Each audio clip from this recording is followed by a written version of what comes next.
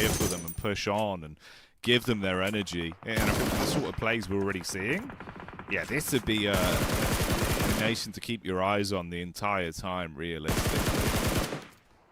Yeah, I mean, we knew they were a stacked team just by looking at their roster, but they are proving, you know, that, hey, we got big names for a reason. Razy does get knocked. I mean, first game of this group, Razy hits a crazy 1v3 to win it. And Indonesia has been pretty unstoppable since. New Zealand lost cream early on, and they're trying to make a crazy bounce back, but it's going to be just so difficult when you got Indonesia just dominating the way they are.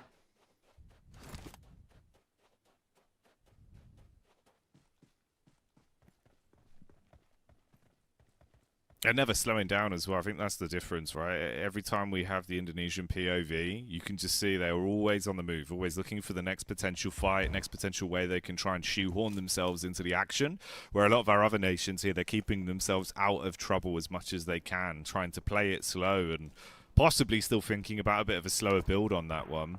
But I just don't think it works with the format. That's the scary bit. Where you've got these two big dogs in the top two spots, you have to fight early. You've got to try and take these more aggressive maneuvers. So it gets a little bit scary. Yeah, and I think that weakness is something that Indonesia can smell out as well. They know. They know everyone's like, all right, we can't sort of try and run the lobby. We have to show respect. But then you're just giving them a massive doorway to come in with very muddy shoes, get it all over the fresh carpets. Not the couch, dude. I mean, it's so brutal at this point. I mean, I get it, right? Like, you're like, okay, Indonesia is insane. Like, we should avoid them to try to put points on the board. But then you avoid them, they just keep putting points on the board. And there's only top two that move forward to the main event. So at a certain point, I mean, you're right. You gotta challenge them, and you gotta make a play. Ooh, look at this. The M1 Garand coming out. That's nice. Any chance I get to see a sniper of any kind, I'm always going to be excited. Oh yeah, man. That's the way to play it. I love a DMR, I love a sniper. Give me those long-range knocks. Give me something tasty. I feel like you don't see it as much as you used to, man. It's coming back a little bit. I was always excited, hoping that one day we get those big changes. It comes in, you start seeing the snipes and the DMRs being preference again for a lot of players. I feel like it is one of the more skillful ways to watch players pull out the stops.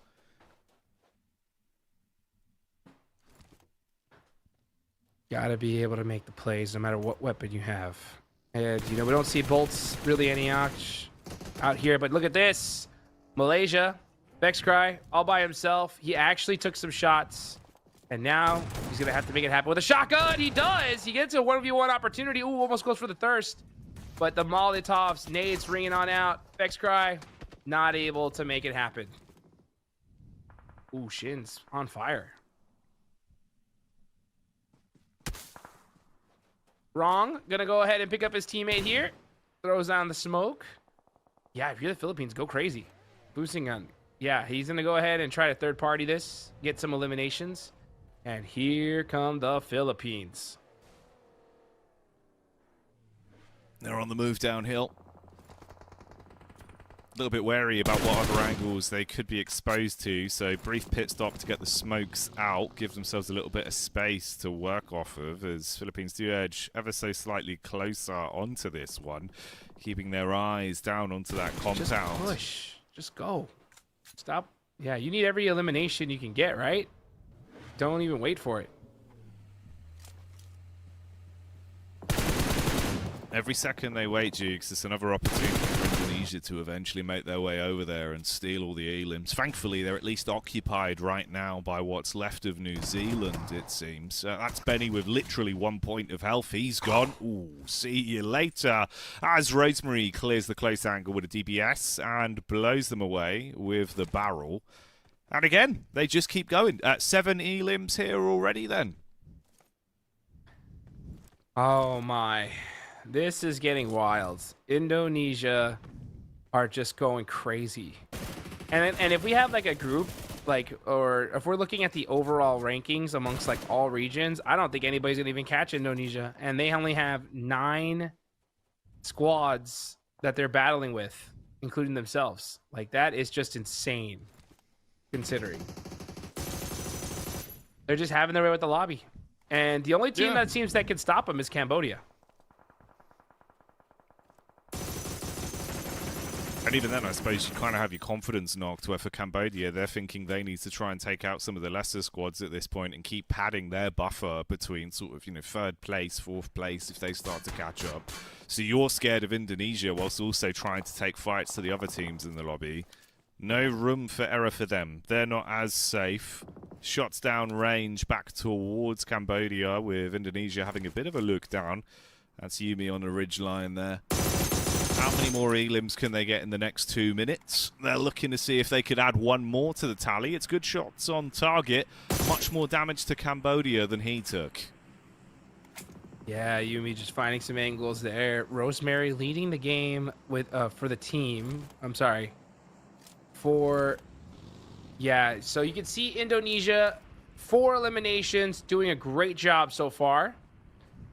And now, I mean, taking a little bit of a pause here, Jackie, right? Just holding that top of that ridge line, just trying to hunt some players down.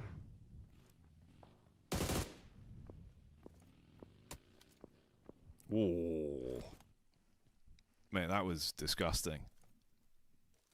Barely bit the bullet on that one. Could have been the end for a decent portion of the Philippines roster there. But at least being able to buffer it back up, get the HP pools up to play with. Bit of a drive-by in the vehicle as well to see if there is a chance to rotate around and get into a better position to fight from. Meanwhile, Rosemary, yeah, he spotted some weakness potentially here. It's a peek up onto the Aussie roster and good damage instantly. Musi getting hit on that one. So that's the first stone to fall. Does he want to go a bit more aggro on it, though? Seeing if he can try and get him round the backside and find a way in here, Jukes. Yeah, here they go. And this is the thing, is that you get to see Indonesia can do whatever they want at this point. They can decide to push this. They can gatekeep. They can go out in the blue zone. They can just have fun with it. So no pressures on them at all. But when it comes to Australia, they definitely can start feeling those gears start to turn a little bit. But when that happens, you just got to turn up the heat. You got to make some moves. Next zone does go ahead and pop. And Rosemary's like, you know what? All right, let's back off. Let's go ahead and find a spot in this next circle. Yeah, think about the bigger picture a little bit more here. As much as they are an incredibly aggressive nation with how they're playing these games, they still play it smart. They know when to dial that speed back a little bit. Opportunity for some looting action on the big old crate as well. See if you can get yourself geared up with some extra bits and bobs to bring the firepower. And Razy will hop back in the vehicle to link up with the rest of the team. Man, oh man, Jackie, look at that. We only got 16 players remaining in stage 6. So for those teams, well, I'm sorry, we can see right now, thought we were going to see a push there from the side of the circle, but instead players just holding it down, and that is Snape, Indonesia, getting a knock onto Cambodia. And with that, oh my gosh, with those shots, you know they're going to be pushing. Oh yeah, this should be the go signal. See if they can try and capitalize off the back of this. Fight from the back line as well, with Philippines having their eyes light up on the chance of getting some points from Cambodia. And that one lands right on top of top. So he goes down, removed from the equation. Follow up as well. So they're keeping the pressure on them quite nicely and stealing some of these potential points off of the Indonesian squad. Yeah, now you can see Snape moving up little by little. Philippines trying to find some shots. Oh, he sees Rosemary. Ooh, not able to get the knock, though. So, all right. Stage 6 zone starting to close. Indonesia doing Indonesia things. 9 eliminations. Are they gonna take out half the lobby again? Back to back? I mean, it feels like it's going that way, right? I mean, 9 already, still plenty of opportunity. Yeah, you could. You certainly could. This is crazy. This is just wild. I can only imagine what Indonesia's going to do come day 2 at this point. Because they are locked in. They are so locked in here today. Maybe try some new strategies, do whatever the heck you want. But you know what? That's another day. There's Rosemary flying that pressure, super tight peaks, instant thirst. That is 10 eliminations for Indonesia. Just making it look easy. Just making it look easy at this point. It's what it feels like. It's like one of those games, man. Everyone else has come in. They've chosen very hard. They're like, oh, yeah, I've played before. I'll do it on the hardest difficulty.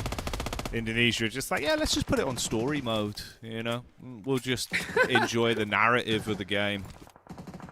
Finally, for once, they actually take a bit of damage with Rosemary getting knocked there. But, hey, you cast a stone at that team, you know, the backup's going to be coming in quick.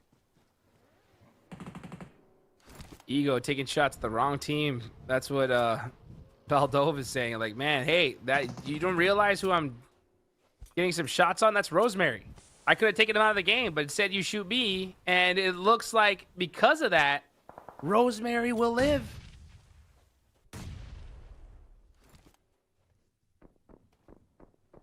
This is wild. Stage 7.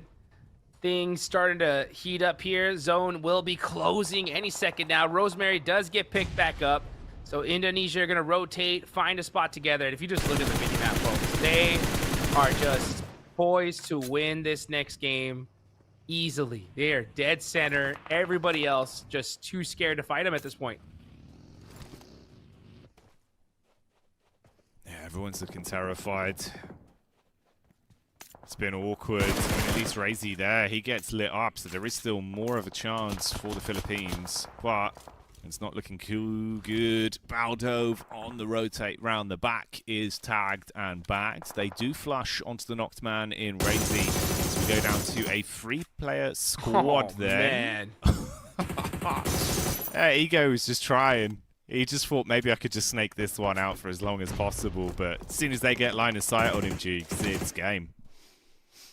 They're not missing those. They are definitely not. Snape, a little bit of a low toss there. Gonna start throwing some smokes as well, just to try and just disrupt the Philippines. And Snape up close and personal. It's 3 versus 3. Indonesia versus Philippines. Can Philippines finally put a stop to this dominant squad?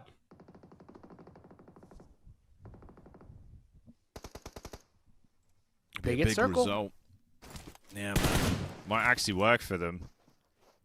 They got to give it some gas though, Jukes. That's the thing. We can't afford to play safe on it. First stone to be thrown out looks good for Indonesia, as they will get themselves that opening knock. Snape as well, teasing them in, trying to bait a peek up, keeping them guessing with what weaponry he chooses to use, but he's caught with the timing, Jukes! Oh! Still somehow finds it. The shotgun punishes, and he's looking aggressive now.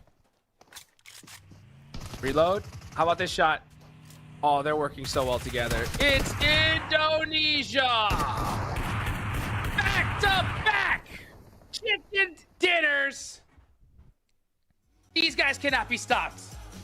They just cannot be stopped. They won't go down. They won't give up, mate.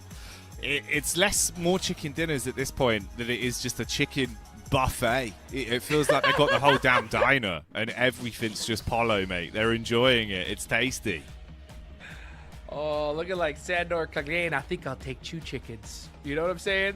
At this point, this is just wild. And everybody else is thinking like, oh yeah, well, I think we can stop these guys. It just ain't happening at this point. I mean, Indonesia, they're having their way with this lobby. They just know that, okay, if we can take out Cambodia, all we got to do is just play our game, and we got this in the bag. So, I mean, just how many points are they going to get? I don't know, but it's a wild thing to see. It is. It's absolutely miraculous with how much they are looking devilish out there. More to come. We'll see if it'll carry on. Maybe we'll get the 3P. Find out after the break.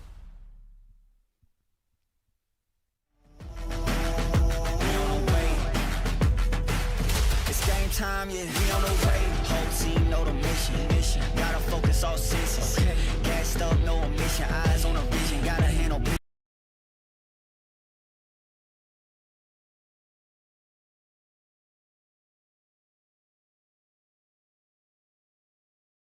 Okay. 100 yards on a play. Big dubs on the way. Okay. 2 play, it'll be played. Get up out my face. We are not the same. Get down in the city. I'm back on the base.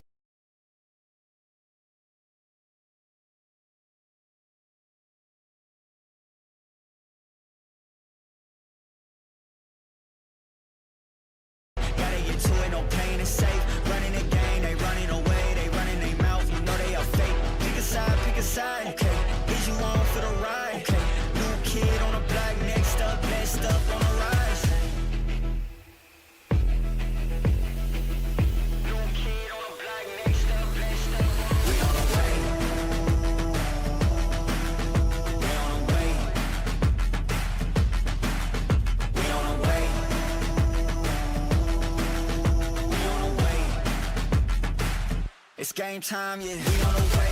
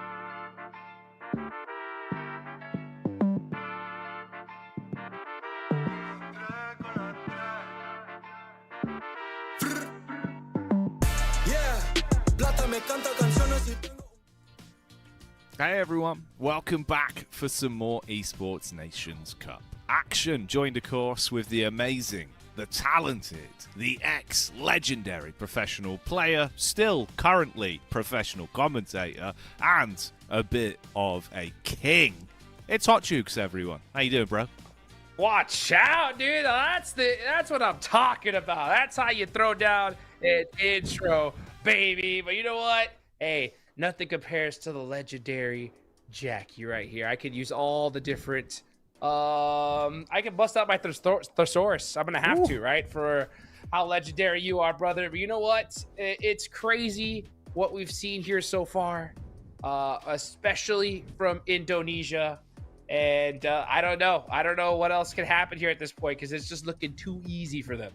Yeah, man, they're just farming. They're out there absolutely just, you plowing the fields, man, just dealing with everyone that ever dares to step towards them. It's kind of ridiculous how these teams are just getting picked to pieces. You can see it there. It speaks for itself, so we won't stay on it for too long, as it feels a little bit unfair for some of our other team. So of course we'll get into the action, see how these conglomerates of nations are going to go against each other.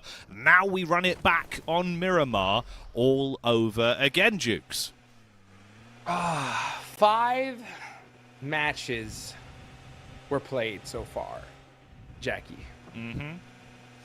Indonesia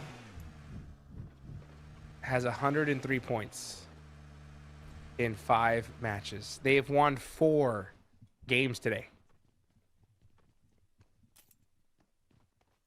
Just feels a bit silly, doesn't it, when you say it like that? They've won 4 of the 5 matches, and they've had 57 eliminations.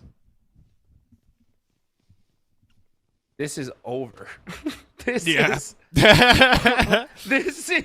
over.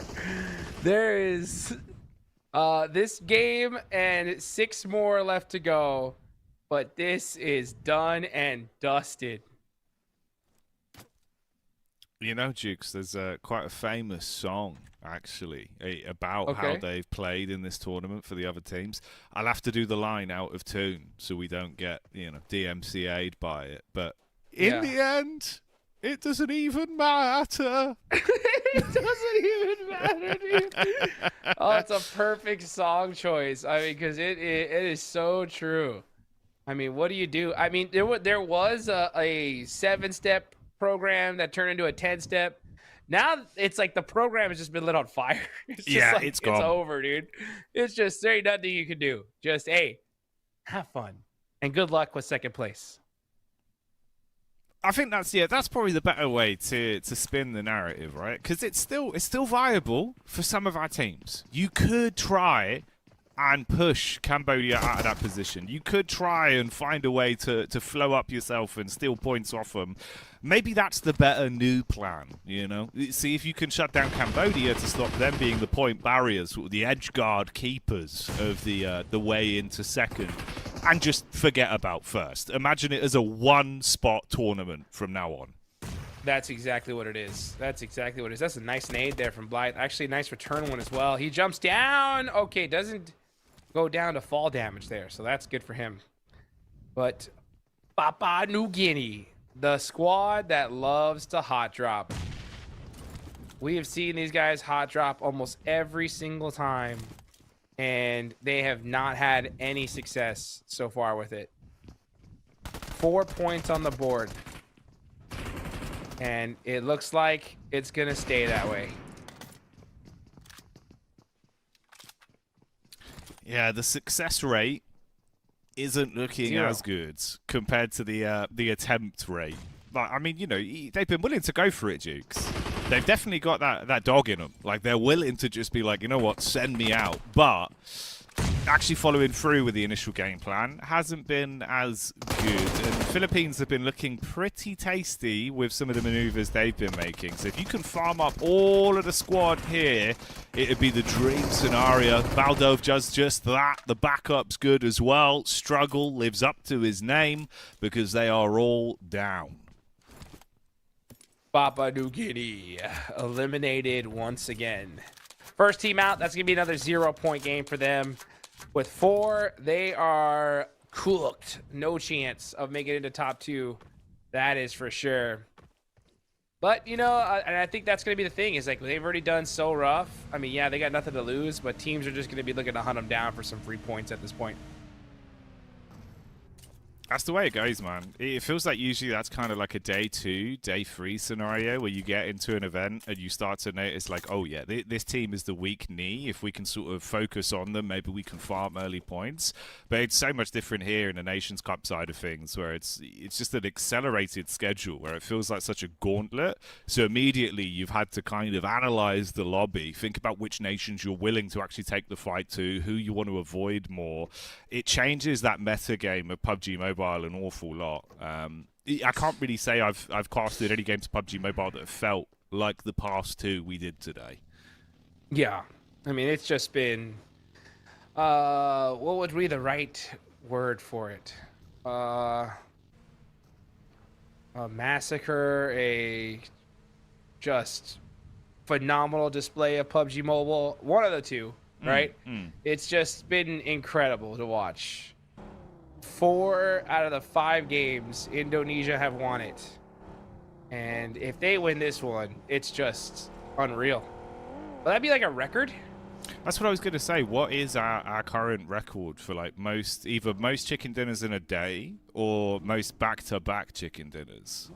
Most points in a day, too? Like. True. Either way, I have a strong feeling the records have been broken, especially for like a qualifier. I'm sure someone's doing the bookkeeping on it. I feel like we're going to get like a WhatsApp message from Max at some point, and it'll be like, they've only gone and done it, you know?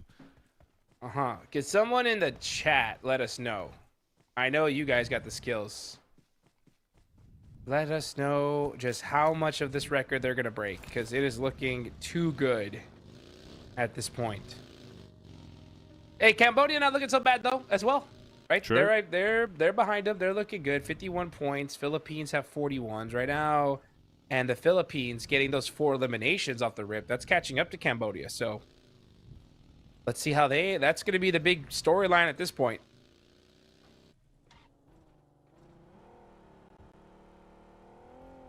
I suppose that's the other element of it as well, Jukes, where with a lot of the more team-oriented competitions you look at today, it tends to be, you know, at most sort of maybe, let's say, if you're playing amongst different groups and you're rotating in and out, you might do like 3 games here, 4 games there, have a break in between or something. You get that moment of respite. Whereas for all these nations here, it's kind of just go the entire day. You're in, you're out, you're back in. And it felt like for Cambodia, some of the earlier games I was watching with you and Blank, they were kind of pipped to the post. Like they were willing to take a lot of fights. They looked a bit more aggressive with how they were playing it. I don't know if maybe that energy level as well for some of these teams, it starts to cool off a little bit with how many games you're playing back to back, where it feels like, right, you get out of the game, quick glass of water, we're back in. Yeah, it's definitely a thought here. I just wonder, like, it's just been... It's very interesting because, you know, we're playing, you're playing with your countrymen, you know, you got your national pride on your back. You're trying to make those plays. And at the same time, you know, you're trying to figure out this lobby and understand it. Your hands are shaking at just the thought of Indonesia at any corner. You know what I'm saying? Yeah. So it's like you got so much stacked against you. You have to really find a way to overcome. And just make it happen regardless. Get that second ticket. If we cast the years back, Jukes, we're talking, what was it, 2019, 2018? When you were giving it large, right? Where do you think your head would be at? Would you be like, how would you kind of hype up the squad right now? How would you reset it? Just be like, guys, let's just take it as it comes, you know, forget about it? Or would you take a different approach? Second place, baby. You know, that's what we're going for. You know what I'm saying? Hey, 1 more slot. Let's see if we can get it. Because first place is done. That's what I would say. 100%. You know, so I'm not gonna lie, man. I feel like if I was in a roster with you, I'd be too gassed. I'd just be so hyped the entire time. Dude, like, let's have fun, bro. We're here. You know, we're making it happen. I would say, like, let's find Papua New Guinea. You know, oh, I'm sorry, guys. This just has not been looking too good. It's the way it's gone, man. It's the way it's gone. Where's It's got Papua to be New Guinea done. landing? You know, let's go there. Yeah. And let's get 4 points. And then maybe we could catch Cambodia in a fight and third party them. And then just get to the end game. I think that would be my strategy. I think it's viable, man. It feels like that's what we're seeing some of the nations start to adapt to already. So maybe they've got their own kind of mini jokes going through their minds. You've like beamed in. You've sent their sentients a message. Oh, hang on a minute. Cambodia clash up against Indonesia. This could be spicy. 1-for-1 knock already, Duke. So they're starting to exchange blows. That's a follow-up, though, from Razy on the roadside. And here we go, right? Oh, this is huge. Yeah, this is Cambodia here. They got to be very, very careful. They want to be able to at least get some eliminations here on Indonesia. And it looks like they're definitely going to get it, but it's up to this 1v1. Who's going to win it? Nangx throwing some smokes, trying to find some off angles. And Razy gets the confirmations on those two Cambodian players. Now they know. They know who they're fighting. Oh, yeah, Cambodia said I'm out. They said, oh, no, it's Indonesia, run for your life. Yeah, as soon as they got that confirmation come through with the elim feed, the panic station button was hit and they had to bail. The sour note they leave with is the fact they do lose both of those players. You're down to just a duo squad already. Nangx at least was able to get into the back of the vehicle. Took a few shots, but he gets out okay, so he can relink with Top. Well, I say he could relink with Top. It looks a lot less achievable when you see where he actually is positionally. You're in a ridge, so you got a little bit of cover, but they are looking for you. Oh, man. And they can do this, right? They maybe don't want to deal with Cambodia. So, yeah, why not? If that's your biggest threat, why not take them out and allow a different roster to challenge you? You have nothing to lose. You've guaranteed first place. Guaranteed it, right? So slow down the second place team and just make them have a hard time here.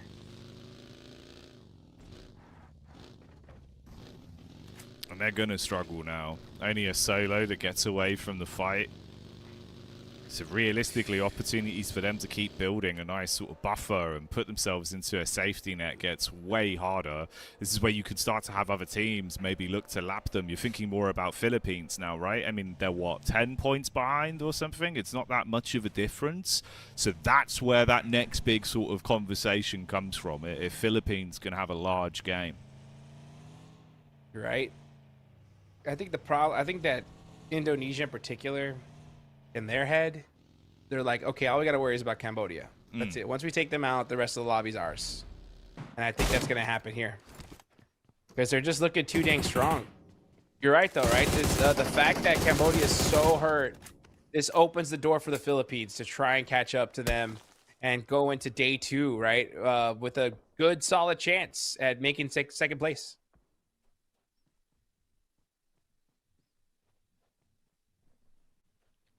And they've looked pretty good for it as well. Some of the plays we've seen from their POV, they've had their heads screwed on. They've had some nice comms between one another, some good shots from range as well.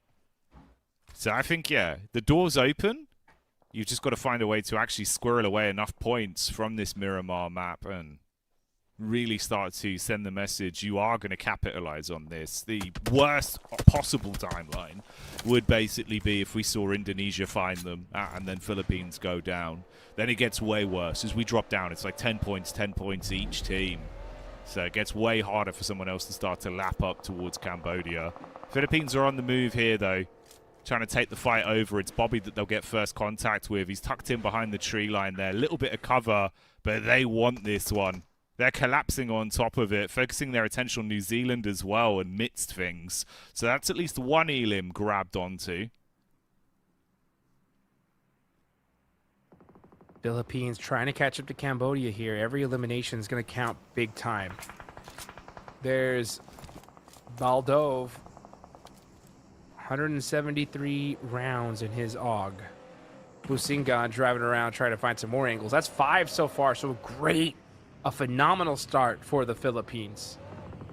As they just are going to be holding this edge and looking to just get into fights. I think that's the exact strategy. You got Indonesia on the other side, looking to possibly challenge you. Oh, you got a chance to take out Razy here. That's huge.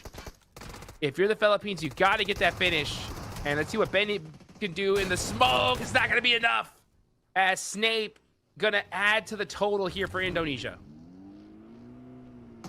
Yeah, the backstab from Snape is ruthless.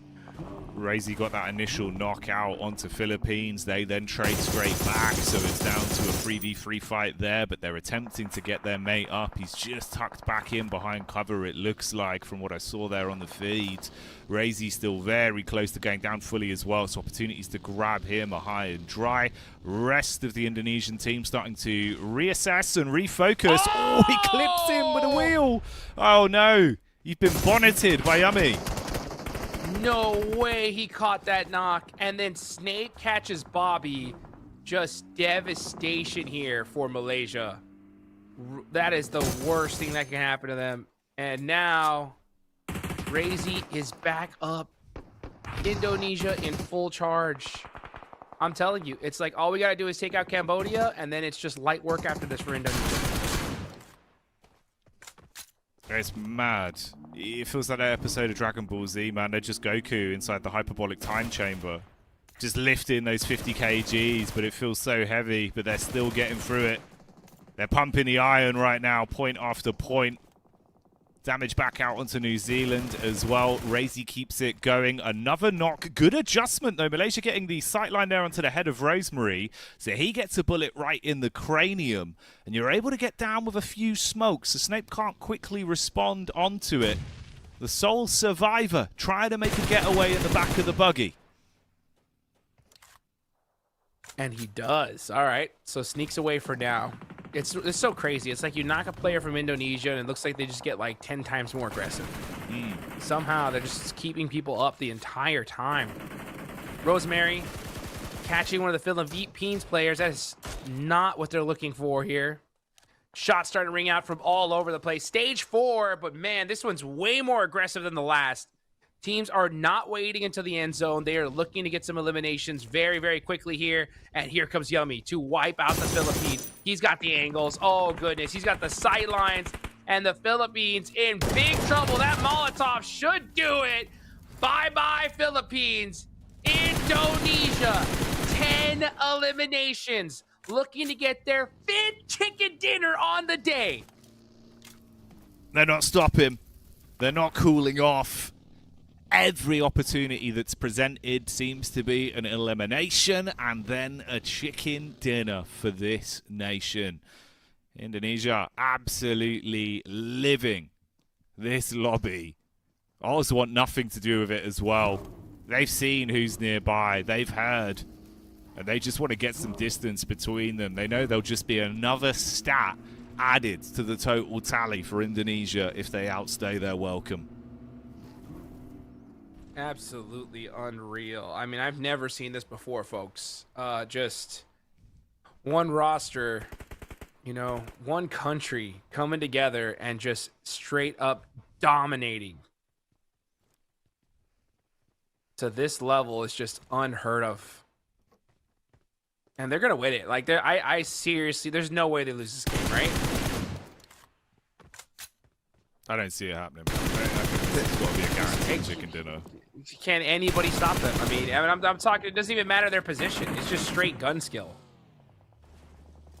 It's too strong. Yeah. Everyone's just running and hiding. Look at this. It's looking very mussy. It's super mussy. Everyone is terrified right now. Oh, mate! What? What is going on? Are they even playing the same game, Jukes? This is ridiculous. This is ridiculous.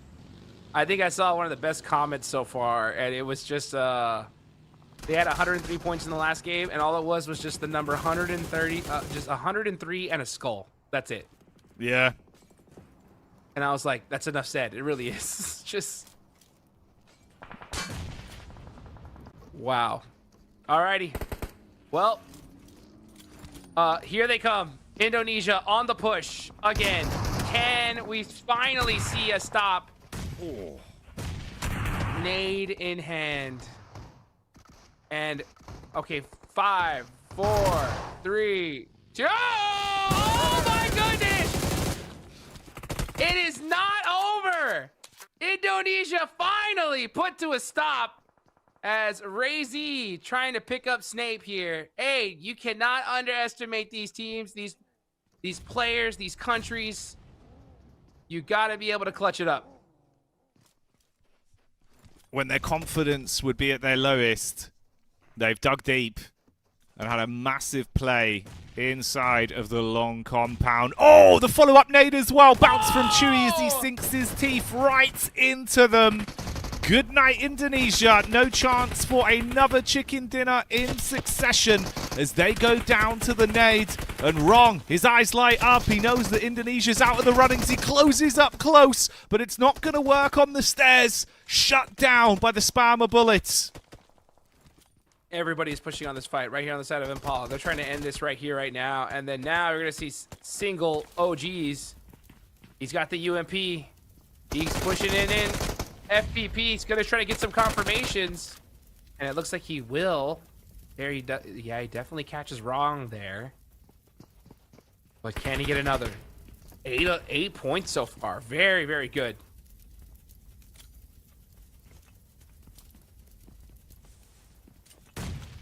The Democratic Republic of Timor-Leste. Putting some shots down range here. Not to mention Brunei Darussalam. Finally putting a stop to the side of Indonesia. Okay, all right. Switching to the M1 Garand. Getting some pop shots to the smoke. And just a lot of pre-fire action here. So things slowing down here for a second. Oh, that molly's good. Oh, just a little too far, actually. I thought he was going to be able to hit it right there in the corner. He was not. And now Shako is going to be left to make a play. Got him! Made the nade. This building has been an absolute misery for all of the teams that dare to try and fight inside of it. That long corridor just setting up teams like a bowling alley. And it has been strike after strike. Another one dashed up close. Should be good chip damage. Leaves them low, but still standing. They get their mate up close, bank off the corner. It's a nice nade, but they find their way upstairs. He's still got one more in the back pocket. Wants to angle it through the window. That could be tasty. There's the first. Lines up with a shotty for the second. Goodbye. Good night. Hey, Shako. Making it happen there. Last player up for Brunei Darussalam. Hey, but Cambodia is still in the mix. It's Nang X all by himself. Let's see what he can do. Trying to hit those whip shots against the shotgun. Switches weapons. Gets the knock. Are you kidding me? Now can he go for the second? He's quick with it. The Texas two-step's been coming out from him. He's keeping him guessing with how he's moving on this right now. Double nades with the pins pulled, looking for a bit of a lineup towards that top floor. Yeah. But he's harassed them so much. It's so uncomfortable for the Aussies. Nang X just applying that pressure all by himself. Yeah, the Australian squad just playing it very, very carefully here.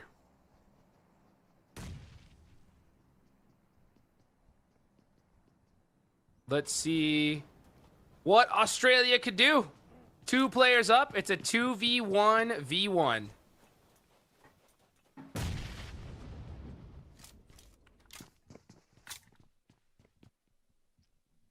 Trying to clear the lower levels out in the building. See if they can find where exactly he's gotten to. This duo from Australia, can they bring the thunder from down under and start to get a bit of an upset going here on Miramar?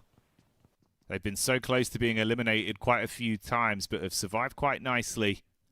And Ang X fighting the good fight for his roster, seeing just how far he can take it with a very uncomfortable start to things. Nades going up, but not quite finding their man. Shaiko going to be spotted as well, but he knows he's heard him shooting now. He's got to watch the stairway. Keep his eyes laser focus. Oh, time charge. Throws it through. Wants to try and blow him away. They bail. Now here they go. They're pushing. The Aussies pushing up. Little bounce nade there. Trying to apply some pressure. Here he goes. M249. Just hold on to that fire button and shut him down. Cambodia going out. It's up to Australia to try to win this. They have the numbers. Only 2 eliminations. Not going to put a crazy amount up on the board, but that is one step closer to hopefully catching that second slot.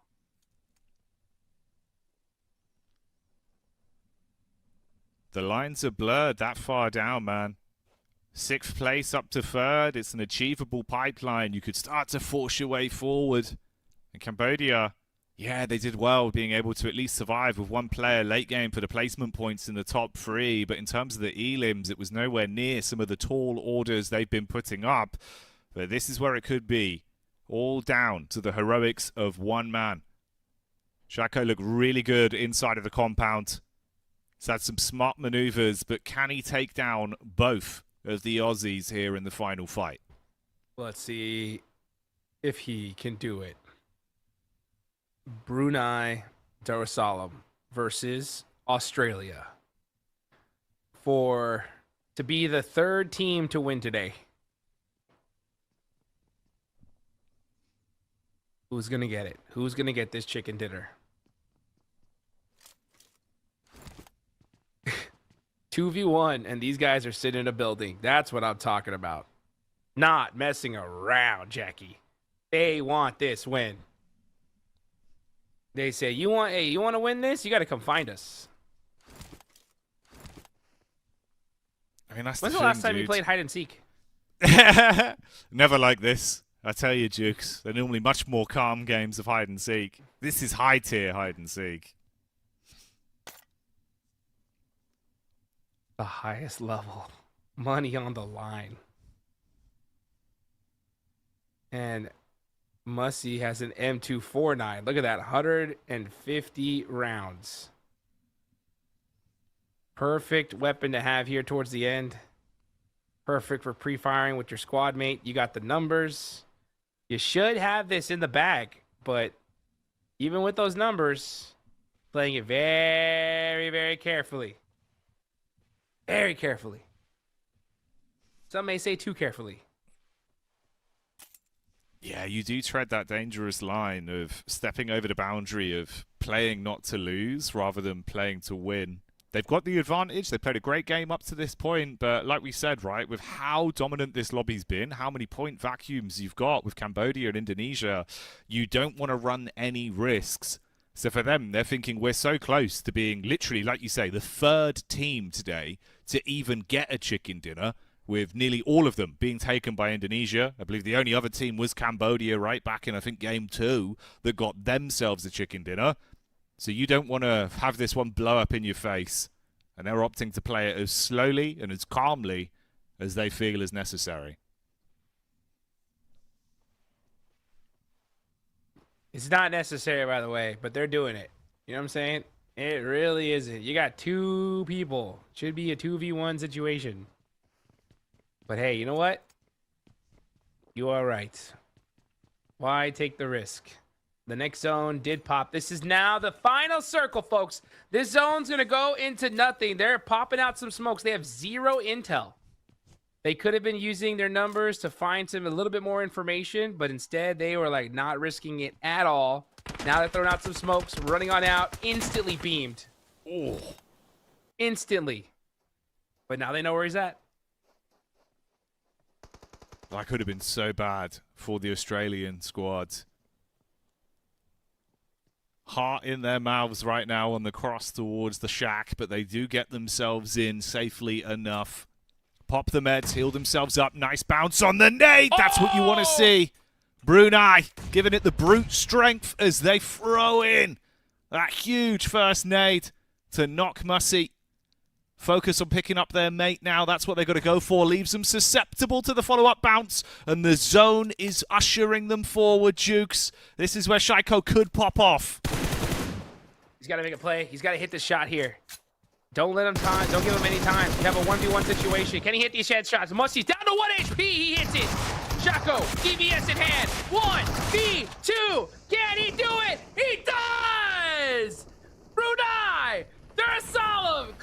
finishing up the chicken dinner. Oh boy. I didn't expect it. But like you said, they're playing it too safe. They look scared. On that peek out, no information, no location to play off Jukes. Instantly tagged, the nade on top, and then he just absolutely owns them in a 1v2. From range, headshot, up close with a DBS, I'll take those. Brunei on top. Hey, punish them, baby. Punish them. I love to see it. You cannot mess around here. You cannot hesitate. And they definitely didn't, man. What a crazy group. I did not expect this start at all. I did not expect Indonesia to go so absolutely insane. But tomorrow, right, we're going to see which one of these countries, right, which one of these nations is going to be able to make it happen and hopefully steal that second slot. Yeah, man, that's what it's really all up to at this point, because I think, like we've been saying for what feels like the entire day, with how good Indonesia have looked and just the sheer quantity of points they've been able to get in such a short space of games, no one's touching them. And if you did, your fingertips would get burnt, Jukes, because they're looking hot. They're on fire. They're on fire. I mean, it's so crazy. In 5 matches, winning 4 chickens, 103 points. That was over 20 points a game when you only have 9 rosters playing. It's wild, right? I mean, we keep talking about it, guys. I know we just seem like Indonesia's #1 fan. Who knows? I maybe am now at this point. But what are you gonna do? What are you gonna do when you see a record-breaking, record-shattering performance, right? It's really wonderful to see here. But hey, it's good to see some other squads, right, still be able to put up some points regardless. Yeah, dude, there was a really nice sort of sequence there towards the mid-game, right? When we did finally see Indonesia fall down when they got taken out in the long corridor, you saw everyone else almost feel like these heavy-weighted vests they've had on the whole day. They're like hunched over, they're scrunched up, Jukes. They were like, oh, I can breathe, I can fight, I can run in. And suddenly everyone's pushing, everyone's fighting. It was a very different game. The minute they catch whiff, there is no Indonesia. There's only one player left from Cambodia. This is our time. Wow. I mean, it's wild to see there. And I think that's how you're going to take out Indonesia, honestly. It takes a clutch play, a good solid piece of utility. You just can't let them get back up, because the way they've been playing this, it's like if one player gets knocked, if you let them get that reset, they're going to punish you. They're going to come back like twice as strong. So if you get a nice little knock on them, do whatever you can to get them out of here. As we take a look at the overall rankings. Are you kidding me? So first off, 69 eliminations. Nice. Right? Very 118 points, Jackie. This is unfathomable. You know, coming into this, mate, if this is how I sort of assumed things would go, I'd be lying. Yeah, I knew the team looked great. Yeah, I knew the roster had a ton of talent, but I didn't think they'd be able to just absolutely slay as hard as they have. Effectively, you know, double and then some of the nearest team behind them in eliminations. And then blowing everyone out of the water with their actual overall score in terms of the total aggregate points, because they just can't stop getting chicken dinners. Other than that last game and the one versus Cambodia. But hey, we can forget about those, Jukes, because well more than half have been theirs. Okay. If any team... Okay, well, let's talk about the step program to try and beat Indonesia. All right? Okay, in order to beat Indonesia, you have to hope they don't even show up next week, okay? All right? That's step 1. You got to hope that they just decide we're going to take the whole day off, right? And we're not going to play the next 6 matches. Then if you're Cambodia, the second place team, if you double the points that you did today, which was 57, okay, almost 10 points a game, that's not enough. That's not enough to catch them. Oh, what else? I don't know. What a crazy day, guys. What a crazy day. It doesn't get any easier. It certainly doesn't get any easier, but it's not the end of the action we have here. Much more to go at the Nations Cup qualifiers. So join us in a few when we get back into it.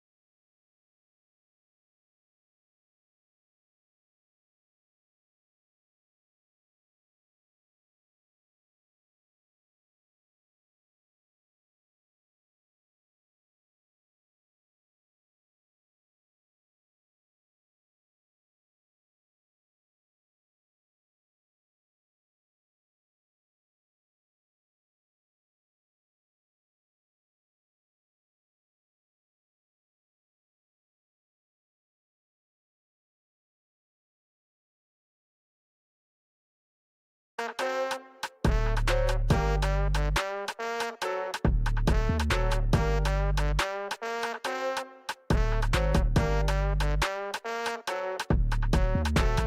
out with my new swag on, I'm dripping. If you wanna chill with a hot boy, come my way for a minute. Come my way for a minute. Step clean any day, won't see man slipping. But you might slip on a drip, man. Tip up the sauce and spill it. Tip up the sauce and spill it. Best cut chop, cause the clock's still ticking.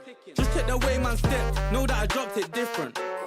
Know that I clocked it in it, know that I got this in it. No, you can't stop this winning. I came for the top spot in it.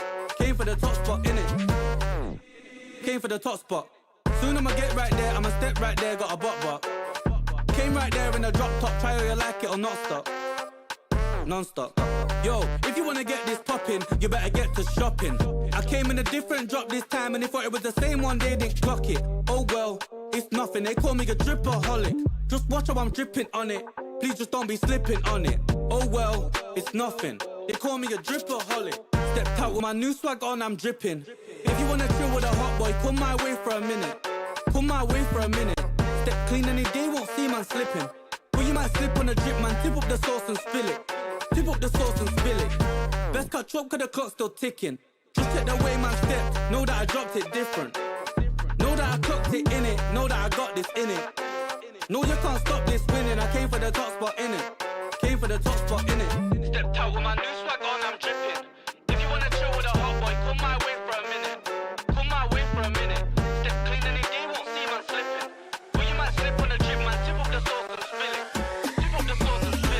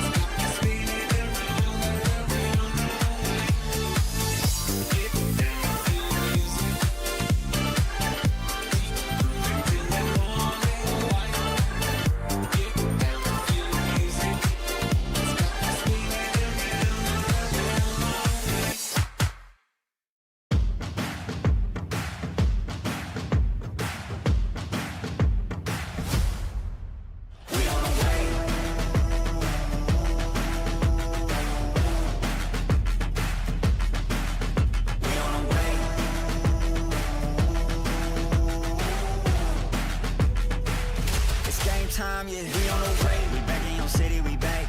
I gotta get to it, in fact. No, never no time to relax. I'm packing the stacks, you packing your bags. Okay, I step on the field, it's a rap. Like, can I keep up with the laps? No way. I put their record in the past, you know it's a fact, confirming the stats. Game time, game time, game time. They about to step on a landmine. Dialed in like a landline. Don't let them talk, I don't pay them on. Walked in with the mindset. Money line, that's a big bet. Top 10, I'm a prospect. Turn a problem to a profit. Top 10, I'm a prospect. Turn a problem to a we on the way. We on the way. We on the way. We on the way. It's game time, yeah. We on the way. Whole team know the mission. Gotta focus all senses. Gassed up, no omission. Eyes on the vision. Gotta handle business. 100 yards on a play. Big dubs on the way. Two play, it'll be played. Get up out my face. We are not the same. Get down in the city, I'm back on the base. Gotta get to it, no pain is safe. Running the game, they running away. They running their mouth, you know they are fake. Pick a side, pick a side. Okay, is you on for the ride? Okay, new kid on the block, next up, best up on the rise. New kid on the block, next up, best up on the rise. We on the way. We on the way. We on the way. We on the way. It's game time, yeah. We on the way.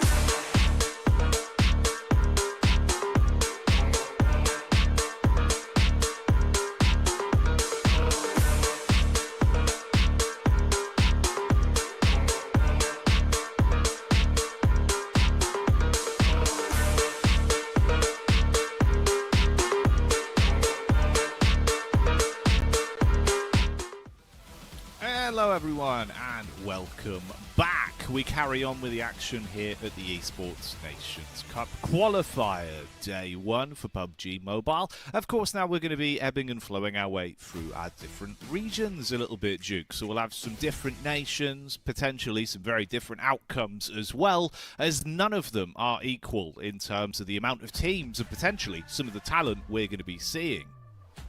Absolutely, and I'll tell you one thing, none of them are going to get as many points as we saw from Indonesia. That's for sure. Yeah, I think that we've peaked when it comes to that kind of performance. But who knows, right? We could definitely see some surprises, that's for sure.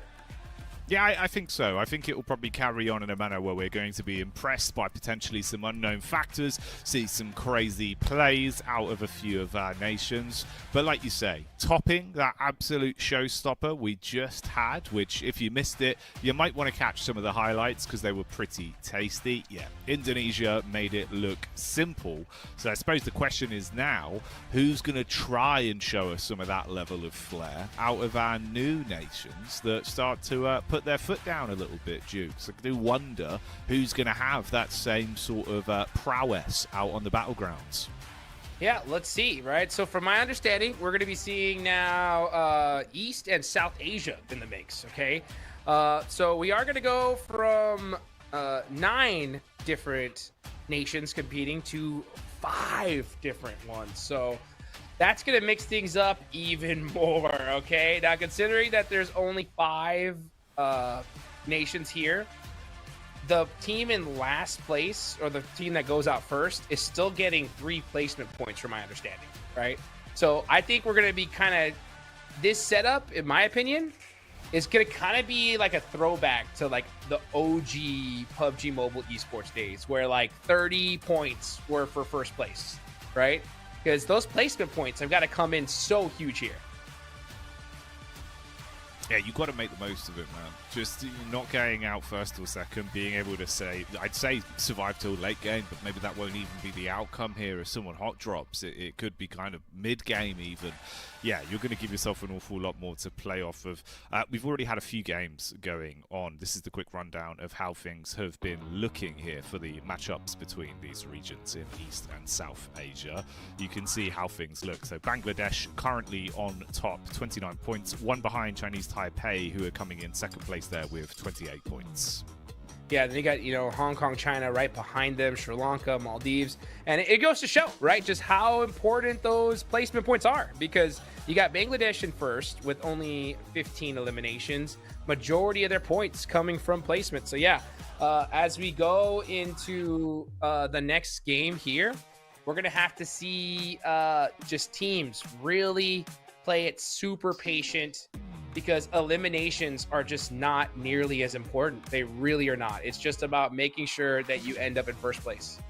Yeah, exactly. You've just got to really give it your absolute all, right? Because there's only that one qualifying spot as well. So it's only the top dogs. You can't come in with a close second. You can't sort of try to slow it down and think, oh, we'll come back for a second. It'll be fine.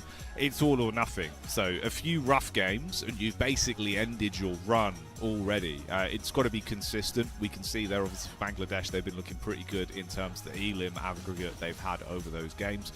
Always helps to start things off with a chicken dinner as well, because like you say, the placement points make a world of difference in this kind of format.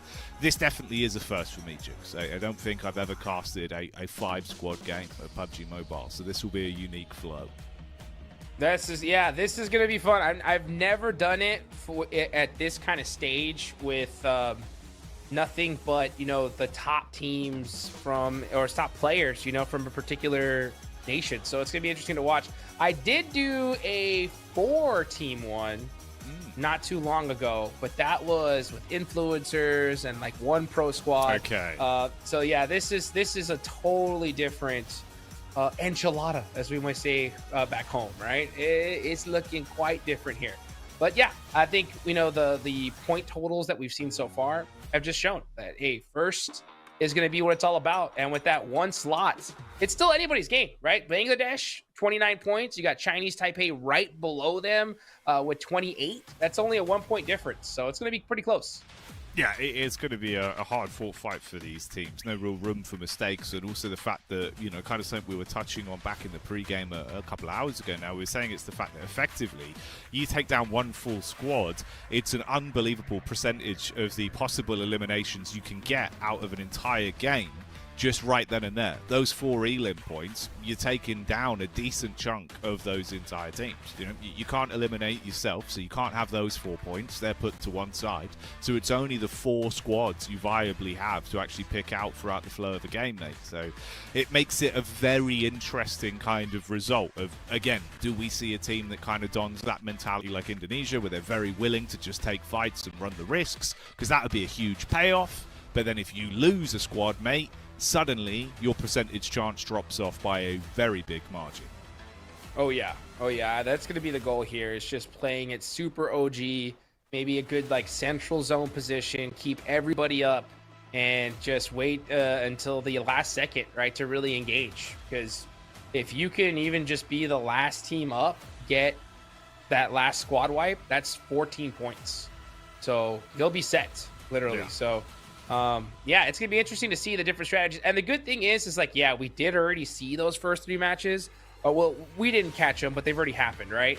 So the fact that those first 3 have happened are gonna help out these teams a lot, because now they're gonna know the meta, right? If they weren't really like, all right, how's this gonna work out?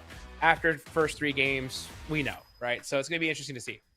Yeah, exactly. You've had that little bit of breathing room to kind of feel each other out a little bit, get the idea of who's willing to be a bit more aggressive, if there's anyone that's sort of struggling on the day. Because that's a big part of it as well. We were saying where it's so few squads and so many games back to back, kind of keeping that tempo up or the energy up the whole day.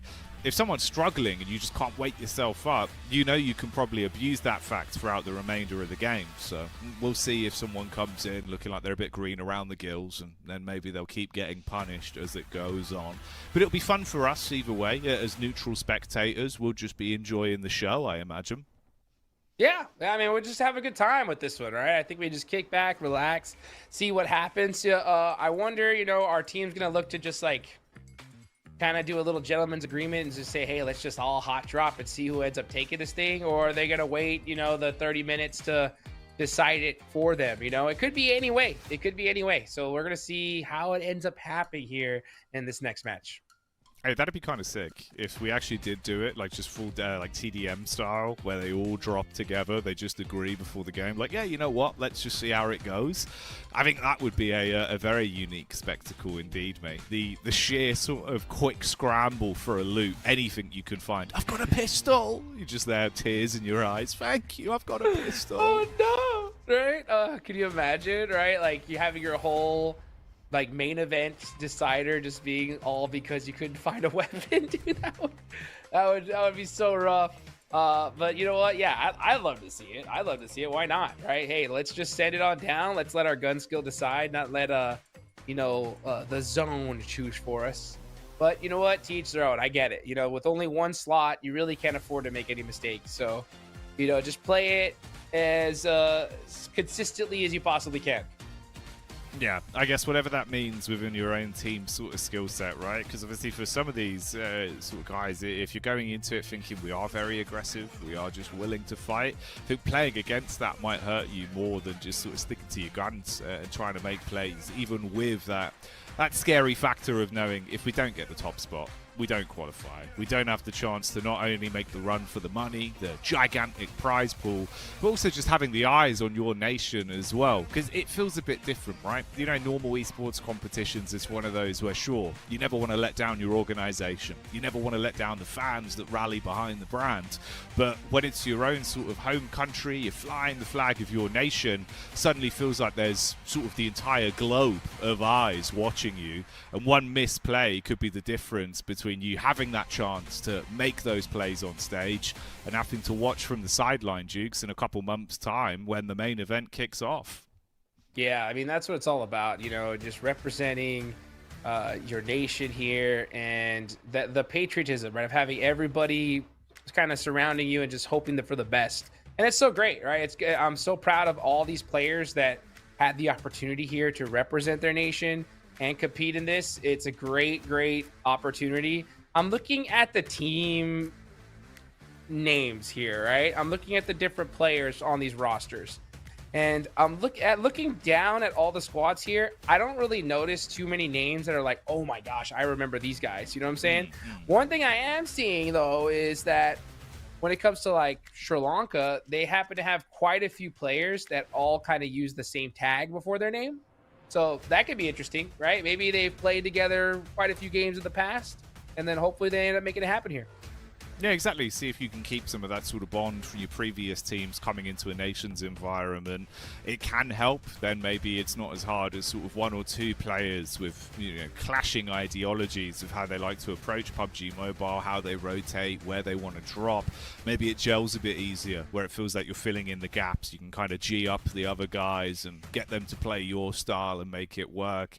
It's always one of the more fun intricacies of events like this, and why I think the longer it goes on, once we're past qualifiers, we're at the main event, it'd be very cool to see how much practice teams get in, how much those sort of nation squads actually do come up with a unique way of playing the game amongst themselves, because you do become a team at that point. You would have been together for a while, but that's enough speculation. Let's find out with our eyeballs where exactly this game's going to go as we get into the action here, Jukes. Let's get it going. All righty. Here we are. East versus South Asia. Who is going to win this one here? We're going to find out. So it does look like teams are going to be taking their own perspective drop locations. So everybody just going to take things easy here. Dropping for vehicles too, man. Hong Kong, China, not messing around.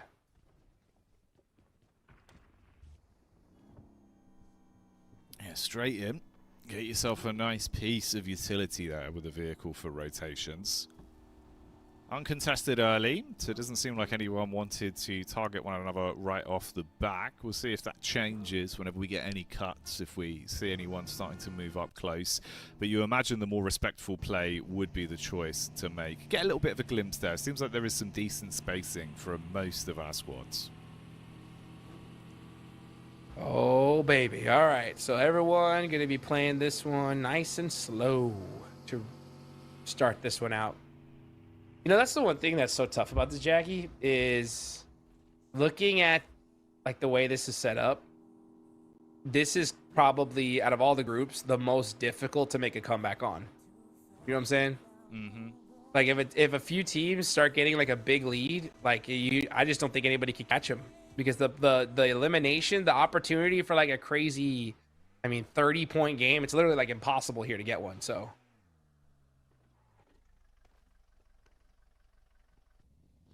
yeah, you just don't have the squads.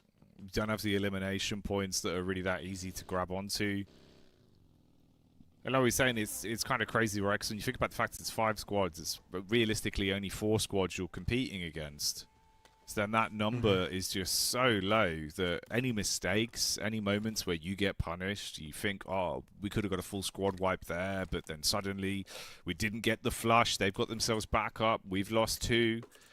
It makes a big difference in the outcome of games. It's not as easy as a blemish as we'd normally see in games of PUBG Mobile to sort of think about later, to not have to worry about as much. Definitely has a far bigger impact on games. So I do imagine the meta here and the way we're going to see teams interacting will be quite different, especially with them not looking too aggressive off the drop as well, where normally if you are a bit more sort of thrown into a position that's uncomfortable, you might take risks. Here, a risk is the difference of not even getting that chance to play for the very big prize pool towards the end of the year. So yeah, you got to give it your all. If that means playing smart and slow, then so be it. hey, yeah, you're right, man. Big money coming around down the corner. And if you want some of that cheddar, you gotta take it via chicken dinners. So, I wonder... oh my gosh. This is crazy. This is such a throwback, Jackie. I have not seen such slow looting in so long. I'm just so like weird, man. I'm imagining this player just like la la la la la, you know, like M4. All right, that's cool. All right, let me go ahead and check on over here. Oh, drink. Okay. You know, get back in my Lambo, and I'm out of here. It's what it feels like, because it's so weird where normally, you know, you're in. It's like every weapon you see, every bit of ammunition, every backpack, even the sniff of a helmet, it's gone in seconds. Whereas this is like, oh yeah, all right. I mean, I'd prefer this weapon. I'll just leave those. Yeah, I'll pick this up. It is a very odd kind of opening formula to what we've come to expect. And then you wonder, Dukes, like in the back of your mind, if you get so many minutes really to kind of be in your own head where you're just like, oh yeah, I'll just pick up some 5.56, I'll have a bit of a wander around. When it comes to the time you actually see another team, you wonder how dialed in teams are going to be, if they're able to turn it on, or if you do sort of zone a little bit when you're like, oh, well, we haven't had to fight for 10 minutes, it's fine. Damn. Right now, yeah, just take your time, I guess. You know, like, what are you going to do here? The big struggle with this too, Jack, is going to be the fact that it's going to be so long before a fight. These nations' fingers are going to be so cold. Yeah. Like, they're not going to be ready for a fight at all. Hey, but get this loot truck. You got to get this loot truck for sure. Loot truck's such a game changer here for people. I like it. Hey, be careful. Fun, man. Yeah, don't get rammed off the roads. You know what's crazy, Juice? There was a news story, you know, quite a few months back, actually. And basically, Maxman had been talking to me. He'd been so excited about the idea of loot trucks, and he'd been really all in on it. He'd basically been coming up with all these different pathways, the best timings, the maximum amount of damage in the shortest space of time. And he said he wanted to really see if it was possible to use all this knowledge. And then do you remember suddenly that van full of Kit Kats went missing? Yeah! That was Max. My gosh! That's what he did. That's what he did with the knowledge, Dukes. I couldn't believe it. Oh, classic Max. Using his... I'm assume he took those Kit Kats and donated them, you know? Using his knowledge for good. Not like him. the modern Robin Hood, you know? That's what it is. You know what I'm saying? We need to get Max a Robin Hood hat. I feel like it would suit him. Oh, yeah. He'd look good. We'll get him the whole outfit for when we're We should do that. We should do that for together. Paris. Oh, hell yeah. You know what I'm saying? I'll order one. I'll order one tonight. I'll throw in on that one 100%. Hey, Max, wardrobe said you have to wear this today. Only you. What size tights do you wear? Question? I think he'd go for it. I think we could convince him. I think you would. I think we would. He's a really... He's always down for the memes, you know? Yeah.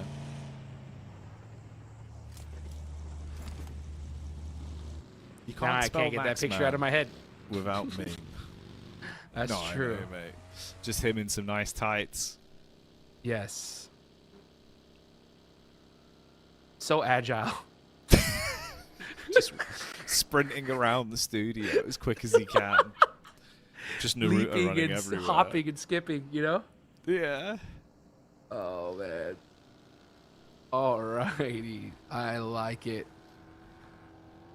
Shout out to Max, man, dude. What a legend. Oh, we saw a circle! Let's go! And it's a big one as we're going all the way down to the southwest side. All right. Rotation's gonna have to come on out here. Hey, could be a little bit of a party on the beach, possibly. Could be fun. Get everyone down to the coastline. Watch out for Max, man. Skipping by. And get stuck into some fighting.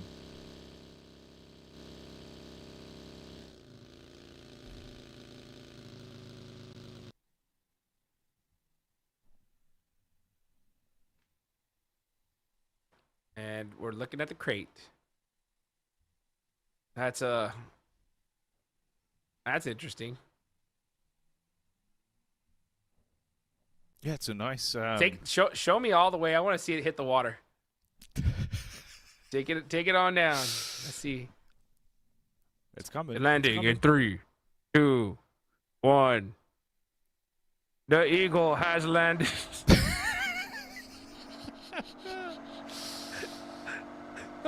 It's a soggy loot drop there.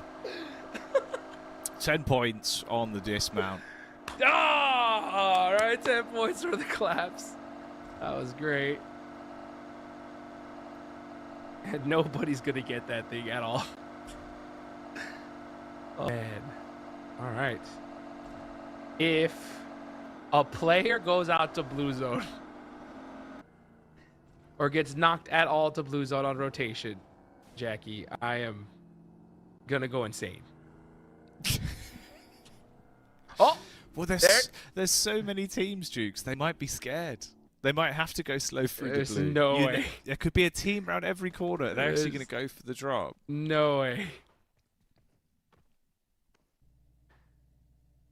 Oh boy. We're looking at Sri Lanka here. You see Perfect on the team. Let's see what he could do with his squad here. And the Maldives showing up. Never been to the Maldives. Always wanted to go though.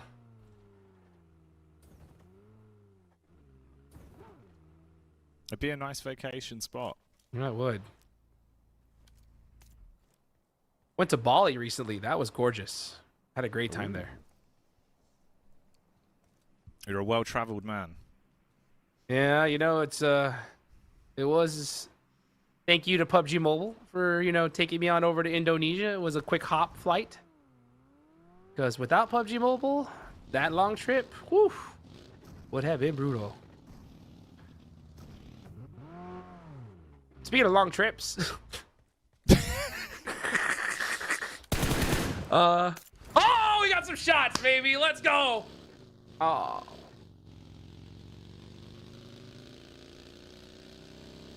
What if we just really give this some gas as if it's like...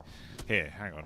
We'll do one of these, Jukes. You ready? Okay, go ahead. Behind the tree now. Oh my god, this is looking very explosive. Let's go. Most All right. action we've seen in some time. The teams are near each other, Jukes. All 5 squads on the same map. It's a large map, a lot of distance. You've got trees, you've got ridges, you've got the blue zone moving them forward, but closer they get, the tighter they are on that substantial distance, meaning that eventually they will have to take shots at one another. The battle ring has rung. Ting, driving, looking to try to find the enemies. As you can see, Agent all the way in the blue zone right now. He cannot move into this circle. He's trapped. Oh, his vehicle's on fire, already lit as shots are ringing out all over the place. Now there's only so many places that are left in the circle. Teams don't even know. Where do we go? What location do we take? What is left? They are trying to find it here as the Maldives finally have entered into the zone. The Blues somehow wide open still. And it looks like that might just be the place for the taken here, Jackie. Yeah, they found it. They've sussed out the one possible location that did not have another team with 5 squads in this lobby. They are shoulder to shoulder. There is no room to breathe. The oxygen is running out because of how many squads are inside of this lobby, and they are starting to find one another. Eyesight dialed in. He sees Maldives, gets out of the vehicle, Jukes, and the bullets rain in. Those were close. You could have felt the air pressure changing as the shots whiz by. Whew. He's going to have to get a polish on that helmet because that one was definitely scuffed. And he's forced to drive into the water. No choice at all. Just try to play it safe here. 20 players still remaining. The tension has risen that much more. Sri Lanka finding a place in this zone. This is where they're going to park here and stay. Wait for these other players to possibly approach the perfect with the perfect laydown there. Oh my goodness.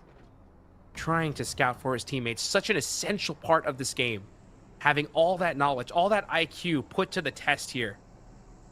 Lucy now. Oh, very unfortunate shift here for the Maldives as they are no longer in this circle. They're going to have to find a way into this next zone. You can see them looking outside just to make sure there's not a single player there.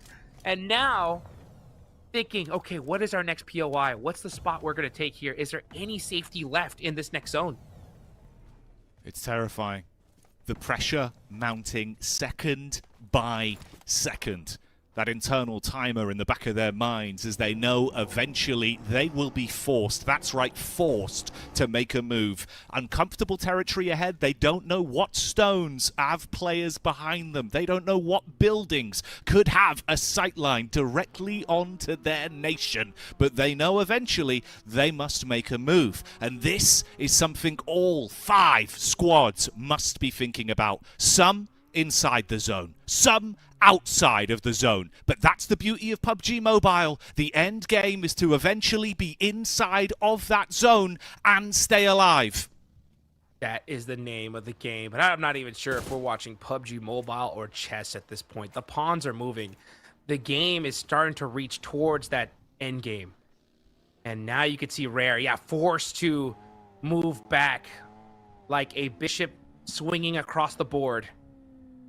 And now the pressure being applied here as players are getting that much closer together. They can practically smell each other at this point. And it smells good. It smells like victory coming up around the corner here. Another Nostrils perfect scout here open. from Perfect. I can't believe it. He lives up to his name again and again, Jukes. Never in the history of PUBG Mobile have we seen a game as intense as this, as down to the wire, nail-biting stuff. Oh! And here we go. The action kicks off. That's the first one coming through. The Maldives losing their opening man as the shots are on target. And the first elimination, the first domino to fall in this game of PUBG Mobile chess has arrived. Here we go. Woods taking all this time to get all that information, downloading it. Has that technology been downloaded? As he's hitting those shots all the way across the map here. 19 players remaining. Woods dominating this area. This is his territory. He's locked it down. He has signed the lease, and it's a long-term contract. 24 months. He's paid the deposit. He's paid off all subsequent 24 months of rent upfront in cash. And that's how you know he does not plan to move out. He will not give up the space that he has created for himself. The livelihood, the homeland of his compound. With Maldives taking bullets from the side, the intense action keeps on building. That first elimination is finally followed through by another as Sri Lanka get their first knock as one player is down. Now we're going to see what is going to happen here from Chinese Taipei. Single tapping all the way from long range with that AUG. 36 seconds left on the clock. And Lucy ends up getting an elimination. Now down to 18 players. These teams dwindling little by little. It may seem by little, actually. It's actually a large shift as Lucy forced to turn around. Safety no longer feeling safe. As Chinese Taipei now forced to find a way into this next zone. That pressure that was mounting now becoming absolutely insufferable for these teams. They never expected we would go from 20 to 18 so quickly. They didn't expect that 20 minutes would be the mark of when our squad started to fall down. Fragmented numbers, Dukes. Hurt confidence. And now, a bit of a scouting mission. Getting a read over, spotting out where the Bangladesh team are. And if there's one thing we know, it's that they will bang the drum up against anyone that dares to step towards their building. I don't know how much more I can take this, Jackie. The game is getting so ridiculously close. I'm starting to feel claustrophobic.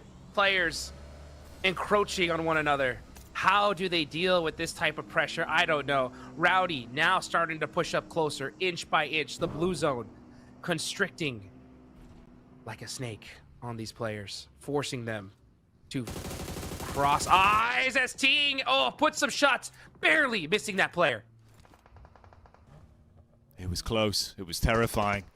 And with the response back resulting in a knocked player, this is how you know we are in intense action here. PUBG Mobile at its finest, with non-stop action, constant bullets flying, and everyone using every last bit of their utility to try and create a pathway forward for not only eliminations, but a subsequent full squad wipe. The engagement comes out and Rowdy falls. There's the trade back with 2 down as well. It's looking ruthless out there as the vehicles arrive, Jukes. This is where it could get interesting. It's an absolute onslaught between Bangladesh and Chinese Taipei. What is going to happen here? Chinese Taipei throwing out the smokes.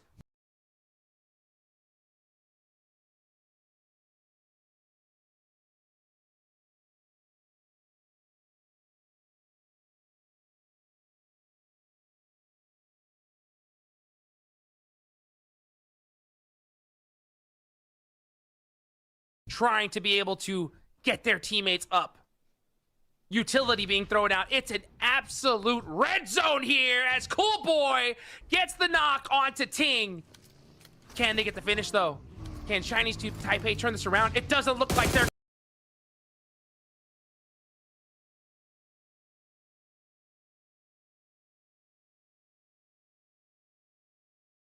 gonna do so.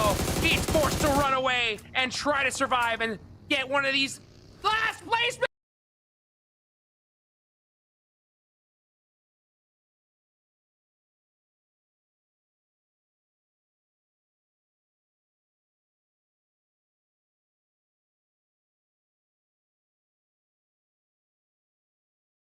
Points, but now a team has been eliminated. Chinese Taipei going out first.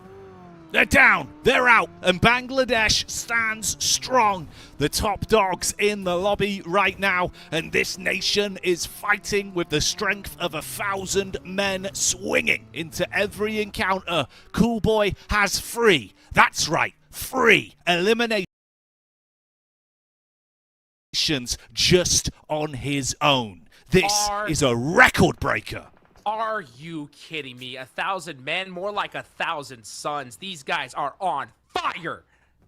Bangladesh looking unstoppable. They have this side of the circle all to themselves. Who could stop them at this point? Doesn't look like anybody can. Bangladesh, look at this. So much real estate. They are dominating it. Cool Boy applying that pressure. Shh. Indonesia, who at this point? Bangladesh. They have showed up. They've not only shown up, they are showing up the competition at every turn. We knew that this game would be non-stop explosive action from the get-go, and it has been just that. And like you touch on, Jukes, so many limited angles here. There is only 1 or 2 choices of places to play in because of how many teams, and they have to fight each other because of it. And the vehicle crashes in. Sri Lanka lose perfect, and the bullets start to fly up close and personal. Maldives with the follow-up. Lucy spraying through as Sri Lanka begin to fall, and it is a clean-up crew play. This is despicable. Maldives getting the better of them. 4 eliminations, wiping out a quarter of this lobby all by themselves. Bangladesh are going to have to make a run for their money. But now we are seeing another team come up. They have the hovercraft, vehicles driving all over the place, going into the blue zone. That's a dangerous play, but the Maldives looking to shut them down. Oh, the backup onto the vehicle. He wanted to try and climb over the hovercraft, Jukes. But he can't find a way in. He's been flattened. He's been squished. And the confidence of the rest of the teams are going that way too, because they will not stop. That's Bangladesh carrying on with the thunder as they try and drive by in the hovercraft. They're taking heavy shots, and it's looking like it could be Bangladesh to chop their way through the competition if they keep this up. Is it Bangladesh or is it Cool Boy? Are you kidding me? Cool Boy himself taking out a corner of this lobby. 4 eliminations. And now you're going to see Lucy on the other side. 4 eliminations as well. Are you kidding me? 6 total. The Maldives looking so good. Only 3 teams remaining. 6 players left. Who's going to win this one? It's anybody's game. Never in my life did I expect that we would see a game like this. But it has been delivering on all fronts. And here they look to give us even more heat. Bangladesh want to engage. Nades over the top. They find themselves an opportunity to push in together. The 2 players making money moves, but they struggle on the encounter. It's a 1-for-1 trade with Reflex showing off the hot reactions as he punishes from the backline. And they're even going for the recovery play. They are reviving him. He's getting back on his feet, Jukes, in 4, 3, 2. He's back up. They got him! Are you kidding me? I mean, to be able to get a pickup in that kind of situation right here towards the end is absolutely insane. And now it's just Lucy on the hunt. Getting shot. Can he survive? He can! It's Bangladesh winning this match! Taking the chicken dinner. That is how you do it. This is PUBG Mobile. This is what we were excited for.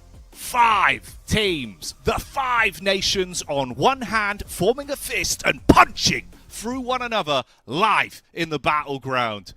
Jukes, I simply don't know what to say. There was too much and too little all in one. A straight uppercut to the jaw. I don't know how we're going to top this, guys. That is what I'm talking about. More PUBG Mobile action coming up very soon.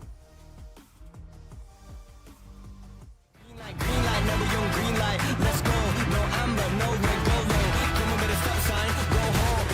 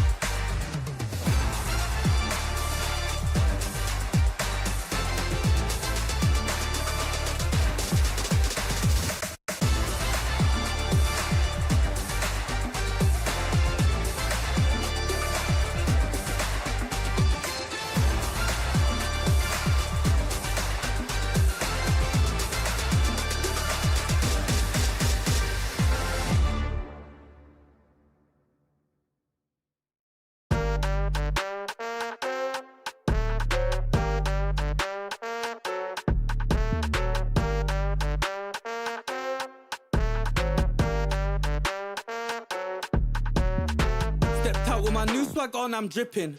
If you wanna chill with a hot boy, come my way for a minute. Come my way for a minute. Step clean any day, won't see man slipping. But you might slip on a drip, man. Tip up the sauce and spill it. Tip up the sauce and spill it. Best cut drop, cause the clock's still ticking. Just check the way man stepped. Know that I dropped it different. Know that I clocked it in it. Know that I got this in it. No, you can't stop this winning. I came for the top spot in it. Came for the top spot in it. Came for the top spot. Soon I'ma get right there. I'ma step right there. Got a bot. Came right there in the drop top. Try whether you like it or not stop. Non-stop. Yo, if you wanna get this poppin', you better get to shopping. I came in a different drop this time, and they thought it was the same one, they didn't clock it. Oh well, it's nothing. They call me a dripaholic. Just watch how I'm dripping on it. Please just don't be slipping on it. Oh well, it's nothing. They call me a dripaholic. Stepped out with my new swag on, I'm dripping. If you wanna chill with a hot boy, come my way for a minute. Come my way for a minute. Step clean any day, won't see man slipping. But you might slip on a drip, man. Tip up the sauce and spill it. Tip up the sauce and spill it. Best cut chop, cause the clock's still ticking. Just check the way man stepped. Know that I dropped it different. Know that I clocked it in it. Know that I got this in it. No, you can't stop this winning. I came for the top spot in it. Came for the top spot in it. Stepped out with my new swag on, I'm dripping. If you wanna chill with a hot boy, come my way for a minute. Come my way for a minute. Step clean any day, won't see man slipping. But you might slip on a drip, man. Tip up the sauce and spill it. Tip up the sauce and spill it.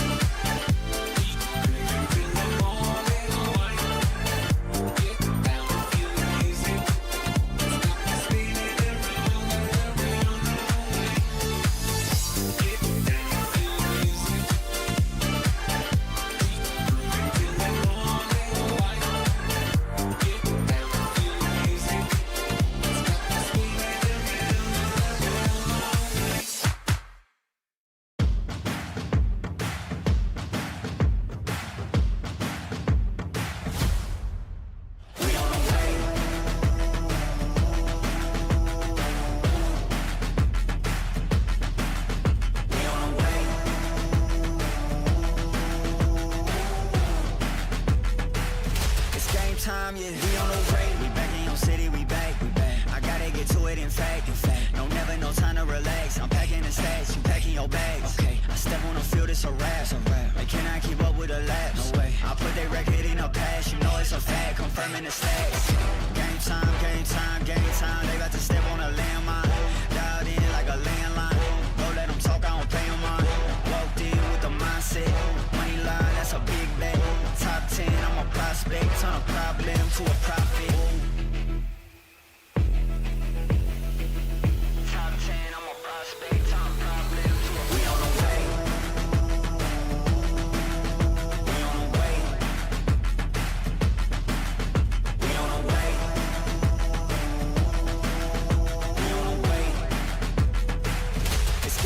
time, yeah, we on the way. Whole team know the mission. Gotta focus all senses. Gassed up, no omission. Eyes on a vision, gotta handle business. 100 yards on a play. Big dubs on the way. Two play, it'll be played. Get up out my face, we are not the same. And down in the city, I'm back on the base. Gotta get to it, no pain is safe. Running the game, they running away. They running their mouth, you know they are fake. Pick a side, pick a side. Okay, is you on for the ride? Okay, new kid on the block, next up, blessed up on the rise. New kid on the block, next up, blessed up on the rise. We on the way. We on the way. We on the way. We on the way. It's game time, yeah. We on the way.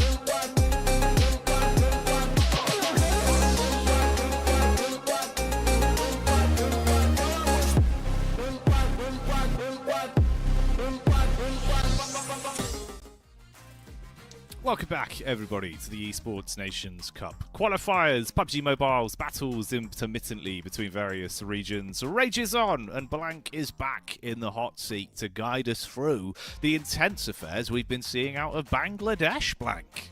I know, it's been incredible. I mean, obviously, it's a tight-knit group that they've got here of 5 teams, all battling out to be the best. I believe we've got one more game to watch this before we do heading towards ECA, which is going to be a very, very different picture altogether. But yeah, I'm excited. I mean, hopefully Bangladesh can bring it again. It's obviously quite tough for some of these other teams who often play on different versions of the games as well. So, you know, you're getting back into it. Sometimes China can be a little bit of a slow starter as well. So I would be surprised to see something a little bit different here. Unfortunately, these teams and players are feeling fairly dry going to those first 20 minutes. It is quite uneventful. Well, you know, but we did reach that fever pitch quite suddenly. It really did sort of skyrocket when we went off. Yeah, exactly. It was at that interview with the Australian guy, you know, when he describes getting chased by the pack of dogs, and he's like, they just came at me, like, that's basically what we saw. How about old man? Yeah. Yeah, I know that. I know the old man. It's good. Yeah, It's a good that's right. That is a big reference right there. Yeah, there you go. So keep that image in your mind. Sure, he reminds me of. Go on. You know that grandpa that ate paint? No. Wait. Paint eating grandpa? Yeah, but now I can't show it. I wish I could. Just imagine this, right? It's like that green that we just saw on top of the bar. It showed Bangladesh as being the best. Imagine that, but just all around his mouth. And he was doing his. I think mint green lips. No, I do remember. Mint green lips. Mint green lips. That's yeah. Oh my God. Okay. He thought it was yogurt. He thought it was yogurt. But it wasn't. Was not. No. It wasn't. What I'm curious about is they never really got into it, but they never really explained how much had he actually eaten. But like, a decent bit, yeah. Not toxifying some else though, but you know, enough. When I go for yogurt, I could do like 3 or 4 scoops. I don't know how you get through 3 or 4 scoops of paint and not be like, that feels wrong. Well, it's probably a bit messier because it's also, you know, normally it's kind of yogurt pot, small size. You can't use the big spoon. You can use the little spoon, the yogurt spoon. But then when you're dealing with a paint pot, usually a bit bigger in stature, so he's probably there just getting amongst it. He thought it was like an XL yogurt, which An XL? These things can that happen. takes up like half the fridge. Yeah, well, you know, it was an XL. Yeah, it was a family value pack size. Yeah. I kind of understand. If you thought it was like just a natural Greek yogurt with a minty look to it, there's a slight bitter taste to that. So maybe that's where he got confused. He's just like, oh, Dulux, I love this. that's lovely right there. Yeah. But I do think that the thing is, though, is that got me thinking after that point. I was thinking, how do you think yogurt would taste, or even ice cream, with a paintbrush? I think that would be a good utensil to use. It'd be very bristly. They're quite frail, you know. They break off, and then you're eating bristles, and it's a whole drama. It's maybe a like perfect a soft analogy, really. You know, what, a soft paintbrush? Yeah, like a soft one. You know, like maybe you could get edible ones. Maybe that's a hole in the market. Man. We could workshop that. Yeah, edible paintbrushes. Edible paintbrush. Yeah. That'd be great. You know, like a little nibble on it, on the bristles, take a little bristle off at a time. Chocolate handle. Not great in this heat, though. You could paint your walls with it, but if you get hungry, it's also a snack. Yeah. Edible it does paint. Both. There you go. There's a hole in the market. You could lick the wall. Just get amongst it, you know? Treat yourself. It's like Willy Wonka's chocolate factory. Everything is lickable. The whole house. I think it could be good. Skating boards. Chocolate. White chocolate. That's what that is. White the chocolate roof. skating boards. That's just various fudge. We've just put that together. Yeah. Cheese in the attic. Yeah. In the attic, maybe. That'd be a bit bad, yeah. It'd get you. Maybe. It would get you. Cotton candy. Insulation. When it rains, though, if it gets into the lining, it could be problematic. It's about the It's about the aesthetic, though. That's fair. It would look like clouds. You could make a great cloud ceiling with it. Oh, that could be a good idea. Could do that one. These are options. These are all things. Keep that in the back of your mind, guys, as it does tie in to what we're about to witness here. PUBG Mobile. Yeah, PUBG Mobile. You can eat it. I wouldn't recommend it. Instead, get your thumbs on, hands on, and get in game. Right now, there's a great collab going on, which is awesome. And we also have this fantastic collab with ENC happening right now over at the PUBG Mobile qualifiers. 20 players are dropping in. It is going to be a bit sparse at the beginning here. But what we do get to see, considering this is not like a PMGC, dedicated skins and all that, probably we'll have at the main event. But you get to see all the beautiful skins that all these players have collected over time. Always great to see, in my opinion. That's a mummy. Check that out. That is. Yeah, that is. I see you've done your research. I have, yeah. There's an orange version of it. Oh, yeah. Yeah, that one's nice, actually. I do like that one. I see you've played a game of Spot the Mummy in the Field before. Occasionally. Oh. You find me out there. But I'd be unseen. Do you know why? Ghillie suit, probably. I've gone one further. I'm the Scarecrow. Oh, okay. Yeah, I mean, that works. That works. Yeah. They never see you coming. Well, they'd be too scared. I don't know. Would you say a mummy would be scared of a Scarecrow? What's like the power dynamic there? Yeah, maybe. I mean, maybe they'd just be confused more than anything, right? Because obviously you might expect it to... If you're... Well, what sort of mummy are we talking about here in terms of, like, reanimation level? Are they sentient? God. We're really deep into the mummy lore right now. Well, you've got to break it down. Yeah, well... Maybe not... Maybe not quite a Tutankhamun type of deal. Maybe like a powerful one. We should just reanimated... Unfortunate fellow. You know, down on his luck. Mummified. Dark magic. Brought back. What would you say then? What now? Then in reality, probably in the proverbial game of Mummy Scarecrow top trumps, I reckon the Mummy takes it. I don't think the Scarecrow would be able to lay up to the hype. Yeah, probably. You know. Hay versus bandages. I think bandages work every time. Yeah, you'd that's hope like so. Probably that's like a 6 versus maybe like a 3. Yeah, for durability. I think anything stuff with bandages with hay though, that does up its game, right? Scare factor stuff with hay, probably like a 5, maybe a 6. That would scare me. It's the scariest of materials unless you're some sort of llama or horse. In which case, it's quite a tasty material. It's like the painted walls all over again. Yeah, they would be right in there, nibbling. Yeah, like a hay man. Damn, profusely nibbling. Yeah, that'd be good. And you know, look, that's the thing you got to factor in. At the end of the day, nibbling, generally described as a small bite or a very small portion of something that you'd like a nibble. Consume. Yeah, right, like a corner of a chocolate, and you'd sort of rub your teeth on that. That's how the lay of the land's been looking inside of this lobby, because with 5 teams, you can't take a big bite because it'd leave nothing left. Selfish, really. I would say. You've got to share. You have to share. There is only one chocolate biscuit in this lobby. It's between 20 players. That's a difficult prospect. As soon as someone takes a big bite, like everyone's upset. You've got half a biscuit left now between 19 players. What are you going to do now? It just doesn't divide. It's simply the maths. It doesn't divide. You could crumble it. You could turn it into some form of sort of biscuit crumble. They wouldn't go far. No. That's birdseed effectively at that point. Bangladesh has taken a big bite out of this lobby. Currently rocking with some big points at the moment.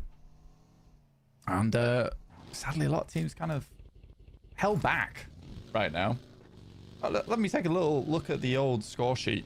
Bangladesh with 45 points, 2 chicken dinners.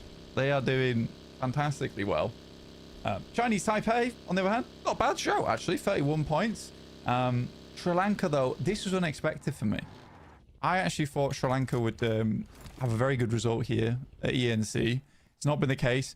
Sadia, I think some people may recognize this guy. Other players, a little bit more unknown. But yeah, I genuinely thought Sri Lanka would do so much better. Again, we've not gone through too many games. There are only 3 so far. Everything can change at the drop of a hat.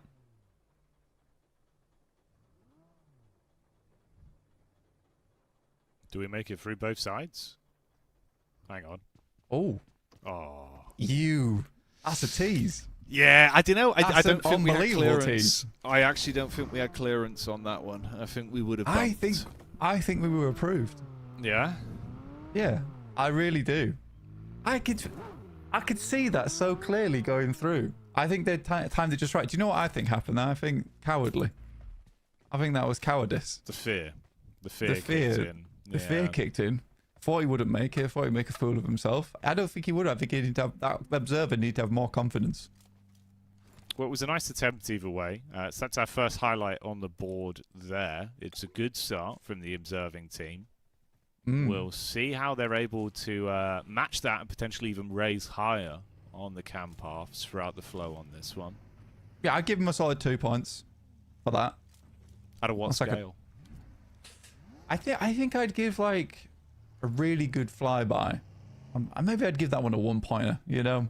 A really good flyby, I think I'd give like an 8 on the point scale. How do you reckon? I mean, it's fair enough. You know, you're a hard man to please. You've seen a lot of flybys in your time.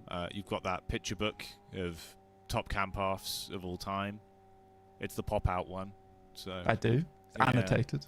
Yeah, it's got little quotes from various casts over the years. There's some great classics in there. Yeah, classics as such as this guy and Bosch. 2 fantastic. I mean, honestly, I think back to these things and really blows my mind now. Just how did I come up with that on the spot?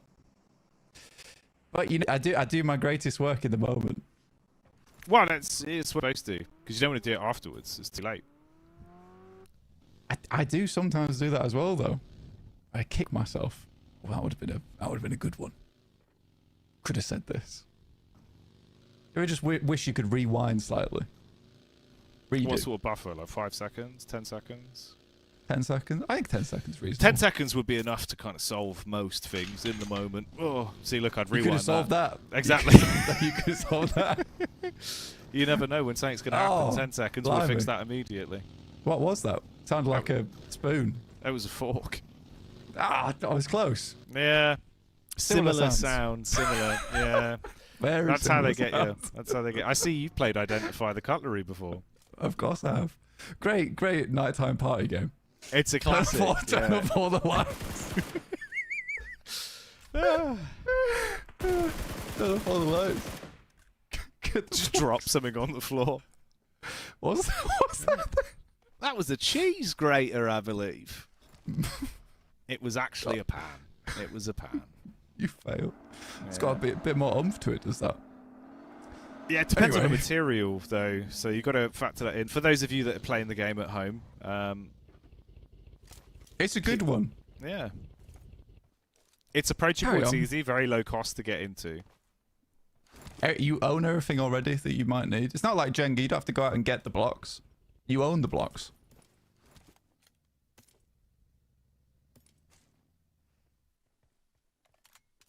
It's a very low ammo count MG3 here. Well, there's been a lot of intense action.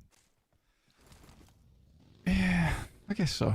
So, you're using a lot of those bullets. You don't have that much time to loot, which is a factor.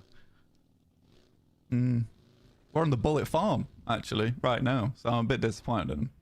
But you ripped that bad boy up to 600 RPM. That's good. That's going to make for a good end moment. What we're seeing right now is we're piecing together the puzzle that is... It's going to be obvious when we get to the end game. We're just seeing parts of it right now.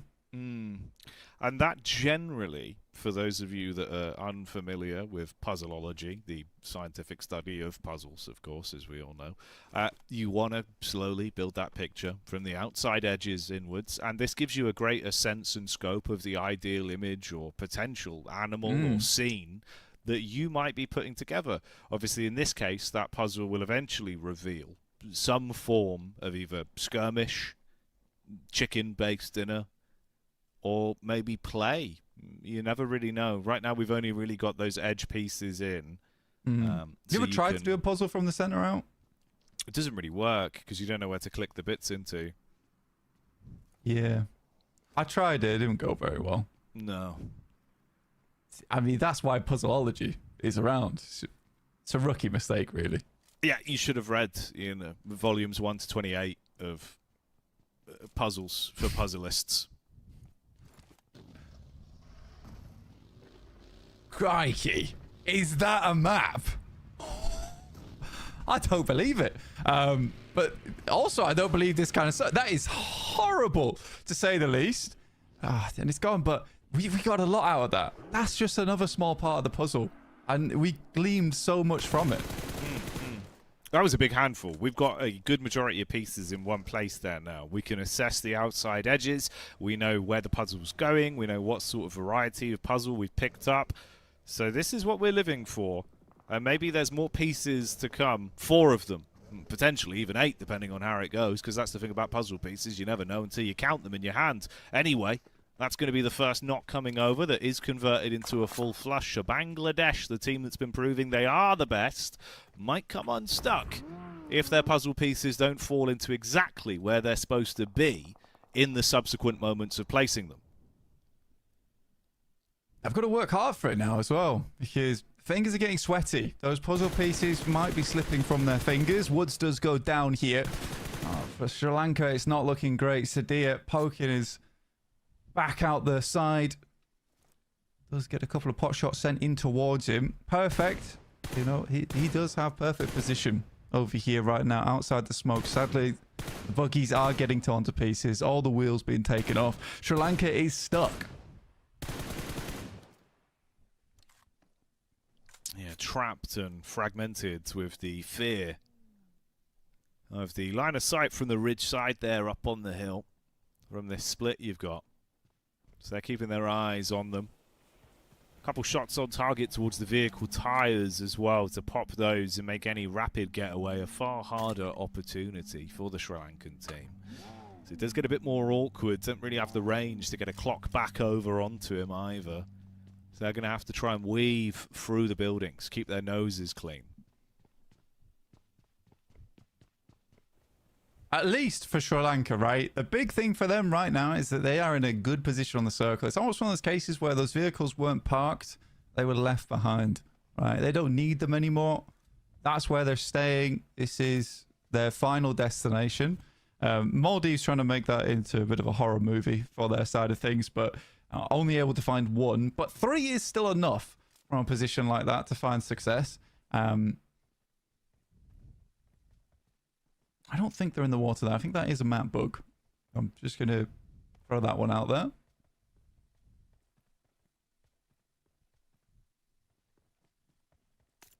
Well, it is quite hot. And the easiest way to cool off is to enter cold water. But they do not need that, for they are not that hot. As you can see, they're on land.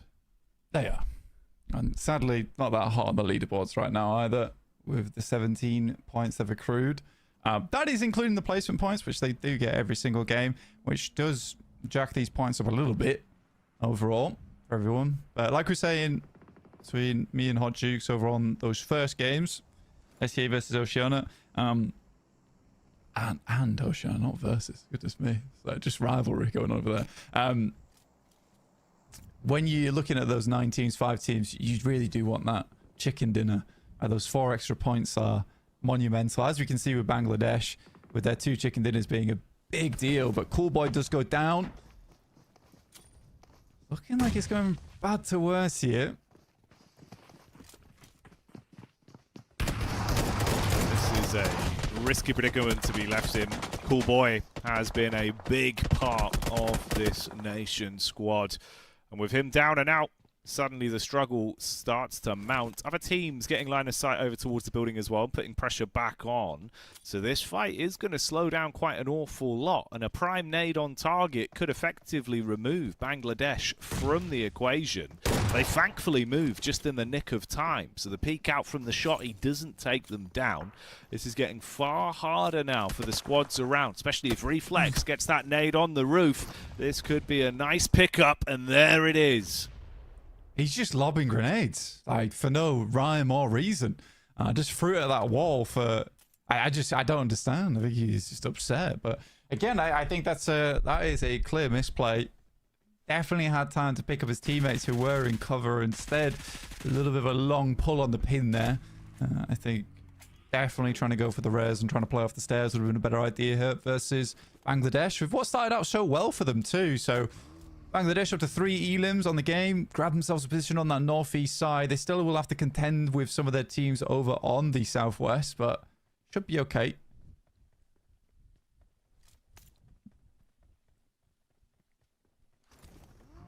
Yeah, you'd hope so. At least being able to save Coolboy will be a big bit of a boon for them the longer this one goes on. They've been a very powerful squad with how they've been playing it. Looked brilliant in the last game. So we'll see if they can carry some of that strength onwards the longer this one goes on. We're reaching around the critical mass point. Seems like 20 minutes is about when everyone really does start to go all in between these 5 squads. Down to the 4 that currently remain. 14 players alive and kicking here on the battleground. And everyone keeping their distance from one another off the back of the reset from that fight. They've got vehicles to make a move as well. You can see Coolboy getting that one to a bit of a better angle if the zone does force them to move. Which you likely will. Right? If we get a chance to see this next circle pop, would be good. We can kind of guesstimate from the minimap, which is nice. But yeah, having the vehicle still in play is a really big deal. And being able to sit them behind this building is nice. That is actually quite a favorable shift for them. It does make it a little bit awkward though, because I think they need to go further here. I think they likely will have to post up outside the shack. I think is in nade range. Might be a rough one here, Jackie. Won't lie to you. Yeah, it gets a bit more awkward. Surprisingly gifted to them, at least with the spacing, so they'll only have to move somewhat, but like you say, taking a more advanced position might be the better long con on this. As you know, eventually you're going to have to rotate again, and this is where it could get scary on the push-up as well. You'd have so many eyes that would instantly light up on towards that roadside and could result in another player being knocked for Bangladesh. With them only having the triple threat of the squad left as well, suddenly that throws them into a very brutal position with just a duo left to contend. Majority of our squads here trying to keep all 4 alive. Maldives have been playing a bit of a slower game as well, of course. They've just been edge guarding the backside towards Sri Lanka for a decent chunk of this matchup. Curious when they'll finally engage onto them. It's been a hateful hold from the Maldives, honestly, and Agent 27's taken no prisoners. You get one player trying to make their way out of there, but it is not meant to be. Sri Lanka loses yet another.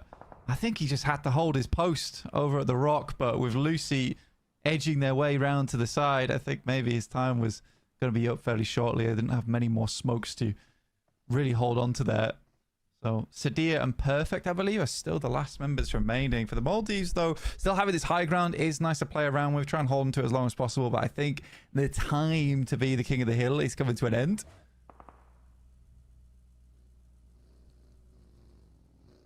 Yeah, they've got to do something soon. Try to make the best out of the position they've been holding on to.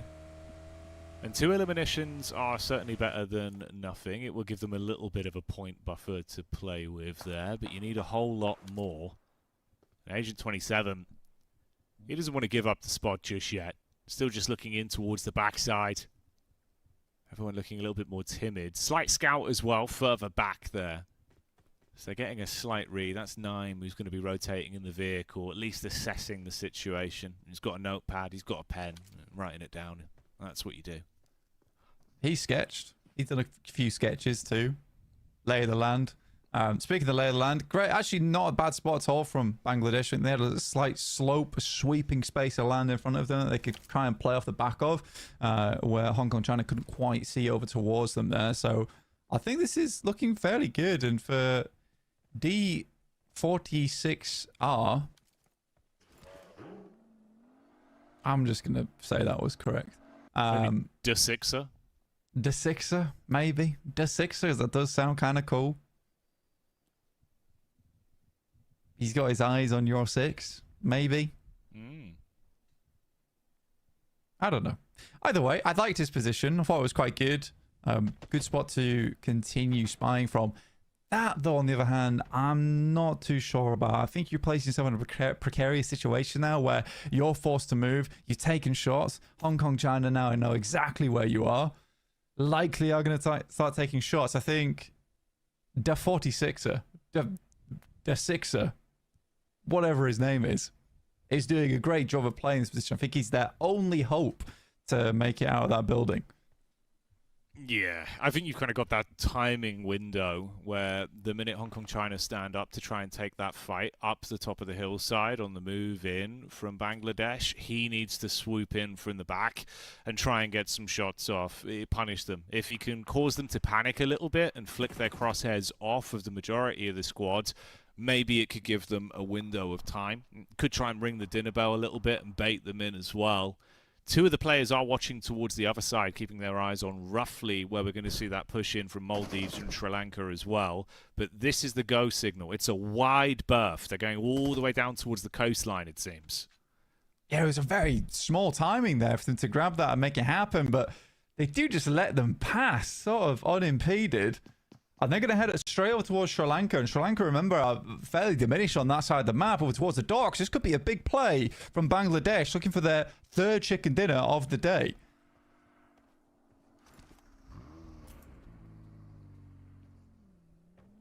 Issue is fighting so close. So many tight angles here with nades to play with for Sri Lanka that have had no reason to throw out that explosive utility for quite some time. You could be walking into a bit of a proverbial minefield, and Reflex is the one that gets hit heavy initially. Lucky's actually able to get himself back in behind the shipping crates. It was a decent open angle for Sri Lanka to try and respond onto. Smoke wall up, nades thrown in. Perfect trying to get the timing on this one. If they show a bit of skin, it could be very deadly. 3 nades in the back pocket, Blank. Oh, it's close, but it's not quite over the crates. And honestly, Reflex, I think you're right. I think he took a very wide swing on that one. I think it was sort of unnecessary for him to try and take that. And by all rights, should have probably gone down there to Sadir or Perfect. Maldives, the opportunity, they hear the fighting, they know there's not many teams here, they look for the third party. Hong Kong China's going to try and swing around the backside here of Bangladesh, see what they can get done. Sadir and Perfect, though, last 2 players alive here for Sri Lanka on this final holdout. Oh, Lucy taking a few shots there, seeing if you can spam the bullets over onto Hong Kong China and punish them for making a move out.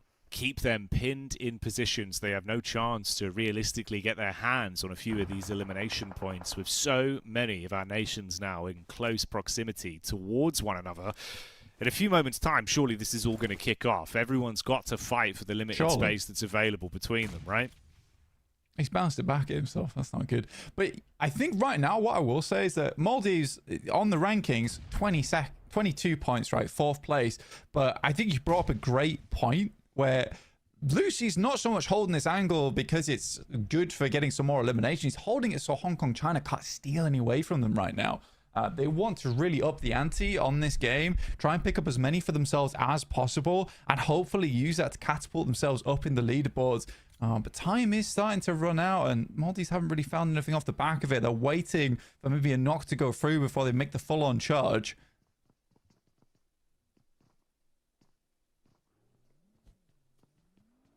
Perfect's been holding on to these nades for so long, and that one lands. Okay, cool boy gets hit by it. Follow-up's good as well. It's nice chip damage there from the team.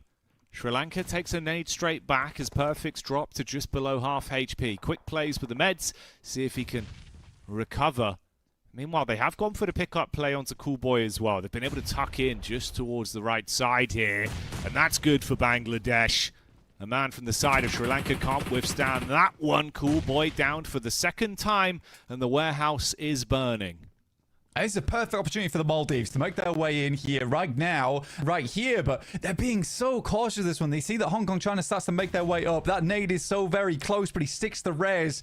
A man of his word here, looking to get his buddy back up on his feet, but will finally fall. Slips through his fingertips, sadly, and Sadir, the last thing he can do is get into the car and weep.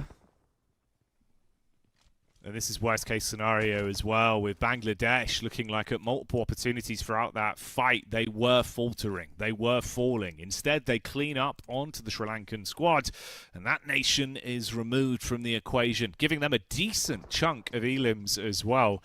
There isn't that many to go around, with realistically only 4 squads worth of players for you to sink your teeth into. So Bangladesh, again, doing well in the fighting capacity, but how good's their finish on this one?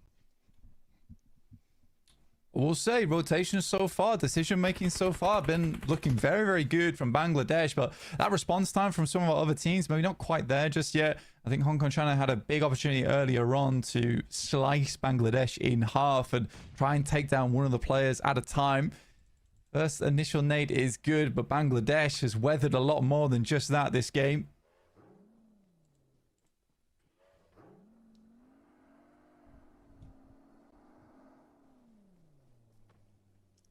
It feels like a sentiment you brought up a couple minutes ago as well now is getting reinforced even further, right? Where Maldives, they've had some good ideas, but being able to follow up on them with actual punch through to get points out of this game, that's just not been there.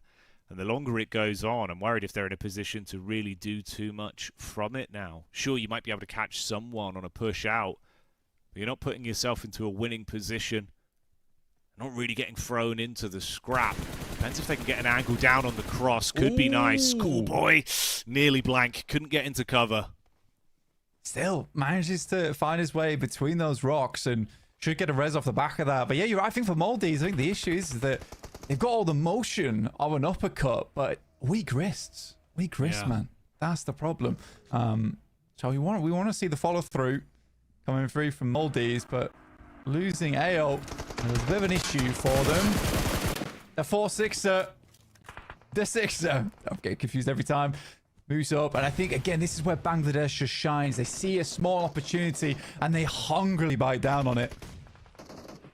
Ooh. I'll give them credit where credit's due as well. The utility usage we've seen from Bangladesh has actually been pretty on point. Other than the one that bounced off the wall, they've been getting a lot of decent chip damage or elims from it. And Reflex actually closing the gap. Could have a great timing window here as well. It depends if you get close. Naded! And that's going to blow away 2 of the Bangladesh players with a follow-up coming in quickly as well. This could be the end of their run now. And for the Maldives, the really big opportunity for them to move up in the rankings.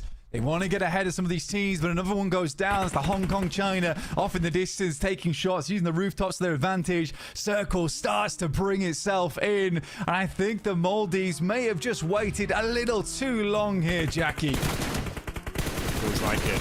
That pressure's been mounting for far too long. The team that they were holding back is now absolutely lighting them up. Hong Kong China cleaning up on that one. They find the final piece of the puzzle and slam it down as they steal away that chicken dinner. And the 6er as well, man. He comes in second place. Like, that's a real boot to the face there for the Maldives. Real unfortunate stuff. So I don't really know how much they actually moved on the rankings. But for Hong Kong China, that is a decent push towards that top side. Get towards top 2. Gonna see an update already. Oh no, I lied to you guys. Sorry, it flashed. I was confused. If you gotta allow me this. We'll give you leeway on that one. It's all right. It was an intense game, Blank. So I understand why. I understand why it's caught you off guard there. But yeah, I mean, look, it kind of sort of went realistically the way we expected once what was a good guarding position started to turn into, it almost looked like they were playing not to lose, right, rather than attempting to build anything for what they found. And shout out to Hong Kong China, at least in terms of being able to grind that one out very slowly. Didn't over-egg it. There was multiple opportunities where they could have got thrown into the awkward fight towards the coastline. They didn't risk it, and it paid off with dividends.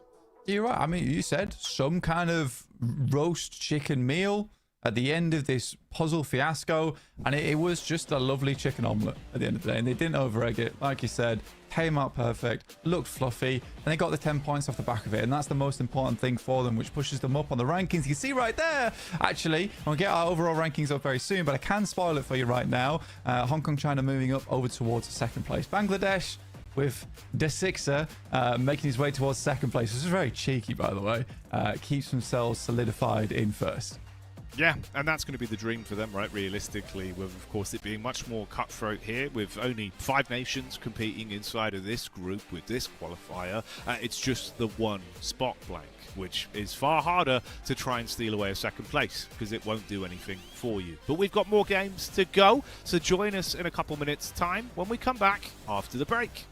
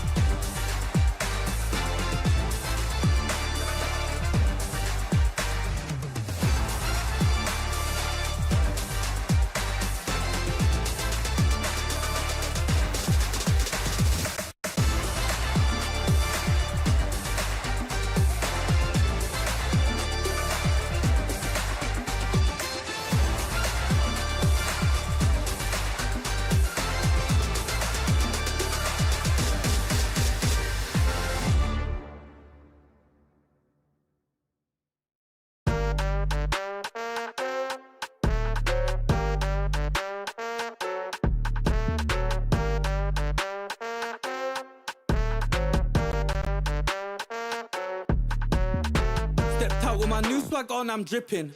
If you wanna chill with a hot boy, come my way for a minute. Come my way for a minute. Step clean any day, won't see man slipping. But you might slip on a drip, man. Tip up the sauce and spill it. Tip up the sauce and spill it. Best cut chop, cause the clock's still ticking. Just check the way man stepped, know that I dropped it different. Know that I clocked it in it, know that I got this in it. No, you can't stop this winning. I came for the top spot in it. Came for the top spot in it. Came for the top spot. Soon I'ma get right there, I'ma step right there, got a bot. Came right there in a drop top, try whether you like it or not stop. Non-stop. Yo, if you wanna get this poppin', you better get to shopping. I came in a different drop this time, and they thought it was the same one, they didn't clock it. Oh well, it's nothing, they call me a dripperholic. Just watch how I'm dripping on it, please just don't be slipping on it. Oh well, it's nothing, they call me a dripperholic. Stepped out with my new swag on, I'm dripping. If you wanna chill with a hot boy, come my way for a minute. Come my way for a minute. Step clean any day, won't see man slipping. But you might slip on a drip, man. Tip up the sauce and spill it. Tip up the sauce and spill it. Best cut chop, cause the clock's still ticking. Just check the way man stepped, know that I dropped it different. Know that I clocked it in it, know that I got this in it. No, you can't stop this winning. I came for the top spot in it. Came for the top spot in it. Stepped out with my new swag on, I'm dripping. If you wanna chill with a hot boy, come my way for a minute. Come my way for a minute. Step clean any day, won't see man slipping. But you might slip on a drip, man. Tip up the sauce and spill it. Tip up the sauce and spill it.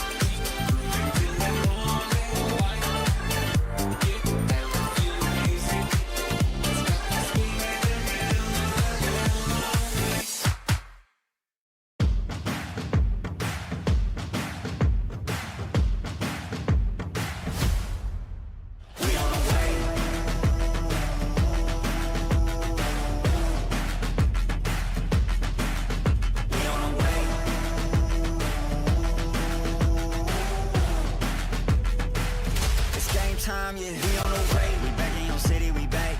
I gotta get to it, in fact. No, never no time to relax. I'm packing the stats, you packing your bags. Okay, I step on the field, it's a wrap. Like, can I keep up with the laps? No way. I put their record in a pass, you know it's a fact. Confirming the stats. Game time, game time, game time. They about to step on a landmine. Dialed in like a landline. Don't let them talk, I don't pay them on.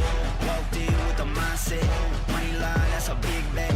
Top 10, I'm a prospect. Turn a problem to a profit. Top 10, I'm a prospect. Turn a problem to a... We on the way. We on the way. We on the way. We on the way. It's game time, yeah. We on the way. Whole team know the mission. Gotta focus all senses. Gassed up, no omission. Eyes on a vision. Gotta handle business. 100 yards on a play. Big dubs on the way. Two play to be played. Get up out my face. We are not the same. Get down in the city. I'm back on the base. Gotta get to it. No pain is safe. Running the game. They running away. They running their mouth. You know they are fake. Pick a side. Pick a side. Is you on for the ride? New kid on the block. Next up. Blessed up on the rise.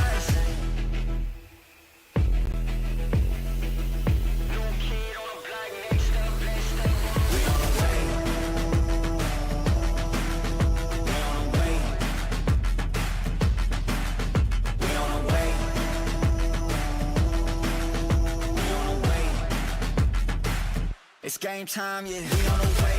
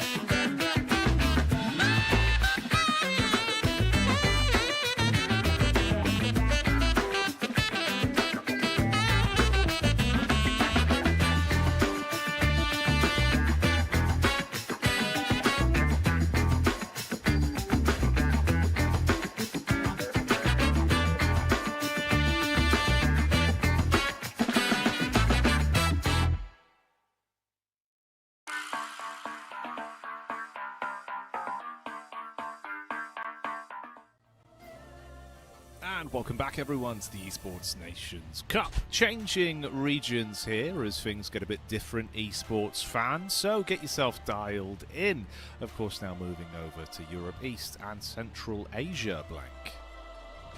We are. EECA, the classic region. We have a lot of teams here. Actually, we have 26 teams, I believe. I don't know how this is going to work. If we're going to have 26 teams dropping in, we might just have a classic 16 team lobby. But I can't tell you for certain, unfortunately. But what I can tell you for certain is that we have some unbelievable teams here, Jackie. We have some very, very good squads. I mean, even just off the top of my head, Kyrgyzstan looking really good. Fleek, Effect, Zerich, Warrior, Cobson, as well as Buffalo Bill, who may be a little bit less known to you than some of the others. But this obviously is a team that's been across multiple in the past. Mad Bulls, TT Project, really, really strong squad. Romania as well, looking very, very strong with Doran, Redox, EXO, all names that you should be familiar if you, well, I say that as if like it's an authority thing. But if you're paying attention, you should know. But if you're around like three or 4 years ago, you'll know all these guys, and a lot of them are still present today. No, exactly. Salute to the Romanian audience. That's hello in Romanian, blank. Thank but you. It's good to... No, just so you're aware. Just so you're aware. But it is good to see them. Like you said, some very familiar names that I'm excited to see. Particularly do love a bit of Zerich. I was enjoying some of his plays back with Max recently. So that'll be fun for me, man. Looking forward to seeing how they do. And we're straight into it as well. No time for mucking about. So like you say, we'll be kicking off EECA. And hopefully getting some quality plays out of this. It does look like it is the 16 squad, so I guess we're having a little bit of a groupy group. A groupy group. We might be having a little shufty around. Okay.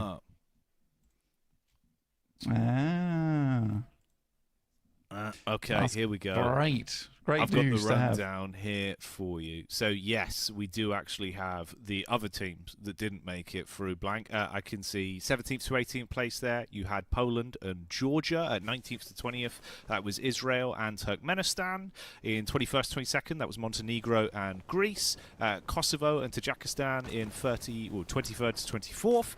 And Slovakia and Croatia went out 25th to 26th. Thanks so much. Whoa, this is a lot of teams over on Rondo in Neox Factory. Yeah, we're taking no prisoners. Whoa. Yeah. That's a lot of squads. It's a very different atmosphere to the 5-team lobby we saw in the past. All these countries going up against one another in Neox Factory. Can't tell if they want to get over fast or we just want those eliminations on the board. And with such a short set, I think it's the latter. Yeah, okay, right, we didn't expect this. Like you say, I've been conditioned by the games that we've been getting with like 9 teams, 5 teams, suddenly all the nations are here. And the 16 different nations that are going head-to-head in ECA have taken it straight to Neox, which honestly is kind of my preference when we get into these games. Good to see Zerich already living his movie, spraying his way through with a UMP, it looked like there. He's knifed him. Havlic's been knifed. Oh, yeah. Yeah. What? That was brutal. But you gotta tell it to him, right? Zerich, so like you say, still going strong here over on Kyrgyzstan. Finds EXO from Romania. Oh, playing around again. Like you said, you love a little bit of Zerich. I love a little bit of Zerich. Back in the day, him and Fleek though, just those two guys together, the off-anglers were supreme. I think they're one of the few teams to make 2 off-anglers work so well with the help of Effect as that really strong front line. Obviously, those days are a little bit gone past, but it has been a while since we've seen Fleek and Zerich on the same team other than this year. So obviously, super excited to see this continue. I think Kyrgyzstan's got an incredible squad to come into this tournament with. No, I think they'll definitely have some fan favourites, and you imagine some plays that will pay the bills. And we'll start to see, realistically, maybe in a couple of minutes' time, with just how many squads are present in Neox, who actually gets the most elims out of this before they start to be recalled in and shuffle out from this central location. Everyone's scrapping over. We'll get a bit of a read on that one as we flick through and see if they're actually farming that many points up. The intense action isn't slowing down anytime soon, though, as everyone is starting to close the gap between one another and see how many of these individuals you can pick off. Yeah, we are not messing about at all. Get lost moves in here and quite literally tells these teams to get lost as they lose position inside of Neox Factory. Doran's still going strong. You wouldn't expect anything else from him, but it's Fleek actually coming around the side here from Kyrgyzstan once again to get some good damage on board.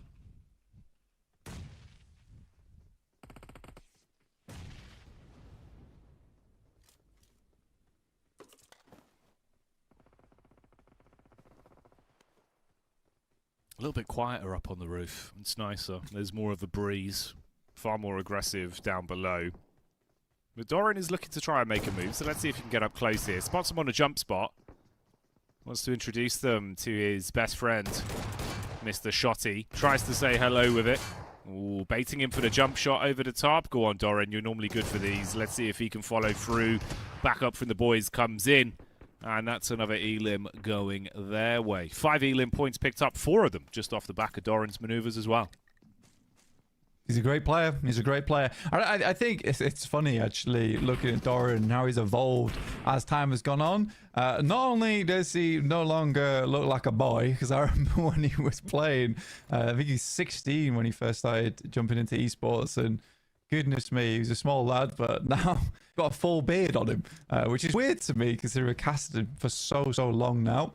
But I don't think he's really got worse at the game. I think he's actually improved as time's gone on. Which is a little bit of a rarity, honestly, in PUBG Mobile.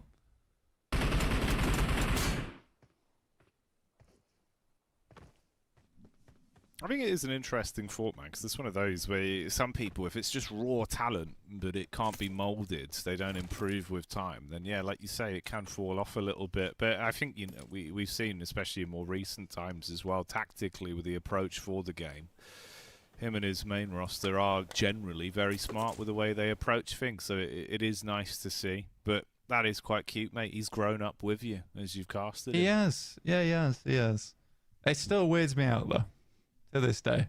Whenever he comes up on any, like, match ranking, the beard's there, and I'm like, Steph, don't remember you looking like that at all. But he's a good guy. He is a good guy. Said hello to him a couple of times at events. Seems very friendly. Mr. Bardet himself. I'm loving all the Katsuki skins right now. It is big Naruto time.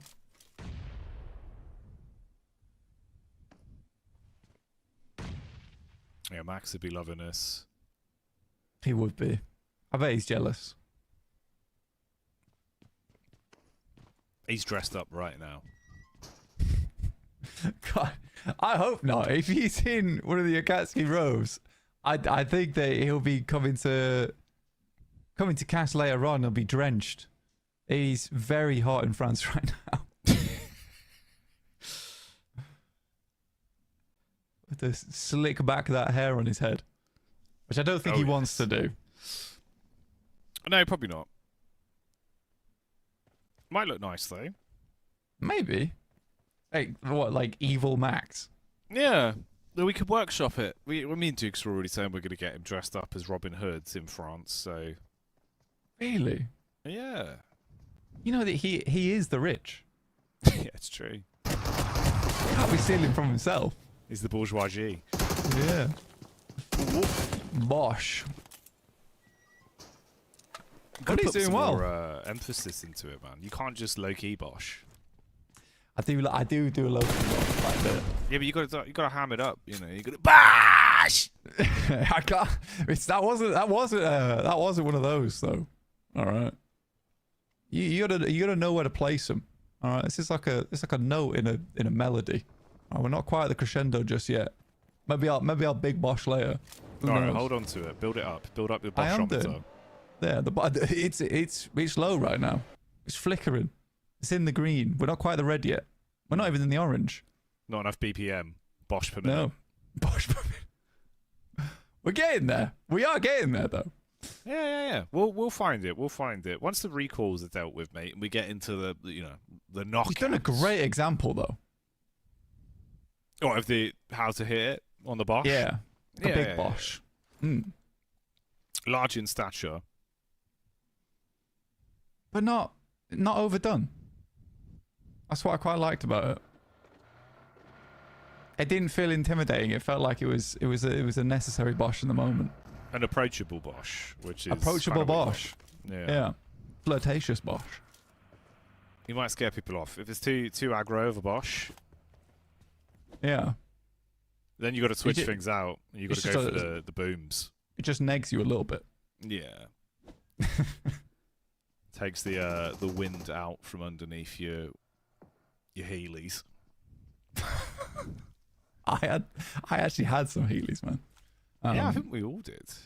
It was a big found, you know. What did your Heelys look like? I don't know. I think they were just like little white ones that you'd like click into the bottom. Had the red flames. Oh, yours Red went flames, quicker. black sneakers. Yeah. Bloody hell! Look at you. It's got to be done, you know. They were a pinnacle of invention. They were. Actually, our producers are telling us that he's not surprised we're the Healy boys, but we are. All right. He's taken out his own teammate, but he has done the deed in the process. So, big win right there. They were really effective at getting around with, though. Look, realistically, you know, the thing is about Heelys, effectively it doesn't change much from your regular walking pattern, but does enable the ability to travel far greater distances in shorter periods of time. If we as an overall culture adapted to the idea of Heelys as the predominant form of manual transportation, we wouldn't even really need cars or bikes or trains. You could just Heely. Other brands of wheel-based travel are available, of course. They are. Actually, riddle me this. If I was to present to you right now a pair of black Heelys with blue flames down the side, you wouldn't say no, would you? You'd take them. There you go. You go. He says yes. He said 100% any day of the week. And I mean, to be honest with you, I don't blame him. I think everyone would accept them if given the opportunity. I would accept them right now. Actually, I quite want mine back. I don't know if they'd fit anymore. You probably have to get new ones. That is the only issue. Yeah, probably. They also have the attachable variant, by the way, so you could customize any currently existing shoe with a clip-on. That was always an option as well. I kind of like the flick it out bit. Where it's like, it's just a normal shoe. Psych. I'm gliding.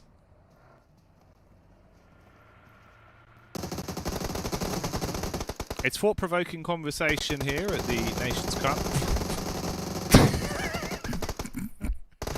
I appreciate you let that sit as well. It had to ruminate. Yeah. Good shots, though, from Romania. As per usual. These guys are on fire right now. A lot of action we've had as well. Coming to the 12-minute mark. Again, great to be covering ECA with 16 teams. 8 eliminations right now for Romania. It's great. Redux, not had too much success here. But if we had the cams on him, I know he'd be smiling. I know he'd be giving a wink. He's a cheeky guy, that one.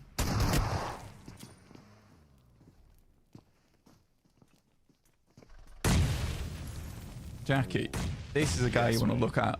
Right. Mr. Easy for Bad Boy.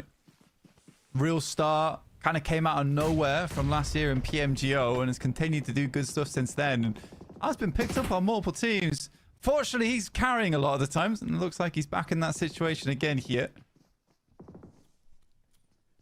Why then, mate? Well, let's give him some gas. Will it be easy for...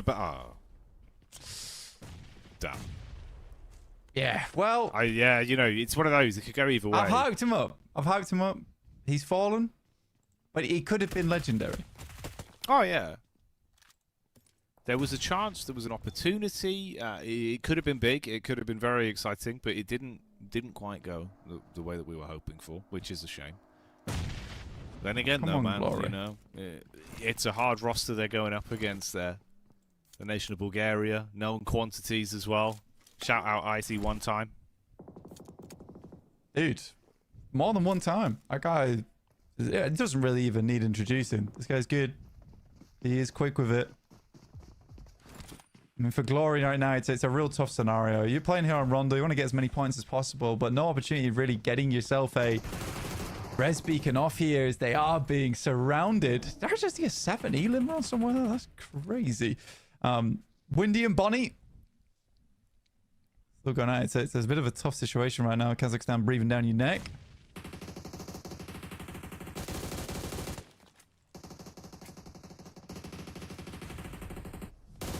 Really the position you want to be in. Looks good though, with Bonnie getting that nade directly on target, and Windy Living up to the hype once more with a headshot connection from the top side, and that is a pretty quick cleanup from the remainder of the squad. So one by one, the dominoes begin to fall there. Maybe they're on for a bit of a build-up here. This could be nice to see for the Latvian team. 8 eliminations, still 14 squads remaining, 53 players still left alive. I mean, there's a lot of countries to take out here for Latvia to get those points really spiraling upwards. Rondo always is that map, though. This is going to make or break your tournament run, really. Get as many points on board possible here. And a lot of times that can actually just drag you straight through all the way to the end. But it really depends. It really depends how high one team can fly at the end of all of this. Kyrgyzstan definitely slowed down, though, right? I mean, 2 elims on Zurich, just a 3 on Fleeke after what seemed like they were doing a lot of work in Neox at the start of the game.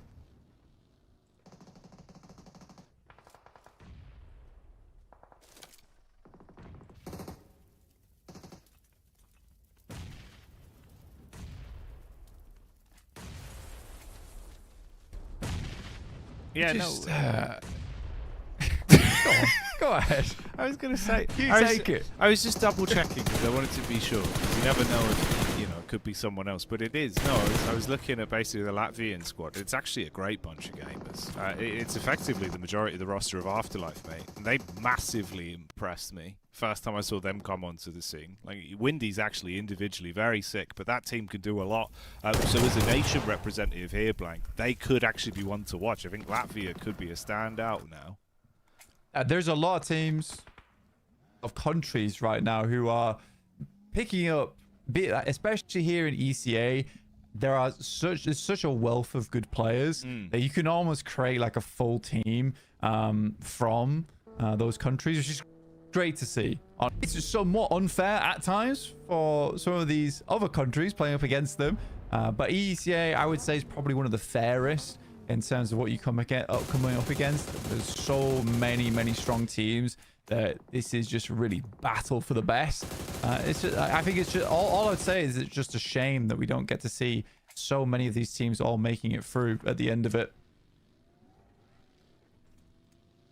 Yeah, that is where it's kind of brutal, where it's so cutthroat that even though you have so much talent, obviously we physically can't fit them all, right? We just don't have the slots, and it is only those 2 top teams that I believe actually do get a spot to the main event towards the end of the year, where it's a lot harder. Even just having that safety bubble of thinking, oh, maybe top 4, it's realistically more achievable, right? Top 2, all it takes is, even if you have a pretty good run of things, if you're not absolutely dominating, doing in Indonesia, I suppose you could, phrase it as now. I think everyone else gave up versus them.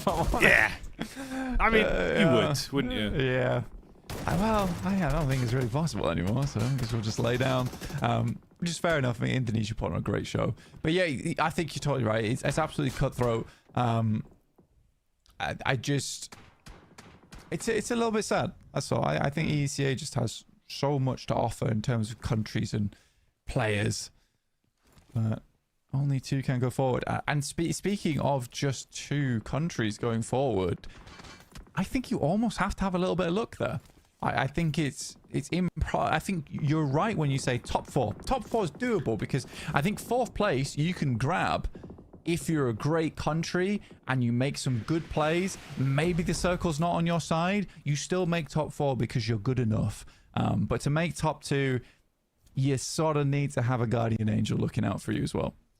Yeah, you've got to put your best foot forward in every single game. I suppose that's also why it's at least interesting that we do join this collective of regions here in quite a nice manner, where we come in with the opening game, right? We start it off on Rondo. We get to see how the narrative's going to flow through and see who's able to actually walk away with that initial chicken dinner that can really, in a tournament like this, or qualifier I should say, gives you so much more of a backbone to be able to push further. Just having that initial safety net. It's where I actually wouldn't be surprised, and maybe I'm pre-firing it slightly early with Misha going down, because he was always a good off-angle support player for effectively the more main roster you'd see outside of the nation-oriented competition here for Latvia. But yeah, losing him, you've still got a ton of talent. Windy is a great prospect to look at individually. Absolutely loves eliminations, mate. He puts them in a scrapbook every damn day. So I'm curious to see how well they perform. Doesn't get any easier though, Blank, as we've already touched on. You've got some very known quantities inside of this lobby. I think that's why it's actually quite fun, right? We get 16 squads, but all of them are chock-a-block with big names in the scene. Ooh, 1 HP as well there coming through. Actually surprised that they made that happen.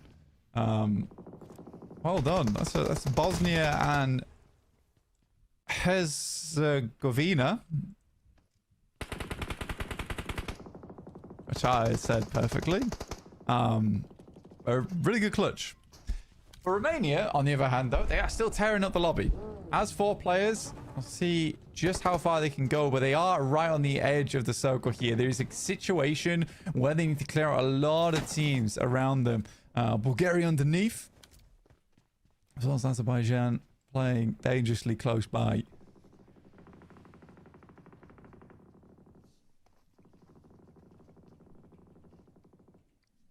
Notorious there, leaning out through the doorway. Little establishing shot here as well. You can see where our nations are currently situated from one another. Looks like there is a bit of movement coming in as well. Romania, definitely one of the teams within the conversation of exciting, explosive players we were talking about. We'll see how they're able to play throughout this one. I know we said it was a little bit quiet from Redox initially, but I think by the end of it, he'll probably be in a fairly good spot. Again, that's another player that's very exciting to watch, even. To what? To play. To what, Jackie? To what? Yeah. To what? To bash! Bash! There you go. That's a small one. So, that's a warm-up Bosch. Warm-up Bosch. The BPM's rising. I'll give you too much. Just give you just enough for the time being. It's an appetizer. Appetizing Bosch. Clutch, though. Finding the nade over towards Twix. And I believe that is Bulgaria. Just down and out at the moment. We also have off in the distance there. Oh, dear me. That is a lot of players going down as Romania looks to find the fix on this one. They are battered. They are bruised, but they continue to march forward.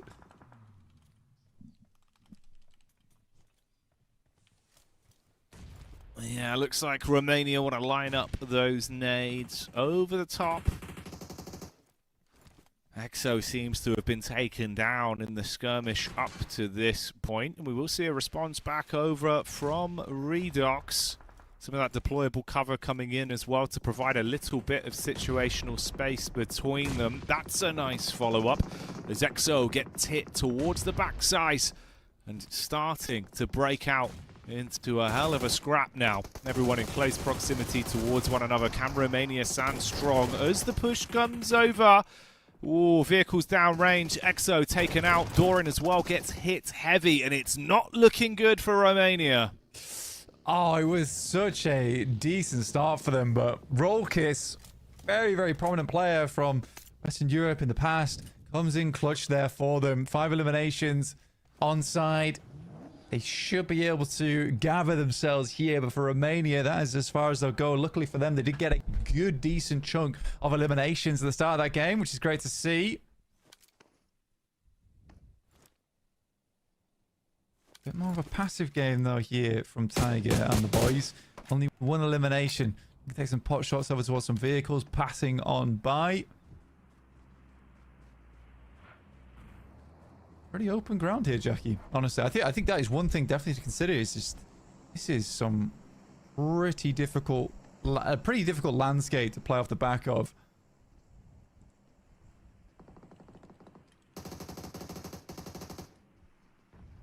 Yeah, it's not the ideal lay of the land for a lot of these nations with how they've been playing it.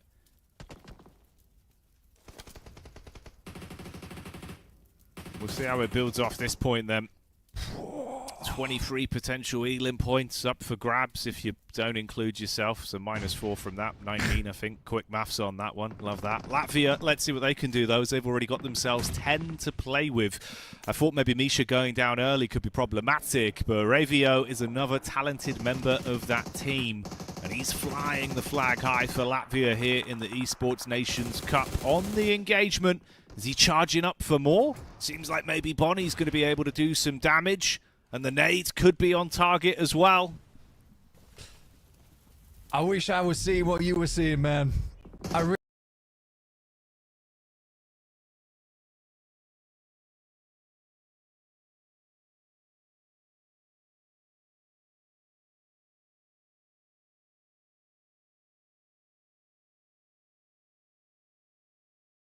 really do. 13 eliminations out of nowhere. Just lovely stuff. Ravia, like you said, able to keep them in the fight, but it's Bonnie coming out clutch here. I'll see if Em and Clyde can make it all the way towards the end. Go on a bit of an elimination spree. FG in front of them.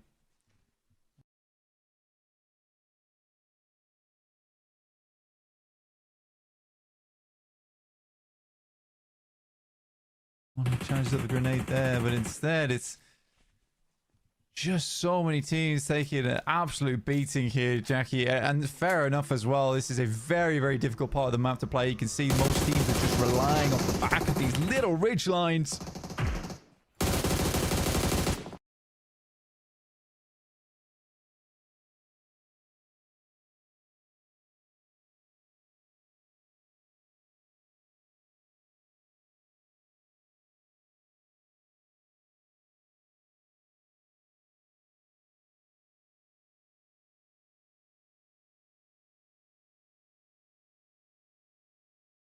Ooh, this could be a sour note in what was otherwise quite a delicious treat for Latvia, although they get themselves a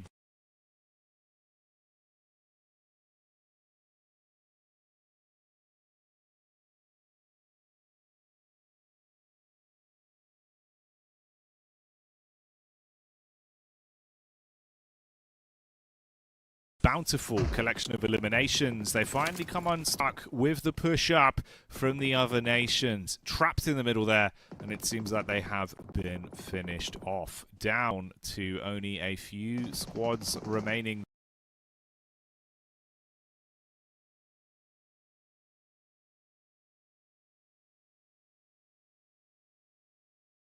Then as this one carries on, we're seeing a bit of a push back up. Zone getting smaller and smaller as well. Ghost going for the cut play on Molodoy. See if he'll be able to do much. Loves the scrap, does Molodoy. So you get him into close range combat, he will be giving it his absolute A game, I tell you that. Want to get close to him. He's got Fist of Fury on him. Chechia, though, doing pretty well here, honestly. Kavik, Havlik, two names you're probably very familiar with here. Spike as well. This guy just waits through. The best way to describe him, he's sort of like the movies has got all the big armor on him. He's a big lad. That's Havlik. Very, very good at just tanking the front lines and getting a lot of damage done in the process. Can't really ever count him quite out. Azerbaijan, though, on the other hand, starting the count for them as nades start to fly their way. Yeah, I'm seeing some movement now as the nade goes in. That might have been one. Was that a knock? That was a big one. Yeah, looked good on my end. Okay. I didn't see it here, but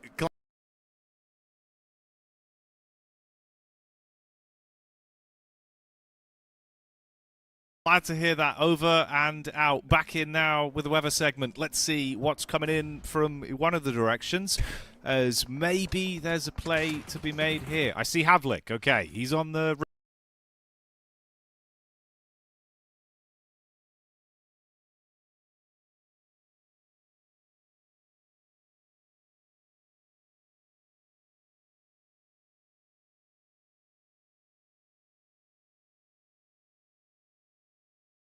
bridge. You're right. You've got that absolutely right there, Jackie. Chechia currently still are spiking out.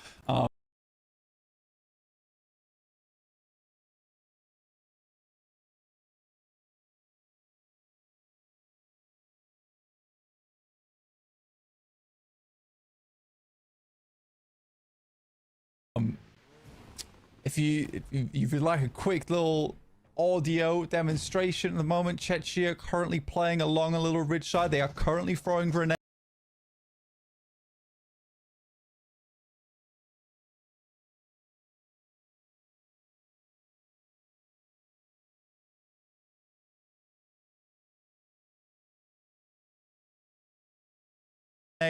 Cyrex is taking a lot of damage, and they're holding off both teams very well as Havlik starts to run up now, Jackie.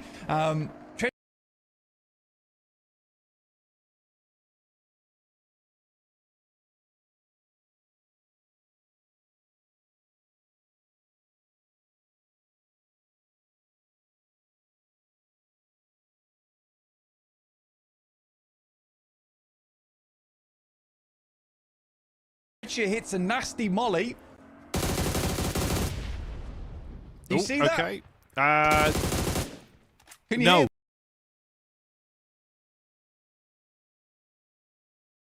But I'm back. I'm back. Okay, there we go. Right, nades down. Nades down. They're behind the deployable cover. It looks like they're going to try and keep themselves alive, you'd imagine.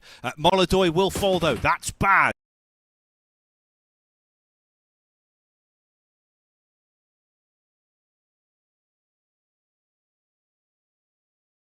You do not want to go down. Ideally, you'd like to be the last one standing to get the most points possible out of the game, because that's how PUBG Mobile works.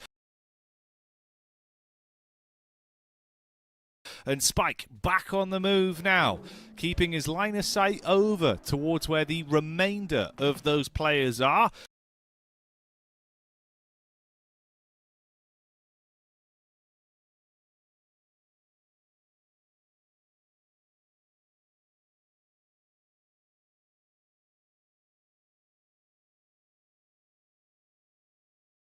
Because if he can hit bullets onto them, that would be ideal. Peek out from Clutch, shows a little bit of skin, and they try and fire some bullets their way. So they're trapped in a bit of a rough position then. And you'd hope that Azerbaijan will be able to eventually pull themselves out from this one, but Molodoy up and down like a game of whack-a-mole. He falls to Havlik, and now we see where we go from here. Heavy Havlik in the front lines, the big gunner himself, but it's realistically, at the moment, the main star is the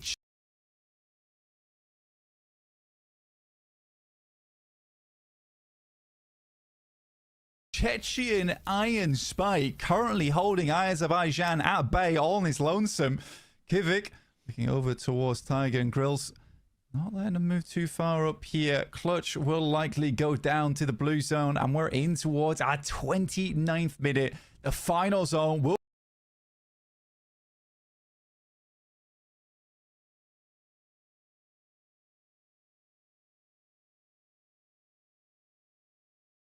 We'll close on in, and Czechia, you know, it's not the most incredible amount of eliminations for a run, though, but should be locking in the chicken dinner.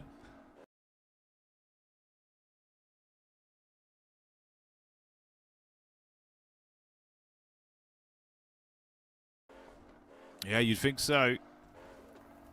At this point, all they've got to do is shut down the final duo and see if they can lock it in. Kvik, will he be quick enough with the plays? The nade's pretty good to slow him down. Ooh, Tiger actually sinks the teeth in for the first one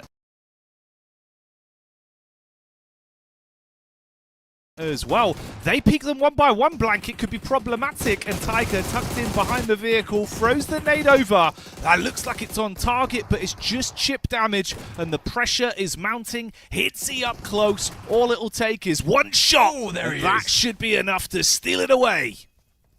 Oh, a huge chicken dinner there for Czechia. It almost swung the spike round, twisted that bad boy straight into him. Love to see it, and that's a hell of a way to end the match there. I think for Czechia, though, really, really well played all the way up until that point, and they held on strong. I mean, they had a good spot, a little ditch to play from, but I don't think there was any easy position to play there on that map. No, not at all. You can see as well, obviously, very different from what we've had from our other regional competitions so far in the qualifiers, right? This is that prime Wagyu beef, Blank, that we're getting here. It's expensive and it's tasty. So some more of that in our future when we order the next round after the break.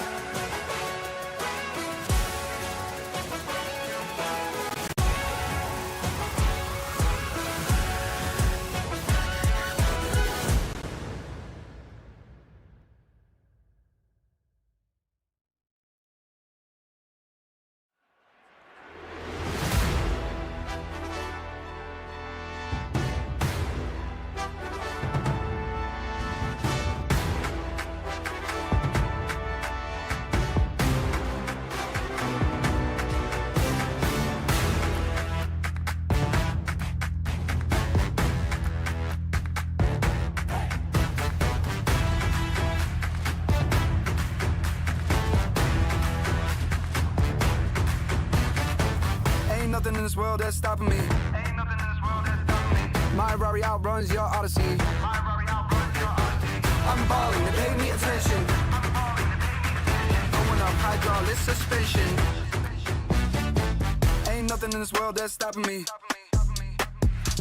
My Rari outruns your Odyssey. I'm balling, they pay me attention. Going up hydraulic suspension. Never young green light, let's go. No amber, no red, go low. Coming with a stop sign, go home. Never young green light, green light, green light. Never young green light, let's go. No amber, no red, go low. Coming with a stop sign, go home. Now we young green light, green light. Woo!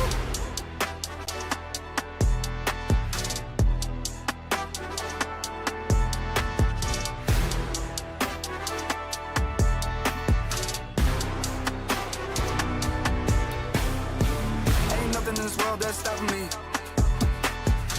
My Rari outruns your Odyssey.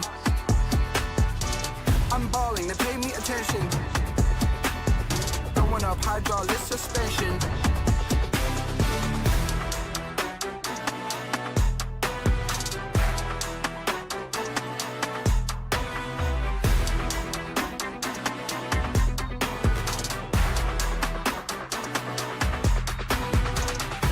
nothing in this world that's stopping me. My Rari outruns your Odyssey. I broke it off cause I'm not settling. I got a gift for the lip, I'm a trick at me. Ain't nothing in this world that's stopping me. My Rari outruns your Odyssey. I'm balling, they pay me attention. Going up hydraulic suspension. Never young green light, let's go. No amber, no red, go low.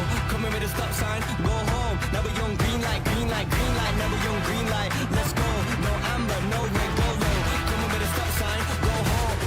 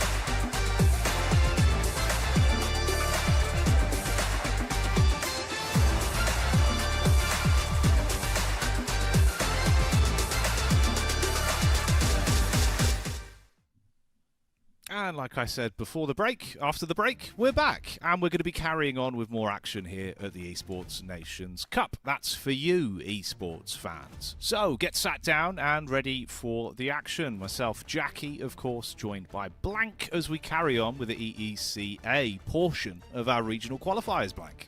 Hey, we're not messing around here. We're straight in. We're actually in a state of stasis between the breaks. So for us, time hasn't really passed at all. We're just straight back into things. For you, it may have been 10, 11 short minutes, but we'll see how things get on here over at EECA. We still have 5 more matches to go, which is going to be very, very fun to see who does come out on top. Actually, let's have a little look here, because have the leaderboards been updated? They have. Czechia is in the lead, and just like that, look at that. That is smooth as butter. Czechia in the lead with 21 points. Latvia shortly behind with 16 points total. But you can see here the elims, 13 for Latvia, taking the 16. So they got 3 points in terms of their placements. But by God, what a game they had. Yeah, man, this is why the minute I checked and cross-referenced it to make sure it was the same legendary Latvians that I know and love there playing for the national roster, I was very excited. A lot of talent, some of them being a little bit newer as well. Windy's one of them, Blank, that's on the younger side. I feel like it's one of his first sort of few years of really sort of being within that topic of conversation in global events or bigger events like this that qualify you to big globals. And he's had some really big money moves. He impressed me and Max an awful lot. So looking forward to seeing how they do as a nation here. I think they could be in a great spot. Afterlife, of course, being the primary roster you'd know him from if you've seen him before. But yeah, that's really kind of what you'd expect. The minute I saw those players, mate, they love a scrappy game where they play for big elims. Yeah, absolutely. I mean, for Romania, Afghanistan, two really, really good squads as well. They're currently taking 3rd and 4th place. But as we said before, Jackie, 3rd and 4th place, it's not enough. All right, we need a little bit more gas, need a little bit more pedal here to get yourself up towards that top side. But I think the big thing I was most surprised about in that game is that the point scoring from Czechia, not that big.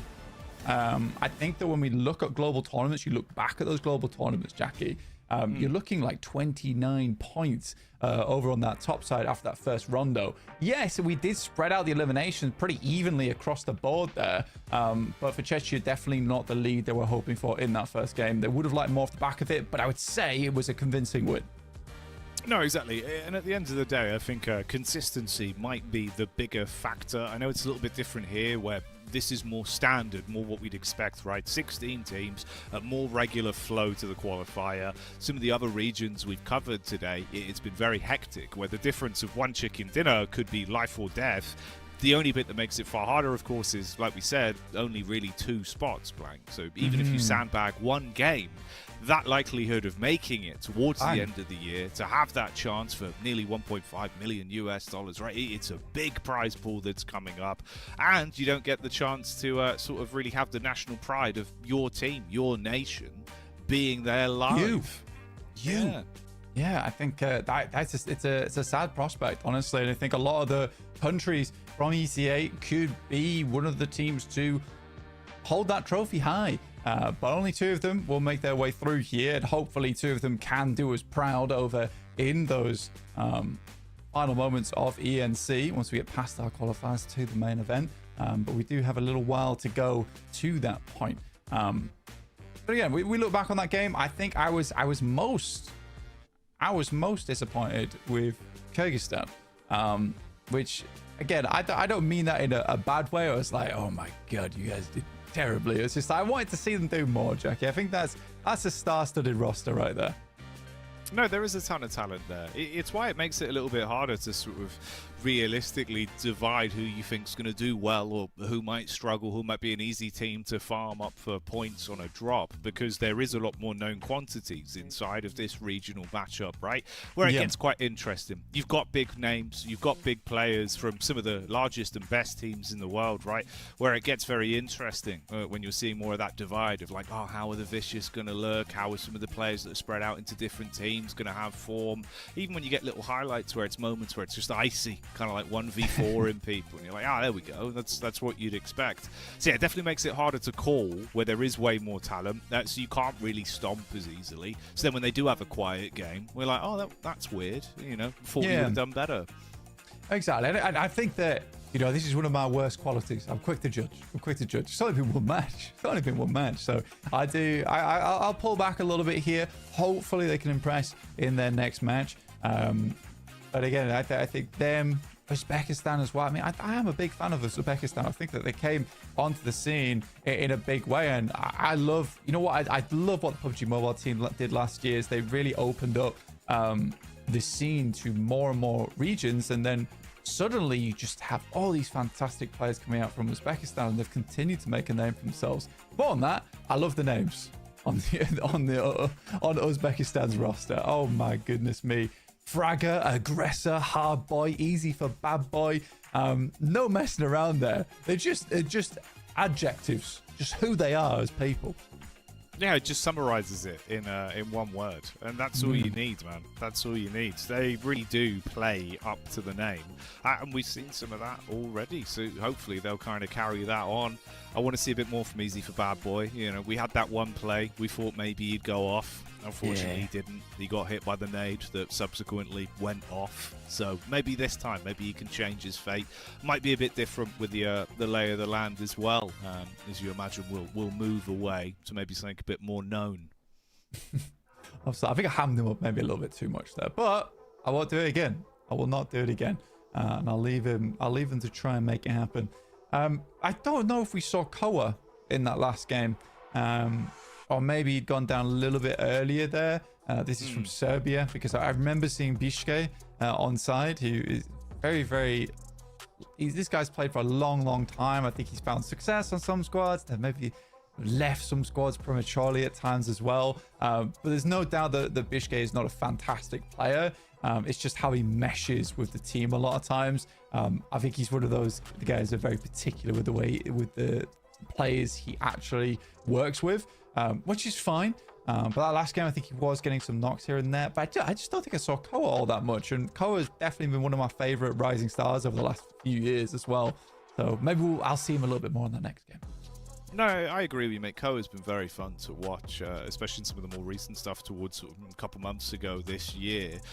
It was nice to see what sort of level he was at and how the team's working. I suppose that also poses the question of, is it easier or harder switching over into a nations format, where if it's, say, maybe one or two of you from a main roster, can you convince the other players to follow that ideology? Can they pick up the sort of strategy and way that you approach the pace of the game as easily?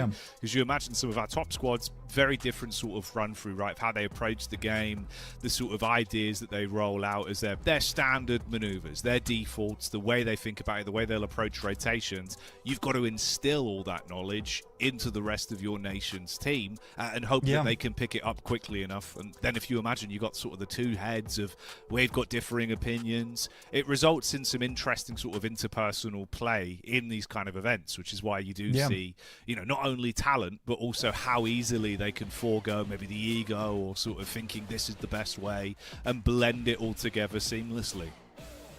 Well, I would say that Cole is probably quite an agreeable guy, in my opinion. I reckon that he'd likely give across those ideas. He's got a huge amount of experience as well, but I don't think he's the type of guy to, you know, try and force that upon you. I mean, to put it this way, I remember when he won over in one of our PMPLs, then Pauline tripped over his jeans, tried to play it off. Oh, cool.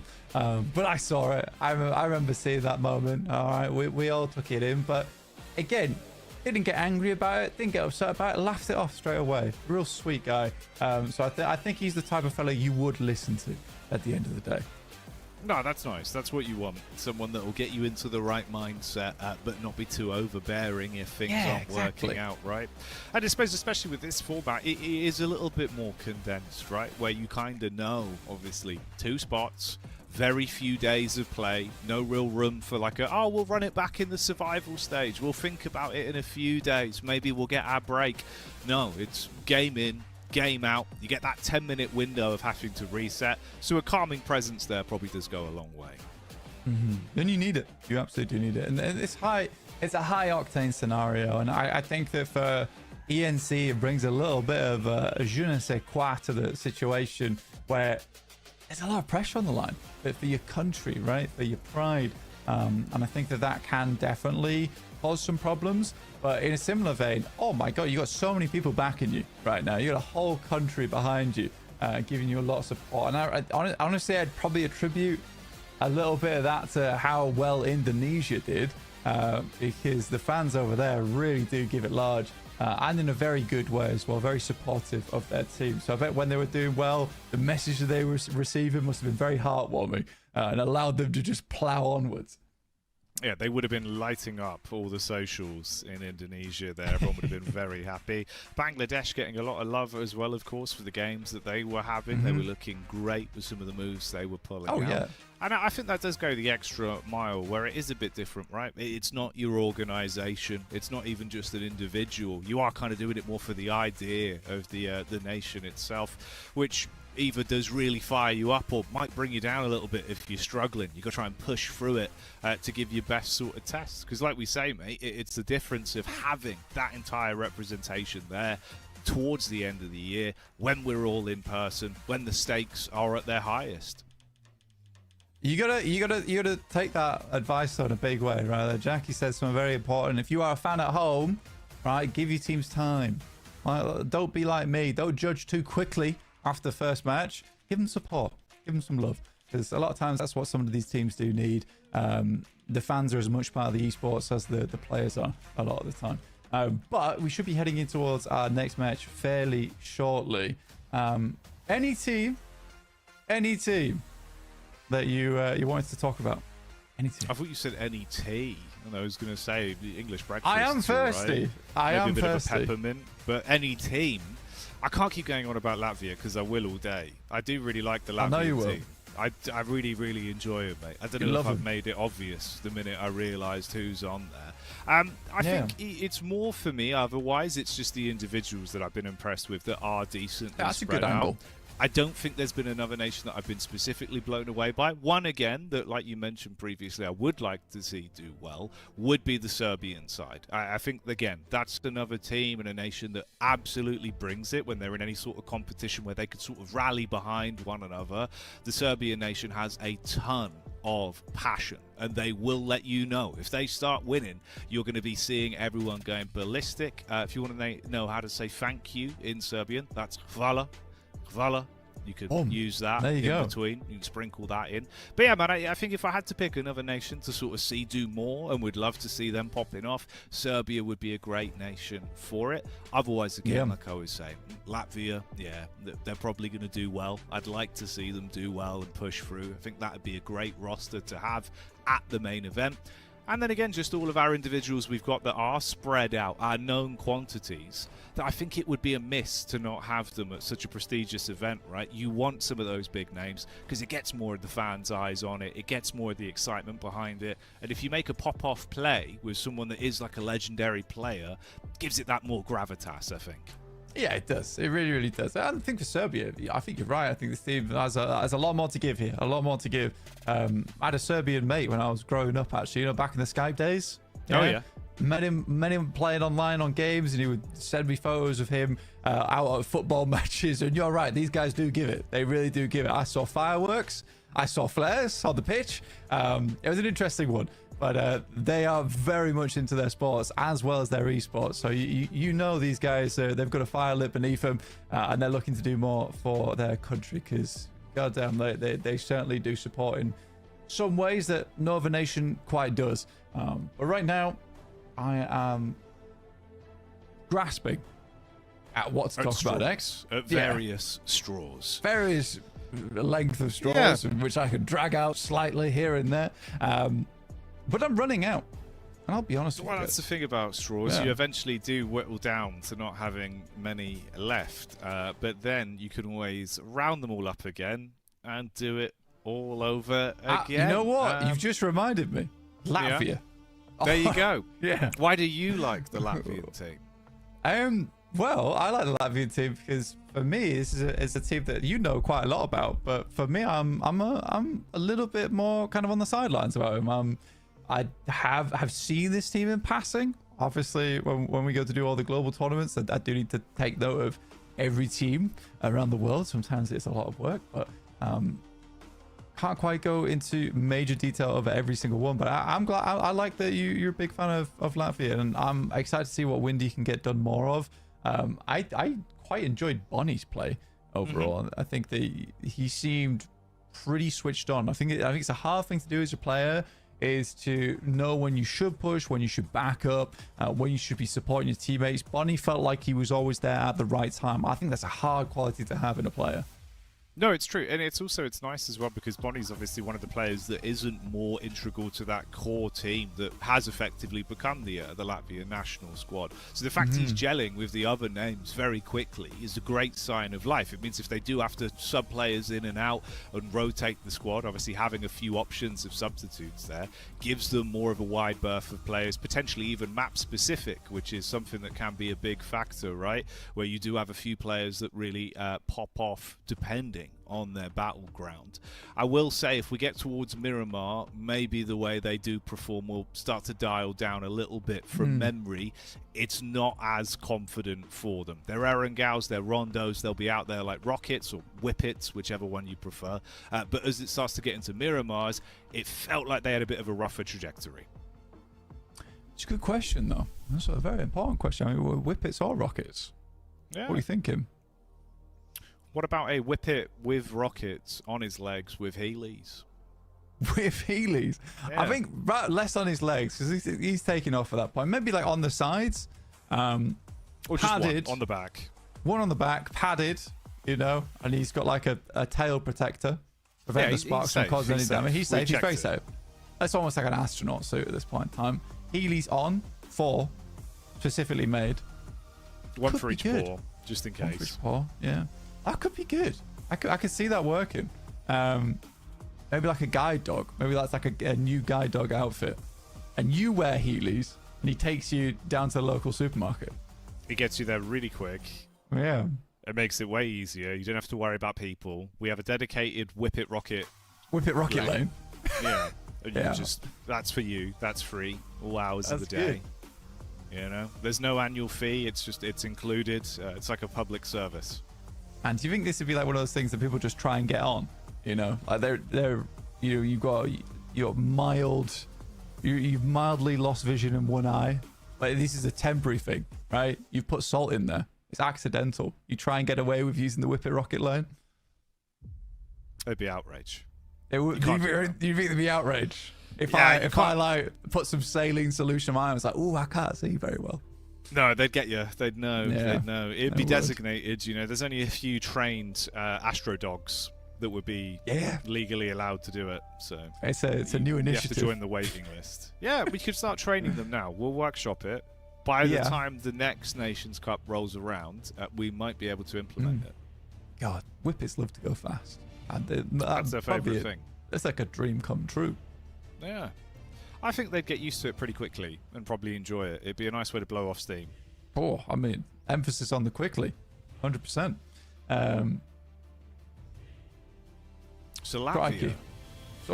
Don't come back. Don't bring me back there.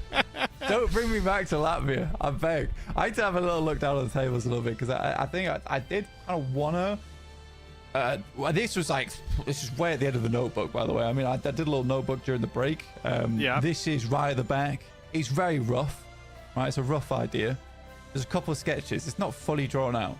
But Azerbaijan, what I've got written down here is Molodoi. He's good. Pretty good. Yeah. That's what I had. That's all you need. That's all we need. As we're in 5 minutes, 58 seconds. We skipped a little bit at the start here. That's fine. That's fine. We're in game. Yeah. All right. Let's see how it goes. Let's see what we get out of this one as we ease into the action. 16 squads alive, 61. Is that the maths? Is that accurate? Give me 2 ticks. My game is very loud. All right. Fix that. And then run the numbers. We've got all the graphics are in as well. This is nice. Look at this. Once you can see it, of course. Yeah, it's looking tasty out there. We've got our little flags now populating, so you can see all the different national teams that are here competing at the ENC. And this should be a good one to get into. So we changed the pace a little bit. Obviously, we're moving through that map rotation. So we get to the Erangel now, which is where things should generally be a little bit more consistent for some of these teams. Rondo can always get a bit too hectic. It can do. And I think this is oftentimes a nice little reprieve from Rondo going up towards Erangel. A bit more time spent in that early game. Unfortunately, there he is. There's our boy. It's Koa. Starting things are strong. So glad we talked him up. Serbian fans better be going crazy. Hey, there's a reason we mentioned it. It's a good team. They got some very strong players. Actually, quite a few big names. If you look at the overall encompassing factor of certainly, there's a lot of players that can deal damage there. So yeah, this should be really tasty for them. Would love to see them pushing this one a bit further, showing us what they're made of. I mean, I think for Milan's as well, it's been a while since I've seen this guy play, but never too unhappy when I did see him. And Leon Bishke, R77. This is a strong squad. Definitely a strong squad. I'm glad you brought him up earlier. Some good shots to start things off though for Koa. Sadly, not quite able to fully take the cake here. But in the meantime, they were able to swing a fair amount of their squad round to the side whilst Koa just prevented that escape from the rest of the team.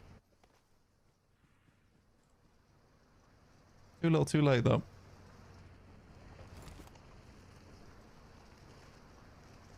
A little bit more what you'd expect out of games of PUBG Mobile, though, is we've gotten into things here.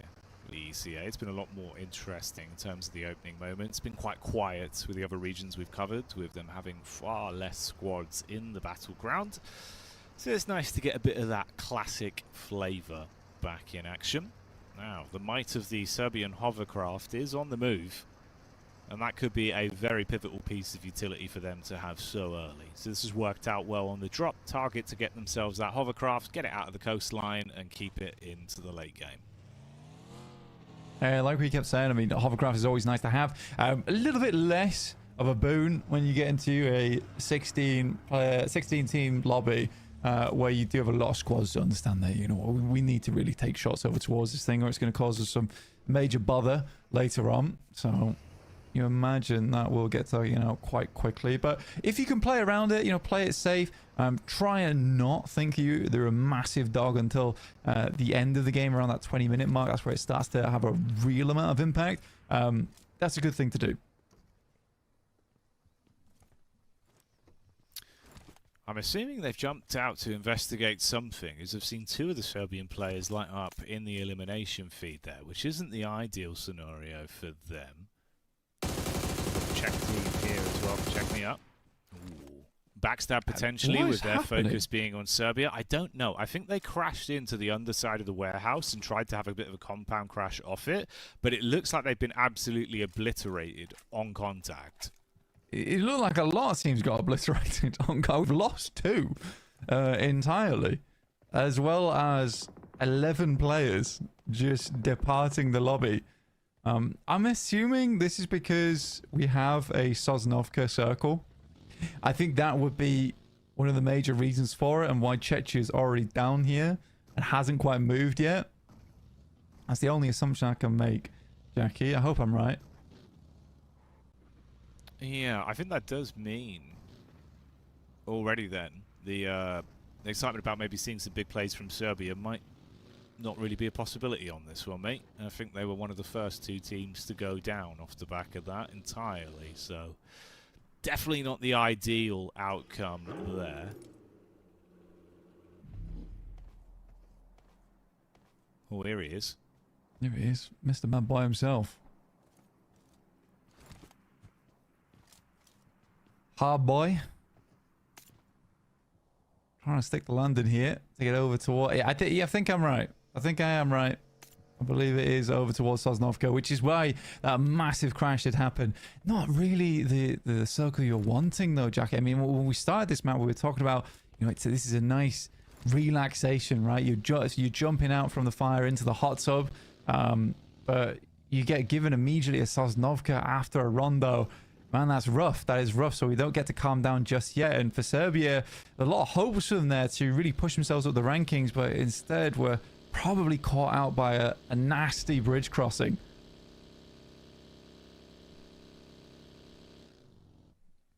They're going to try and get away over that bridge and get themselves into a better spot. Leave it any later, you run the risk of someone being set up, and you never want to be trapped there. So many high ground angles you can play off on the sides and the rafters of the bridge itself. So they forward on ahead. We do get to see the Romanian national squad as well here on the move. Doran and the boys having a bit of a look around. Yeah, having a quick peek. I mean, I think this is an all right place to play as well. Over on Sosnovka, a lot of vision. I think that's the main benefit from here. Obviously, you don't have like a major settlement to play around, no massive buildings. But I think the big thing here for them is just information gain. With losing EXO earlier on, you need that information now more than ever, so you can make calculated decisions to minimize the risk going towards this late game.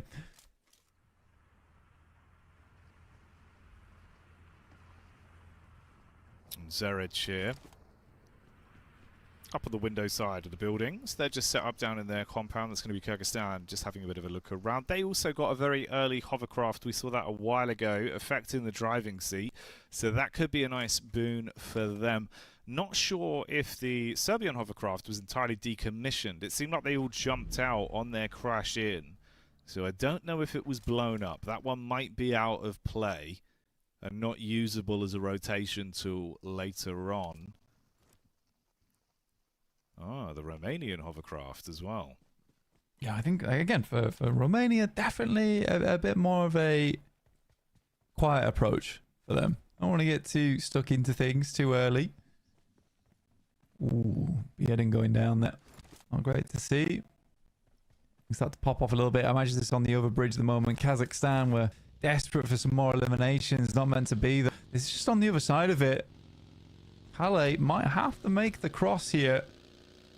This guy way back in the day. Very, very strong fragger, but can he make the drive? The answer is no. No, Kazakhstan there being able to get the opening pick and then dropping off of the bridge. It seems like Bulgaria and Latvia are taking a head-to-head encounter as well, with the play zone nipping at their heels as Icy seems to have fallen. Goodbye Notorious as well. Maybe room for Latvia to build off the back of this one. Meanwhile, Azerbaijan, you've got the move up from Molodoy. Now, we did touch on him, but he is a very talented individual. So, if we get to see him in a late game position, definitely keep your eyes open. This is nice from Latvia, though. Lighting up that Elim feed. Bonnie does go down to the play zone, but you've carved out some space here. And I think anytime you're able to get like a very convincing win on Sosnovka as you enter, I think that's fine. I mean, it's one of those areas of the map where if you lose a player making your way in, honestly, that's actually a good result.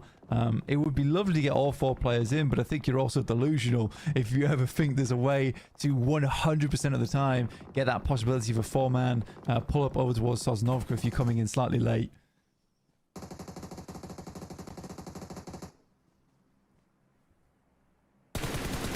Spike from distance. Wow. Mate. Are you lines kidding? that one up, hits it perfectly. He's got his spectacles on there. That's a beautiful shot. Very, very nice shot. He's got the magnifying glasses on the end and everything. It's, you know, the full shebang. Full attachment list to the glasses. I'm very surprised to hit the shot. I think it was a double headshot as well. Must have been. Drop him as quickly as it did. He was looking great last game and continues to do so here. Mike will sit. It's this side of the circle too, Jackie, but I think up towards that fence on the south side, that's where things start to get tricky. So you have to put a lot of focus over towards your western edge now. It's a bit of annoying.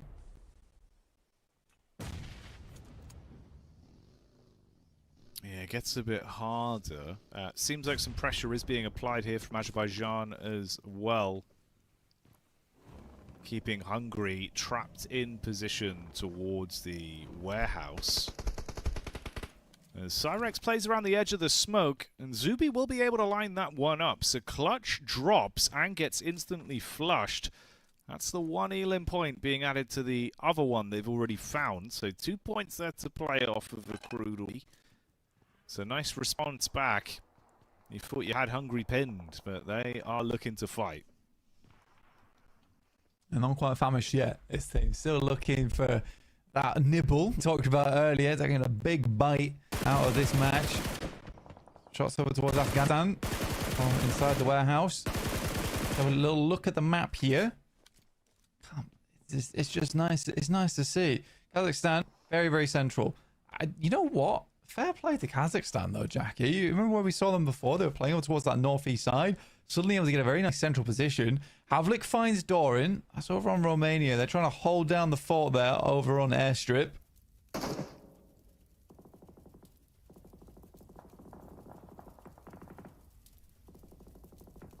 Seems like a bit of infighting is breaking out as well. Close grouping of a fair few nations rosters here on top of one another. Chetnia takes a bit of a hit. That's Havlik. Ooh, very close to expiring. And Spike has just about grabbed him in the nick of time there. So his Guardian saves Havlik. And that's a player that you want to keep alive later into the game as well. Can do an awful lot. Very talented. Could be a big piece of this squad. Infighting occurs. Ooh, instantly on a peek back up. Havlik able to re-engage with the AUG. Shots on target. Oh, Spike. And maybe room to capitalize. They could engage off this. They're going in. This is really big here. The response time on that as well, just fully prepared for Havlik to hit that shot. And Spike's going absolutely insane in the front line with the P90. I am very surprised how that works out. Goodness me, the Chechen Iron Spike strikes again.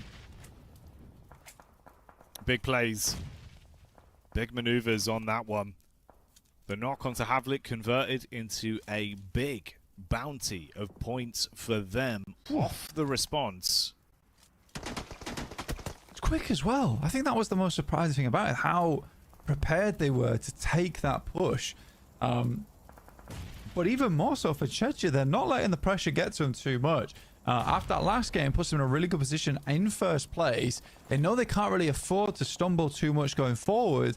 If they're able to capitalize on that and profit off the back of a Sosnovka circle over an Erangel, very impressive stuff. You can take the boons you found. Could be a lot more to get done with this one. Rotate over, looks good with Hard Boy finding some shots. Easy for Bad Boy getting thrown into the mix as well versus Romania as they are struggling under the pressure. Even Albania taking a few shots back with the barrel there. The shotgun knocking one. So room to try and withstand and stay alive. Oh, how do Afghanistan react on this one though? Down towards the ridgeline, that's where Hungary is set up. They've got ample opportunity to at least top themselves up.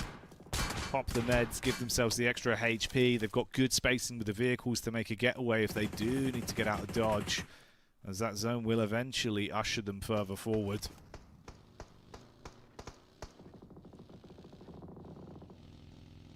Uzbekistan moving up towards that top side, and moving back down again. We are getting close towards the end of the game. Gonna see the map here again. Kazakhstan just playing it real safe. I'm more curious where Czechia is currently playing. They're looking over towards the final players there from Romania, trying to keep some semblance of life in them to get some more points on board here, Jackie. Afghanistan back down towards that south side. So once again, we do get Afghanistan getting themselves in towards a late game, but we still have quite a few teams left remaining here. If I'm counting correctly, got 3, 2, 3 into 3. So we've got 9 teams still left in the lobby here. But in such close quarters as well. It's interesting. It's definitely interesting. Right on that coastal edge too. Yeah, limited play space between them with quite a lot of squads left alive. See Albania's POV here. Ghosty on the move to reposition between the compounds. All of the vehicles detonated in front of them, so limited opportunities with the shots whizzing on by. We're going to be reaching a bit of a fever pitch on this one soon if it carries on like this. Last minute looting being secured. Smoke back up to give yourself some space to play with. And that zone going to require a little bit of shuffling from the other teams as well. Albania will need to move slightly further forward here, ahead of the hard cover from the detonated vehicles, and possibly get themselves into a bit of a better spot. Could be spotted out on that cross as well. Chechnya in position. They're actually all-inning towards the man from Romania. Tucked in behind the buildings. No cover, no chance. Goes down on the shots. And they instantly set their focus on Albania, being fought from 2 angles now. Yeah, I mean, for Albania, it's a tough approach for them over on that north side. Chechnya, though, still looking to claw themselves a little bit more room, and this could be the death push, right? Bit of a death rattle coming through from Chechnya, but Kivik just moves straight forward, takes shots over towards Kazakhstan. That's Teak going down, and again, this is a fairly central position from Chechnya. If they could do a little bit more with this, it'd be fantastic. That hovercraft, though, you were talking about it earlier, coming through from Kyrgyzstan, they've managed to get it towards the end of the game. Sadly, it falls flat here.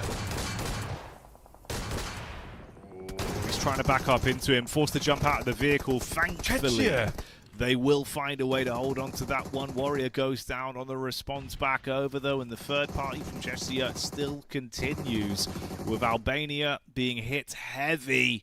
That's going to be a nice follow-up onto Ghosty from Hitsi, Havlik right in their face with the support of Spike from the side. You are trapped in position with the zone forcing you to give up the goose on this one eventually. Meanwhile, everyone else up top on the hillside clamoring to heal themselves up off the back of the hovercraft fight. Havlik just does not give a damn. Heavy Havlik, the loud footsteps of a veritable giant coming towards you. Nade goes through and Albania's done. Could not keep up with this man right here in front of us. He is just armored and geared to the teeth right now, looking to push his way through a lot of these teams inside the lobby. Czechia continues to spike outwards, getting more and more ground for themselves. Nades over towards the final player there from Kazakhstan. 3TN takes an absolute bombardment, will go down. I believe that is Kazakhstan now out. We're left down to 4 teams. Is Czechia potentially looking for the back-to-back? Could be a huge result.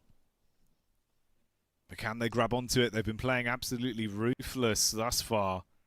Some great maneuvers in the way they've been taking these fights.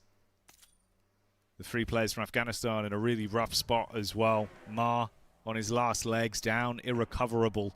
And the other 2 in close, and 33 ZZZ jump in the car and make a move over to get back into a better position. At least something to give them a ridge, some kind of cover from the shots. And Chechnya are looking for them. Smokes up, nade over the top. That could be prime.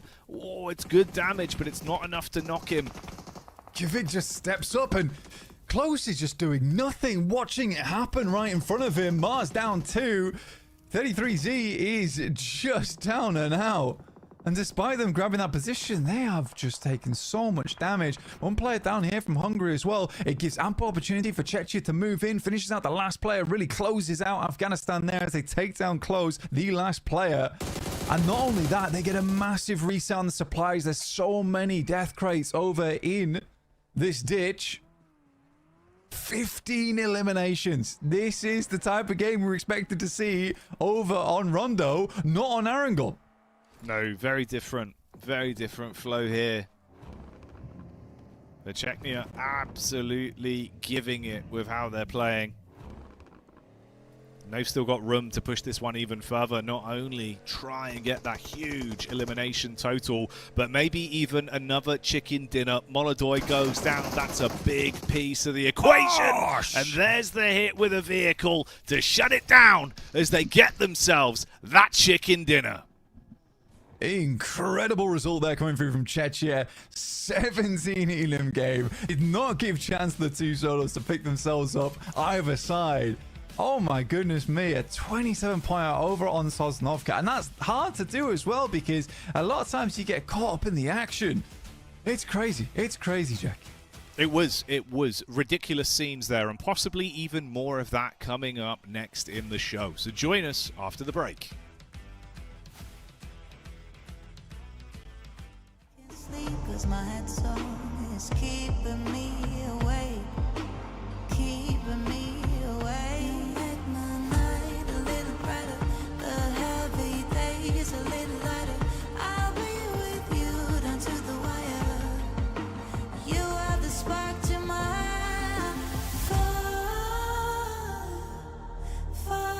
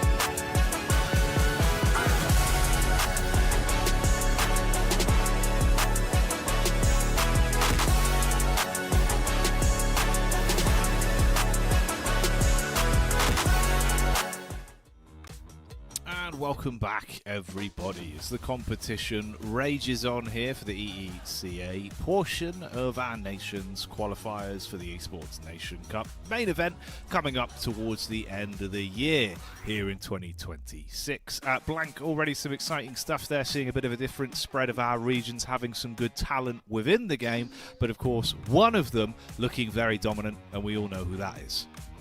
That we do is Latvia. No, it's Czechia doing really well right now. Fantastic stuff for them with the back-to-back.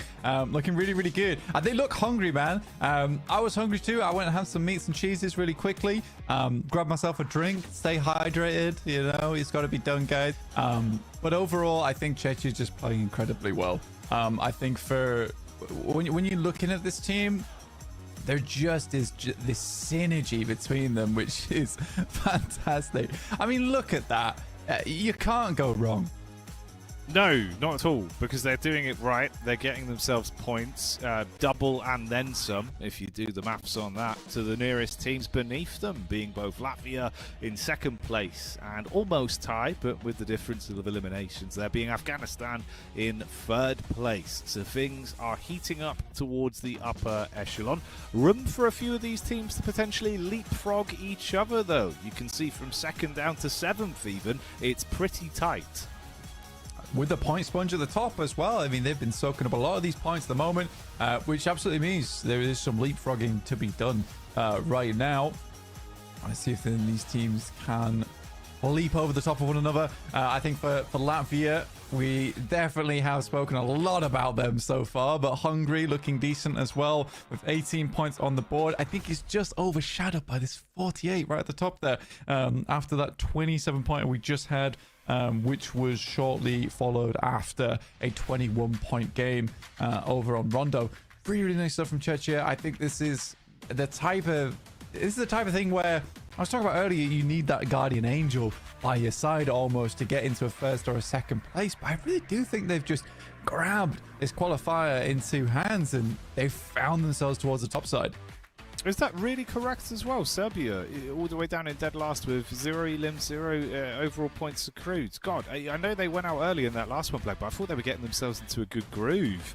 Damn, yeah, maybe that's why we've not seen too much of Koa. Yeah, I was thinking, like, what's happening here? Yeah, we'll just keep saying they've got it in them, and then maybe something will happen. We'll keep poking them until the end of the day. You never know. I think with how the point scoring is tallying up right now, though, you know, you get a chicken dinner, you get a 24-pointer. That could sit you up towards the top 5, though. It could all be fixed. Yeah, it could be fixed in one match. Yeah, that's all it takes. Kind of similar with Romania. I didn't expect them to see them on the second page of the booklets. Not full book, because that's got many pages. Booklets tend to fold out into like around an average of 2. Yeah, well, that would just be the one. And then you got the reverse, but you can't do that. You got the opening leaflets. Oh, that's a booklet. Is it? Well, booklet, leaflet, same deal. We'll find out later. We'll do our research. We're getting into the action. Here we go then. Another one coming up. So if you enjoyed the others we've had today, there's a good chance you might enjoy this one as well. But wait, there's more after this. We've got Mina coming up later on. And then even more after that. Yeah, it keeps going. It keeps going. I would have to check. A lot of regions, a lot of nations, a lot of qualifying, but well, more not qualifying than qualifying for a lot of our teams, which is why you want to make sure you qualify, because those spots to the main event are incredibly coveted. Yes, that's right. I mean, it's a tough task to get towards that top side of the lobby, honestly. But you're right. We're gonna be losing a lot of teams. We've already expressed our great sadness at losing a lot of the squads from EECA, because there is some fantastic ones in there. You know, maybe another day, another life, Serbia could be there in first place, but I do believe that Czechia firmly deserves to be in first at the moment. They really have shown us that they've got the skill to make it happen. They don't need luck on their side to make this one work. If they flip the coin, they call heads, they get tails, they make do with it. As Azerbaijan will move in towards the lone player here of Armenia. Yeah, see what they can do. Ideally, you want to get the points out of this one early if you are getting thrown into opening combat. Ooh, Ghost. I'm almost surprised. second guessing it. I thought he was going to get done in then. He did the Patrick Stewart quadruple take, mate. He looked away, looked back. Looked away, looked back. He said, "You two were buddies, weren't you?" And then got the elim. Yeah, it was actually fairly impressive. I don't know if he's just got super high sense or what. Oh, yeah, I don't know what I was. I would have got baited out by that. I'd be like, he's not looking. And then suddenly my feet are blown off. Molodoi on the outside. Talked about this guy quite a bit so far. Wearing the basic costume, which does annoy me. He will do. He will do. He'll deliver, mate. Don't you worry. All right. He likes to try and subvert expectations. He keeps it basic, but he does it mean. Do you think he'll put a skin on once he starts doing well? Yeah, no skin for him. You can stay on the basic kit. Unfortunately, yeah. Ghost once again. Mr. Double Take himself will find another. Doing very good work right now here for Azerbaijan. Can he go further now? And that's the second. Can he make it the 4-piece? Oh, man. Ghost. Molding them into clay right now. It's big maneuvers from him. Let's see how far he can take it. Switches to the primary, and it's easy pickings. Hammers them in, mate. That's how you get the opening squad wipe on the board. Yeah, that's crazy. 5 Azerbaijan. Almost got there, but Ghost does turn them into toast. Dear me. Anyway, moving on. Losing one player feels pretty bad. Clutch also stole an elimination away from Ghost, which I'm quite unhappy about. That means he can't really post about that on the socials later. Though he should. Yeah, you could print it out, put it on the fridge. It was good with a shotty. I'll give him that. Double barrel. Yeah. Sorry, I was distracted for a second there. But I'm back. What happened? I'm pretty sure someone almost crashed outside my house. Oh, that's good. Or at least they did. Yeah. It's like a long swerve as well. I was actually surprised. Mad that, but I'm glad nothing bad happened. Yeah, that's what you need. Good things occurring inside and outside the game then, so far. Mm-hmm. He wouldn't have qualified.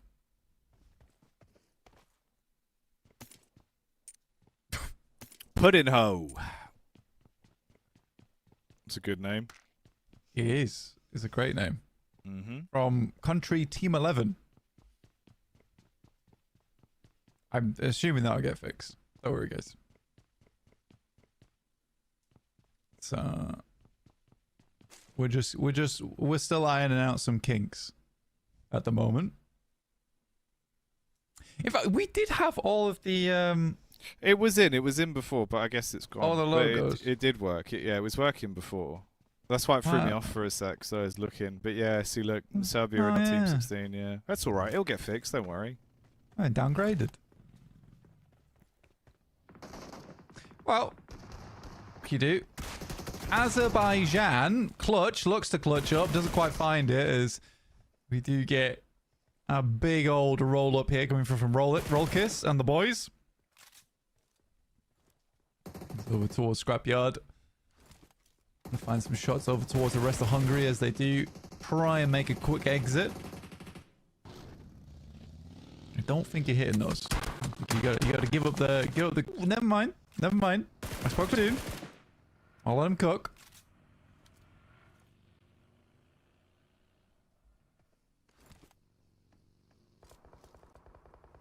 Yeah, man. Healing up now. Ooh, not though, because you can't. You've been shot. That's a bullet from Grills. More bear on that one. Survival instincts kicking in. Ghost keeping it going as well, which is what you want to see, I would imagine. Cyrex on the move as well, so Hungary back at it. Let's see if they can chase down and find anything else from this. Jakey is quick with the getaway though, and should be alright to tuck himself back in towards some cover. Yeah, gets himself squared away. Back in business. Zuby, though, will find Jakey. Some good shots there coming through. I think there's been some fairly decent plays coming out from Hungary overall, but finding the elimination has been a little bit more of a difficult challenge for them. Not fully making that work. No, just making a quick getaway as we head over towards the circle. This is over towards the western side of Skull here, so we're looking over towards the western side of the map overall. As Duke said earlier, it's feeling pretty Gatkery.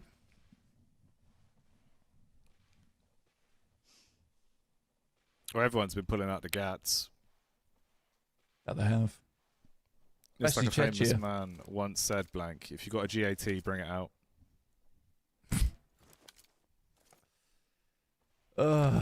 Yeah. You can't make me laugh because I am in a hysterical mood right now. I've been awake a long time. Bag the Ramsey.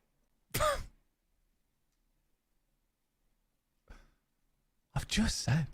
And lay low to the Grand Theft Auto. That's what we're working with right now. Vehicles. That's a slow roll. Yeah, very cautious, careful. Really worried about those wheels. Don't want to scuff them. I've also noticed that we're back to normal vehicle cams, no longer on steadicam mode, which is good to see. And we're getting the map. We are evolving as the day goes on. How do you feel about that? It's nice. That's what you want to see.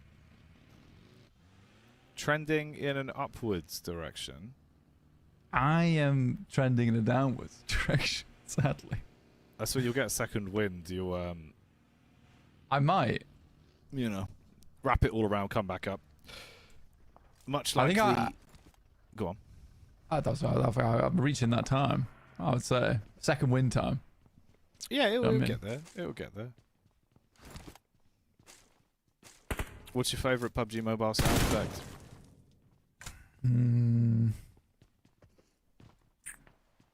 S12K silenced. That's a I pretty quite obvious like it. answer, though. When Well. they pick things up. Oh, Yeah, I that's think a nice. niche one. That's a niche one. I like that one. I also quite like first aid kit. Oh, yeah. That one's good. What do you think about the impression, though? Good, It was pretty bad? good. No, yeah, Thanks. I almost thought it was the game. Oh, that's fantastic. I'm glad you thought that. I did not think it was the game because I don't really hear much right now. Well, I'll tell you what you will be hearing in a minute. Go on. Latvia. On in a the way. position here to make a play. The team flying the flag of their nation high, consisting of Bonnie, Windy, Ravio, Misha. A talented squad. Gonna leave them green with I see 'em. envy in the green mobile. It's a red dot. But it's not red, it's a green dot, actually. Yeah, green. Is it canonically known as a red dot site?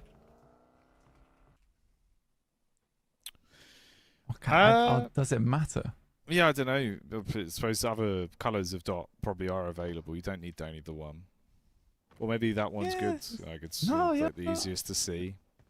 Well, I mean, here it's like, I'm looking online. You've got specific red or green dot site. It's interesting. Good to know. Well, they're easy colours to identify. They stand out. Yeah. Why not pink, though? Might blend in. With what? Pink. Astute observation. I bow to your wisdom. That's why they brought me in. I know you're full of anecdotes and useful information. Yeah, I'm keeping you clued in. You see what happened there as well. Havlik shot some people. Mm-hmm. And that's good because you get the points from that. He's doing more as well. This is exactly what I'm talking about. I can't see. Blind to it. Well, he was kind of just shooting at people. Didn't work out too well. Hitsy's been knocked. Yeah. To Kaus. Kaus is responding. It's actually looking bad. It's looking bad for Chechnya. Yeah, it's looking bad. Yeah, it's going wrong. Don't tell me that. How badly is he looking? I think you've got like 3 knocks. I can't tell. No. I think they're out. They're out. No. Yeah, they're gone. They're done. I didn't see any of that. You think? You're not certain? I'm pretty sure. I didn't quite see it all, but I think. I appreciate you trying to keep me in the loop, though. I just wish you hadn't said, Marv, that like such a strong team gone down.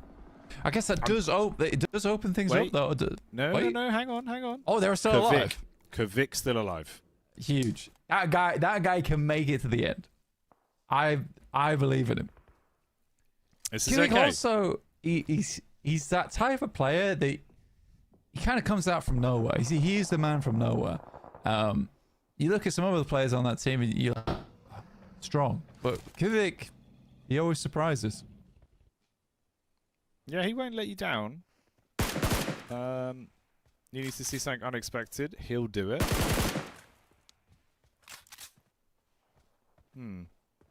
Yeah. 2 seconds. Seems like Afghanistan down towards ruins.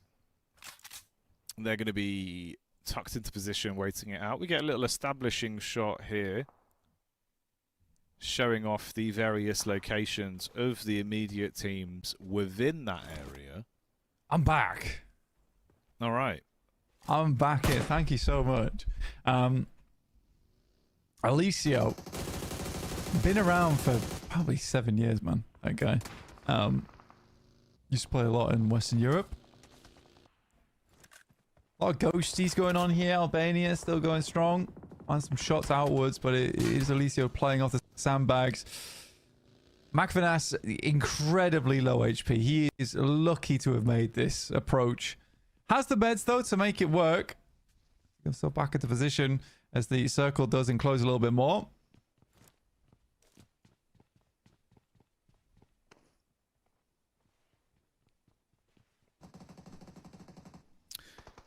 So 2 squads down to a solo. 14 remaining squads. A bit of a breakout occurring here as well. You will actually see a bit of a trade back and forth. Seems like Retro's been able to find one. That nade could be nasty. Ooh, blows them down right on target. So good follow-up there. Chance to potentially grab free TN as well, but you'll have to be quick about it. You have to get popped in the vehicle. I don't know if he does live it. I respect the attempt, though. He's making the run out for his boy. All right, 3TN not quite bleeding out just yet. I think he actually might get it back in. Or he went for the res right there and then. But as we all know, Zone 4 will instantly re-knock you. So I'm not sure why he went for the res outside of the circle. You sort of need to have an instant bandy available if you want to survive that initial one. And he's going to go for it again here. I feel like we're... Bandage. He's almost there. One more time. One more time, they can get him in. So he's just running towards the circle every time he gets red. It's such a they're waste just of chaining supply. them together. Just put him in the car and drive him out.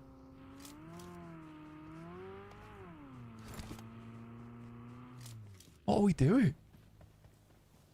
Stressing me out. He's Well, gonna tried that now, he's gonna but- die. Yeah. He's No, lived. hang on. I think he's all right. Yeah, I think they've got him in. So that third time, they put him in a car. They drove him in. That is the most stressful thing I've ever watched. I'm not in PUBG Mobile. That was nail biting. I can't believe it. I'm actually almost mad that he did live. Well, they figured it out. And that's worked to keep him alive for now. Tiger, though. That was a nade on top of him. And Mur for Afghanistan might be able to clean up. Will do so very quickly. Flushes through onto that one. gets the supplies off the back as well. Zubi also looking like he's in a bit of a sticky predicament here with grills going down. So this is getting worrying for their team. Afghanistan making good moves up out from ruins. Oh, hello. Okay. Afghanistan doing really well there. Close actually doing some good work. That looks more on target. That's what we want to see from Close as well, because that last game felt like Afghanistan sort of just accepted their fate as the arbiters of death in Chechnya just came and destroyed them in that last match. That's so much utility to work with too, so I was a bit upset, but this looks a lot better. They do need to keep pushing through though. Cyrex steps up for a couple of shots, but there's immediate rebuff on the side of Afghanistan as the smoke start to bloom around the artillery.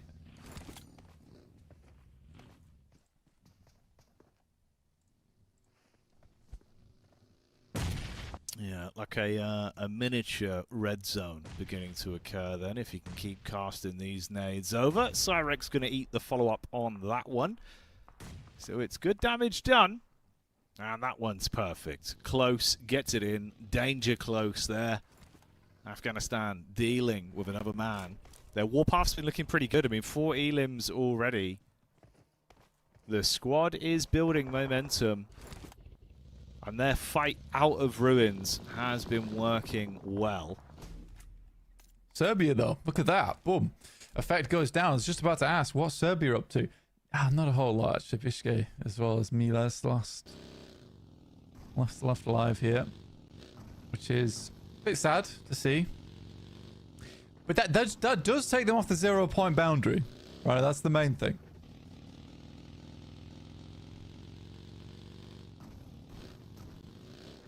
Yeah, that's good. That's good. That's what you want. Got to start somewhere, and with a talented team, you imagine that could be the beginning of a better finish the longer the day goes on for them. Zerich as well. Shout out. That's on to Ravio. So taking the fight to the Latvian representatives potentially. Could be a bit of a spicy encounter if we catch the whiff on that one, if it gets interesting. Uzbekistan finding... that's upsetting. Kvik now down and out, which means Chechnya do finally fall here. Titan's been removed from the lobby. Not even a single placement point found for them, so I do wonder where that ended up. Will it just be a 48, or did they get any eliminations during this game? We'll have to wait and see when we get to the match rankings. But Uzbekistan also looking pretty good here. Similar to Afghanistan, get themselves 4 elims. Easy for Bad Boy, that's still yet to find an elim on side, which is a bit annoying for me. I've always really liked this player. But the rest of the team actually stepping up in a big way, so all respect to him.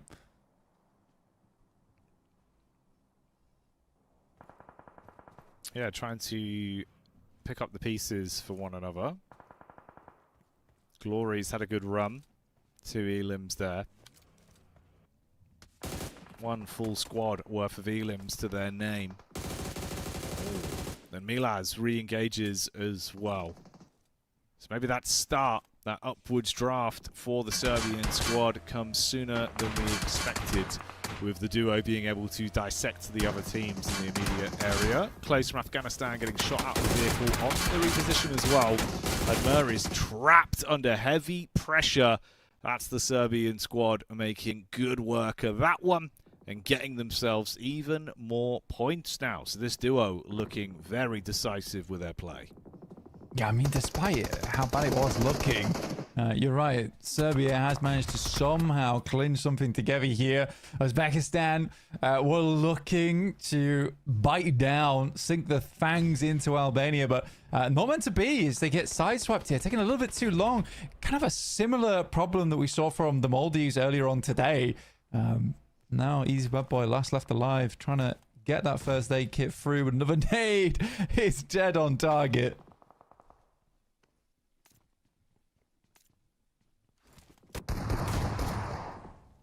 Aggressor behind the vehicle. Now the final domino to fall for his nation. Can he stay alive? Seems like there's some nades being thrown his way, trying to prime one right back. See if you can land that and shut down Ghost, who's had a great run of things individually, been putting up some big numbers.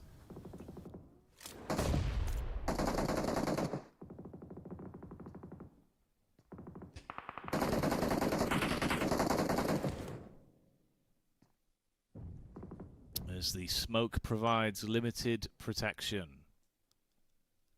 Kazakhstan. 3TN, once again, he's down, but was on probably his final 9th live at this point in time, so I can't expect to get too much further into this one. Icy will take a nade there from Teak. Just trying to play around the back of these smokes at the moment, but it's a good ridge side here from Kazakhstan. Sadly, I think both of these teams are going to struggle going forward. 9 elims, though, so far. Don't know how thing got back up. When did that happen? I am working with maybe a solid 2 frames. Doing my best. You can take in the detail, though, and that's what...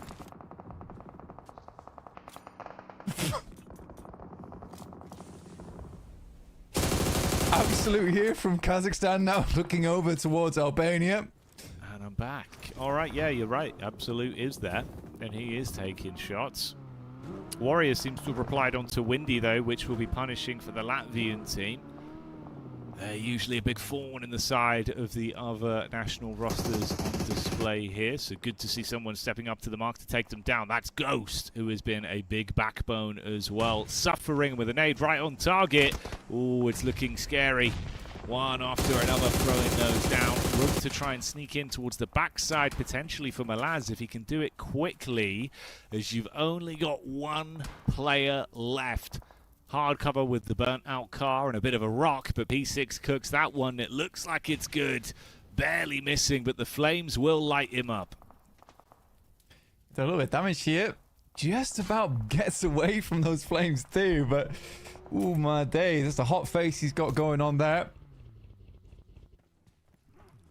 Kazakhstan.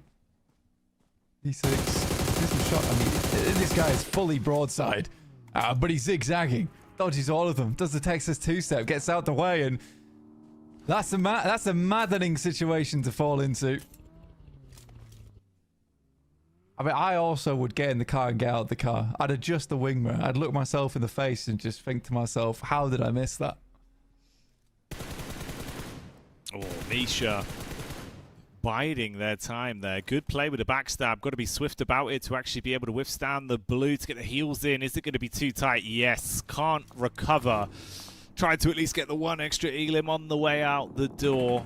But that's the end for Latvia, hammered in. Serbia still continues on strong, though. I can't believe Bishkek and Mellors are still going. It's a bit impressive. We're down to the top 5 here, so Serbia actually might get some good points off the back of this one. Kyrgyzstan with 3 players still up, Warrior, Fleek as well as Zerich. Sadly, Effect is down. I would say Effect is one of their strongest players on the squad. When he's in a good mood, that is.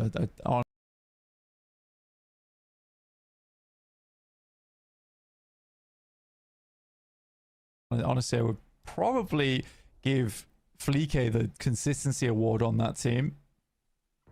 Despite being in and out with those 2 guys so often, I think whenever Fleek does play, you're always impressed by him. I don't think he disappoints too often.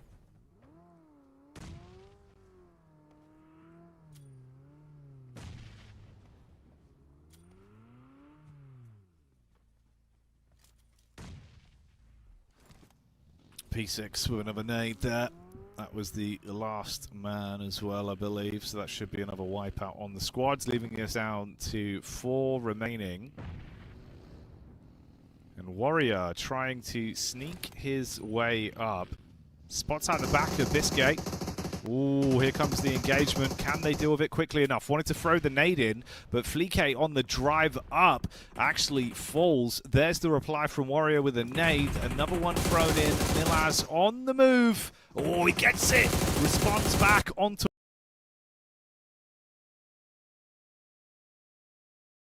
the Warriors good, but there's no real cover to play off of, so it gets so much more awkward, and they will fall. Serbia goes out in 4th. I'd still say as a two-man squad there going into and getting a 4th place with a couple of eliminations to boot as well. It's a hell of a way to start getting yourself dug out from the trenches right at the bottom of the leaderboards. So really well done to them. Kazakhstan, also looking for a little bit more here. I kind of think for Kyrgyzstan, I talked about a little bit of disappointment at the start of the day for this squad, but I want to see them take the chicken dinner here. I think it's a team that can do it, a team that should be able to do it. I think when you were looking through the team list, when we went into qualifiers, I think you would look at this squad and think to yourself, this is the team that you would expect to see up in that top 3.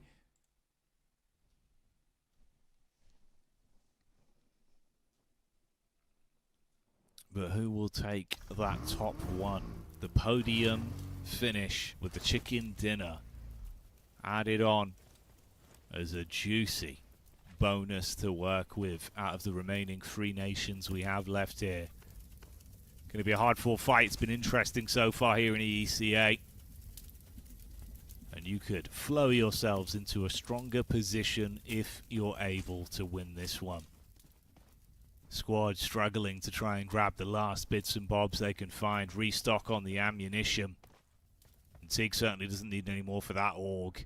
Armed to the teeth, 400 bullets of pain, ready for him to annihilate with a bullpup. Alicio, down on his belly as well, scanning the land. And this is a heavy bit of kit he's got to work with. Walk in front of that bad boy, and you'll be MG'd out of your mind.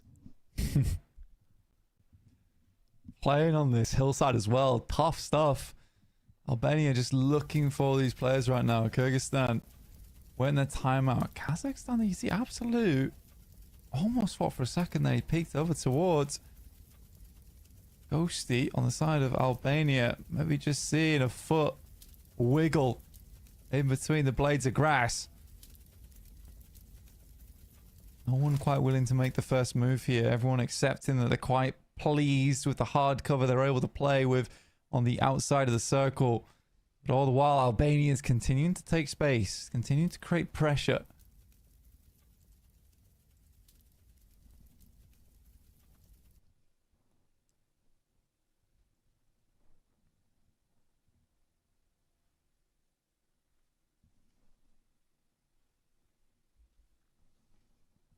Slowly but surely then. That feeling of having time to work with will slowly begin to disappear. The zone ushering everyone forward. And the proverbial game of TDM could be seconds away from breaking out amongst the nations that remain in the runnings here. From our 9 stalwart players. Who can make this one matter most? And soon. Getting towards the end of the game here, Kazakhstan opens up over towards Ghostin. We were sort of right. They were looking down towards that way for a long, long while there. Now Albania down to just 3. Evens the tide here between them and Kazakhstan. How do they make this work? Kyrgyzstan, they're waiting in the wings, right? Ready to break onto this stage. The Molotovs are deadly. Just lands between them, though. They can play off the back of that. Oh, Warrior. Ooh. He's been waiting for this opportunity. Hot shots. And heavy is the hand of Zeric, though, with the re-engagement. And here comes Absolute. That MG gets put to good use. One by one, the squads having their players whittled down. And it's a good transfer once again as we see them start to fall. Absolute taking them down, and there we have it as the final domino falls, and that one gets locked in blank for the chicken dinner. Really, really well done. I mean, for Kyrgyzstan, it started to all come together, but it did not happen without Warrior and Zeric playing 2 individual games right there at the end. You've got to have very large amount of trust in your teammate to be able to actually make that play. And you're right, it was certainly a heavy hand there from Zeric as the Buddha palm did come down and just squash down towards Albania. Really good stuff. Yeah, looking brilliant. Tasty scenes there. And of course, we're nowhere near done yet. Much more action coming up on the broadcast today. So make sure to keep it bookmarked, locked, and open on all available screens. We'll be back with some more games preceding the break.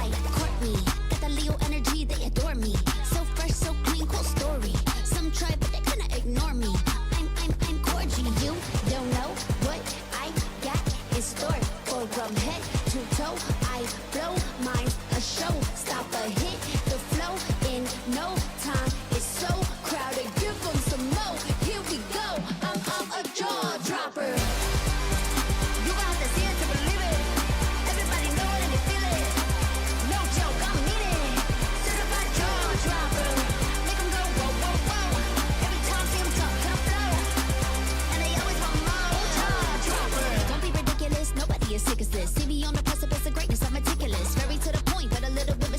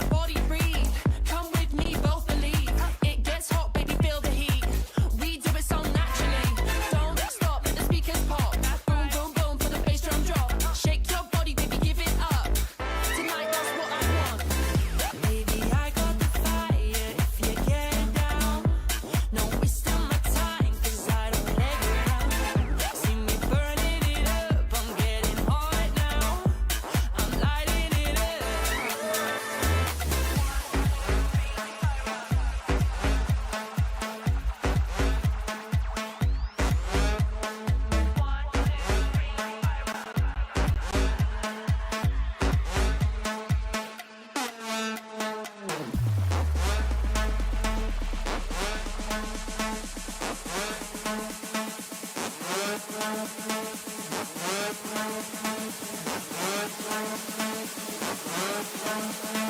two, three, let me fire up.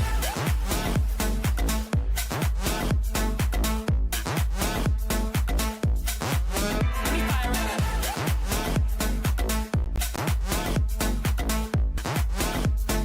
One, two, three, let me fire up.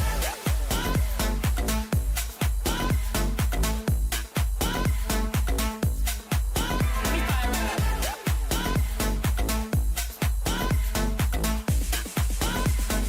One, two, three, let me fire up.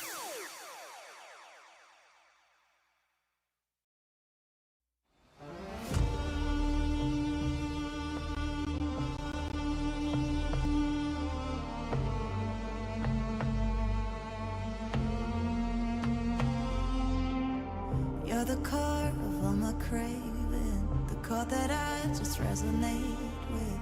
I'd rather die than let it fade out. 'Cause you make my night a little brighter, the heavy days a little lighter. I'll be with you down to the wire. You are the spark to my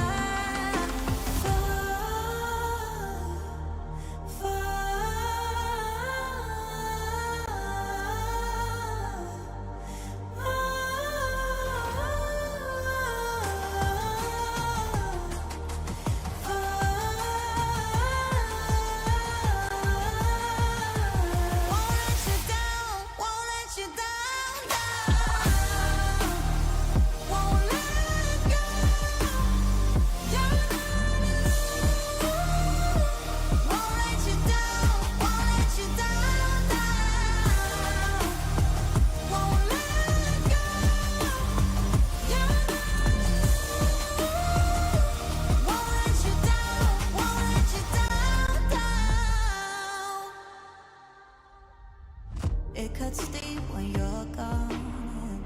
I can't sleep 'cause my head song is keeping me awake, keeping me awake. You make my night a little brighter, the heavy days a little lighter. I'll be with you down to the wire. You are the spark to my fire.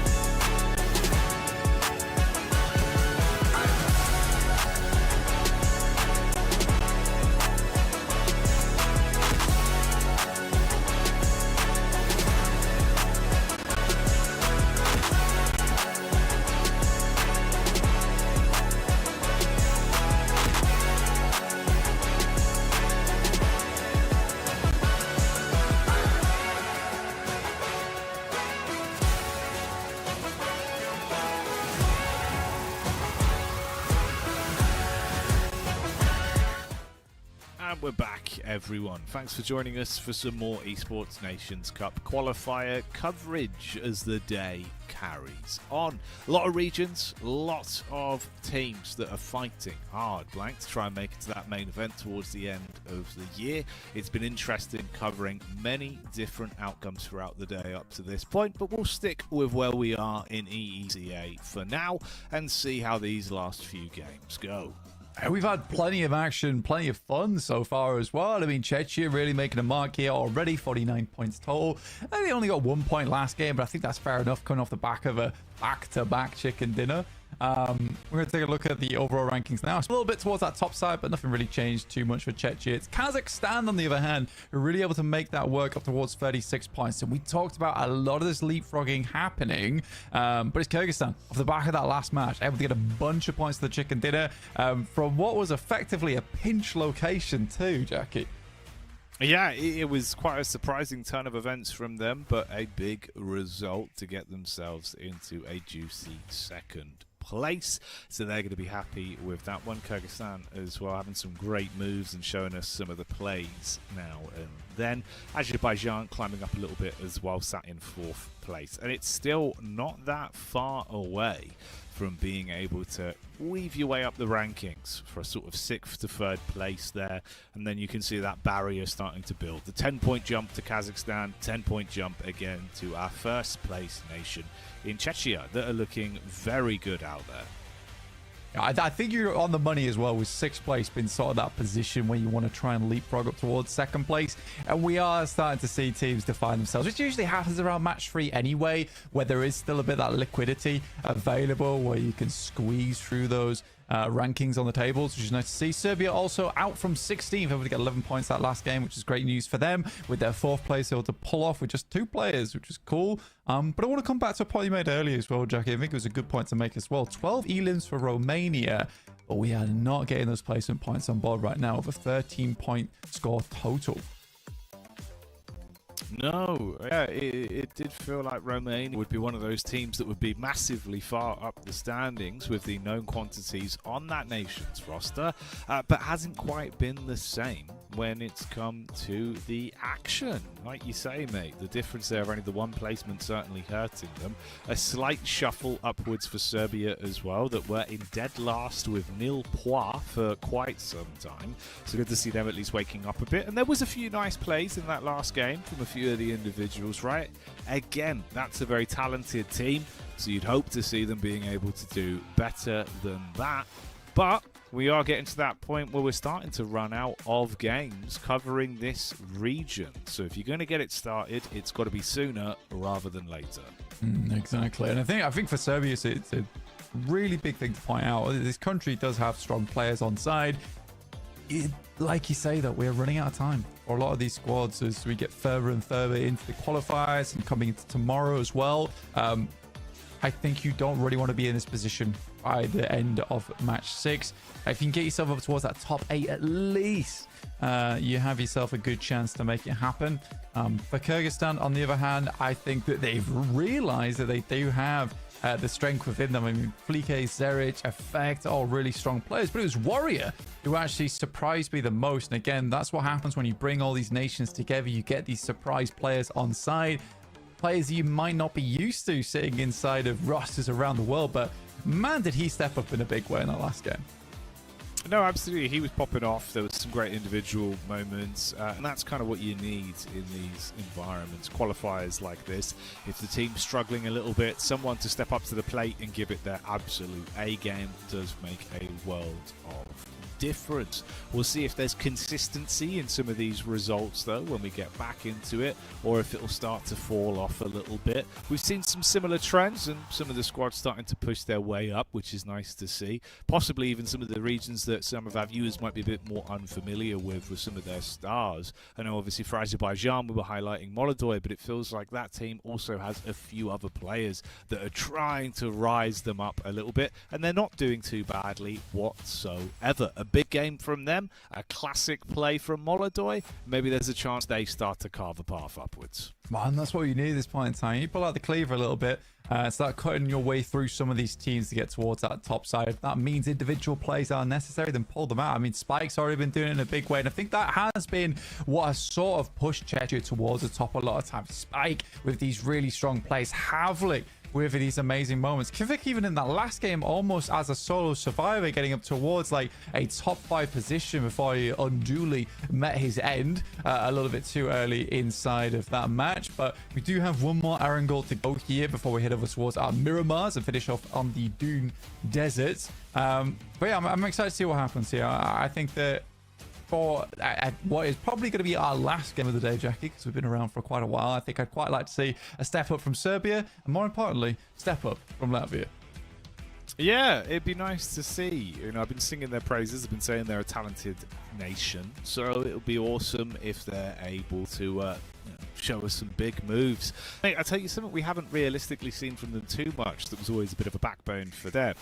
Hovercrafts, as they are a very formidable bit of kit, but especially in the hands of the Latvian players, it could go the extra mile. There was always this sort of setup where you'd have Misha and Windy, where Misha would be like designated hovercraft pilot, or driver, I suppose, and effectively Windy be in the back with a DBS or shotgun of choice if there was something else around at the time.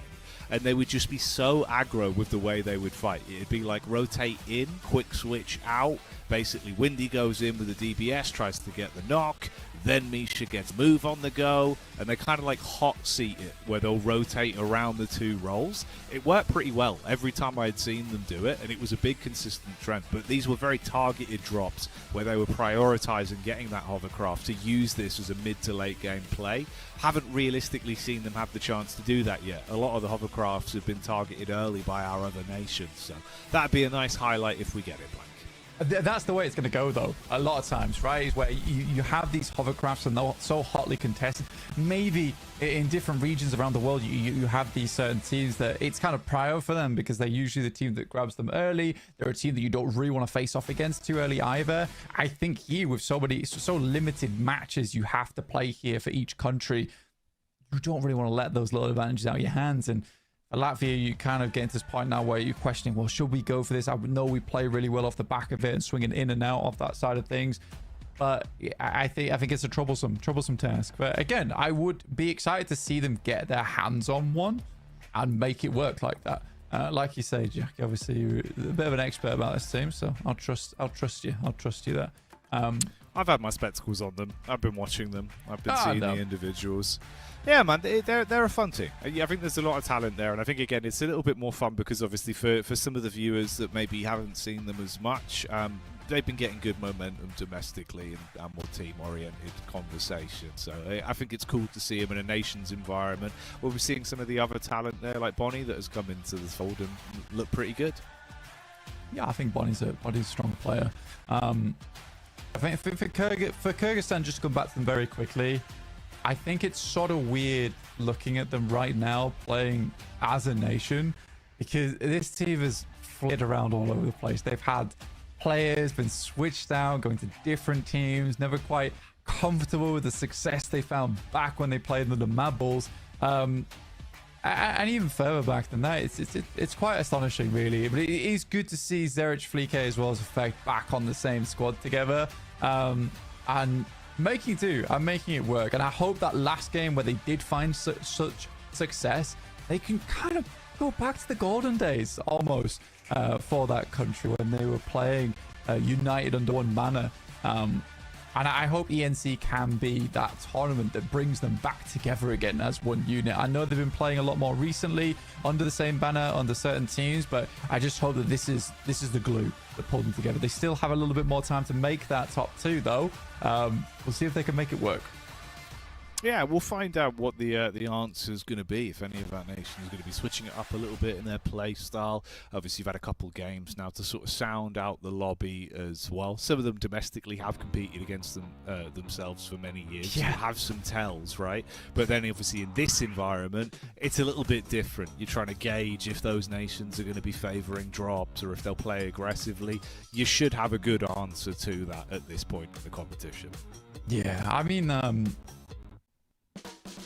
I think that's one interesting thing when you talk about EECA with the amount of teams we have here. I think that does go under the radar a lot, is that you're playing against players that maybe were on your team before. You're playing against players who maybe you have really good relationships with. They've been built over the years and are lasting relationships, lasting friendships from PUBG Mobile. But the same thing with friendships comes a knowledge, right? And knowing, hey, he's tipping his leg out that way. That means he's going to peek wide. It's interesting.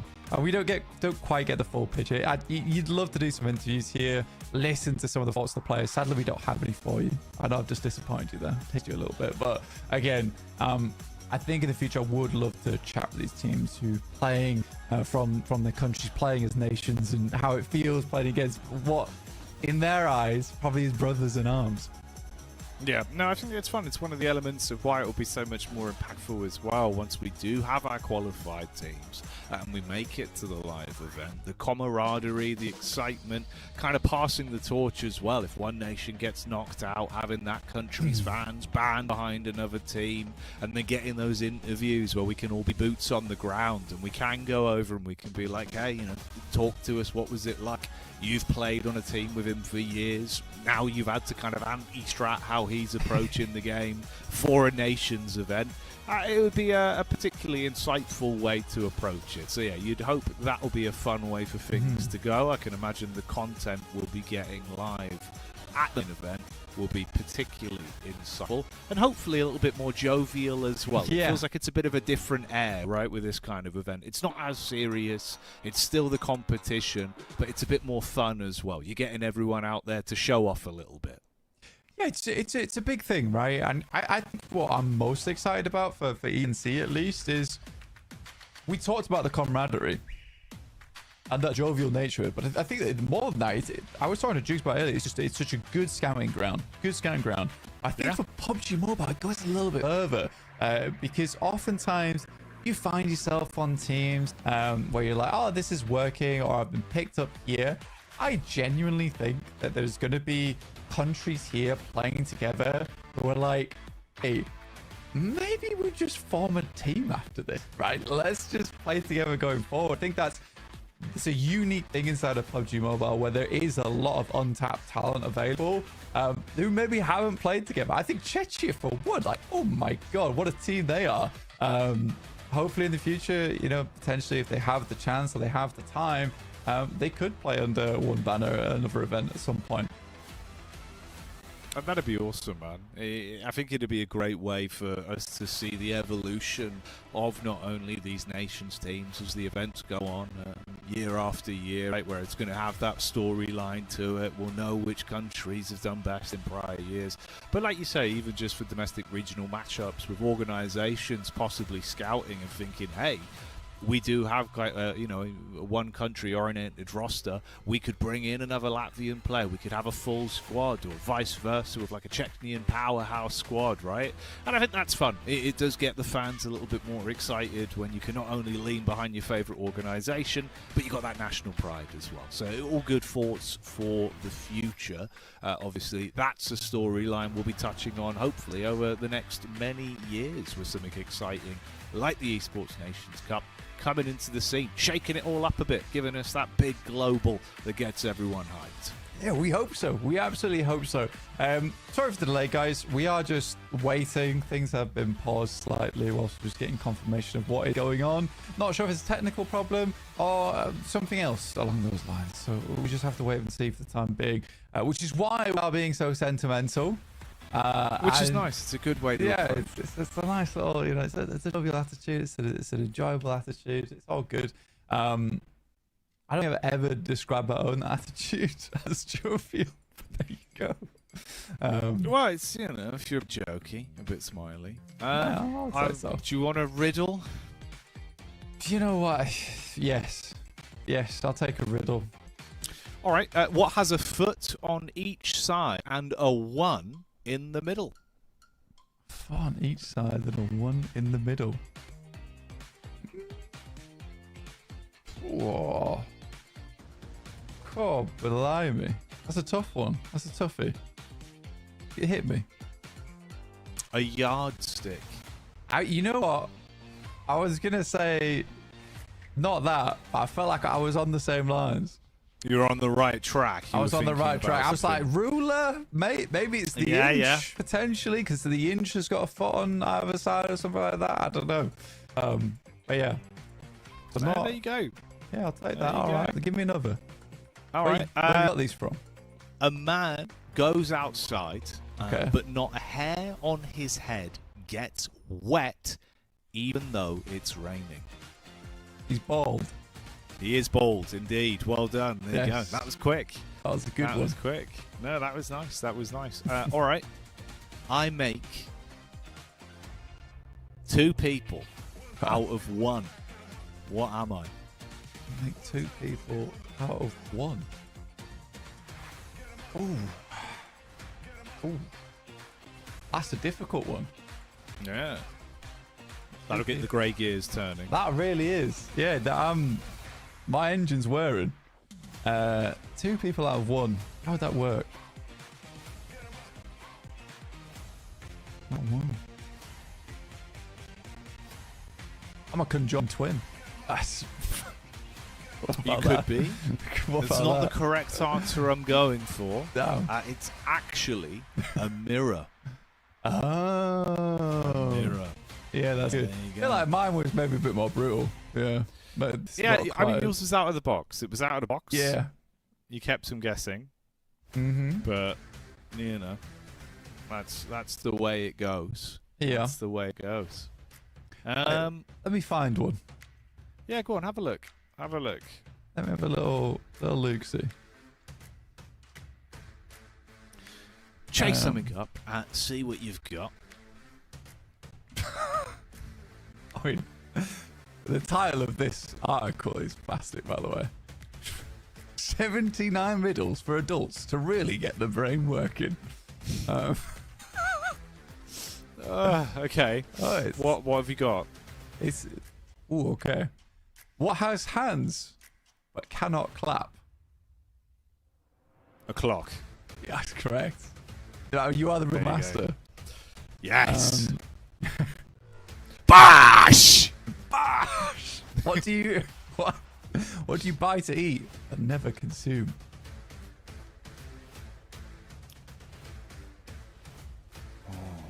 Oh. We talked about it earlier, actually. Damn. We'll hold the answer on that one. Get your votes We'll hold in. it You've got till 9 hostage. p.m. 9 p.m. UK time. We're going to check the votes live and we'll give you the answer tomorrow. But for now, we're going to a break. Ta-ra.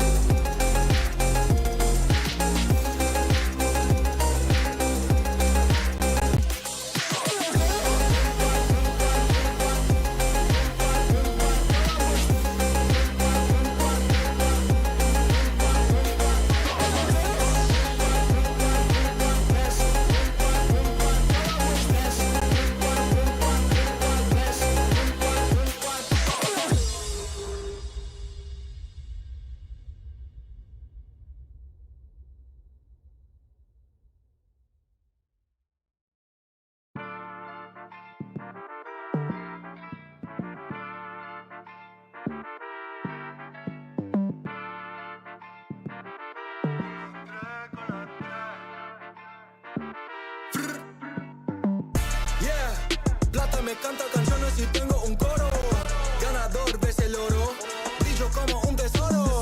Y tu novio es un bobo. Mi gatita tiene todo. Pegajoso y hermoso. Con la 3 peligroso. Ganador, ves el oro. Brillo como un tesoro. En el bosque como un lobo. Cazando el dinero, haciéndolo solo. En mi vida he visto todo. Nada puede asustarme. Solo tengo que cuidarme. Paso grande, voy a brincar, yeah. Cuando fui chiquito me dijo, Evancito, tienes que luchar. Para llegar a la cima se tiene que actuar, se tiene que escuchar. La calle te llama, la calle la fama, que está tu hogar. Bolsillo llenado, si escucho un poco los oigo cantar. Plata me canta canciones y tengo un coro. Ganador, ves el oro. Brillo como un tesoro. Y tu novio es un bobo. Mi gatita tiene todo. Pegajoso y hermoso. Con la 3 peligroso. Pegajoso y hermoso. Soy más grande que un oso. Mi pistola está muy hermosa. Y la tuya estaba so. Mi palabra tan filoso. Porque el game es una guerra. Patrullando Panamera. Yo no ando con cualquiera. Cuando fui chiquito me dijo, Evancito, tienes que luchar. Para llegar a la cima se tiene que actuar, se tiene que escuchar. La calle te llama, la calle la fama, que está tu hogar. Bolsillo llenado, si escucho un poco los oigo cantar. Yeah, plata me canta canciones y tengo un coro. Ganador, ves el oro. Brillo como un tesoro. Y tu novio es un bobo. Mi gatita tiene todo. Pegajoso y hermoso. Con la 3 peligroso. Plata me canta canciones y tengo un coro. Ganador, ves el oro. Brillo como un tesoro. Y tu novio es un bobo. Mi gatita tiene todo. Pegajoso y hermoso. Con la 3 peligroso.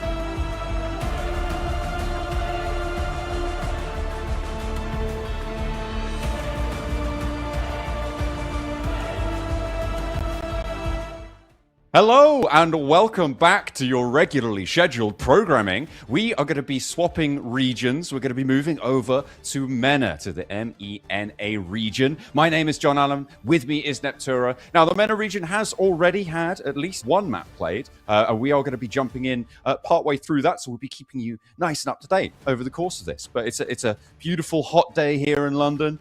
Things, I imagine, are pretty warm over there, wherever you guys are at home. Neptura, you keeping cool?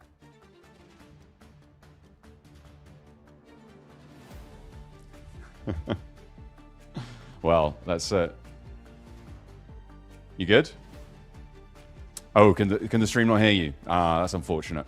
Well, we're gonna be plowing through with the rest of this region as we take a look. Oh no, swapping back. Not sure what's going on here, but yeah, a little bit of a false start over the previous region, but.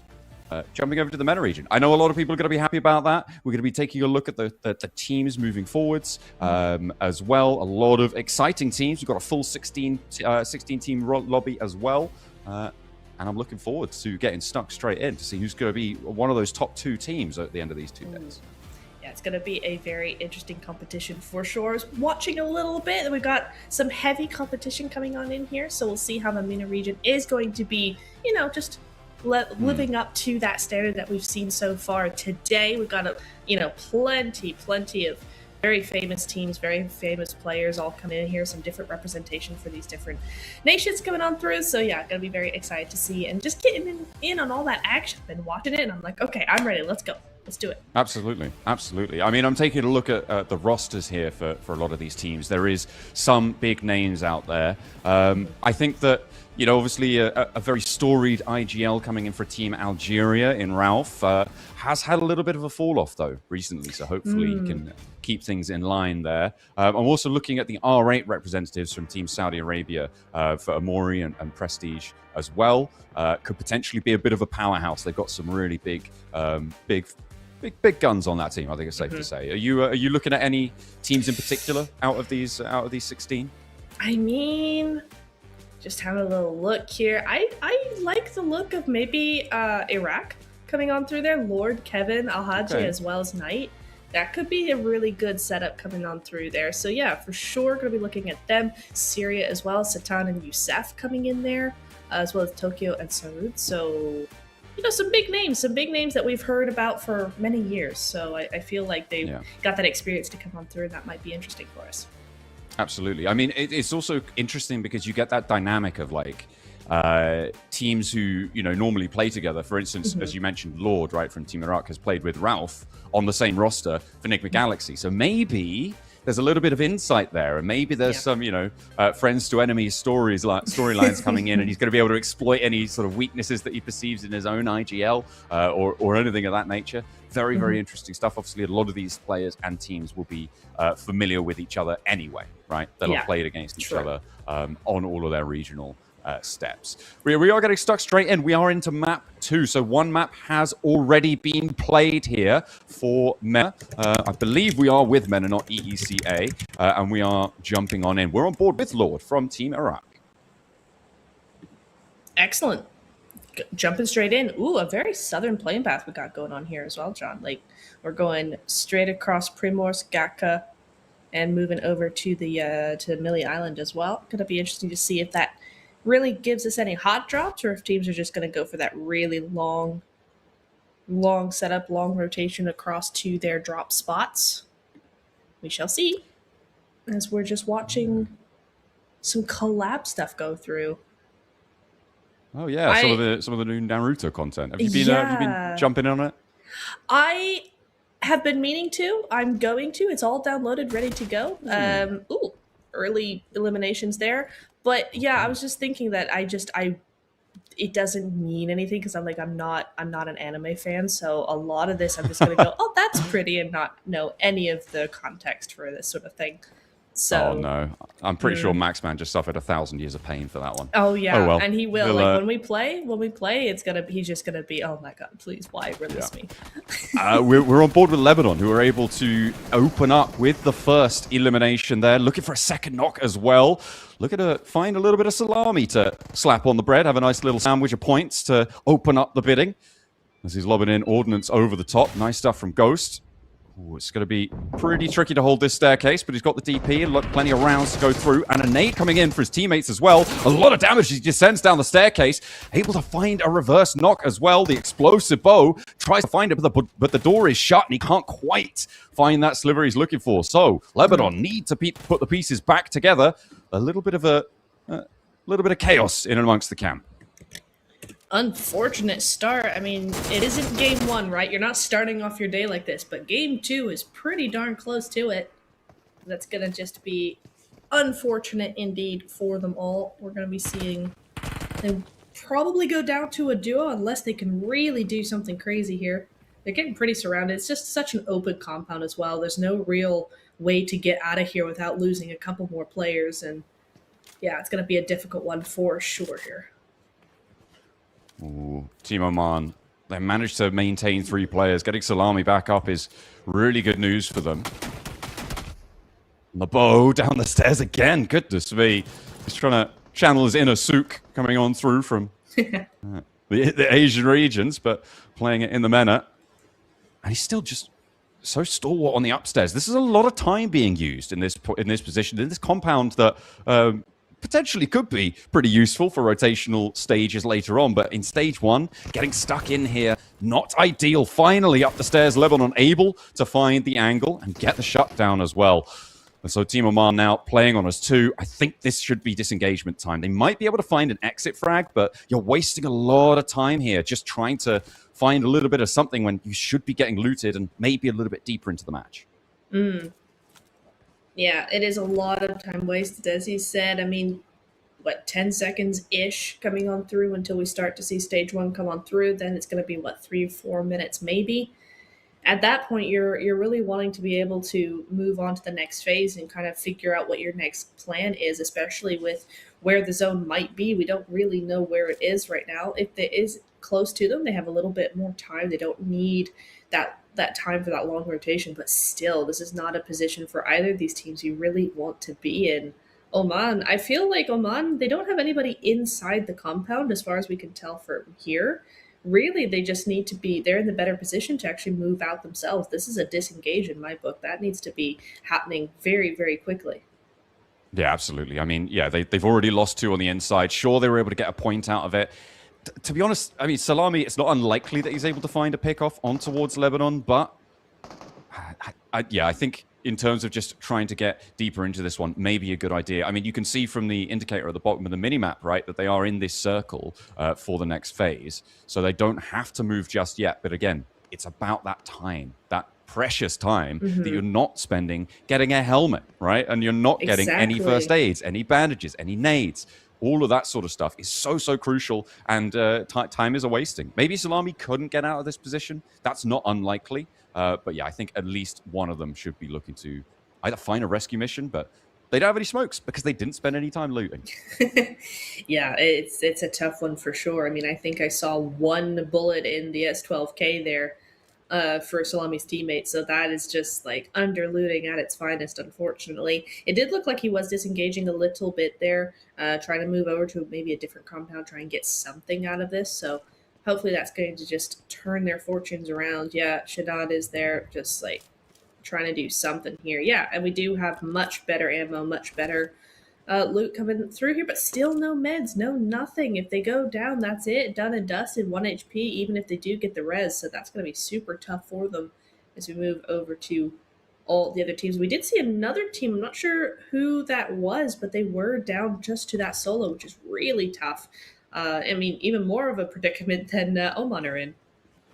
Yeah, that is a nasty little turn of events. We're on board with the UAE right now in Milta. You can see they are just outside the circle. So we're sort of zeroing in on where it is. I believe it's up to the northwest side, right? Because if Everest's in it and Milta isn't, it's generally going to be certainly out to the west side. The question is where. A couple of teams skirting by. Looks like KSA are going to be drive-by on that South Everest compound. And they are playing as 4. Should be pretty happy with that one. And yeah, I believe, this is Saudi Arabia. And I was taking a look at the scorecard as well. They are currently sat at the top at the moment. They managed to Ooh. get the chicken dinner with 14 elims in the last match. Wow. So they're up on 24 points, with second place being Egypt on 16. Lovely. Yeah, that's a really great start to their day. They're feeling that very nicely indeed. They were like, okay, we're nice and confident and going into game number 2. Oman, though, having less of a great time. Salami is just going out immediately as I start saying his name. There he goes, and that is going to be Oman out. So there we go. All done and dusted here, John, for them. Yeah, we have just had an official statement on what happened with the EECA region. Obviously, if you're watching it before, you'll be wondering maybe why we're not covering it anymore. We've just been told that there were ineligible rosters that were found to be playing, which means that the entire tournament is going to have to be reset for that region. It's really unfortunate stuff. I mean, you've got to feel for the guys who are doing well, but that is what has to happen, and hopefully the admins are making the best decisions for everyone involved. So yeah, they will have to play from map 1. I don't think we're going to be tuning in with them, though. We are going to be sticking with the MENA region and seeing what can get done here. Yeah, that is really, really rough. I mean, as we saw, right, they were halfway through the day, so that's going to be really tough on those players. But you know, fair's fair, and just going to be able to make sure that everybody gets the chance that they deserve to move forward through to those finals later on in the year. So, all good. Oh, what's happening here? There we go. We're seeing, yeah, Saudi Arabia, they're going to be moving on through and just claiming this space up here.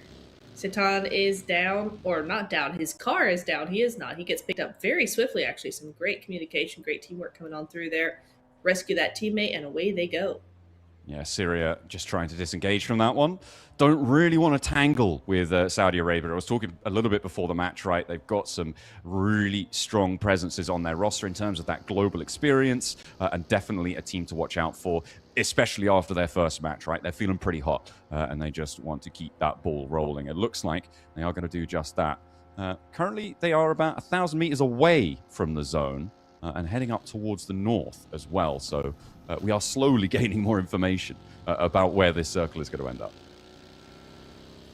Gosh, that's a long way to go for Saudi Arabia. I mean, I know they look to be just clearing as much of this space as they can, just moving up to the, western side, moving up through these fields, just giving an idea. And I actually really like the scouting coming in from them, right? Because it's really making sure that they are confident that there is nobody coming in behind them. They might be trying to go for that edge play, a long wraparound rotation from the south, and just making sure that nobody even has a chance of coming up behind them is going to make them much more confident, and it's going to enable them to really, really put pressure on these teams because they know there's no one behind them.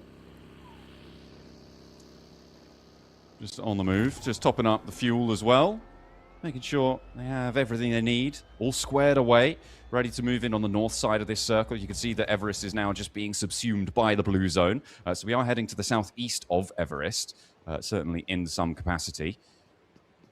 Over towards that sort of east of Gatka, maybe towards Pachinki as well, that sort of area on the map. Team Kuwait right now in a bit of a standoff with some teams quite close by. I think that's Egypt over to the east of them, as well as the UAE as well to the south edge. Maybe competing for the compound, maybe looking to try and poke their noses in.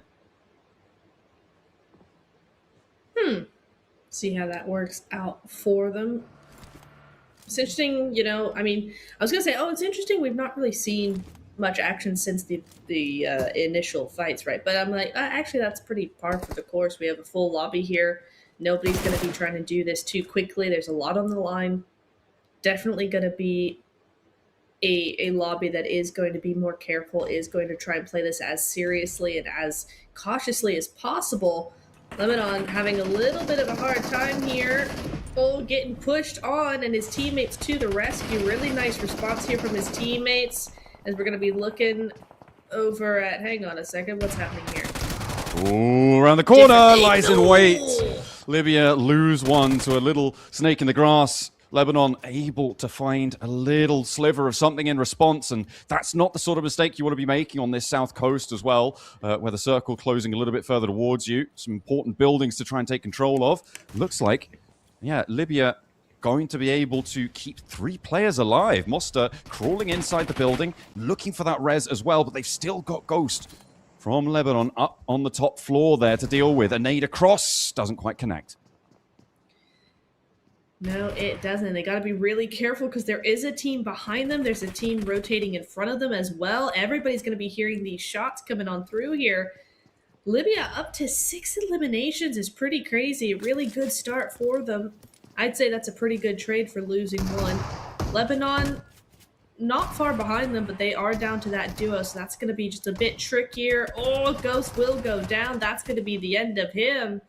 And yeah, that should be Lebanon taking on out Libya up to 8. Yep, that is indeed. And actually just in time, John. I really think that they clutched that up in the nick of time because there's a couple of teams looking their way, looking to make some rotations. And, you know, a knock, trying to just third party a knock somewhere just to get out of dodge is not going to go amiss. I mean, it really depends on how strong those teams around them are as well and how ready they are to go for the fight. But definitely do not want to be crashed on by a second team at this stage. They are going to be in this next circle as well, so able to piece themselves back together. And with 8 elims already for Libya, that is going to be good news, right? They're going to be happy with that so far. Their first match, not so strong. They got 3 eliminations, and those are the only points they're able to find. So going into the second match, they have done very well. I have got the full scorecard, and I'm not going to read the full thing out. We're going to take a look at that at the end of the match, guys. If you're waiting for those scores, we will be taking a look at that in due course. But yeah, at the moment, I can tell you that Libya, with those 3 points, are in 12th, and Saudi Arabia are on top with 24, with Egypt following them in second with 16. Lovely. Alrighty. Nice to get those stats coming on through. Yeah, definitely going to be keeping my eye on Saudi Arabia, though. They are just going to be feeling themselves after that first game. And going into the second game, you know, they are looking very, very confident. We did see them, you know, doing all that scouting up to the northwest side. I don't think they really got any elims just yet, but still, the look of confidence is all you want to see, really, as we're going to be moving through here. You do see them now trying to find some info for, or against, rather, Iraq here. Coming on through, Prestige on that front line, just trying to figure out where they are, playing the edge, which I figured they probably would, seeing as they were scouting those edge lines earlier on, just a few minutes ago. Definitely an important thing to do when you are playing those edge positions. Knight just trying to keep his vehicle safe, and I think that is going to be the disengage coming on through. I think potentially here, Iraq do not want the heat just yet. They are not ready for a fight. They are going to take cover, especially with that zone now moving away from this position from Potato Hill entirely. It really just doesn't make sense to take a fight here. So that's really good on Iraq. They're going to disengage. They're going to leave this alone. But Egypt are going to be waiting in the wings, and I think Enjoy realizes that. Going to be trying to just fend them off as well. But it looks like Egypt as well, not really wanting to take this one. Yeah, I mean, they are disengaging from the top of that hill. Obviously, it's not in the zone, and they want to maybe get a little bit closer towards it, to the fields out to the east of Pachinki, where it seems like our circle is closing. But at the moment, Bahrain on a defense. A roll-up coming through from the UAE. A couple of other teams as well getting stuck on in as hard as they can. It seems there's shots coming from every single direction here. Another fight over in their shadow. And it looks like it's going to get cleaned up there. Was that UAE going down? No, they still got one on the outside. And still more players on the inside to worry about. Is this... Yeah, this is Team Jordan that we're on board with, I believe. As we are going to see if they can weather the storm. Staying alive with 4 players on the east side of the circle in this compound could see them quite deep into the game. But I think getting out of this position is going to be really, really tough. Also keep in mind, out of the 13 teams we have, 5 are on this side of zone. Right? 2 up top, 3 at the bottom in this compound. So that's a decent chunk of the lobby really concentrated onto a small portion of the zone. Now, we can't see the rest of the map, and there are going to be a lot of teams that are still on the other side, but there's a lot of concentration here. So we could potentially either see a standoff, or we could see some teams just start to fall very quickly here because of this 4-way fight we now have on our hands. There we go. There's the first one. UAE trying to take out one. Might not just get it. Oh, and he's a solo as well. The 1v3 coming in here. Able to find a second shot through the window. Lovely stuff, and there's teams around them to worry about. Shroud through the angle they were looking for. It's another knock. It looks like that threat may have just been dismounted there. Recovery, the potential for Egypt as they hop in through the window. I think they've only got one player standing. Team Jordan desperate to claw that away from them as Egypt getting bombarded now. Ragnarok sending forwards, wanting to try and add those points to the Jordanian tally. Big things happening in the Elam feed as well, though. We do have Iraq and Saudi Arabia going head-to-head, and it kind of looked like Saudi was having a little bit of trouble there, so they might just be going down pretty closely here. Oh, Ragnarok going down. That's not a player you want to have leave you. There we go. The double nade going to come on through, though. Almost a post-mortem double nade. That's awesome. That's going to be really good coming in. To clean it up from beyond the grave. Looks like Libya, remember they lost a little bit of their firepower earlier on in the match. They are now trying to encircle on the south side of this compound and maybe pick up a couple more points. Ooh, through the doorway. Through the doorway. Kind of crazy. There we go. Oh, nades up at the top. Nice nades coming through just to make sure there's nobody behind that tree. But I promise, Clever, there isn't anybody. You're good. You're good to go as we move over to a different side of the zone. Oh my. Pachinki Hill looking particularly busy as well. We got a couple of teams over here. Algeria. Who else have we got over here? I can't quite see the names coming through. And we've got, I think that's Tunisia off to their southwest as well. Syria just a little bit further east of that.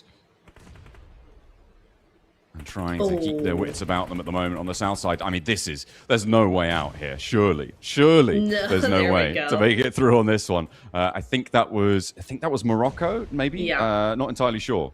It could be. I have to double check on that one. The team tags still a little bit confusing, but we're going to get used to them over the course of these next positions. No, I do believe that is Morocco coming on through there. And we're just going to see. Somehow he's made it out, that last remaining player. Well, Marshall might not be for very long, but he made, excuse me, he made it out of the valley, but not much further than a few feet out. Down he goes. That is going to be Algeria grabbing it up. And now they're in a sticky situation here. Yeah, Palestine able to line up some good shots there. Dream able to find Broly and now sends forwards. Palestine playing with 4. They've got the top of this hill and a route into the zone. They left 2 back as a backstop and they can put so much pressure onto Algeria. Rose is not quite able to connect on the spray down there, and Palestine moving freely on that hillside, on that ridge side. Not really too much that they can do to control them unless Dream steps out, gets a bit too bold with it.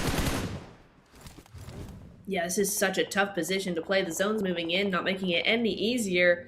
Syria now in a pretty good gatekeep position just because of how open it is, but looks like Algeria have found basically the only ridge in this area, and they're going to make full use of that. That's going to be nice coming on through for them. Yeah, we're going to be seeing a nice wraparound from Algeria. Really like that. Broly and Raouf just making sure there's nobody out there, nothing else that they need to pick up, nothing else they need to put down. And now just moving into zones. The zone does center up onto this hill. This is a rare zone, John. We don't often get this eastern Pachinki hillside over here. As a nade goes over, that is going to be Libya grabbing another knock here. Up to 9 eliminations for them. They're looking very good as a trio. Pretty toasty stuff coming on through. Losing Lord as well. That is really good to show the firepower, despite losing what may well be, I think, a star player on the roster for the team. If that is the same Lord, hang on a minute. Isn't Lord on Team Iraq? Am I thinking of a different Lord? Wait may well second. be. Are there 2? Yeah, there's. I think there is. Yeah, I think there is a Libyan Lord as well as the Lord from Team Iraq. So yeah, okay. I got my wires crossed a little bit there, but in my defense, they're literally called the same thing. So you know, literally, yeah. That's fine. We can forgive you just this once. Regarding that, that's cool. Palestine. Wait, do they?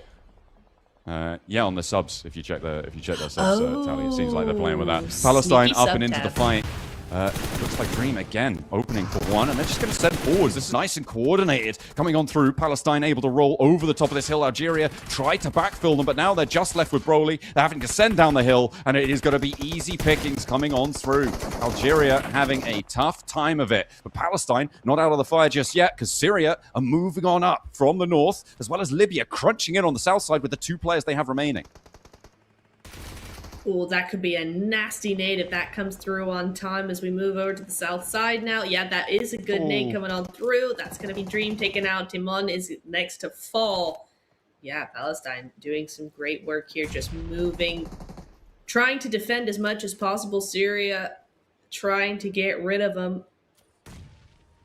Nade over to one car, not going to work. They're not over there. So Sarut, I think, is just going to kind of go, okay, we're done here.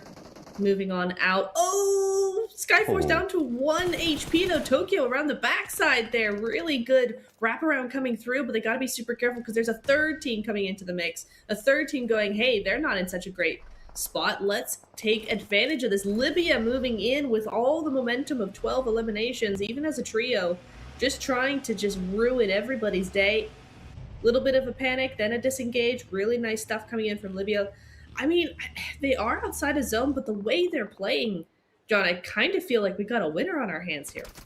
Could potentially be. A lot of teams have been fallen by the wayside. We're down to 5 teams remaining. I think that Saudi Arabia are down as well, which means they won't be able to get a back-to-back chicken dinner on this one. Bahrain, though, pretty primed and ready to jump up the tables. They're in 3rd place, right? Or at the start of this match, they were in 3rd place with 15 points so far. And they are in this compound on the east side that has a lot of strength to be moving on with. The question is, how many points do they get for it? As Rage sends out for Kuwait, looks for the last player to be stood up tall for Syria, and will be able to slap them down. Takes them to the cleaners, and that is going to be 4 eliminations added to the Kuwaiti tally. Very nice indeed. There we go. And with that, not only do they get those 4 elims, they get a full control of the northern side, even the western side as well, because you do have Libya to the south, and then you have these other 2 teams you got. Is this Jordan and I can't quite see. Yeah. Bahrain, yeah, coming on through here. So yeah, Kuwait looking very, very good across that northern side, full control, just ready to, wait for these teams to figure it out themselves. Bahrain, they've only got 2 eliminations here, Neptura, and with the 4 teams remaining, the placement points aren't going to be super huge. Their catch-up may be reliant on being able to convert this game into at least a 2nd place to be able to look for the top spots, or maybe one of the top 2 spots. Egypt have fallen by the wayside as well, so going to be looking to try and take that spot from them too. Jordan, they were pretty heavy on their elims in the first match, with 9 being all the points that they found. It looks like they want to slow it down into the later game this time around, because they've got resurging over the hillside, and they are able to find it. Monster closes it down, and Libya dismantle the lobby, Neptura. A massive elimination game coming through for them. A brilliant result. I think that might put them up in 1st place after that match, because it was a huge elimination tally. Maybe it was close to 20. 18. I think it was 18. If my math is mathing, then it was 18. That's nearly a 30-point game right there. That's massive for Libya. They really came in swing. Loved what we saw there from them, John. I can't wait for the next game. That's going to be awesome. Yeah, absolutely. It was a really strong performance coming through from the team. It was lovely to see. But that is only map number 2, right? There are still plenty more maps left to play. I think we're going to be going to a quick break, if I'm not mistaken. I think I heard our producer correctly. We're going to be going to a quick break. We'll be back with a little update on the standings, because we did jump in at map 2. When we're back, we'll refresh you guys with all that info. We'll see you guys in a few minutes. Don't go anywhere. For the ride. Okay. New kid on the block, next up, best up on the rise. New kid on the block, next up, best up on the rise. We on the way. We on the way. We on the way. We on the way. It's game time, yeah. We on the way.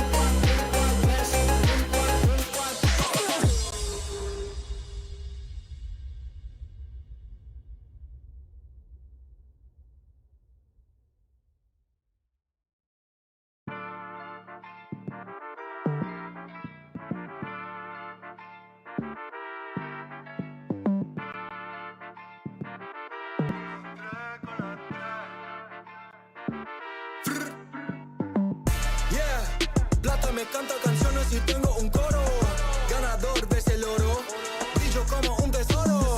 Y tu novio es un bobo, mi gatita tiene todo, pegajoso y hermoso, con la 3 peligroso. Ganador ves el oro, brillo como un tesoro. En el bosque como un lobo, cazando el dinero, haciéndolo solo.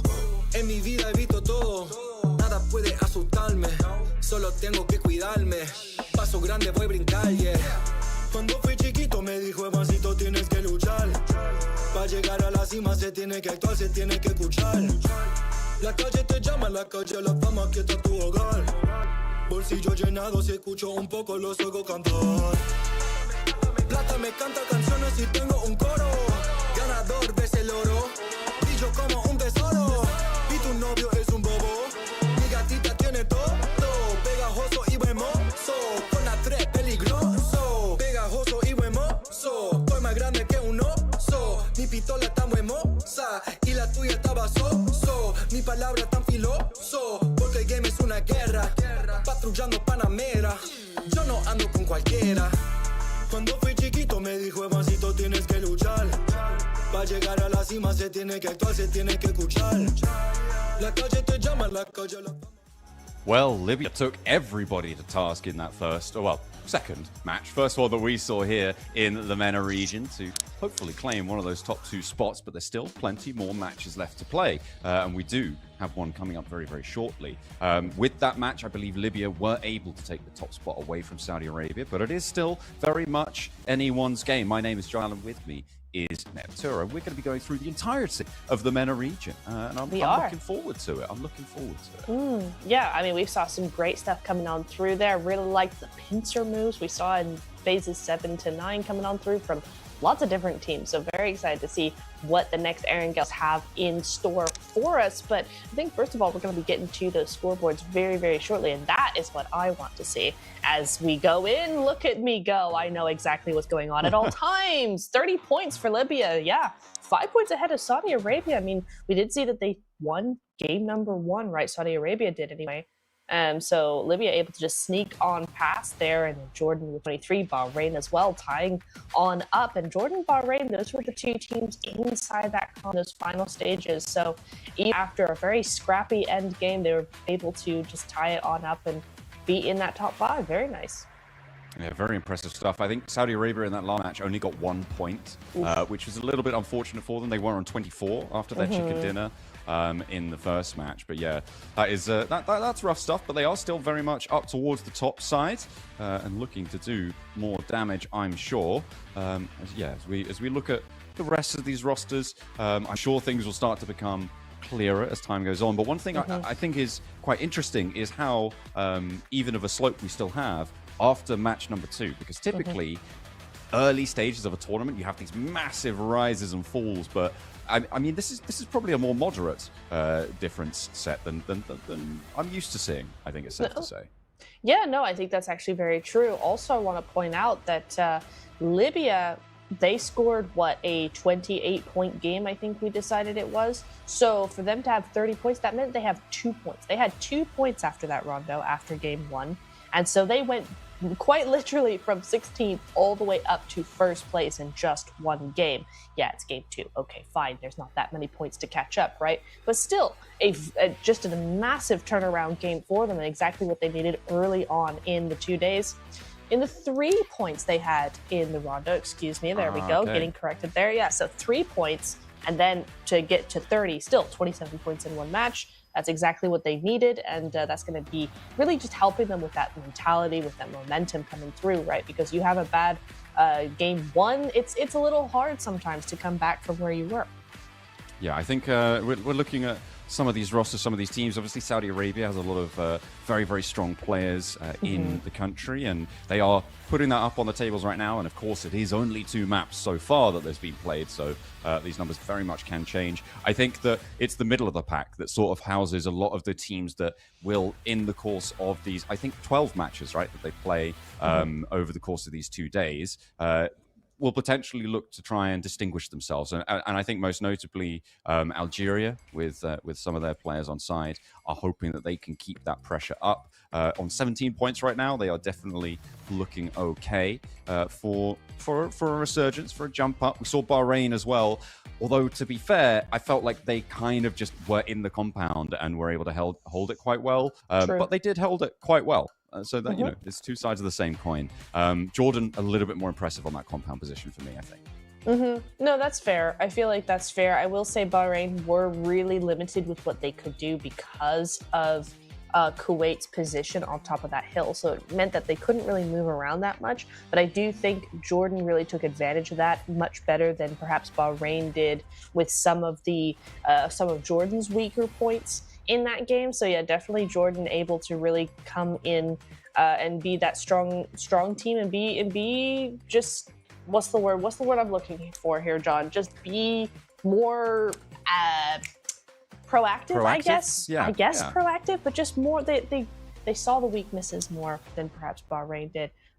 Really good stuff coming in from them. Yeah, I like how the top four really played that, honestly. Well, not the top four. Top four game. Saudi Arabia, unfortunately, was not there in the top four game, but it's fine. So it was a really good game. Yeah, it's interesting. I mean, it felt like Saudi Arabia at one point were in a pretty solid position. They were sweeping. They were definitely looking to play edge over on that north side, trying to curl around. And it felt like they were a team that definitely could have challenged, for instance, Kuwait's position in that sort of area. So kind of dropping the ball there in that opportunity to go for it. But again, it's only one map, and you can afford to have some duds in a 12-match set, but you can't afford to have too many. I think as soon as you hit maybe like 3 or 4 duds, the top 2 starts to become a little bit of a too distant goal, maybe, to try and jump up. But I mean, we've seen some pretty crazy things, and especially when you're playing with teams that aren't sort of super comfortable with each other, things can be much more volatile, right? Because they're not playing day in, day out. They're playing for their national team. They'll have been practicing scrimming as a team, sure, but not for years, and that could be a big difference maker.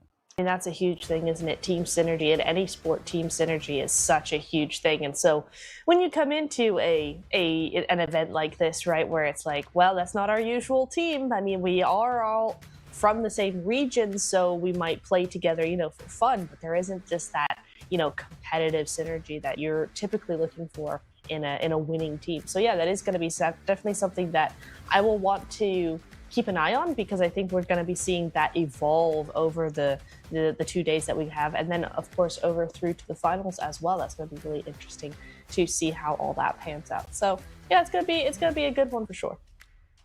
I think what's also quite interesting to me is that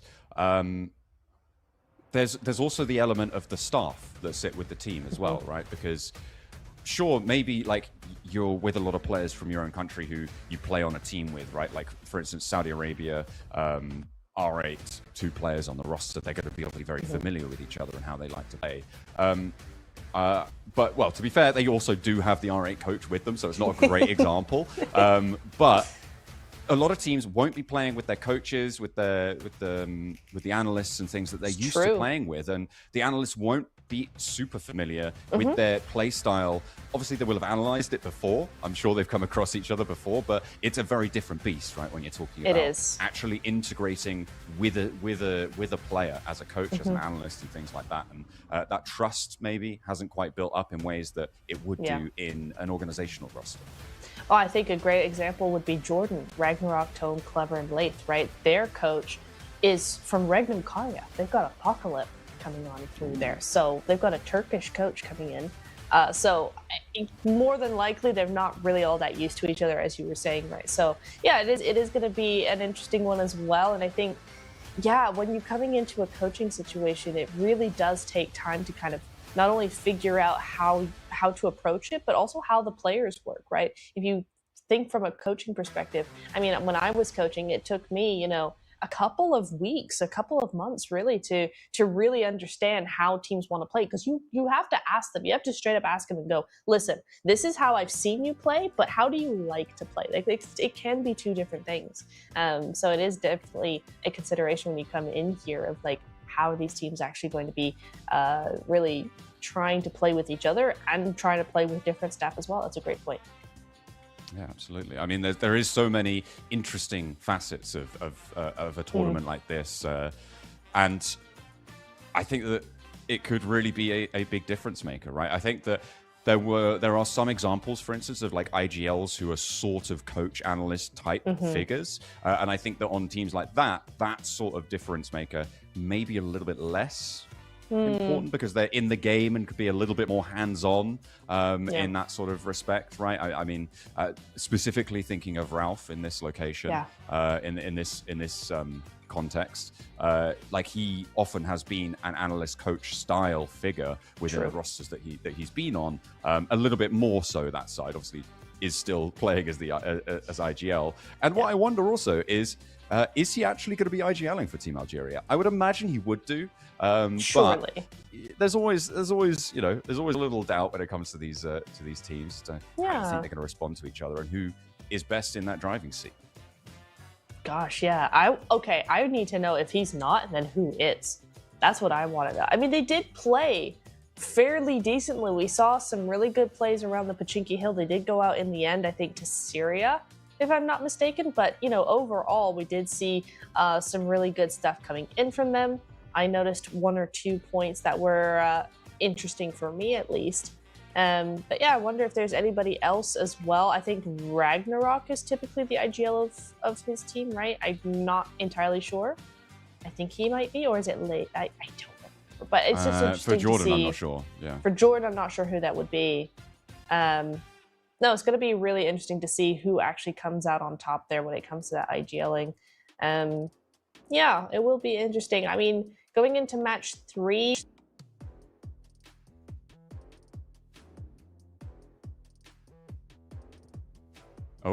Oh, there we go. Okay, yeah, we've lost Neptura. But yeah, it's I think it may well be Ragnarok. I'm looking at our spreadsheet that we have of all of our players that have playing. So Ragnarok is in that first slot. I don't know if that indicates necessarily that he's the IGL, but it feels like that's maybe fairly likely. So potentially there. As we hop on board with the scores, we are just getting the lobby for map 3 set up, and we are trying to get one of the substitute players coming in for one of the teams to jump into the lobby. So they need to hurry themselves up because we've got a schedule to keep, you know? Yes. So many regions. We've got like 10 more hours of this, you know? Like, we've got to keep this train on the rails.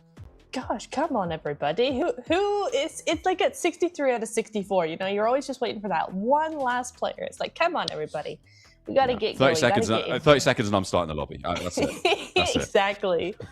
Exactly.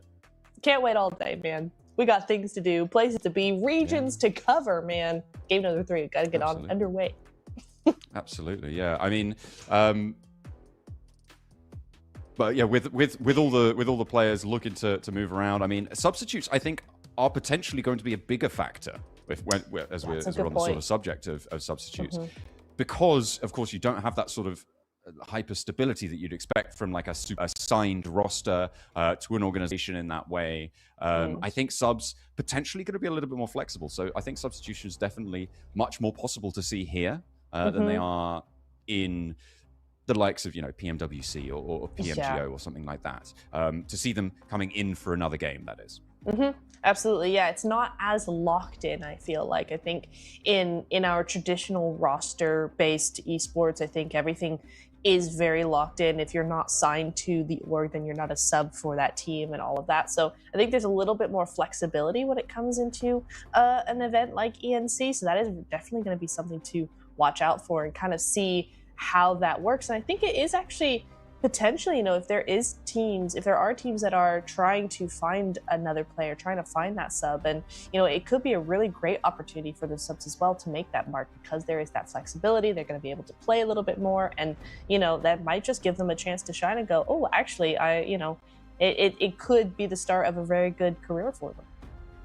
Absolutely, yeah. That's a huge benefit, right, for playing for your national team, is that you might get to integrate with some players who have so much more experience than you do at that level, and be able to learn so much from them. So yeah, really interested in what sort of stars are going to be born from this sort of tournament. Not just from the MENA region, obviously. There's plenty there. You guys have got a lot, but yeah, from everywhere, right? From absolutely everywhere, for having that experience.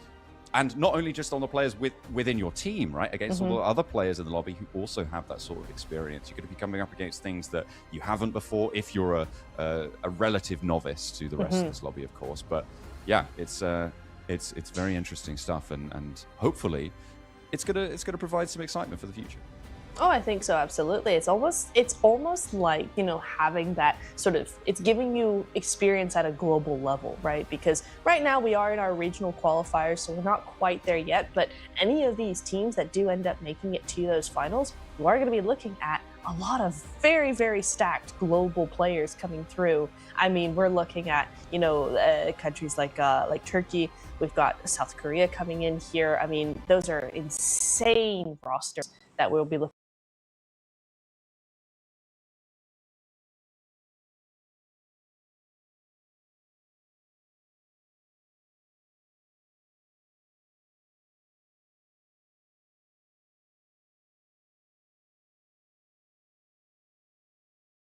at in the finals. So, you know, the chance to go up against teams like that is going to be pretty crazy and really, really good experience for them.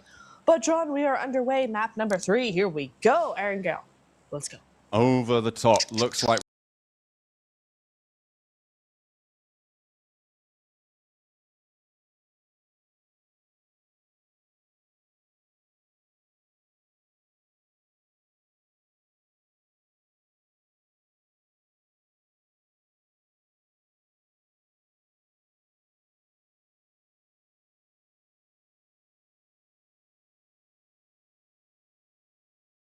we're going north to south, a little bit west on the plane path, so maybe difficult to get to areas like Yasnaya, but it's far enough that it should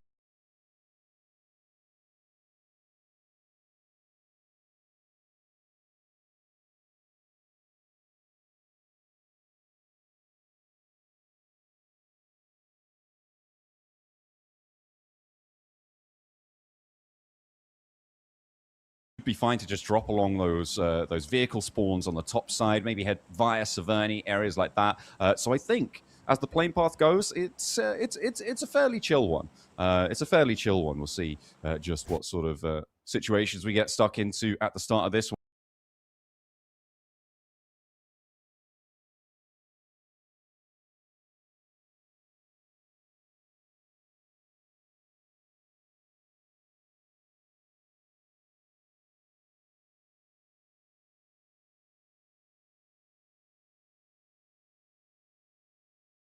I think it's really interesting as well. You're talking about what waits for them in the finals, because I mean there have been, for instance, some invites already towards those finals, and you're playing against, I mean, the big hitters.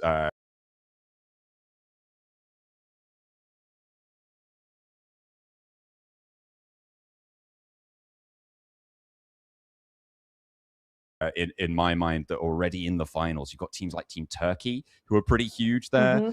Team Mongolia. I mean, a lot of the Southeast Asian teams as well. Like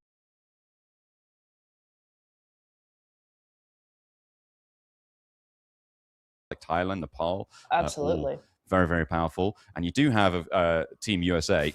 It's not a really powerful team, am I right? Wait, hang on a second. Wait a second. This feels targeted. Hold up. Yeah, well.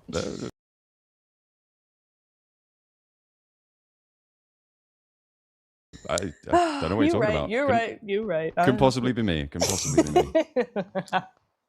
No, you're kind of right, though. You're not wrong. Oh, look at the time. Here we go. Omar just descending onto Lebanon here. Here we go. Libya as well against Yemen. Uh-oh. Libya, is it the curse of the winners? Down goes one so early. Lord now taking a fall. Oh dear, Yemen coming on through there, just decimating Libya, just down to Mosta, last man standing. Oh, wait, John. Well, no. They might not be lemon, but that's certainly going to leave a sour taste in their mouth after that fight. What a nasty way to go down, especially off the back of a chicken dinner in such stylish form. It is really an all-or-nothing roster, it seems, for Libya. Oman now also in a hot drop with Lebanon. Salami. playing on the team with 3. We've got another hot drop as well. Iraq and Tunisia scrapping around on the northeast side of school, or the compounds out to the east of Roshok. Line it up. That should be easy. That should be an easy flush, but actually quite bold, I think, to go for that peek out, and has got taken down from an off angle. Al-Haji there in the back lines, coming in for Team Iraq, playing closer to apartments. Yeah, just catching out that one solo. It was just a little bit too far. I mean, I say too far. That's a very common split, right? You get the apartments and then this compound. You often see that split amongst teams. Unfortunately, just not going to work here as we move over to Gaka. Lebanon and Omar going head-to-head here. And Omar seem to be, I don't know, I was going to say seem to be the ones winning here, but they only have 1 elimination and they've lost 1 as well. So that's going to be, I feel like, fairly even footing when it comes to these 2 rosters. Trying to see where Lebanon, what they're situated at. Looks like they're still basically, they're still up as 3 as well. Oh, Tunisia losing another one. Down it goes. Al-Haji really able to just try and actually get 2-fold revenge here for his teammate, Kevin. So that's going to be Al-Haji up to 2. Very nicely done. Yeah, absolutely. I mean, for Team Iraq, Al-Haji, definitely a powerhouse player. We've seen him on the global stage numerous times, doing a lot of work for the team, teams that he's been on. And obviously, again, here for Team Iraq, Lord as well. Such an excellent counterpoint to him from Enigma Galaxy at the moment. Looking to try and keep that one. Plenty of other players on the roster too, but I've got to refocus onto this Lebanon and Oman fight. We saw it split into a sort of 2v2 and a 1v1. It looks like Ghost has extricated themselves from across the way. Shadan did get rezzed, it looks like. And Lebanon with only 1 elimination, so it does mean that there's 3 Oman players playing up on in this one. Steez did manage to take the building from Ghost, so across the way does have a high ground advantage. Going to force Lebanon to go in through the windows and straight up go toe-to-toe on a fight if they want to take it. Steez controlling that sideline. I was going to say Steez doesn't have much. Oh, hang on a second. Zakaria moving on in, just taking out one, then another. That's a 1v2 coming through there. Very, very easily done.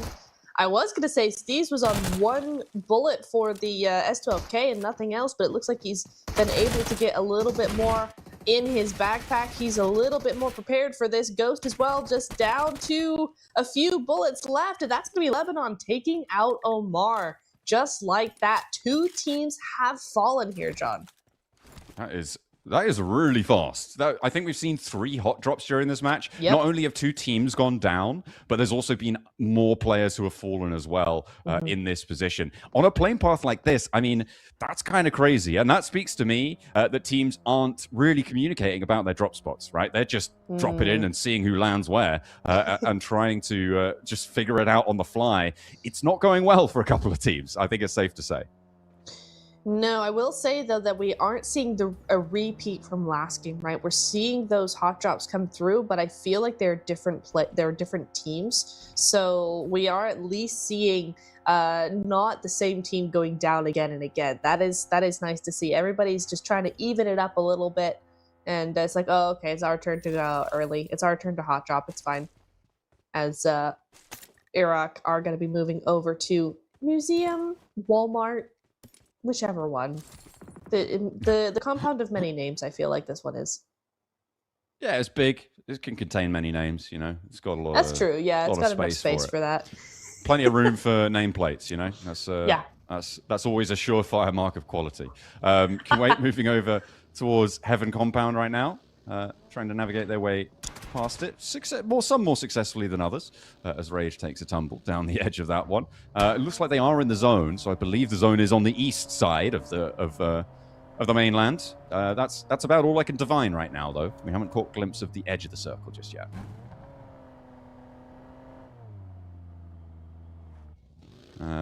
Making their way across. Looks like they have managed to find a little bit of presence from Egypt as well, out to the further east position of them, around sort of that mansion area to the east side of it, playing up towards the zones to further south towards prison, that sort of area. A lot of good scouting coming through from Kuwait. Yeah, I mean, we saw that from them in the last game as well, though. You know, a lot of good scouting, a lot of good control of positions.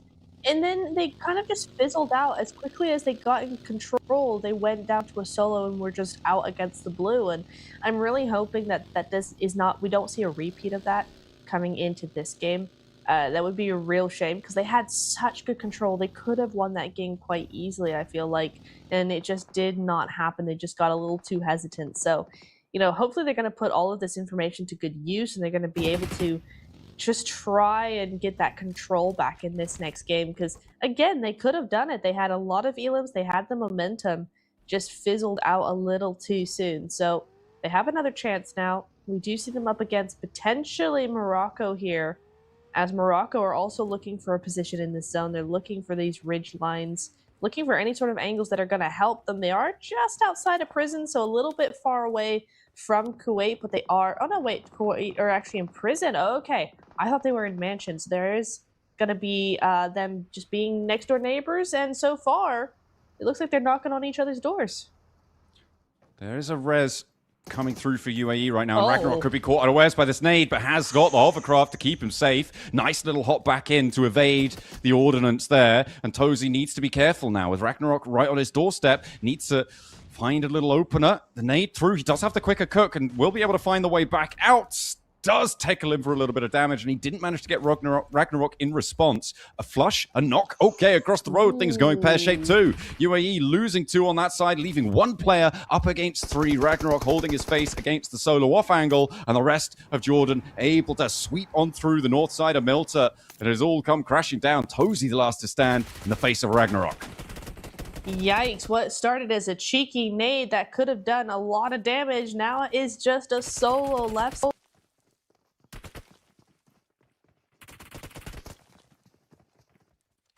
UAE losing their last player. Ragnarok able to keep that one going. Did manage to get... well, they did close down all 4 of those players there in Milta, leaving them now in a position to, I think, head north, I believe, given that we know the circle is on the east side, and we know that they're not in it in Milta. So we're sort of slowly piecing this one together. So it could be as far north as potentially a Stalber circle. Could be fairly dramatic. We'll have to wait and see. Egypt trying to hold the north side of Lepovka here on the east coast. That side of things there. Going to try and control it, but seemingly unsuccessfully. Allowing players to go through, not really getting any knocks, not really getting too much damage in either. Yemen able to slip on past. Fairly uncontested, I think it's safe to say. And heading up to the further north, they have got Morocco now, potentially with a chance to challenge. We're on 12 teams alive. We've lost 4 of our rosters and 43 players as well. So looking not too unhealthy, actually, to be fair. A full 4, 12 would be 46. No, it wouldn't. It would be 48. So it's a little bit less healthy than I thought it would be. 5 players out of the 12 teams have gone down. Not entirely sure how they're distributed, but I don't think it's super heavy on any one team. Yemen going to be looking over onto the coast. A much different environment we're seeing here, right? After all the craziness that's happening in Milta, in Gakka, in prison area, Yemen are just having a walk in the park. They are already big chilling, and that is actually in some ways is the better way to go, right? There are 2 different ways to think about it. Number one is like if you get all of these elims, if you get all of that action early on, you get that momentum going and you're able to really be able to, push forward and get really aggressive with it. On the other side of things, those teams are all being really scrappy, really doing all of their things. Then if you have a team like Yemen who are just big chilling, they've got those meds, they've got the ammo, they're cool, they're calm, they're fresh, and you get these stragglers coming in from all of these early fights, it could end up really playing in their favor. So it's going to be interesting to watch Yemen if they are able to rise to the occasion or potentially fall under the pressure of that momentum from those teams that have been fighting. Bahrain just trying to hunker down at the moment. I mean, we saw this from them before, right? Just get into a compound, fairly central, and try and hunker down. It seems like they want to do so again. And if they are in the center of the circle, as I'm sort of trying to Sherlock this a little bit as to where the circle is. Oh, hang on a minute. There's the edge of the circle. So it's just southwest of Mansion. Okay, right. Zoom and enhance. Zoom and enhance. Where does that mean the circle is? We're, oh my goodness. Yeah, it must be really far northeast. Yeah, right on top of Mansion, it looks like here. And that's why Lebanon is just full sending it right across and potentially straight into Bahrain here. Got to be careful there. But I really like that we have this position in play. And actually, Lebanon taking advantage of that.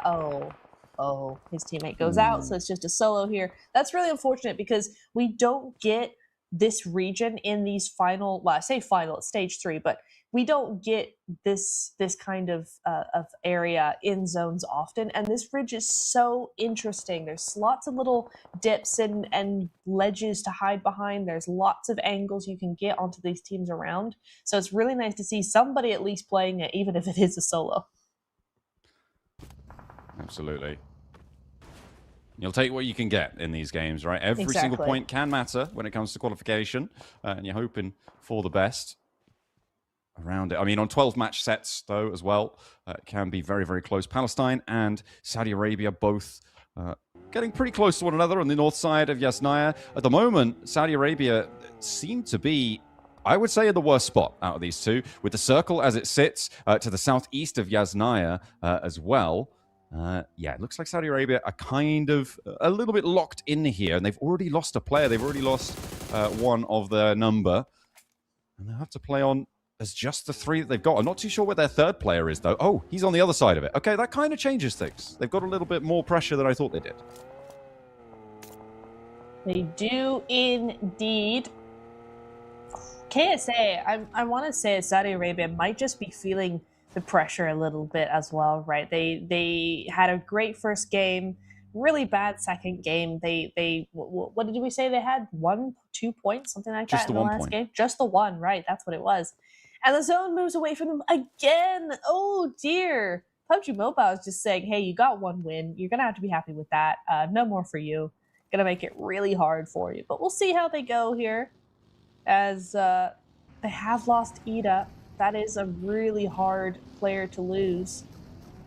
But it's okay. Yeah. They're going to be moving forward up against Palestine here. I think a disengage is really necessary. Just go to the south side, move away, and get that reset going. You are a fair way out of zone. I say fair way. I mean, they're 300 meters out, but when you're 300 meters across open territory like this, everybody, I mean, exactly, Morocco is right there. They're going to see you coming down off of this hill, and that's going to be really challenging to move into. A lot of teams are crunched in on that south side now of the road. It looks like Lebanon, well, I say Lebanon, Zakaria trying to make their way through and should be able to make it to the shack if they're lucky. The vehicle spins out. He's on a sliver of HP, but that counts. He's in the shack. That guarantees that he is, for now, a little bit safer. Ooh, Iraq take a shot and another one as well. Some heavy damage hitting. Kuwait pick up a point. And Palestine actually as well on that north side also finding one of the players from Saudi Arabia. So a nice little opener to move in on that north edge. Iraq seem to be having a very tough time of it. As, yeah, Marcelo's going to go down. He's not, oh, that's insulting. He's not even going to go for the flush. He's like, I just want your car, mate. I'm just going to take that from you. Cheers, mate. Looks nice and green. Thank you. Green is a great color. I can't blame him, honestly. Ooh, is the play zone going to get Marcelo there? That is really rough. Actually, Palestine been playing very well. I've enjoyed what they did in the last game. We're going to be seeing them move through a few teams here as well. Very confident. Skyforce trying to be that frontline player, but Yemen saying absolutely not. Up to 4 eliminations now. Purple better than green. And that is going to be the way the cookie crumbles. Palestine losing Skyforce on the back line. The approach is going to be hampered now as Yemen look to backfill. Their off angle dismantled, and it's just up to Dream now. Only the one player on the inside, very low, and they bounce around the corner, and that is going to be the end of it. A nice little explosion to blast them away. And now, Morocco going to have to try and hold on the inside with 2 still. They've got Egypt out to their east. They've still got Yemen as well, bearing down upon them from the north. Don't they just? Yeah, it's going to be interesting, though, because normally with, you know, a northern position, a lot of the time that does mean it's an uphill position. Not so in this case. We are going to be looking at a fairly even playing field coming through. everybody's on the same sort of level as this. Oh dear, Lebanon now under a lot of pressure here. Down he goes. There we go. That's going to be Egypt actually picking that one up, and that's going to be 2 eliminations for Egypt. We've not seen much from this roster so far. Very, very quiet in the last game. A little bit more presence now just in that stage 4 positioning. I mean, we didn't see a lot from them, right? But in match 1, they did actually manage to place 3rd with 11 eliminations. Oh, well, there so you they go are, then. and they were in, I think, 2nd place at the start of the 2nd game. So they definitely have got a little bit of bite behind the bark. We'll see if they can make their way in on this one. But 9 teams remaining. All 4 players is a pretty heavy asset. Nice to find. Algeria sit ahead of them, though. And we'll see if they can... They can fend them off here. On the compound, on the roadside, though, they're a little bit penned in. Might be a difficult approach for Egypt. Yeah, that is going to be a tough one for sure. Algeria right in front of them. They could go down to the south side, but when we saw in a couple zones ago, that was a very busy position. So we'll see how that's going to work out for them. Might have cleared up a little bit. Actually, Syria got a massive split coming on through here on the west and south sides, just able to get that res back up. Looks like they had a 1-3 maybe, or a 2-2 as they have now. And Saudi Arabia, again, really struggling to find a position. They keep chasing the zone, which is never fun. Never what you want to do as a team in this situation, chasing zone. They're as a duo now. They were 4 now, or they were 3 rather. Now they're down to 2. Hopefully they don't lose one more here, but geez, Bahrain, they are looking really good in this compound. Very, very strong. It's a great zone, building to have. These 3 stories full of windows. No one's able to really get that close to you. Youssef going to be taking down Prestige from KSA there. That's going to be Saudi Arabia down to a solo. Oh, dear me. That's not good at all. And Bahrain just have to sit back and watch because there's nothing else they can do. They just have to sit pretty, wait for that zone to come to them, wait for those teams to come to them. And I think that might just be a Elim deny the point from Enjoy. Yeah, there we go. He does go down. I mean, this is what Bahrain did last match, right? Get to a central compound, sit there, wait. 1 elimination found so far. Very quiet. It was sort of the same in that last match. They got 4th place, 4 eliminations. With 8 teams remaining, it's fairly likely that they can do something similar here. They might be able to get a knock on a point as Yemen try and descend from the hilltop, but now they're up until the wall. They haven't managed to find a knock just yet. There's more nades still to come, and maybe they can find an opener as they do manage to find Yuji. And another helping hand comes through from Jordan. Remember, the Jordan were in the compound with Bahrain at the end of that last match as well, so looks like that rivalry has been put to bed. But QTEL around the corner, they were not ready for it. Yemen on the inside now with their insurgent. Looks for more out the other window of the vehicle. Hops in, looks to hop out, but can't do it before the flames lick too hot at his feet. He goes down, but Solman has fallen. No one has taken the opportunity to third party. There's only 6 teams remaining, and I don't think anyone is positioned to do so. That is rough. Oh, what's even rougher, look at Syria moving forward just like that. Lots of nades coming over to the top, but Jordan have those nades in response. Some really good damage being put down. Satan goes on down. That's going to be Jordan maybe just buying enough time to get out of dodge. It looks like that's exactly what they want to do. Or maybe that's the... Oh, this is the push with the vehicles, John. That's going to be really, really tough to break up right there. Just full sending it. Lots of chaos coming on through. P90 in response, but no. Jordan up to 10 eliminations. Syria just take it out just like that. So quickly we didn't even see it.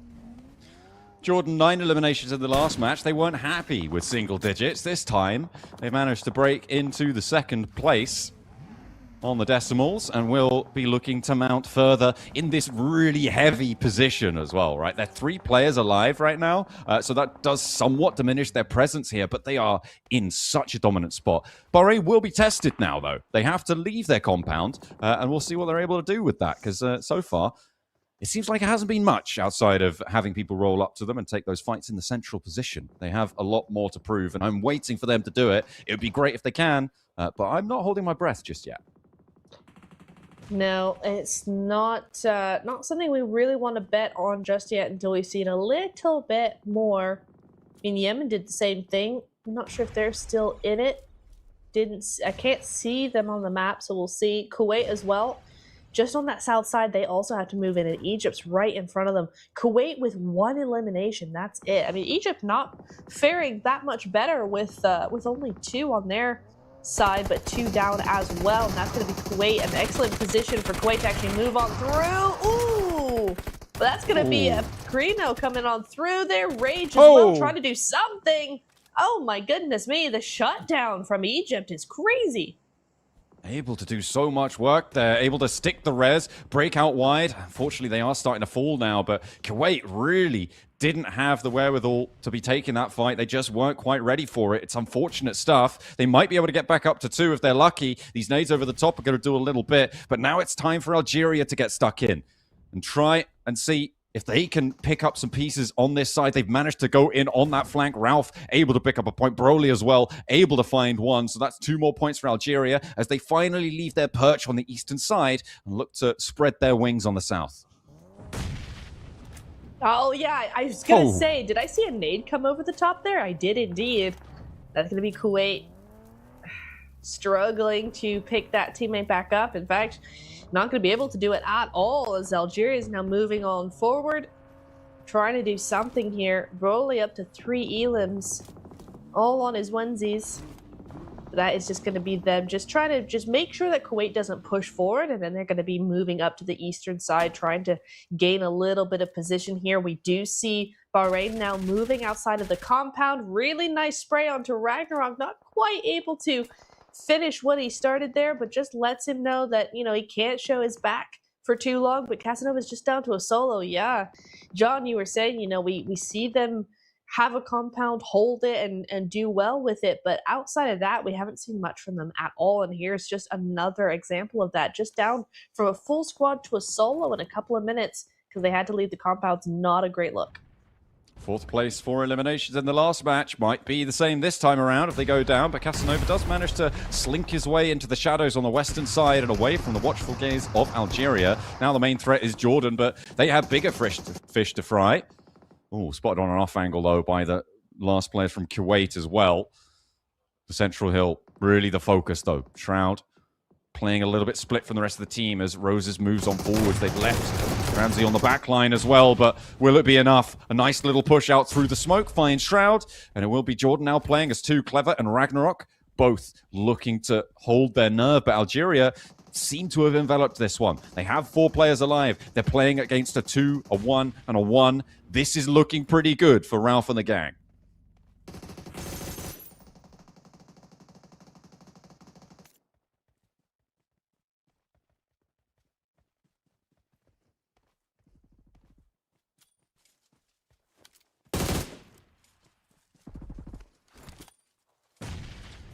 Oh, I think we've lost an observer again. Ragnarok, though, down on his belly, having lost Clever now as a solo. Casanova able to strike, and they're actually up to 3rd with 5 eliminations. Bahrain outperforming their previous match by 1 notch on both fronts of placements and on the elims too. Now, Kuwait, solo player. Algeria with 4. Casanova needs a miracle. An 8 up top is good to start. Maybe a Kuwaiti off angle could chime in as well and leave a 1 versus 2 doable. Ramsey with a nade wants to try and keep this one going, but it looks like there's just no more nades in pocket for Casanova. Needs a little bit more firepower. Has to be worried about that south flank as well. Can't break out that way. Roses, I think he caught sight of him, but dodges the nade 1 more time, and Ramsey's all the while navigating. Has picked up 3 nades in the process, spots an open angle, looks for the spray, catches him in the open, and Ramsey goes down. 2 players on the hilltop, and Casanova could make a miracle happen. My goodness me, this is the step up we wanted to see from Bahrain. Here we go. Yes, it's as a solo, but 1 can turn the tide. He's doubled his team's points in just those eliminations alone. He's up to 3rd place, could possibly do something here. Even just to play spoiler to Algeria, right? Kuwait's not going to, well, Kuwait could be doing something, and they're, I don't think, in the best position to actually push up and do anything here, but still just potentially buying some time, buying some firepower. But that zone does move to Algeria, so now both solos have to come to them. John, this is looking better and better for Algeria despite Casanova's best efforts. I mean, the smokes that he was able to pick up just then, I think he managed to find 5 smokes somewhere in one of the crates, will give him a little bit of an opportunity here. And Algeria, they are playing the smart game, right? They are sort of daring Casanova almost to deny points at this stage with what he's been able to do. But the medkit full heal comes through. And Broly is not out of the woods just yet. There really isn't too many refrag angles, Ralph. I don't think he has it. It depends how far forward Casanova goes. And also, if he gets spotted by 7MNE, that could be nasty. I don't think that he's looking that way, though. At the moment, he's very much focused on the hilltop. Yeah, that could be a backstab to a backstab, but so far, off in the smoke he goes. He's not really looking up on the front lines. Gets one through the smoke, and it's Broly, the top fragger for Algeria. That could be huge coming on through. Oh, they know where he is now, though. He's going to be trying to get that flush any way he can. The points are what matter here. Nothing happening just yet. Nice. He does get it through the smoke again. My goodness me, where was Casanova the last game? And he slips the angle all through that as well. The last Q8 player has moved up as well. I think that's just on the edge of the zone. And Ralph, his position's going to be known now with the off-angle shots coming on through. Casanova might have an assist from the off-angle and actually manages to get ahead of Roses on the cross. Gets to another crate. Courtesy of that one, drops another smoke. Roses is breaking out and he might just get spotted. Ralph just doesn't have the angle here to assist. And Algeria are having this one slowly and methodically taken away. I thought it was all done and dusted, but they are misstep after misstep, letting this one get away.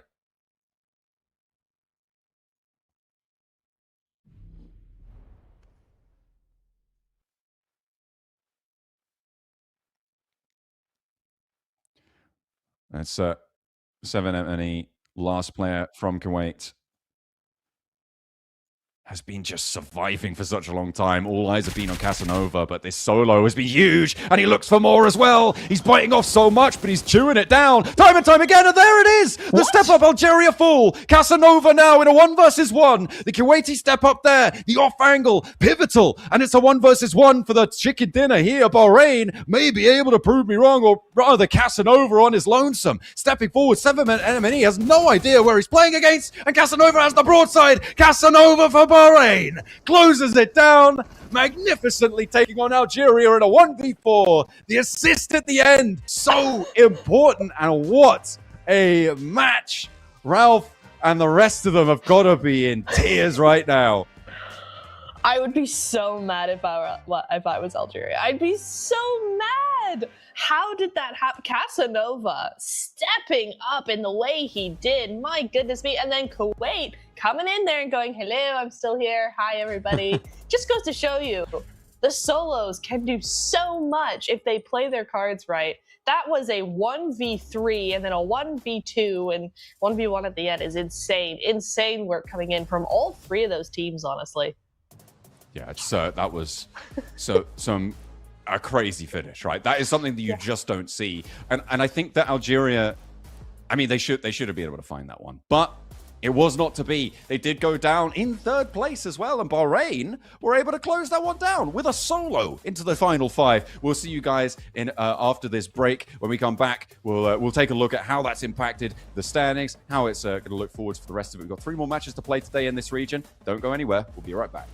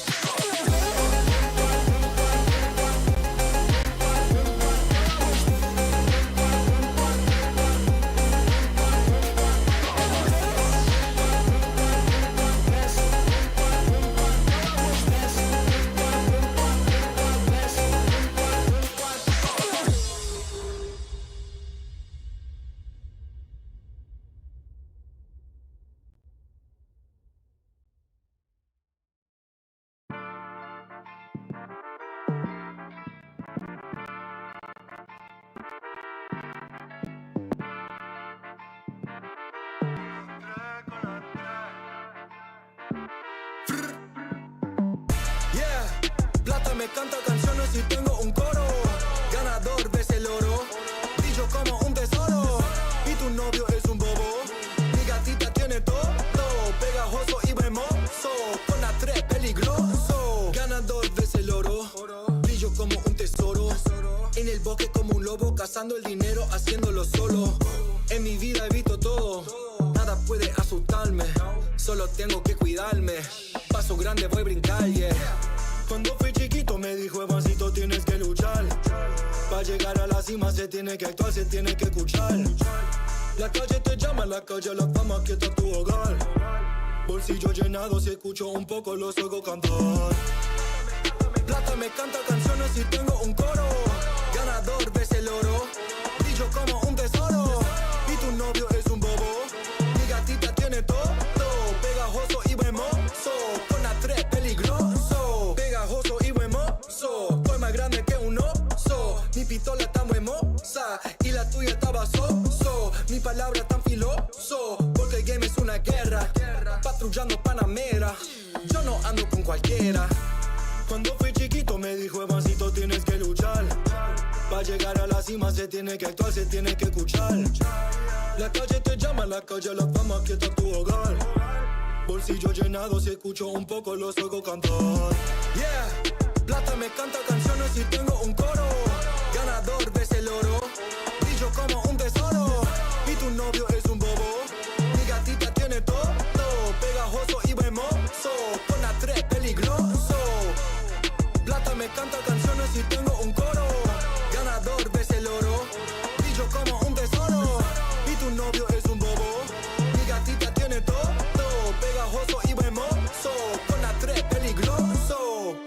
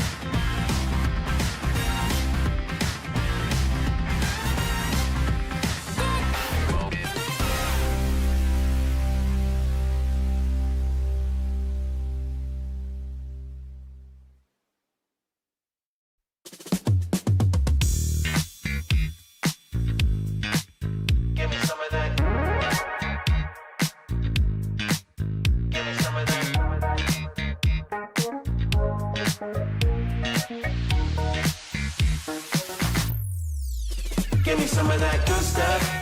Give me some of that fancy pants. Give me some of that high life. I want something that will make me dance. Give me some of that good stuff. Give me some of that fancy pants. Give me some of that high life. I want something that will make me dance.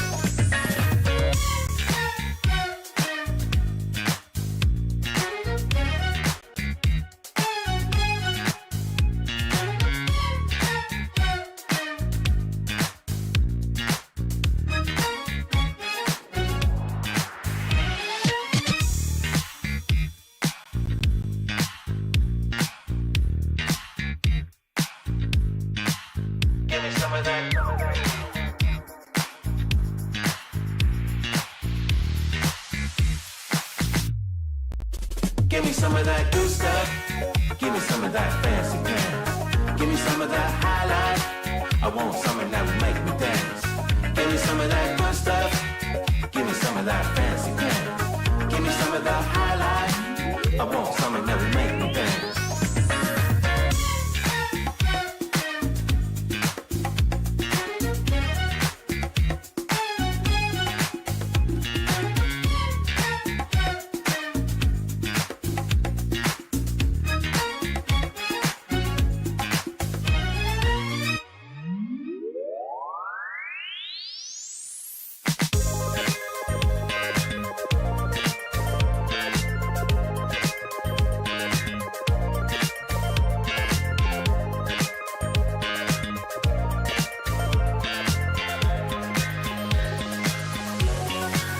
Give me some of that good stuff. Give me some of that fancy pants. Give me some of that high life. I want something that will make me dance. Give me some of that good stuff. Give me some of that fancy pants. Give me some of that high life. I want something that will make me dance.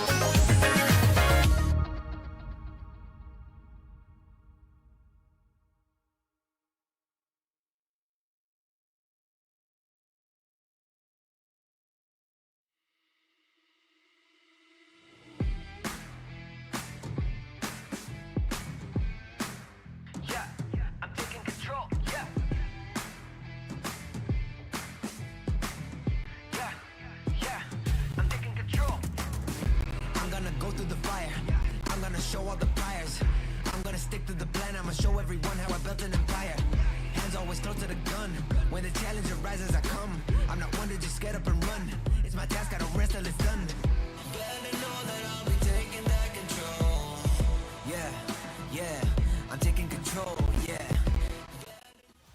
Welcome back, and if you didn't catch the end of that last match, you missed a doozy. Casanova for Bahrain, able to 1v4 with an assist coming through from Kuwait as well against Algeria in a crazy final circle. They gave him far too much breathing room, and they paid the price. They did indeed. Wow. I mean, it's kind of that thing of, you kind of get a little, I don't want to say arrogant. That's a little too hard of a word, but you get really confident. You're like, there's a couple of solos. We have 3 players. We're fine. And then the player like Casanova goes, oh no, you're not. I'm going to take you all out. I mean, and through the smoke, that initial knock through the smoke onto one of their players. I can't remember his name specifically, but really, really good knock through coming there. Yeah, just really, really good, just knocking their confidence in that game completely. And yeah, really, really good stuff from Casanova. Very happy with him, and I'm sure his team as well. Absolutely. Bahrain now at the top of the tables for it too, with 34 points earned. They are looking pretty solid to be taking that top spot.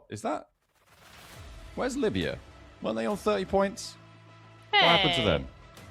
I feel like someone's forgotten to add Libya's second match to this, which distinctly, yeah, not ideal. But either way, yeah, this doesn't feel entirely right. But I think Bahrain's total is correct. Saudi Arabia also able to get a few. So yeah, I think we're waiting for everybody else's points actually to get added from that last match. But Bahrain has 34, everybody. From the second. Yeah. Okay.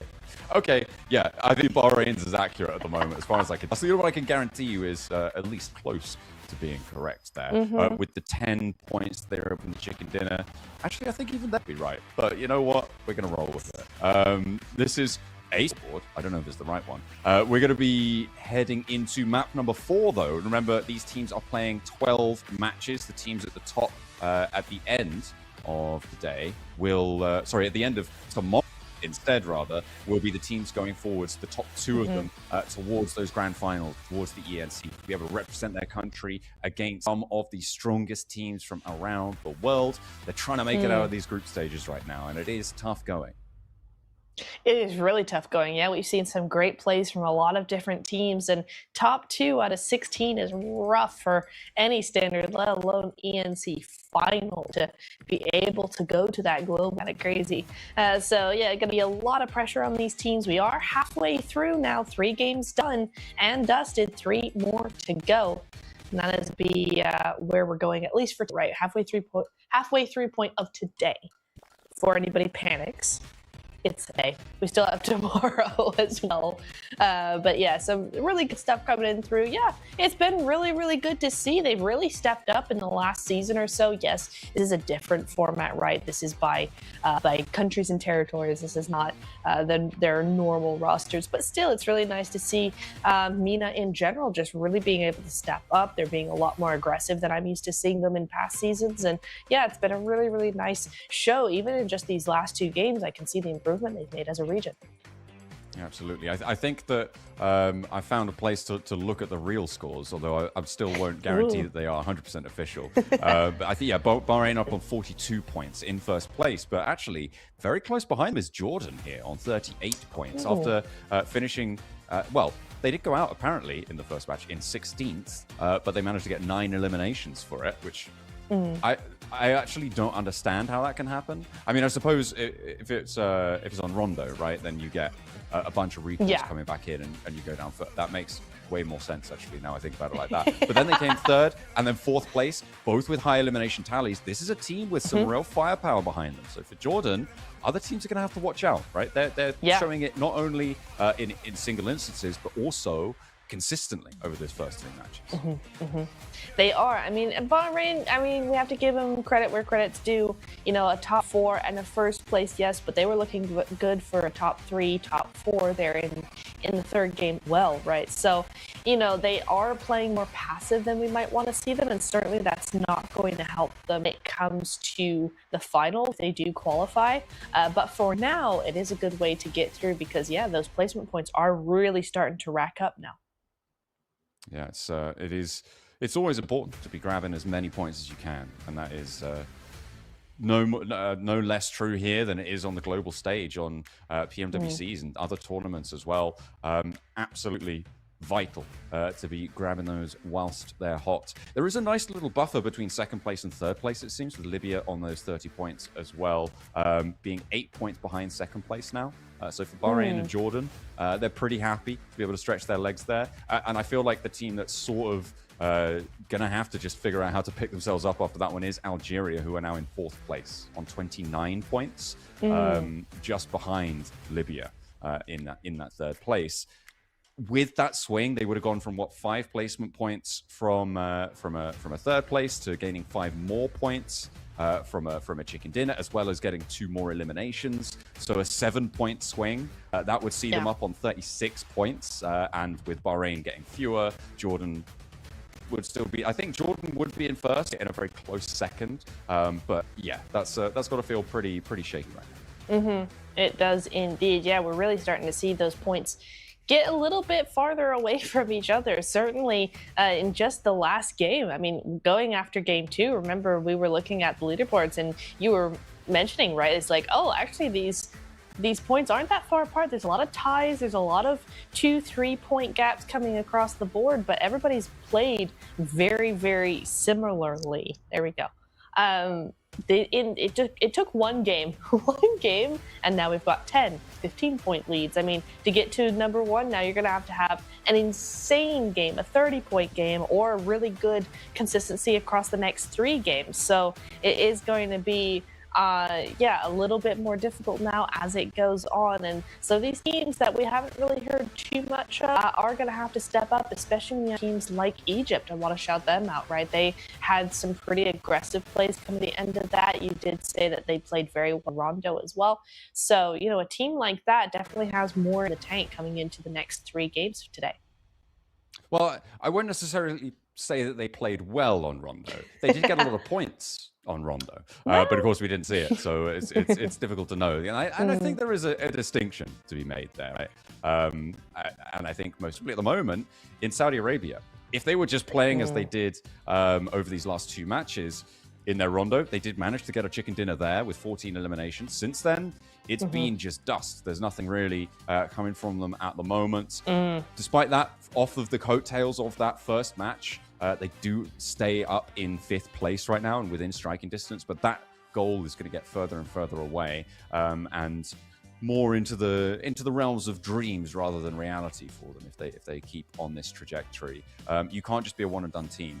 In general, to be in a contention for the first place, we talk about teams needing to be around a 10-point average, right? Yeah. That is sort of a metric. Oh, well, with Rondo, sometimes it does get pushed a little bit higher, which is I think what we're seeing right now. But yeah, generally around that 10-point average over longer sets, maybe pushing up a little bit closer to 10.5 and 11 on shorter sets with some heavy Rondo focus as well. At the moment, there are 3 teams who break that 10-point average metric, or Libya sit directly on it, rather, with 30 points, Jordan and Bahrain as well. And I feel like, yeah, this is exactly the sort of teams that we should be looking at. So if you're, the point being, if you're looking at teams lower down the tables, if your country, for instance, if you guys at home are watching your country and thinking, what are they doing? If your team's on 10 points right now, yeah, you just need to be putting in one big game to jump up this early on. When it starts to roll over into tomorrow, that you need to start to be a little bit more worried, I think. It's safe to say. But for now, it is still very much anyone's game. It really is. I mean, I'm going to say anybody that's got sort of 10th and above, so Yemen with 17 points, you know, anybody above there, I think still today has every chance of being able to move forward and you know, get into that top 5 potentially by the end of the day. The teams below, a lot more of a job ahead of them. It might take them a little bit longer, and we'll see how that pans out for them. But definitely we're talking now about a 20-point gap between 1st and 10th place. Isn't that much? You know, as you said, it is anybody's game for sure still, as we go into our last Erangel coming up very shortly here. Yeah, it's gonna be an interesting one. Are we going to see, you know, talking about the last Erangel, are we going to start seeing, you know, some of these teams lower down in the top 10 or lower on the overall leaderboard really step up in this final game before the Miramars? Are they going to wait for those Miramars? That is going to be something I will be making note of, just because Miramar is such a different game. There are teams that prefer Miramar over Erangel. Not many, but there are a few that just play way better on it. And so we might see a real step up from some of these teams that have struggled so far on the final 2 games. Yeah, I think that's fair to say. There is the mentality shift that can happen there as well, even just a gameplay difference. It's a lot easier to take a mental reset if you've been coming on Erangel. Say, you know what, let's focus on just focus on Miramar right now. Let's try and refresh, renew, revitalize, come into these last 2 matches of the day with that different outlook. So hopefully it's a little bit of a mental reset for a lot of our teams here, because I mean, when you do look down towards the bottom of the tables, Erangel just has not been on their side. It is unfortunate. Looking at the single-digit teams, most notably, yeah, it's tough. It's tough going, but you do need to keep your head up, keep yourself moving, even when it looks a little bit hopeless. It's important. It's important. I mean, if you think about it, right? We've had 3 games. We still have 9. We're only a third of the way through. We're not even halfway through, you know, the finals, right? These next 2 days. So it definitely, for those teams that are struggling, it's like, it's just the first 3 games. It's not the end of the world done yet. We still have 9 to go. That is a really, really good amount of matches to really step up and get those points going. If you know that you have more than you're giving so far, right? If it's just going badly and like, man, why are we not playing the way we played in the scrims, or why are we not playing the way that we've been playing so far? there's still 9 games. We got plenty of time, and still 3 more games to go today. Just switch up that mentality and you go. Easier said than done. Yeah, and sometimes it is just skill issue, right? That has to be said. There are just occasions where, oh, I've got a very loud train going past my window right now. Didn't expect that. Yeah, there are some times where it is just skill issue, and you just need to be better at game and click more heads. It is rough. It is rough, and there are some very strong players out there. So terrifying prospect, I'm sure. Yeah, you know what? Honestly, if I was out there, I'd be Bahrain. I'm like, I'm gonna be in a compound, and y'all can have fun with all the top players over there. I'm in a compound, I'm safe, and I'm gonna come out when it's the top 5. Just let me know when it's the top 5, and I'll start doing something. It's a fair strategy. I just don't like to see it often because it doesn't translate well when you go to the next stage. It works for now, but it doesn't prepare you for the next step. Also, to be fair, the fact that they actually got points off that last match is kind of ridiculous and shouldn't really be read into much at all, if any. You just don't see 1v4v1s coming off like that. No. It just doesn't happen. No. And from an analytical perspective, it will never happen again statistically. But if things like that are what we're looking forward to for MENA, then I'm excited for the rest of these games, right? For the rest today, for the rest tomorrow as well, where they've still got 6 more matches left to play there. If that's the sort of firepower, the viewing experience is going to be brilliant, even if the competitiveness of those 4-player rosters maybe a little bit less so. Well, you know what? It just means we're in for some epic final zones, right? At all times, because they're all gonna wait in the mid game. They're all gonna get in those compounds. They're all gonna be like super chill, and then Zone 6 gonna come on through, and then everybody's peeking out those windows, getting out of those compounds, and it's just gonna be just chaos from there on out. Love to see that coming through. Yeah, it's gonna be really good, and looking forward to it. Is Miramar gonna be chill though? Probably a little bit more chill, but you know what? I think MENA has more surprises up her sleeve. Yeah, absolutely. It's definitely an exciting region to be watching. I mean, they've had some excellent performances from the organizations in the region in the past as well. I mean, a lot of very, very strong players and teams coming out from this region to play on the global stage. But now they band together as comrades for their countries and will head over Erangel once more as we head from the southwest point down towards Primorsk, up towards the top. I think they're aiming sort of just around Severny, maybe a little bit further east of Severny. So difficult to get to areas like Milta. Looking at maybe difficult to get in Lepovka Mansion prison area. Looks like we're dropping in with 15 teams though. I think, we are going to be only playing with 15 on this one. One of the teams not making it onto the plane.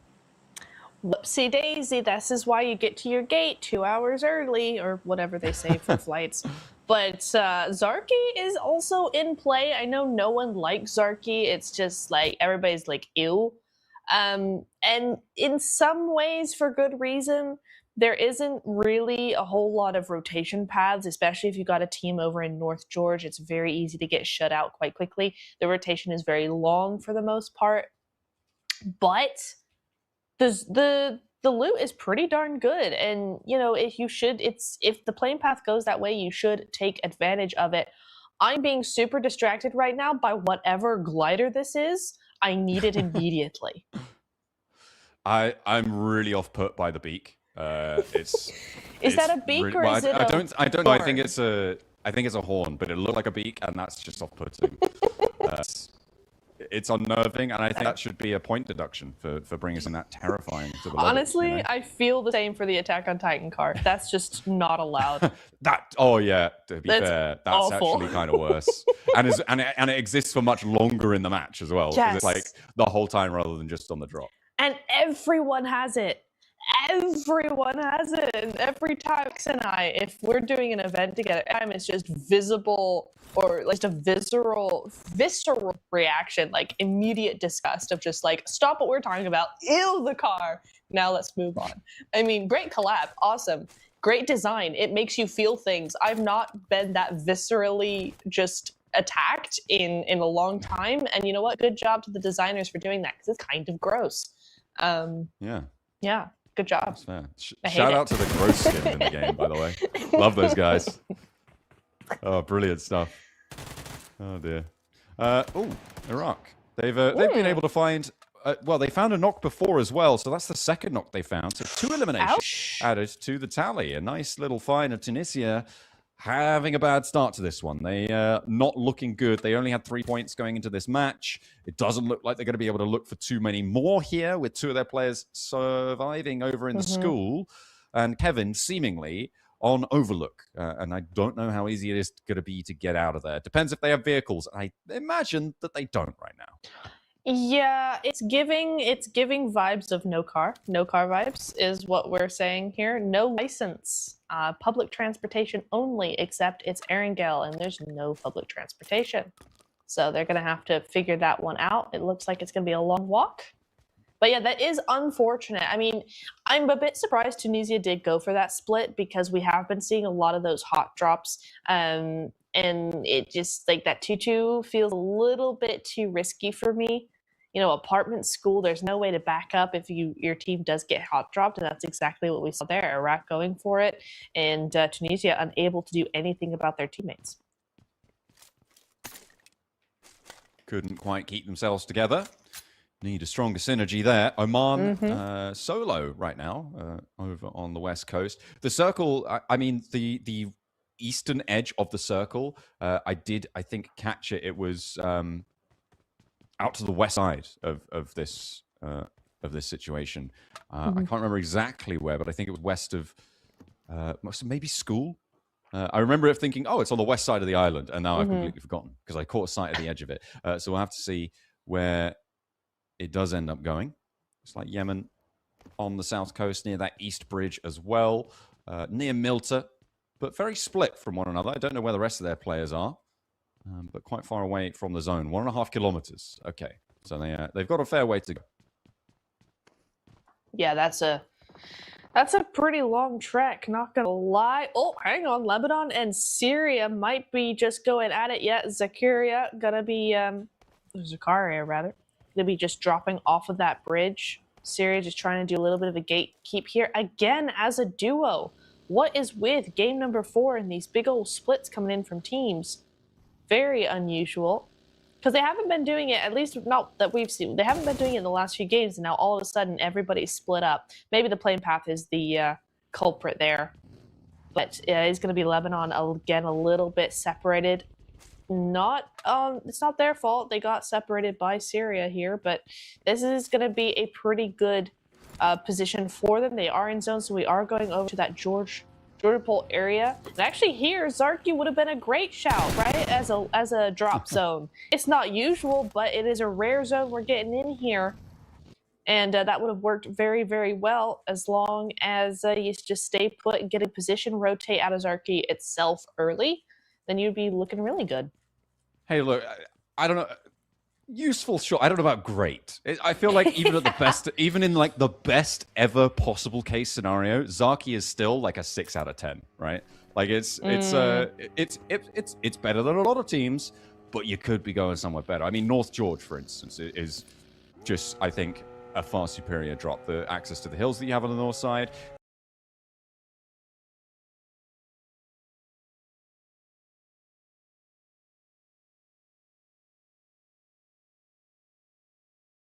The transitional points you have over the bridges. It's true. Zaki, sure. After maybe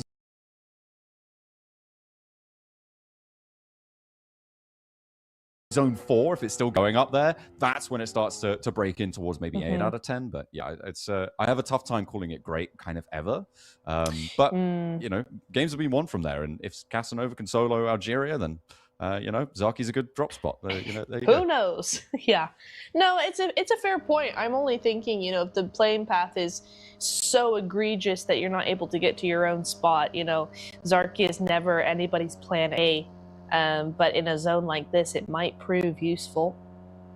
At least that area, you don't have forever to go and try and rotate. It is Iraq taking out one more, and that's Al-Hajj. Up to 3 eliminations, all on his own. Lebanon having to lose Zakaria there after their run-in with Syria earlier on, just a minute ago. not satisfied with their position. They're going to be moving down around the south side, and that is just not working for them. Real tough stuff there, but Iraq having a great start to this one. They've, towards the back of that central pack of teams on the overall standings, they've been fairly consistent with their eliminations, getting 4, 6, and 4 over the last 3 games. And a great start for them here is potentially going to give them a little bit more runway to keep that pace up.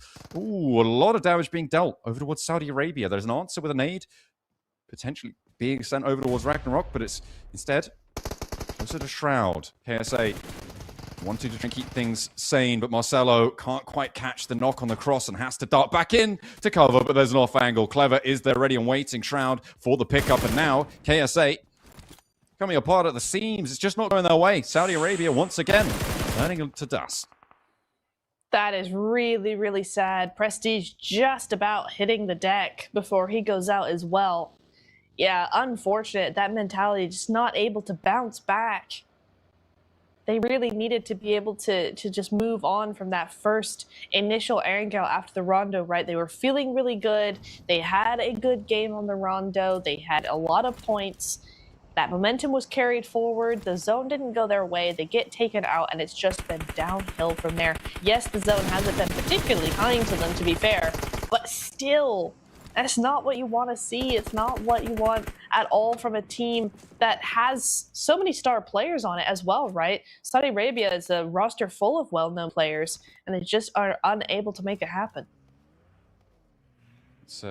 That's pretty unfortunate stuff. I mean, especially at the start of the broadcast, kind of bigging them up as well, right? Amori, Preach, these massive names in the zone. Idril, not to throw shade on Marcelo, but I think it's fair to say that those 3 names are a little bit further into the lexicon of PUBG Mobile fans.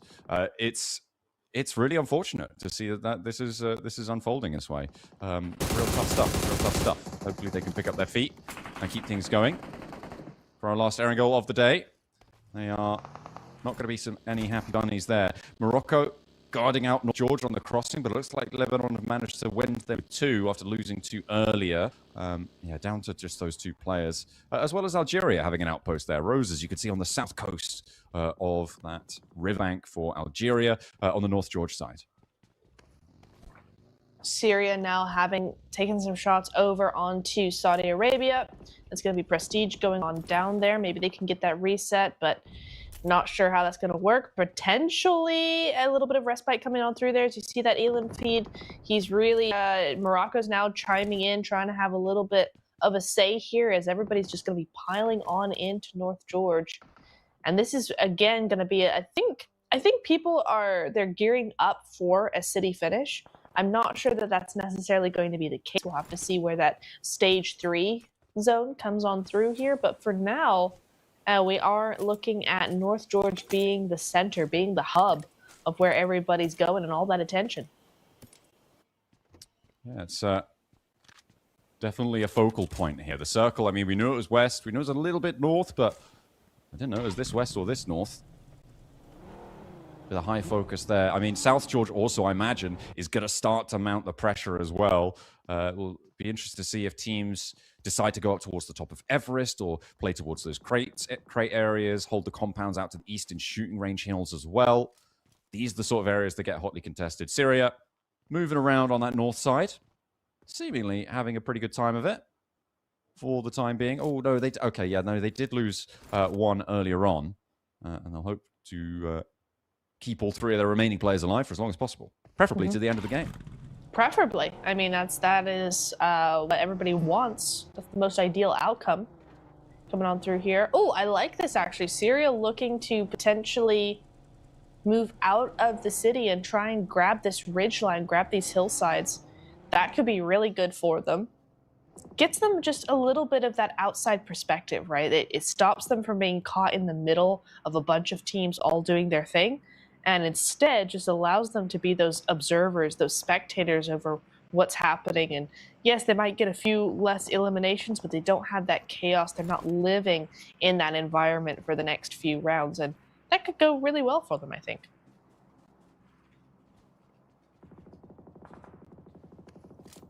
Certainly a big opportunity.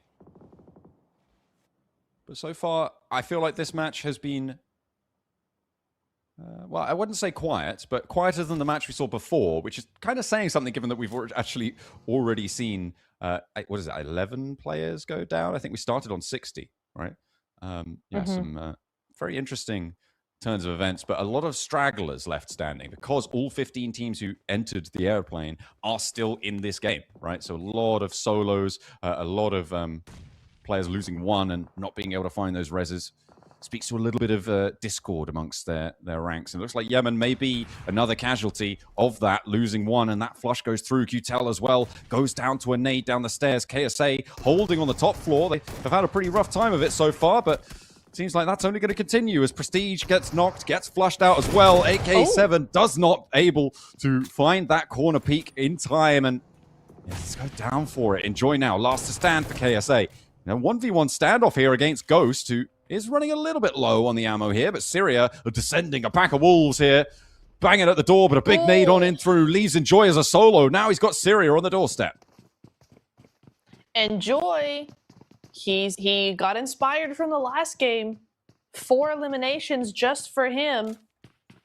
And he is a solo just haunting these stairs. Being the creaks and the floorboards, waiting for these players to come on through. Tries to get that pre-fire, but a 3v1 is just too much. All at once, up they come. Syria gonna be able to take that up. Ready to go. And yeah, that's going to be them done and dusted. Syria up with 3 eliminations. Sitan is down, but they have all of North Georgia themselves. Look, everybody's cleared out according to the minimap. Yeah, there you go. That's a nice little foothold there. Playing as 3 as well. A lot of latitude is afforded. Teams now starting to struggle their way through. I think a lot of this action's unfolding on the south side. Jordan taking some casualties as well. We finally lost some teams here. 13 is our tally. Iraq clashing with Jordan. Jordan, at the moment, I believe, second on the table, so that is not a good time for this to be going down. Yeah, a lot of their players falling. I think that might be them out. I'm not entirely sure. Certainly a lot of their players flushed. They are bleeding. Hopefully they can patch that one on up. As Morocco as well have a pretty good position here. They are on the edge over of North George. Big chillin' over there, as is Egypt and Libya, kind of just staring at each other on the edge of zone here. Egypt have a great position, looking very good on this hilltop, a really good high ground position, but the zone does mean that it is there is potential rather to be just zoned out here. They're on the edge, not looking too comfy for that next zone, so they're going to have to figure out what the next step is as they get just peppered a little bit with that weapon, those sprays coming on through, trying to keep a little bit of that pressure on here. As we move over now, John, to Omar. Omar, I don't feel we've seen in the last game for sure. I don't remember seeing them do much of anything. So they are back now with 3 eliminations. D's next up. Oh, might just go down here, and it is Iraq coming on through, laying down the law. Ooh, and another roll down as well to follow it up. Iraq doing bits right now. Knight does get clipped on the sidelines, though. Al-Haji's down as well. And Oman are not out of it just yet. Iraq losing a couple of players there. That is not good news. Al-Haji as well. Such a heavy hitter for them. Can't really be afforded to let that one slip. Salami not looking to capitalize here, it seems. Kevin, stays a little bit too long on the open hill side and takes some heavy punishment for it, but doesn't get knocked, doesn't go down. Lord actually leaving that team, so they're only playing as 2, so both Oman and Iraq leaving as 2. That's going to be swiftly taken a task, though, by Kuwait, who roll around and pick up another from Oman to be moving on forwards.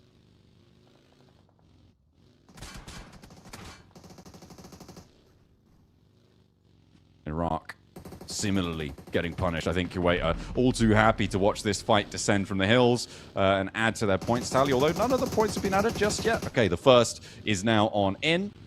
Oman, yeah, I think they're taking themselves out as well with a little self-knock there on a vehicle hop-out. Rage gets another knock over towards Lord, and yeah, it's just Kevin now remaining. Nobody escapes on that eastern side. Heavy presence of the circle on the north side of the river, which is why so many teams are getting a little bit messy right now. Teams we were waiting to cross, now getting forced to by the zone. Yes, indeedy. Oh my goodness me. Yeah, everybody's just piling on through now. I did say before we started this game, I was kind of thinking, if everybody was going to keep quiet in that mid game, it was just going to be a lot of chaos coming forward. Now everybody gets their compound, and then the zone says, no, you have to get out there and fight eventually. And all of these teams now moving in, Kuwait moving in as well now. Kuwait, I keep waiting for them to do something, and that's not a pun. But Kuwait are so good in the mid game. They look for that information. They scout a lot. They're, keeping that control, getting good positions, and then they seem to fizzle out in the end game. Yes, we did see them get that second place in the last game, sure, but it was as a solo behind a rock somewhere until the very last moment. That's not the presence that we're looking to see from them. And I think they have that potential because, like I said, we are looking at a really good, strong team when it comes to the mid game. Just the end game, it doesn't seem to really go their way all that much. So maybe this time around with that ridge, they're going to be able to turn that about.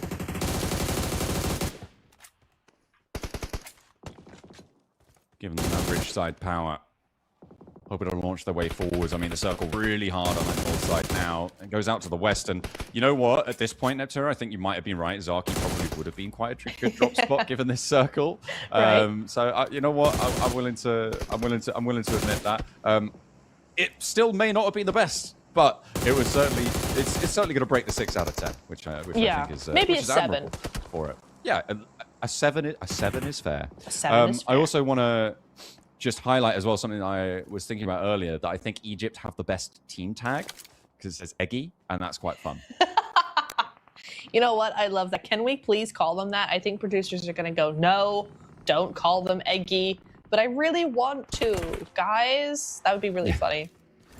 They're just, they just really don't like omelets, What can I say? Yeah, they're just allergic. Allergic to eggs. They've never It's had sad. I cook a mean omelet, okay? I'm a fan. I'm a fan of eggs. Yeah, they are they delicious. insult you the whole time. They're very mean. Lebanon right now, looking to get a little bit mean with it with their 2 players. Everybody crowding into North George right now. They really are. It is just a free-for-all. Ooh, forever going down. Apparently, my goodness me, great spray coming in onto him. Unfortunately, they should be able to get that res back up and running, though. No problemo there. And yeah, everybody's just moving on in. The zone continues to move. It's now moved outside of North George. If you look at the minimap, you can kind of just see that line of the new circle, stage 6, and it is nowhere near these teams. So everybody's going to have to move on through. Algeria, trying their best, gets stuck out, caught out. Rose is going to go on down there. Up to the UAE, who also goes out, and Kuwait is going to be grabbing that point. 5 now for them. This is actually a phenomenal position because look where they are in zone. Well, look where they are outside of zone, but look at their position. They're on their overwatch onto all of those angles that also have to move in. This is the perfect third-party position for them. Yes, they have to move in as well, but that rotation can be delayed a little bit just to make sure there's no stragglers left out there. Yeah, they do have that north side rotation available to them where a lot of other teams don't. Everybody going to have to think about how to transition away from North George here. And look at that, it's Eggy off in the distance as Egypt move in on the north side as well. They're having a good time up on here. Looks like Kuwait going to try and take them head on. I don't think Egypt are at a full 4, certainly not in this location. So Kuwait might just be able to overwhelm them. High ground potentially could be Egypt as well. So maybe a little bit of an off angle there. And Forever does go down. A nice nade over the top. And they do need to keep their wits about them. NASA with the MG3 over the ridgeline, but gets shut down. A nade over, and it will find him. And more shots to open up. Kuwait are now on 2 as he has to back off. Remember the solo survivor towards the end of the last game, 7 MNE. That's going to keep things a little bit more dicey for them. And Egypt, they're having a real tough time. They've lost 2 now. And this is not how they wanted things to unfold on the north. No, indeed. I can't figure it out. Kuwait, you got to do something here. I mean, they were looking so good, and then they make that final rotation into the late zone and get picked apart. To be fair, Egypt do have this, this off angle, as you mentioned, right? They do have one player on this high ground, but now Libya is coming into play, saying, hello, we want your spot.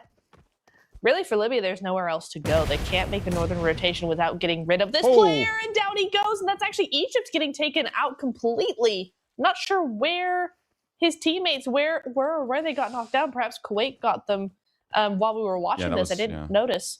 But yeah, Egypt out. Two of them down in that initial engagement on the roll down where they tried to challenge Kuwait on that north side. They couldn't hold the solo against a duo as well out in the open field. And yeah, we saw Libya dealing with the final player. No ability really to transition over. They had to leave that high ground, maybe a little bit of overinvestment from Egypt onto that position, but they will fall nonetheless. Now, 7 eliminations for Kuwait. Out on the north side as well, Syria looking to try and move on away from North George, but they may have just been a little bit too slow with it. Other teams have been able to take that rotation a little bit easier. Algeria trying to move in behind, and actually some damage sent towards Yusuf from Syria. But yeah, I think Libya and on the north side, Kuwait as well, both going to have a much better time at this one. Yeah, not bad at all. Syria, do you need to step up a little bit? 5 eliminations.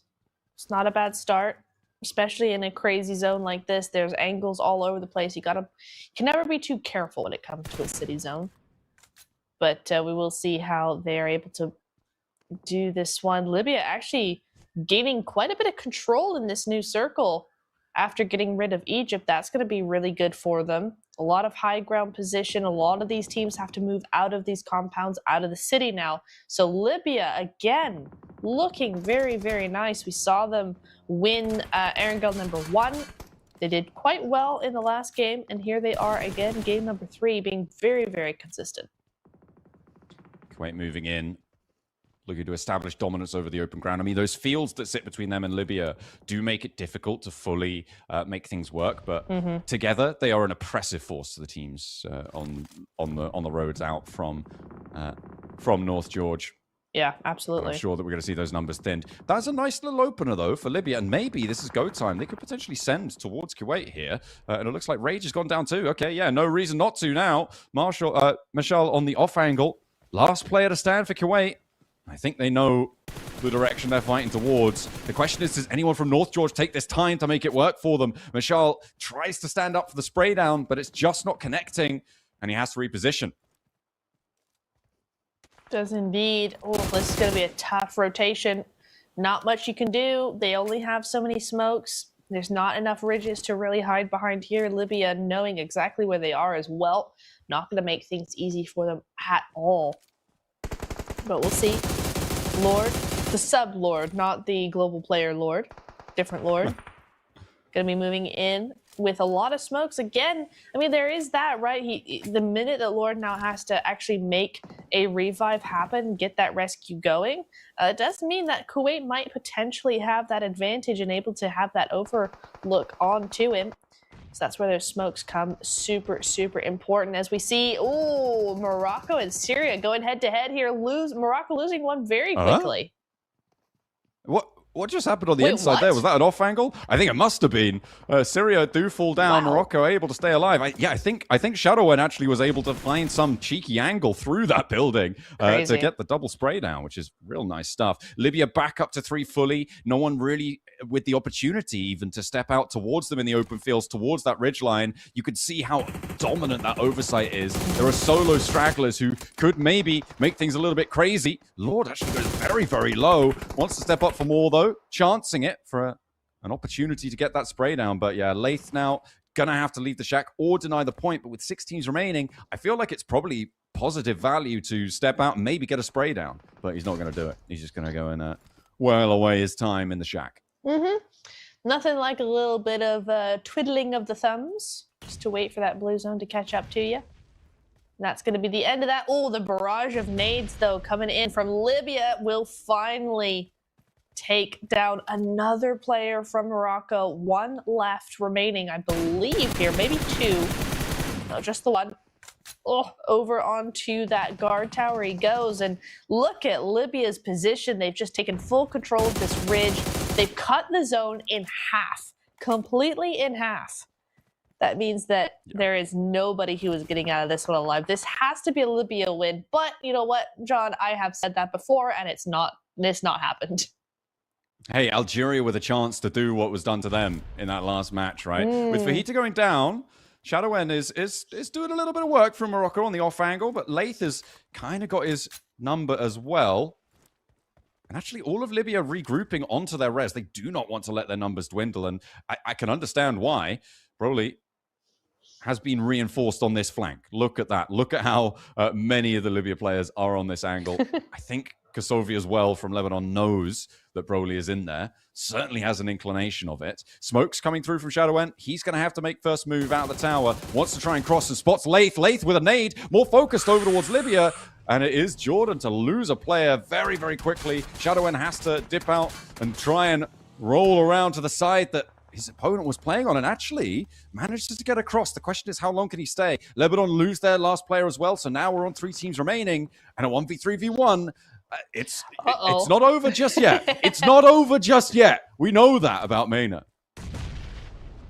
We do indeed. This is looking very scarily similar to the last game. Oh, but they know where at least one solo is, so I don't think that one's really going to be able to do what the last did. Yeah, Broly's going to go on down. That is Algeria having to be satisfied with third after last game's second place. Libya up to 6 eliminations. Not the craziest win we will have seen, right? But unless Morocco can get this 1v3, it is going to be indeed a Libyan win. The second of the day for them, and that's going to put them, it should, squarely in first place here. You would expect so. Catapult themselves up nice and high, but Shadowen has been doing a lot of work this match, up to 3 eliminations. Has a challenge, but finally those off angles need to come through. Shadowen for 1. Dips back, looks for the point, and steps up into the blue zone, has to move forwards, has to charge into the open sightlines. Nearly looked like he had a second there, but Shadowen, I don't even know if he was able to get that flush. Unfortunate stuff, but Libya do indeed shut down that match with a second chicken dinner today. A lot of those teams in towards those final moments of the circle are fairly high up on these tables too, Neptura. Yeah. So a nice ascendancy for a lot of the teams towards that top side. We'll have to wait and see a little bit more though, as we've got more matches. 2 left to play. Yeah, but that was the last Erangel as far as I'm aware. So we're going into that Miramar next. So yeah, really crazy, weird zone in this last Erangel. We very rarely see those North Georgias. So I think, John, everybody is going to be taking a little bit of a breather before we go into the next game and be like, oh, thank goodness that Erangel is over. Yeah, absolutely. Well, we're going to take a little bit of a breather too. We'll be back in a few minutes with the start of our Miramar journey here for MENA. See you guys in a few.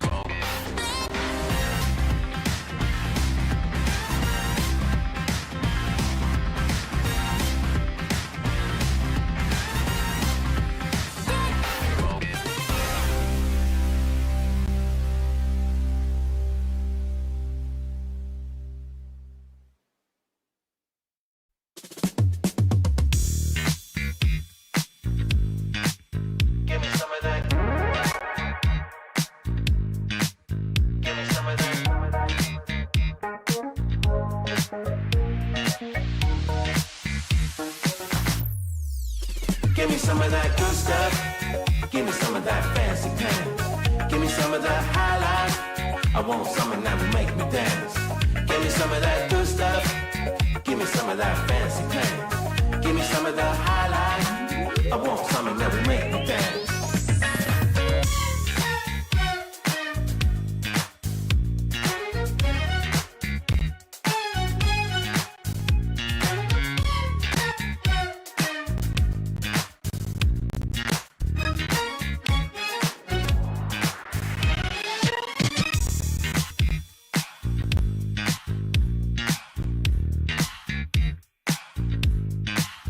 Give me some of that.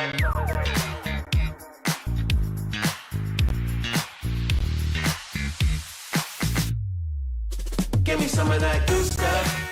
Give me some of that fancy pants. Give me some of that high life. I want something that will make me dance. Give me some of that good stuff. Give me some of that fancy pants. Give me some of that high life. I want something that will make me dance.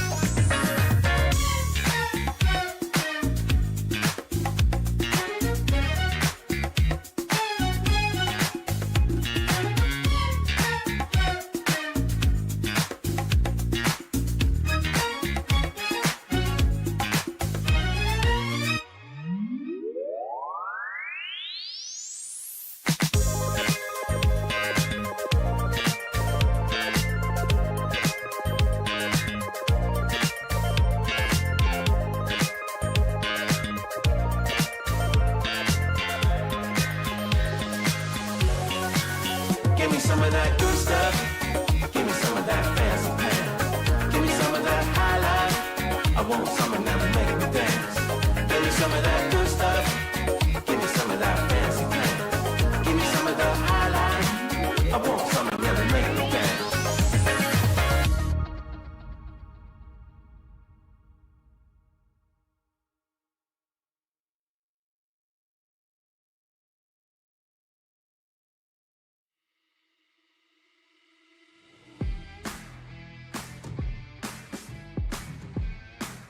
Yeah, I'm taking control. Yeah.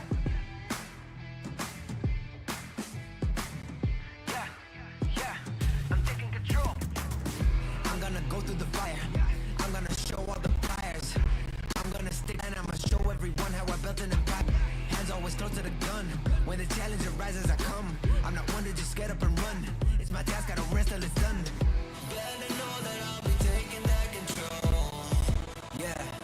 Yeah, taking control, yeah. Better know that I'll be taking that control. Yeah, I'm taking control, I'm taking control. Better know that I'll be taking that control. Yeah, I got that control now. Better know that I'll be taking that control. Yeah, I'm taking control, I'm taking control. I'm gonna take that control. I'm just be playing my role. I'm gonna take all the souls of the ones who be standing in front of my goals. I'm creeping up like a ghost. No one can even come close. I'm ready to go in a charge and you better know that I'm first. I'm on the hunt, I got the squad as my fam. Summon my foot, I'm a glam. Play me that tune, it's my jam. I'm gonna reach my potential. Fully I get in the mental. It's the state and I go for it all. I'ma honor the grind, I'ma own it, no rental. Better know that I ain't never gonna fall. Better know that I am coming for it all. Better know that I am taking back control. Better know I'm taking control. I'm gonna go through the fire. I'ma show you the thing I desire. I'ma inspire, I'll show everyone how I built an empire from nothing. You know I'ma never succumb. When the challenge arises, I come. I'm not one to just get up and run. I'ma bang bang till the task is done. Better know that I ain't never gonna fall. Better know that I am coming for it all. Better know that I am taking back control. Better know I'm taking control.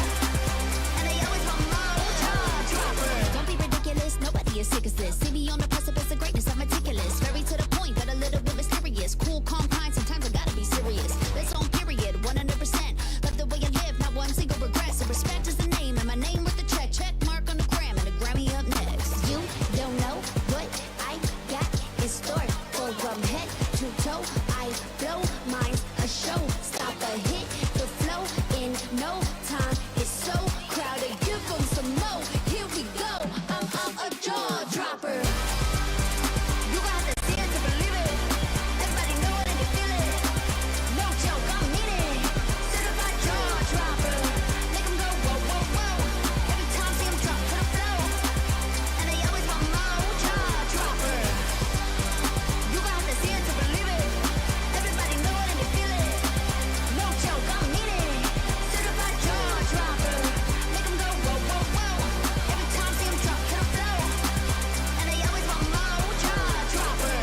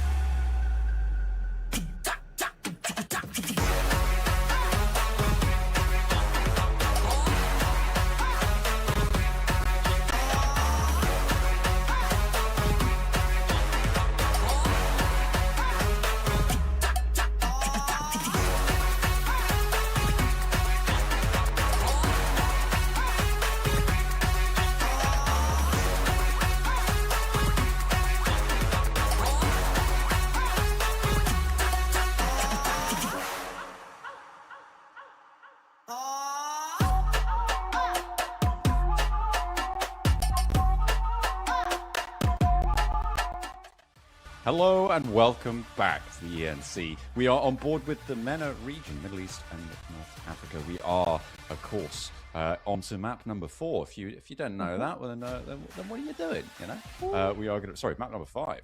No, Goodness 5, me. yeah. Okay. If you didn't know that, then apparently you're me. We are going to be heading over to Miramar, over to the dusty dunes of the desert, fairly shortly.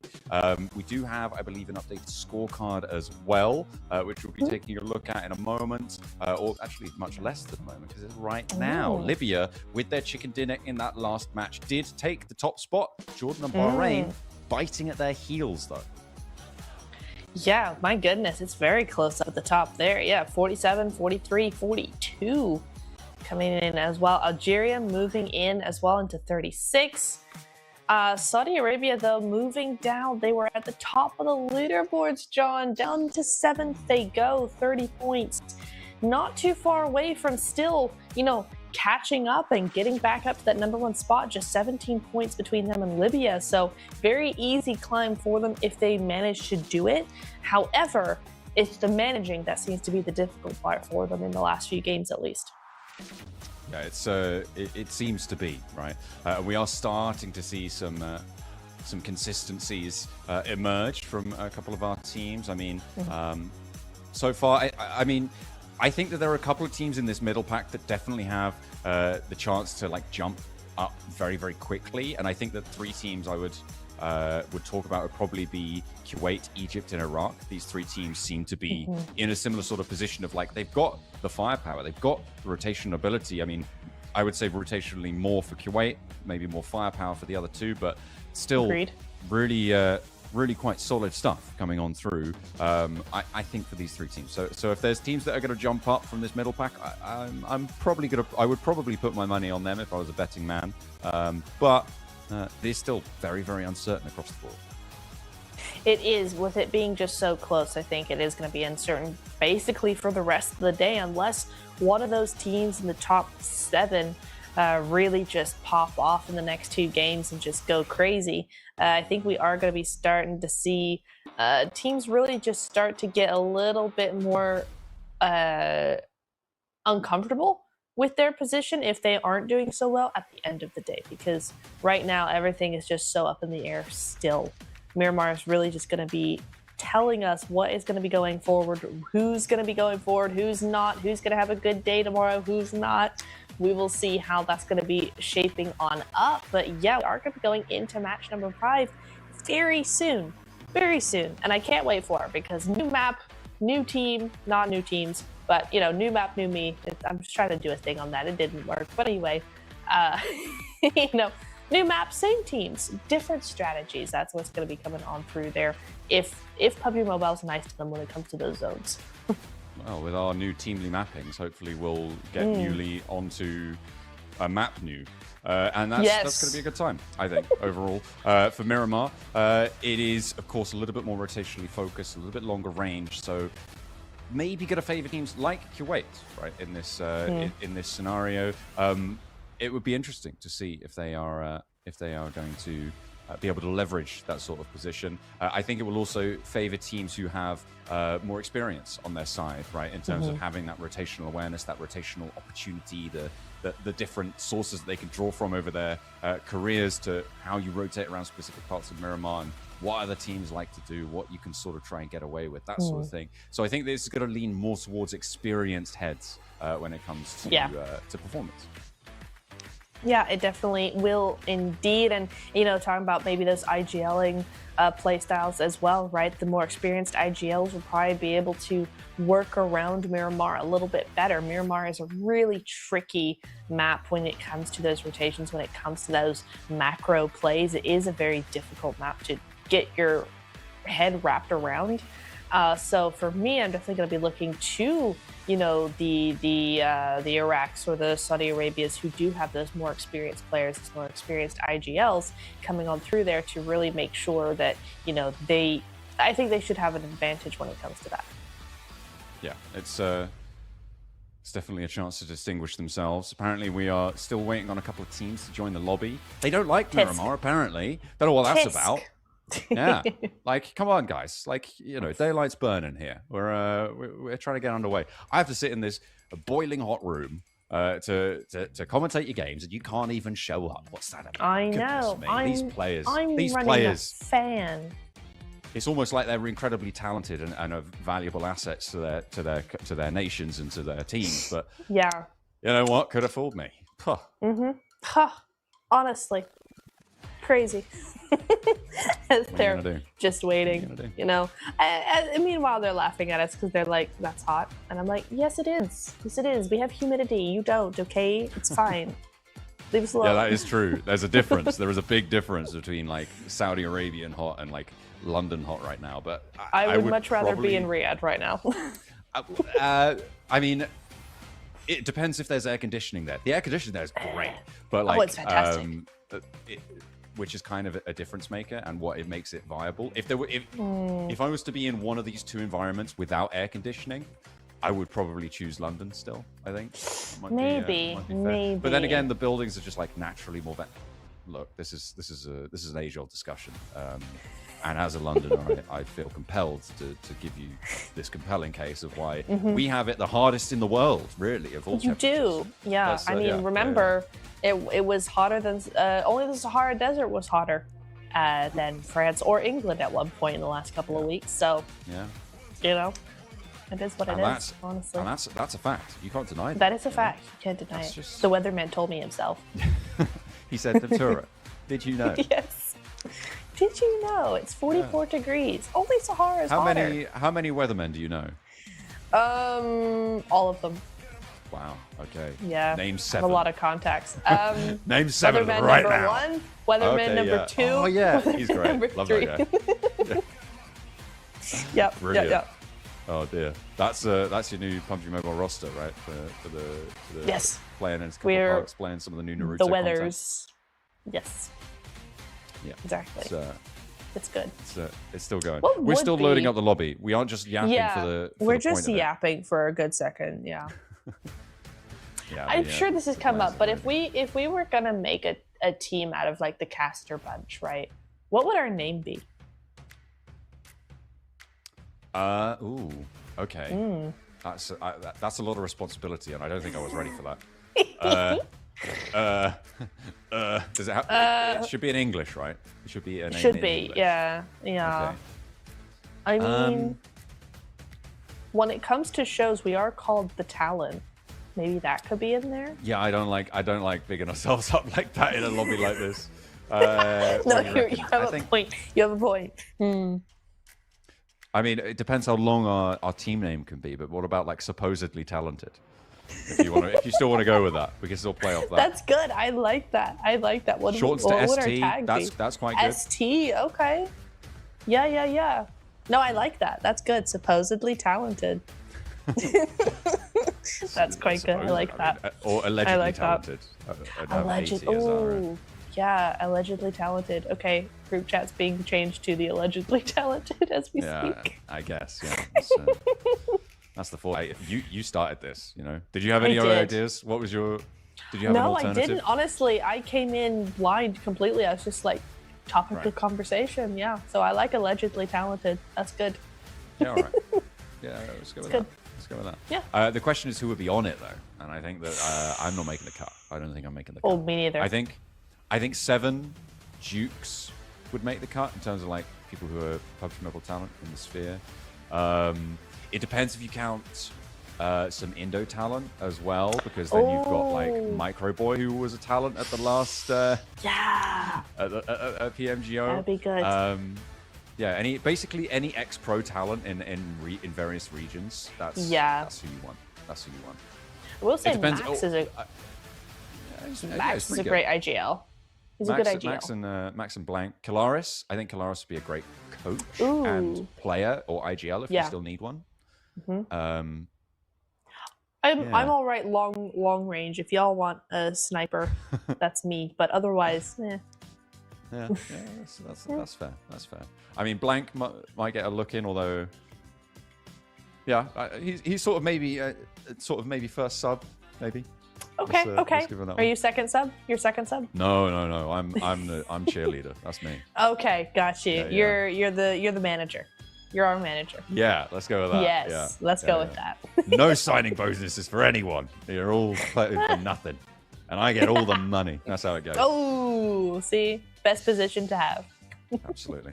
That's exactly what managers are able to do. You know. Yes, they do it all the time. Works. That's exactly how that works. Definitely. Yeah. 100%. Renaming to our manager stole our paycheck right now. Yep, quick. Yeah, absolutely. That is funny. Oh dear.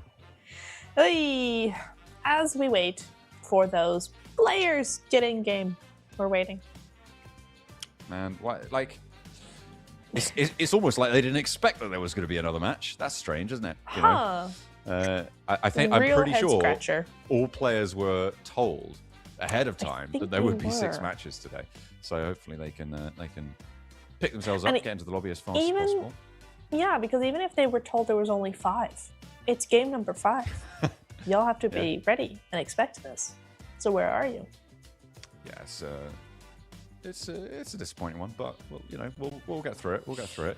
With 2 matches left in the region, there's a plenty of other regions that have already occurred today. I mean, I'm not too sure what the state of the EECA replay came out to be over in their region. Of course, they had to go for a restart there due to some roster mix-ups. They needed to scrap the first 2 matches that they played, or first 3 matches that they played, in fact, as well. So that's a little bit unfortunate. I wonder if they have an update on their scores. I'm just checking right now to see if anything has changed. I'm not entirely sure it has. I don't see any updated scores on actually pretty much any region that we've got here over the course of it. Everybody's just waiting. Yeah, everyone's seemingly just chilling. Just big chillin', yeah. That is the case. Everybody's waiting for match number 5. They're all just like, yeah, we'll get into lobby soon. And everybody else is like, please, no, get into the lobby. Do it. Goodness me. But, yeah, this is a long while now on this lobby. It is a fair bit. Yeah. We are waiting a while. I'm sure See, the any thing minute. is, I feel like even the conversation about like what was your best play of today, it's kind of Yeah. obvious, right? Like there's no real discussion about that. There was just a best play that came in through. Oh, okay. We've just been told as well that a lobby is starting. Yes. Whether or not it continues to start, that remains Is it to be Mina? seen. I don't but know. we have begun the process, the inexorable descent have. towards, well, preferably away from madness, as we find ourselves with actual PUBG Mobile to look at, as opposed to us. Away from madness into chaos. Oh, okay. Okay. Yes. Yeah. Yes. Yeah, all right. That was pretty good. I'll give you that. That's 8 out of 10. 8 out of 10. Thank you. 7.6 out of 10. Ooh, harsh. Hey, it's rounded up, all so you right. can take the 8 if you want, you know. Awesome. I'll take the 8 and I'll be happy. I'm good. Thank you so much. All right. How are we gonna beat that? That's the question. I don't think it should be a competition, you know. Things are just as good as they are, and that's fine. That's fine, you know. Wise words. I'm gonna give that a 8. You're just being generous there. That wasn't an 8. But this is match 5, as we are going to head on in 10 out of towards 10. Miramar for the first time today, and for the first time for the MENA region. We'll be playing 4 of them total across the set of 12 that these teams will be playing, 2 of which will be played today. As we head from the southeast all the way up to the northwest side. So a fairly open playing path, I think it's safe to say, for all of our teams. Hopefully we'll have fewer hot drops as well that we've been seeing on Erangel. Did you say hopefully just then? Yeah, hopefully. Certainly. No. Hopefully not a Picardo hot drop. Oh, okay. You know what? That I can get behind. Absolutely, hopefully not a Picado drop. I am sick and tired of that. Poor me and Max. We did another show where these two teams just insisted on Picado a hot drop as we look towards 2 teams dropping Picado right now. And I was just so mad. I was just like, there's no way y'all are doing this. It's just so silly. Because you get stuck in the red buildings forever and ever and you don't come out. I'm always mad about it. Yeah, I mean, rightly so. Oh, we got country flags and team names this lobby.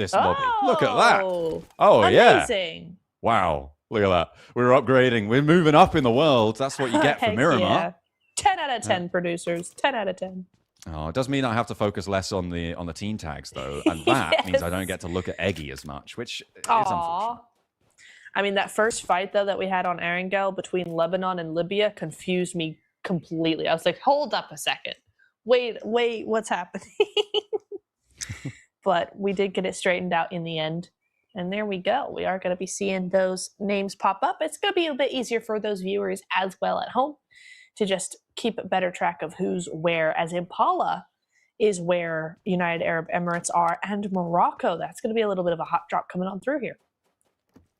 Yeah, north to south divide, though, so not needing to get fully involved with it just yet. Morocco on the north side, UAE on the south. They're not in the zone. They're about 1.3 kilometers away, depending on which player you're looking at. Not too sure exactly where the circle is, but we can guarantee that it's not on that east side with Impala. So I'm imagining it's somewhere on the west. Could be hard south, though, which would be really annoying for everyone. That is true. It could have gone just straight up via Del Mar and prison, which would be kind of fun. Only because I'm not playing and because I love chaos and I'm kind of a meanie. But otherwise, you know, yeah, it would be fun. But, you know, for these players, we want a good, simple, especially I feel like for Saudi Arabia, they could really use one game where they're not chasing the zone constantly. So for their sake, you know, hopefully it's just gone over to the western side, maybe a little bit of El Pozo, a little bit of, what else is over there? Monte Nuevo as well might be useful. Although we're moving over to El Pozo now, and they're 800 meters from zone, Algeria are. So actually it's not over as far west as you might think. Or it's south of them? Or north. Yeah, it's difficult to tell, right? Yeah, I mean, south or north. Those are the two directions. UAE looking to open the bidding in Impala, though, and that is good news for them. They found the first blood on towards Morocco. Or actually, is that second blood? I think they might have been able to find another one as well. Leaving Morocco on 2, not ideal, especially if they have to rotate south or north after this.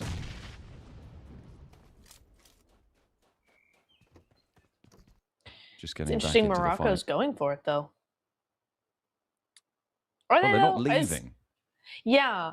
I thought I saw Shadow like moving forward. I was like, oh, they're actually wanting this fight. But looking over at the rest of what Morocco's doing, I'm kind of like, nah. I think they've lost their 2, and they're like, well, I'm not sure we want to really go for that. Just gonna loot up a little bit more. They do have that northern rotation, so maybe they should use it. I think that's what they're gonna do here. That's the wisest play at this point.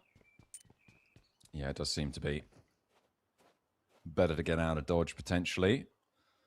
Get on the road, but there's more blood being spilt on the sandy dunes there. Looks like pick up there for Al Haji, again, for Iraq. Doing a lot of work for the team, a real heavy hitter. Some great news to see those points adding up yet again.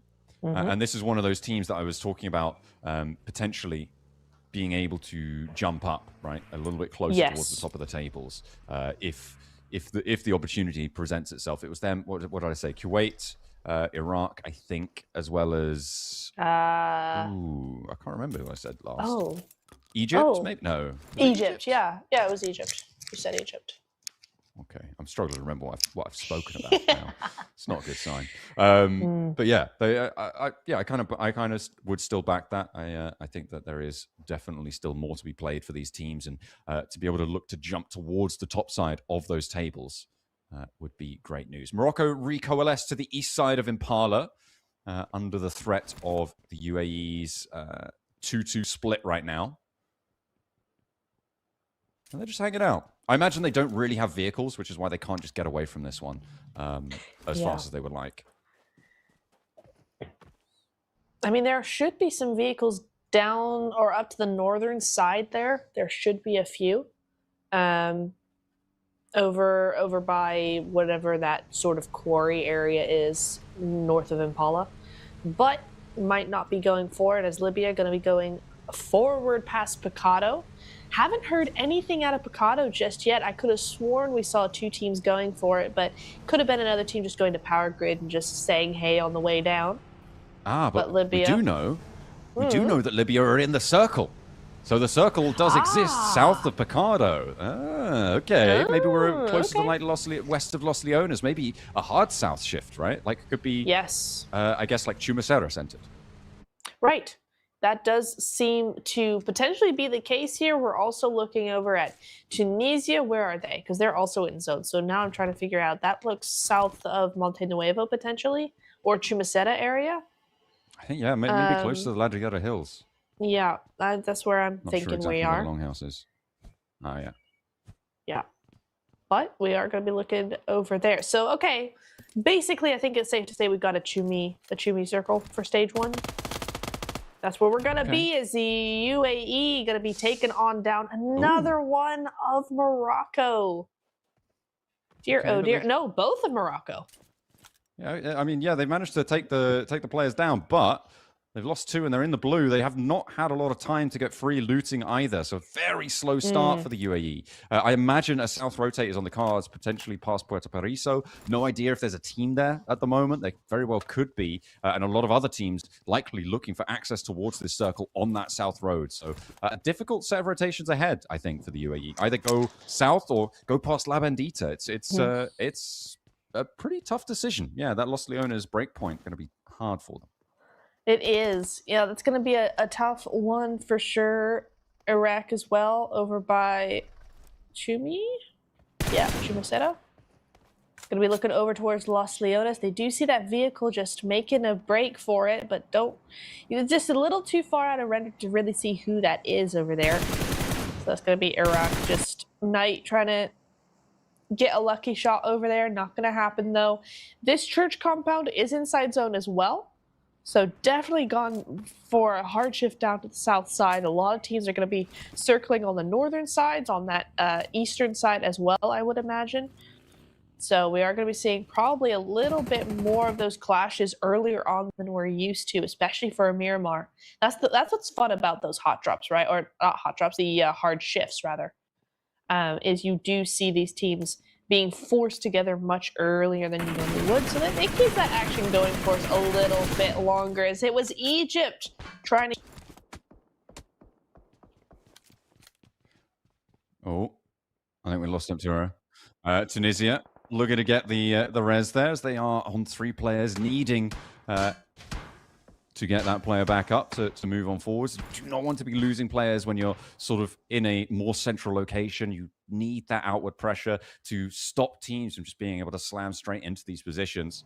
So keeping everyone alive, very, very important. Yemen up against Jordan, who have been pretty fierce in the fight.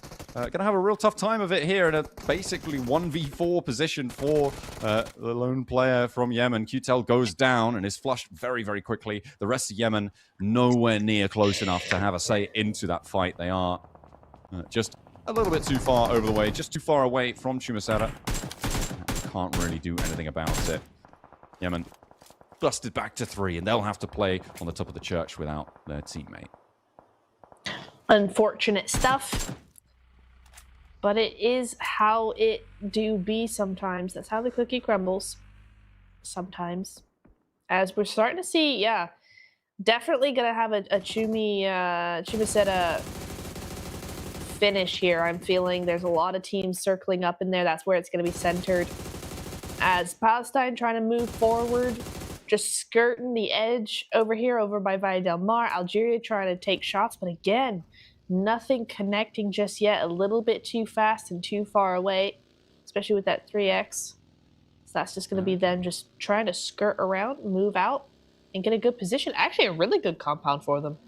Oh, okay. Look, we've got the edge of the circle here. We've spotted it, which means it is, yeah, just sort of centering just to the southeast of Chumasera, pushing away from those Ladriada hills from Valle del Mar.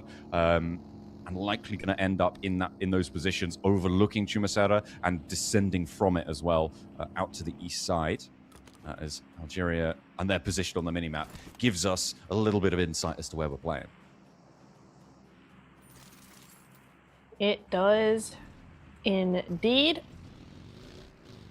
Yeah. Oh, and actually, Algeria have a fantastic position. I said they had a good like compound, but it was outside of zone. But the push over into the high ground hills just above Chumasera is going to be awesome. The zone does center up a little bit more towards the north side, so probably not going to be able to hold that position for very long, but it's a great springboard into the zone. It's a great way to maybe find a knot, get as much info as you can at the very least. That's going to be really, really good for them as they move over forward. Bahrain as well got a good spot in this circle. Again, still out of zone. So a good spot on the map is probably the better way to say that. Still need to move into that zone, though. Yeah, Bahrain on this south edge. Wanting to get a little bit closer to it. Iraq did lose a player there, or took a knock, rather. Do need to be worried about that. Yeah, no one at the moment too near Bahrain. They are just going to look to march forwards, down from their high ground. So not going super central this time around, which is interesting. They definitely liked to do that in their earlier performances here. And if they want to keep up pace with the top of the tables, they're going to have to figure something else out. Maybe this is the time to do it. Or maybe in Zone 4, they're just going to send super central and see what they can do. Indeed, that might be the idea. Or, you know, they just prefer playing on those Miramars, and that's how they play Erangel, to just get through and rack up those points. And maybe here they start to be a little bit more aggressive on a map they're more comfortable with. It's entirely possible, as Dream19 might just feel, oh, he does, he feels it badly. Bahrain able to take down one of Palestinian players. There we go. That's going to be one down. Another to go, because I think Iraq took down another player earlier on, so I think they're still up as a trio, if I'm not mistaken. Yeah, that's going to be him go down. Oh, Raoul from Algeria does get knocked as well and gets taken out immediately by Egypt, so that's another big player losing out early here. It's not the end of Algeria, you know. As the IGL, you always want to go out first as the IGL. If anybody has to go out, it should be them. But still, Raouf, going to be a hard player to lose there. Yeah, it's still, even if there is no sort of best player in that sense, right? Of course, if you have to choose, sure, but you really just don't want to have to choose. And that is, I'm sure, going to come back to bite them in the long run. Casanova the man of the hour, able to 1v4 against Algeria with an assist from a solo. It has to be said, you know, he did have a big impact there, but still very impressive stuff from Casanova. And actually, the reason that Bahrain have as many points as they do pretty much solely rests on Casanova's shoulders there. A very impressive solo run coming through from him. It was indeed, yeah. I think his teammates had maybe one point each. They were sitting on 3-4 eliminations, top 4, but that was it as a solo, and then able to come in with a massive clutch and, you know, 10 points for the win. Crazy stuff coming in from Casanova. So yeah, definitely a player to protect at the very least, right? That's really where you're trying to go. Is here we see, Syria and Egypt going head to head. Syria actually being super aggressive, not realizing there's somebody behind them, and Bahrain actually moving in to say hey as well.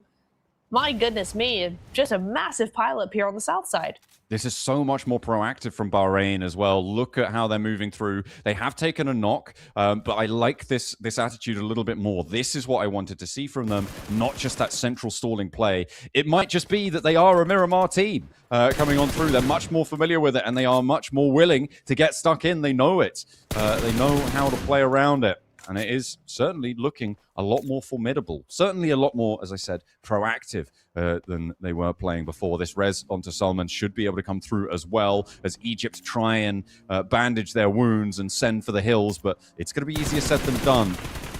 Trying to get away, but Casanova's on the case and he's looking for more. Egypt lose another. Yeah, and away they run. That's all they can do at this point. Able to get away with still 2. But for Bahrain, that's up to 4. And Casanova with 3 now.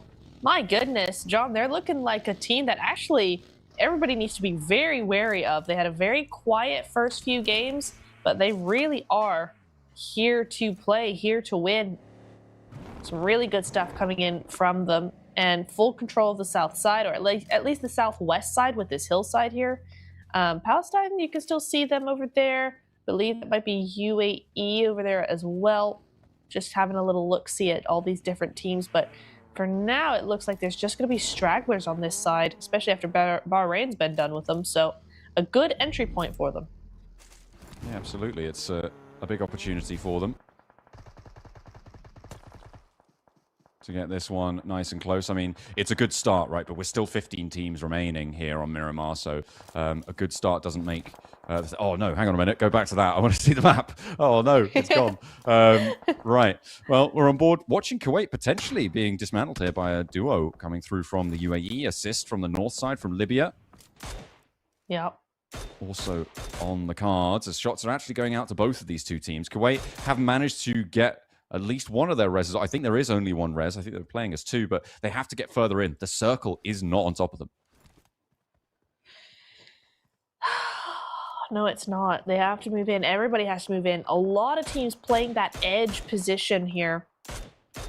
That's going to be really difficult, especially on this northern side. I mean, you can see there's this one dip. Down they go. That's going to be Jordan done and dusted. But that is, you know, that one ridge line. There's one road, and then there's everybody on the other side of the road looking directly at you. That's going to be so difficult to overcome here. Kuwait as well. Omar going down. It's just a crazy, crazy time now. Really interesting that we're getting so much action so early on as well, though. I mean, okay, well, 18 minutes in is not particularly early, but it feels early. It does not feel like we've been here nearly 20 minutes. Certainly doesn't. It's time to get stuck in, it seems, as Saudi Arabia want to charge on up towards Yemen. 3 players, remember, QTEL lost his life earlier on in this match. So they are playing as 3 on the defense. Looks like Kuwait taking some heavy punishment and may have gone down themselves as well.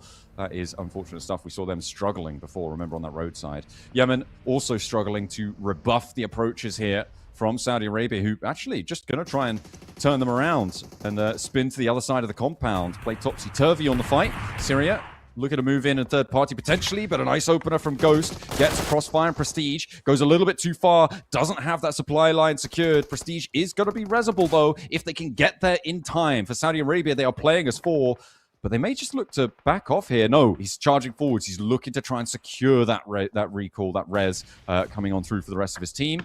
as Marcelo goes straight on into the firing line. Knows there's a player down upstairs, or should be aware of it at the very least, and steps forwards for more. You got to be careful, though. I don't know if those teams to the south side have any position to really try and push up and take advantage of this third-party fight, but it would be a good idea if they can. Saudi Arabia, ooh, down goes one. The trade-off is there, and that's Ghost coming in, trying to do something here. The last solo remaining. Can Saudi Arabia actually do something? Yes, they can. 4 eliminations, and that's the most amount of points they've had in the last 3 games here, John. Oh, no. That's tough to say. But you know what? At least they've got them. They're moving forward. They've got a great compound here, and they are going to be looking for that high ground position as well. Now it's just to defend. Yeah, now they need to try and convert, right, into the rest of these points that are on the table. With 4 eliminations so far, yeah, it is a good start, but they need to keep their wits about. Unfortunately, they are fairly isolated in this northwest side. They have really great high ground. It's a question of defense and of routes out. They need to be securing their methods of rotation into the next circles, right? Because we're in stage 5. You will need to be sending somewhere else. So the question is where and how effectively can you marshal the areas around it to cover off that next approach? A lot of these teams are on this southeast side right now. I mean, Tunisia is trying to push in behind. Teams are going to drop like flies. I imagine we're going to be dropping to 6 before the hit of stage 6. Yeah. No, I absolutely agree with that. There's too much going on. It's not going to stop anytime soon.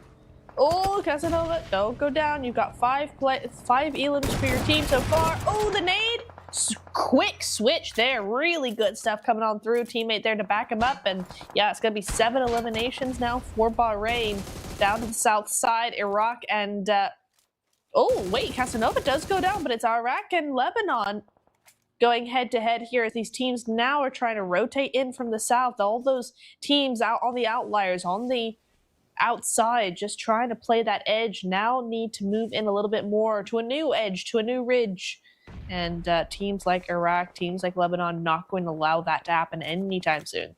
Oh, another knock over towards Lebanon. I think that gets flushed as well. Libya able to find the angle. And they do manage to find the res onto Ghost. But Lebanon now playing as 3 after losing Zakaria. Iraq up the top of the hill have a great angle down towards Lebanon. And there's Al-Haji with the MG3 in hand. That is a pretty terrifying sight for the rest of the lobby. The nade lining up as well. As Al-Haji storms forwards, Tunisia with their solo might just be able to outlast the players ahead of them. Oh, and he is just about able to swing around on the vehicle, you're right, with 1 HP. As Lord gets battered away. Kevin coming on through, needs to find it. And they're opening up towards Bahrain as well. A nade in from Jordan to steal the point. Oh, dear. That's Casanova knocked again. I mean, if history tells us anything, it's okay to be a solo for Bahrain as long as Casanova's your solo. But right now, he's knocked and everybody seems to be piling in on him. So we'll see how that goes for them. Tunisia, so solo over there under the sightlines of Iraq. But they kind of know somebody's probably over there, but they're not paying too much attention to him just right now. Oh, Casanova gets burned away. There we go. That's Bahrain without their star player from earlier. In fact, without their top fragger from this game. That's them out. Yeah, I don't know. Is that... Well, hang on a minute. There was an answer towards Jordan. I don't know if it was a re-knock. I don't know if the res came through, but they could be at least down to 2. Yeah, it's difficult to track that one. But Iraq now still looking to defend their hilltop. They know that there's a player from Tunisia here. They've been waiting for him to peek his head over the ridgeline for a while now. And as soon as they do, they know that they're going to know that they cleared their backline.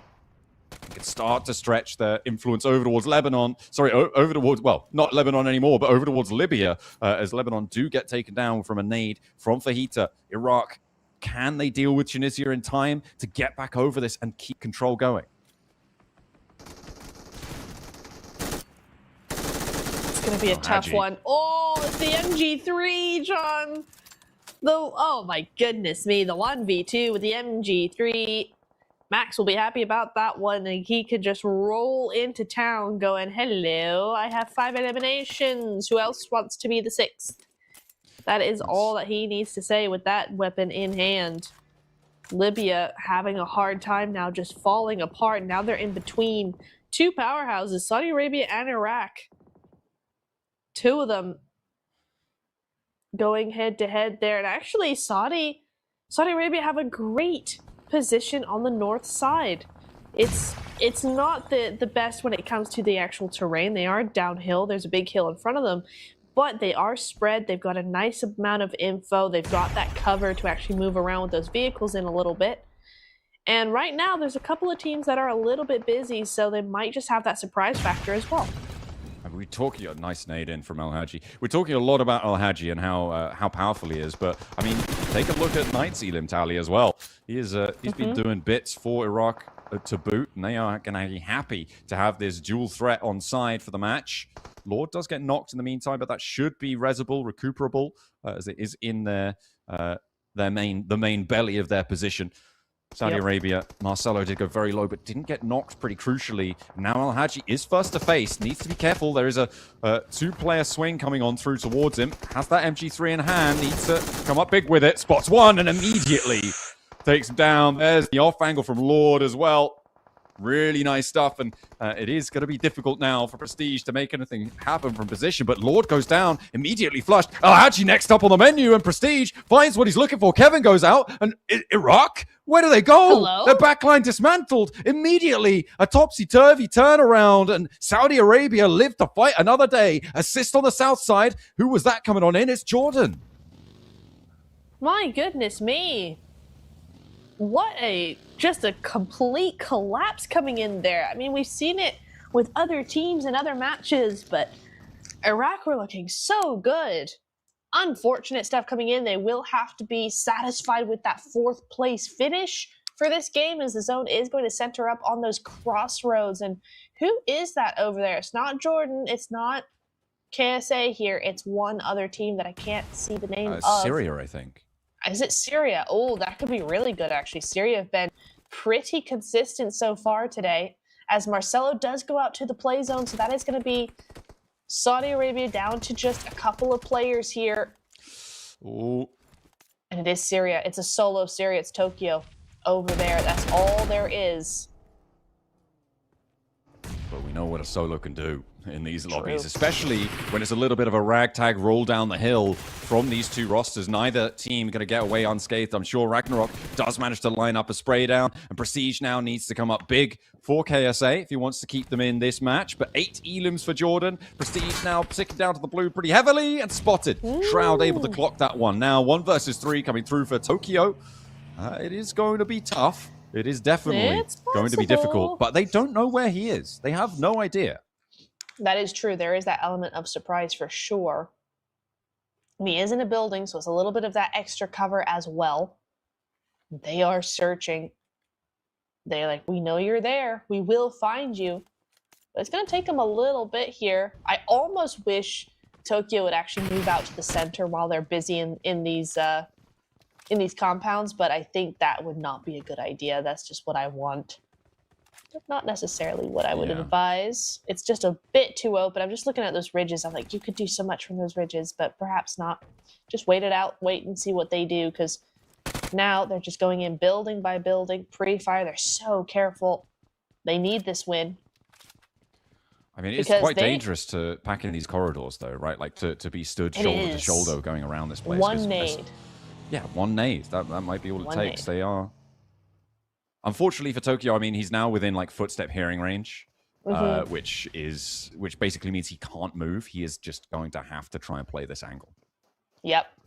It's not a horrendous angle for sure, especially with Jordan coming around the way they are. Oh, but they spotted him before he could do anything, and that is going to be the easiest final fight for Jordan there to grab that win.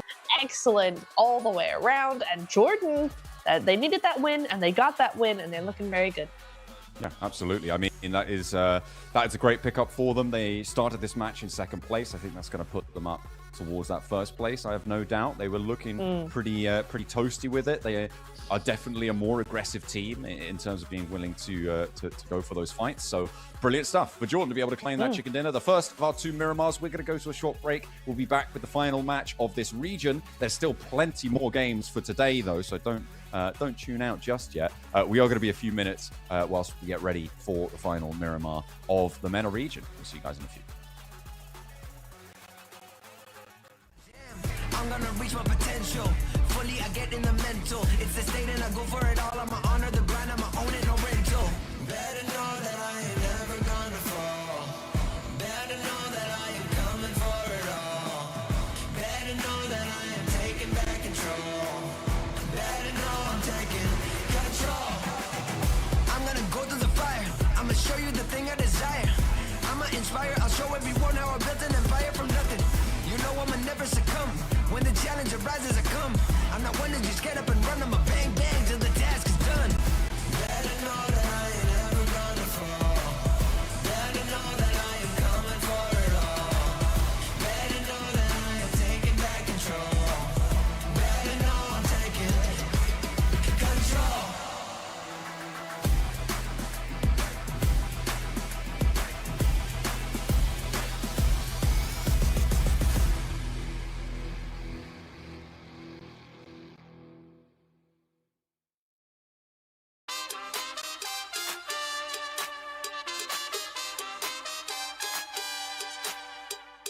Ella lo que quiere es party, party. Ella lo que quiere es party,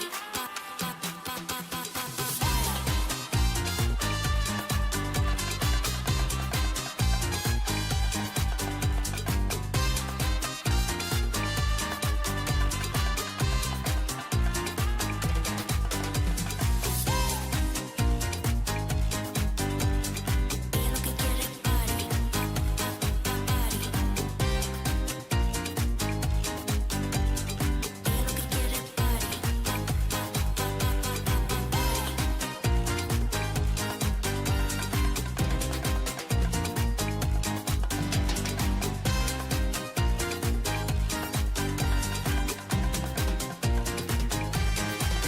Pendiente de rozar y dar más traca, traca. Entonces que está esperando, ven y ataca, ataca. Ven y ataca, ataca, ataca.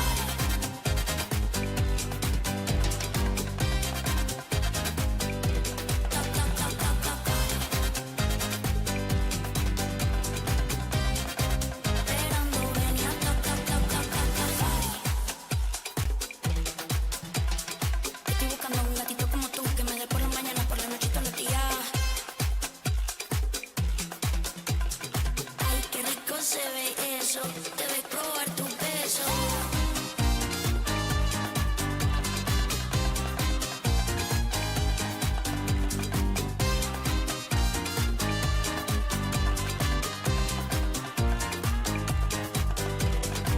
Pendiente de rozar y dar más traca, traca. Entonces que está esperando, ven y ataca, ataca. Pendiente de rozar y dar más traca, traca. Entonces que está esperando, ven y ataca, ataca, ataca.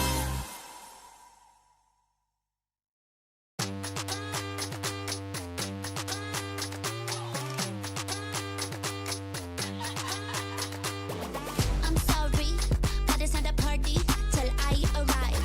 Hey shorty, do you wanna join me? Let's go outside. Court me, got the Leo energy, they adore me. So fresh, so clean, cool story. Some try, but they couldn't ignore me. I'm cordial. You don't know what I got in store. From head to toe, I blow mine a show. Stop a hit, the flow in no time. It's so crowded, give them some more. Here we go, I'm a jaw dropper. You got to see it to believe it. Everybody know it and they feel it. No joke, I mean it. Certified jaw dropper. Make them go, whoa, whoa, whoa. Every time see them drop to the floor. And they always want more. Jaw dropper. Don't be ridiculous, nobody is sick as this. See me on the precipice of greatness, I'm meticulous. Very to the point, but a little bit mysterious. Cool, calm, kind, sometimes I gotta be serious. That's on period, 100%. Love the way I live, not one single regret. So respect is the name, and my name worth the check. Check mark on the gram, and the Grammy up next. You don't know what I got in store. From head to toe, I blow mine a show. Stop a hit, the flow in no time. It's so crowded, give them some more. Here we go, I'm a jaw drop.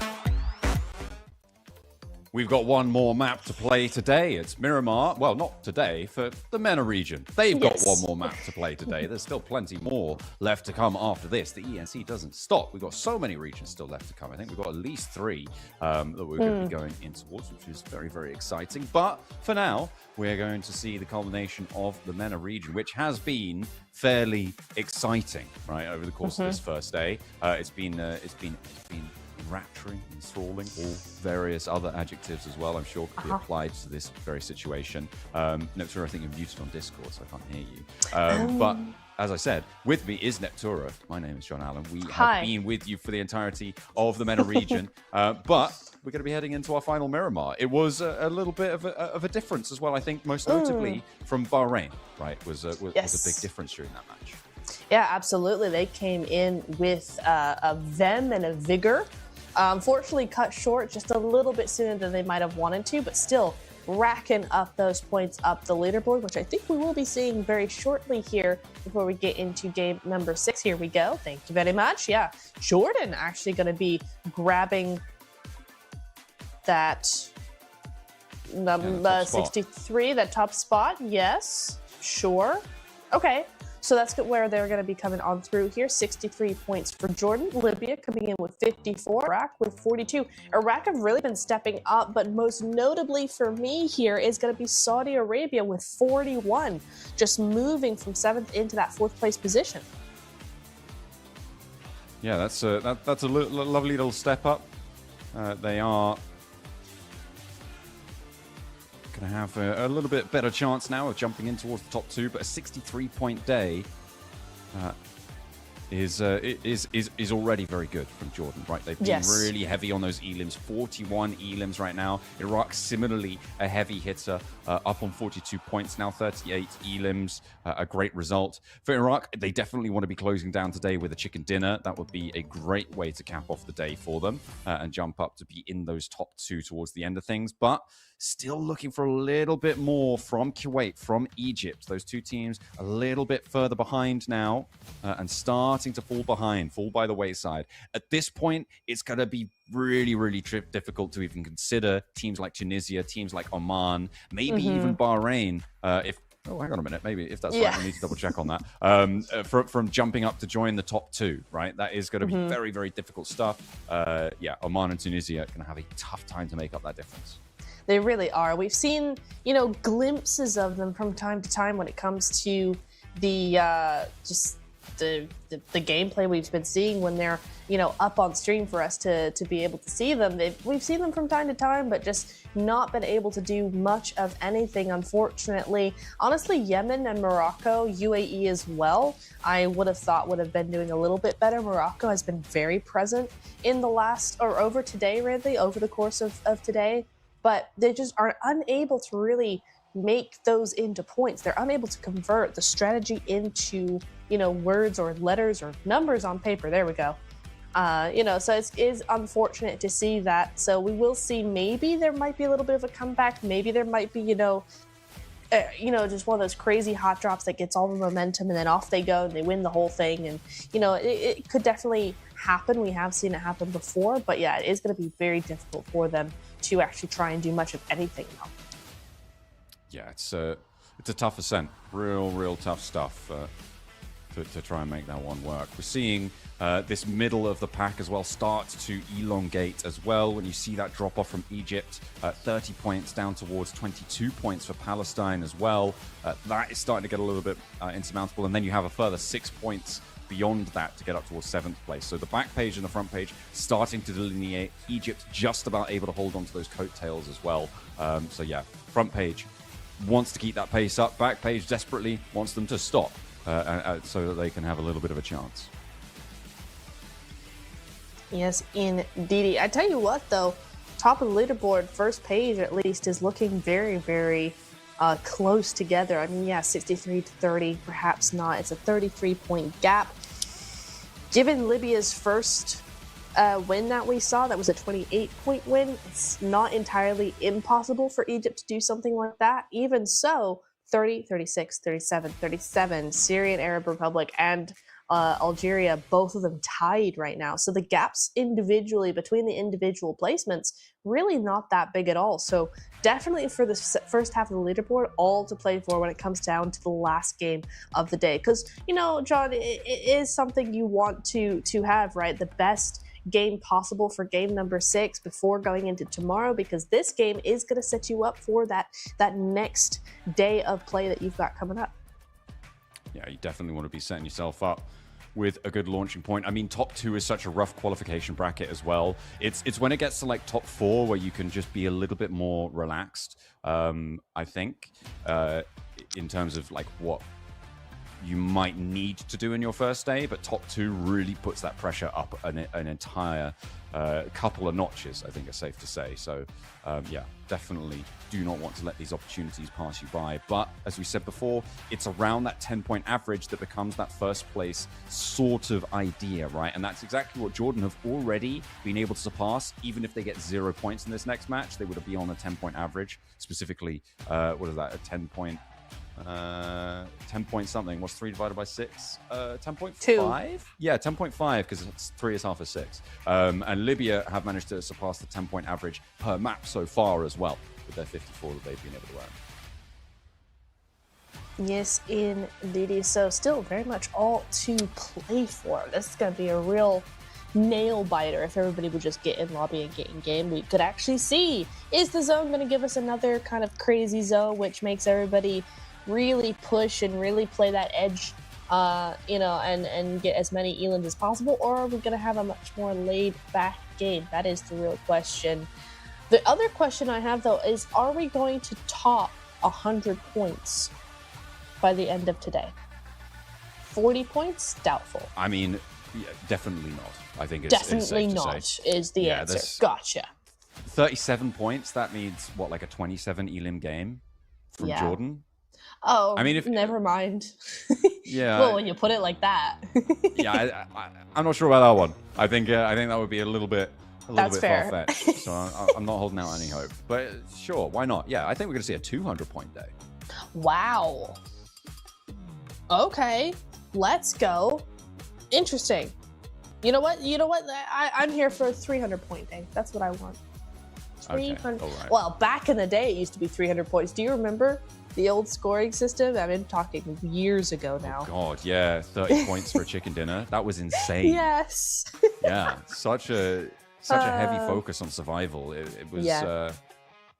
I mean, it had its merits in a couple of other ways, but yeah, it definitely didn't sort of promote like tactical control of terrain. It heavily prioritized just people trying to sneak through the cracks, right? Because if you can get into 5th place, you're getting like 15 points or whatever it is. Or, not 15, but like, you know, just for free.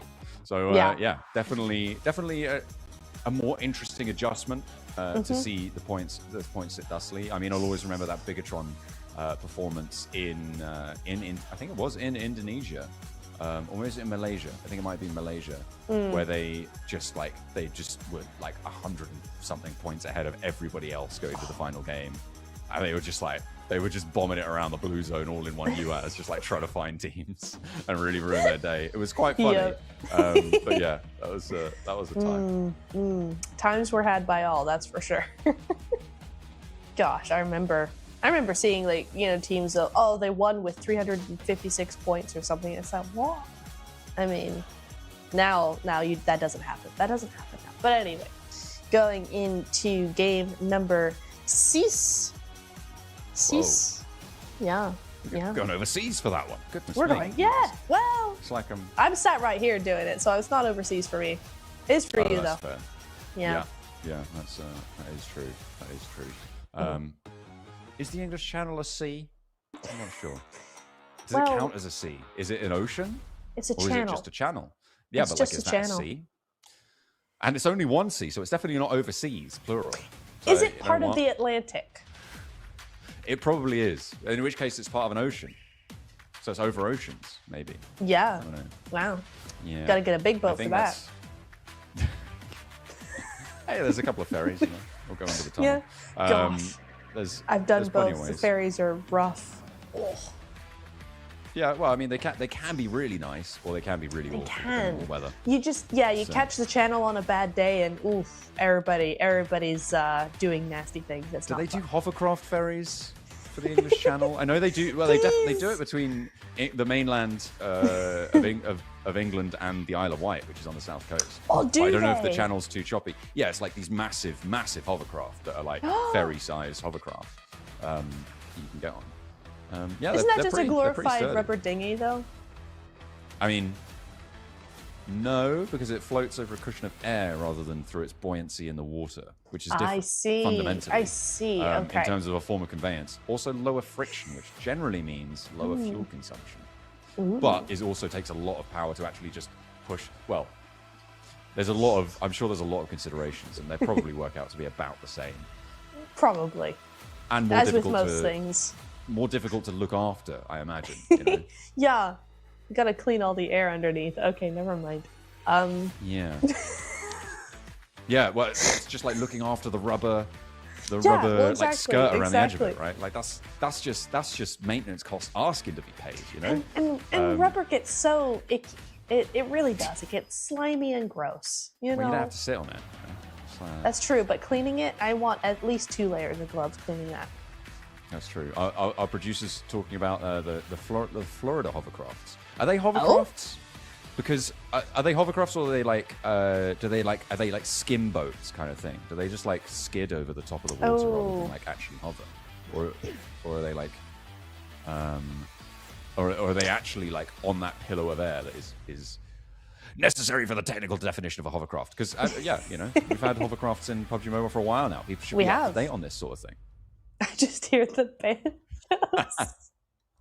Oh dear. Excellent. All right. Well, we're excellent. going away from Florida. We're going a little bit further south than that, even, because we're heading to the desert, the Central American desert, as we are going to head to Miramar for the last time for the MENA region today. One more go around a very southern plane path on this one, though. Look at that. It's a hard cut. Isn't it just? My goodness me, going straight across Los Leones. Anybody who's dropping to, attention all passengers, anybody who's dropping over to the north side, good luck. This plane does not go there. So, yeah, the El Pozos. I feel like we're probably going to get quite a few hot drops in that case over car spawn locations, which is going to get very messy. But it is entirely possible, just because there are so many drop spots on the north side that you're just not going to be able to see. UAE and Morocco, again, going head-to-head here. Morocco not wanting to give up this position at all here. Yeah, they're going to stick to it. They're going to really stick to their guns in Impala. Last time, Morocco had a tough time of it. They are in the circle this time, though, which means that they don't have to get moving quite as fast. So maybe a little bit more legroom on this engagement. But, oh, hang on a minute. No, they aren't in the circle. I take that back. I was just pranking you. That was a very fun prank, and I didn't just misread the UI. They are 1.2 kilometers away. So, yeah, similar rotational distance for these two teams. So they are going to have to get things going. Morocco, though, I mean, I kind of prefer what they're doing this time around. Not losing players early, that's a much better strategy. Yeah, this is nicer. A little bit, excuse me, more proactive. Just a little bit more of that aggression. Perhaps the hot drop before was a little bit of a surprise, rather. And now it feels like Morocco much more prepared. Well, having said that, that's unfortunate. One will go down. Hopefully they're going to be able to get that res up and running, because to lose one this early would be rough. Unfortunately for Morocco, the UAE actually have the superior position in Impala, right? Look at this. The Shamsi has just got a fantastic position here, able to see most of what's going on. A lot of damage being done there to another player of Morocco, and yeah, the control that UAE have over their position is pretty rough.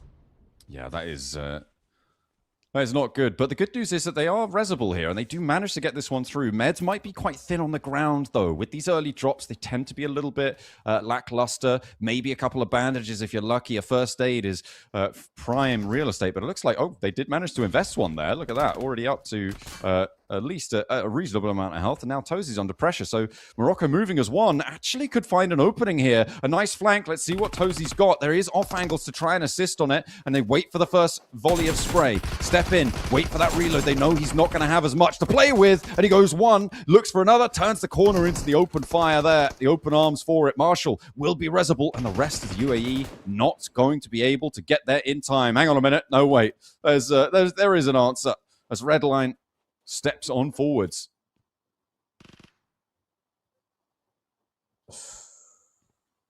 Could go either way. Coming on through here. Oh, nice nade. Just gonna, again, not every nade needs to, take damage. A lot of it is about pressure. It's about zoning. It's about hurting teams where you want them to be. Those nades just stop a push or just delay something a little bit. There you go. Vamos now. Taking out Marshall. That's another one. And unfortunately for Morocco, they started off so well, but they got cornered. They got put into this little compound, into this box. And now UAE going to be moving on forward and just completely taking over. There we go. Vamos with another one. They seem to have forgotten about their resable player here. They're just going to let him just bleed for a tiny bit. They're like, hang on. We got to do this first. And then we'll get to health bars are a resource. Health bars are a resource, And they are just going to take care of business. Now they can res him without any sort of worry that anything could go pear-shaped on it. They can get on the road. So UAE, again, winning that hot drop. 4 eliminations, and they are going to be very happy with those points added to their tally. Yet again, able to do just that. A nice little result coming on through. And they have to get on the road fairly soon. I think, that's the only team that has lost a player so far. So we're past the 5-minute mark, and only one hot drop has borne blood.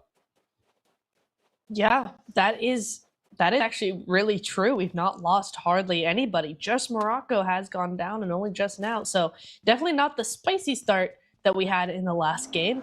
Surprisingly, actually, because we did have a very odd playing path, really limiting to where those teams could go. So I did think they were going to get bunched up together, but they seem to have avoided each other, at least called, a little bit of a gentleman's agreement. Hang on a second, though. It is Omar coming up from Puerto, making a very early rotation as the zone has moved away from them, 1,200, 1,300 meters away from Impala. So again, nowhere near the eastern coast here. Yeah, it's an approach that all of our teams are going to have to try and navigate. It looks to me like Oman not quite able to get the shots that they need to find one of those pickoffs now. But this is where the time that it took to win that Impala fight really comes back to bite you potentially. So it's good that UAE has managed to get away, maybe not scot-free, but certainly in a nice, healthy position with those 4 points on board as well. They're not all out there just yet, but they definitely have the roads to go for it. Their vehicles might be a bit thin on the ground, however, in this location, so might need to try and prioritize getting those back on board.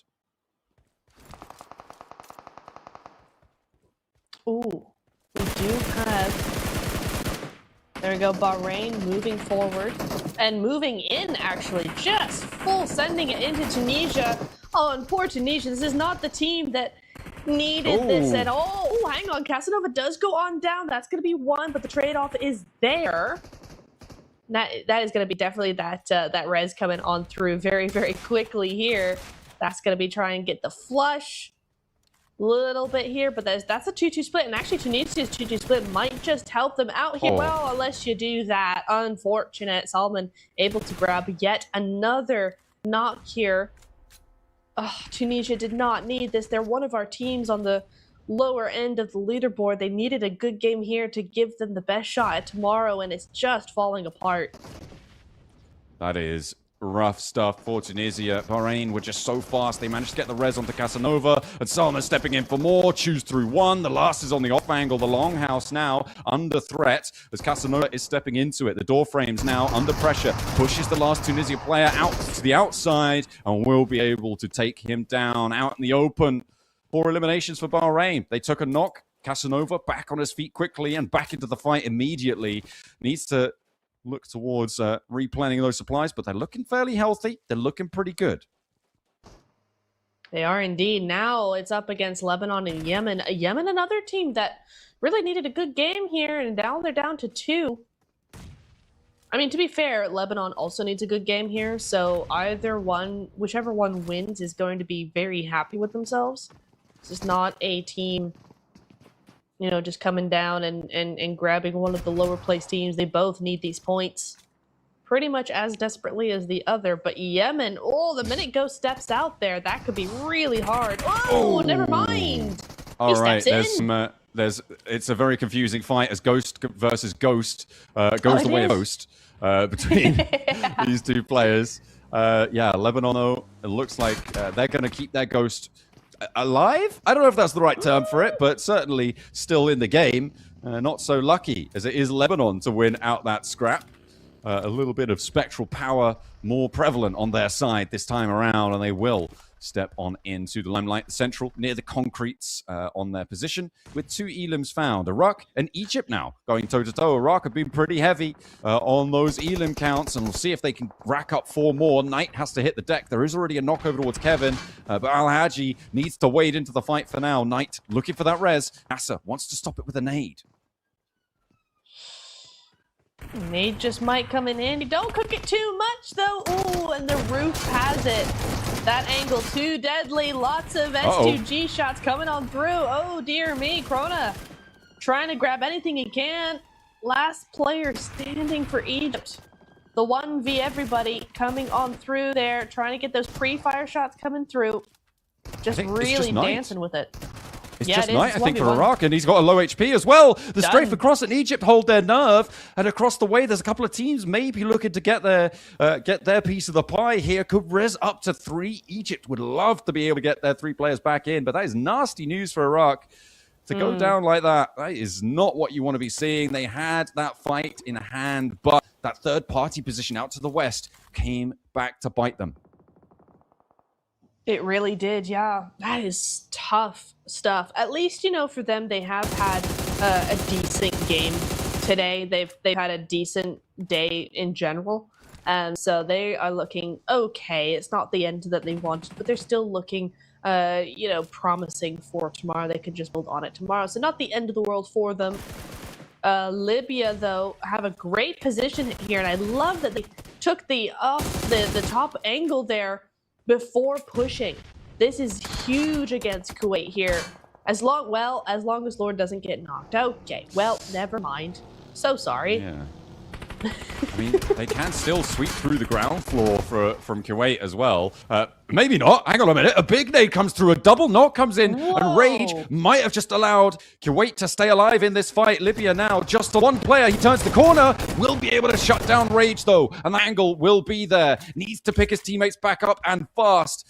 As the rest of Kuwait want revenge. So does Saudi Arabia moving in from that eastern side. They want a third party. Forever does not have Forever to be able to get these knocks back. Rage with a massive opener, but there was no further opportunity, and it might just be Forever holding KSA at bay to allow Lebanon to get back to Libya to get back to full players.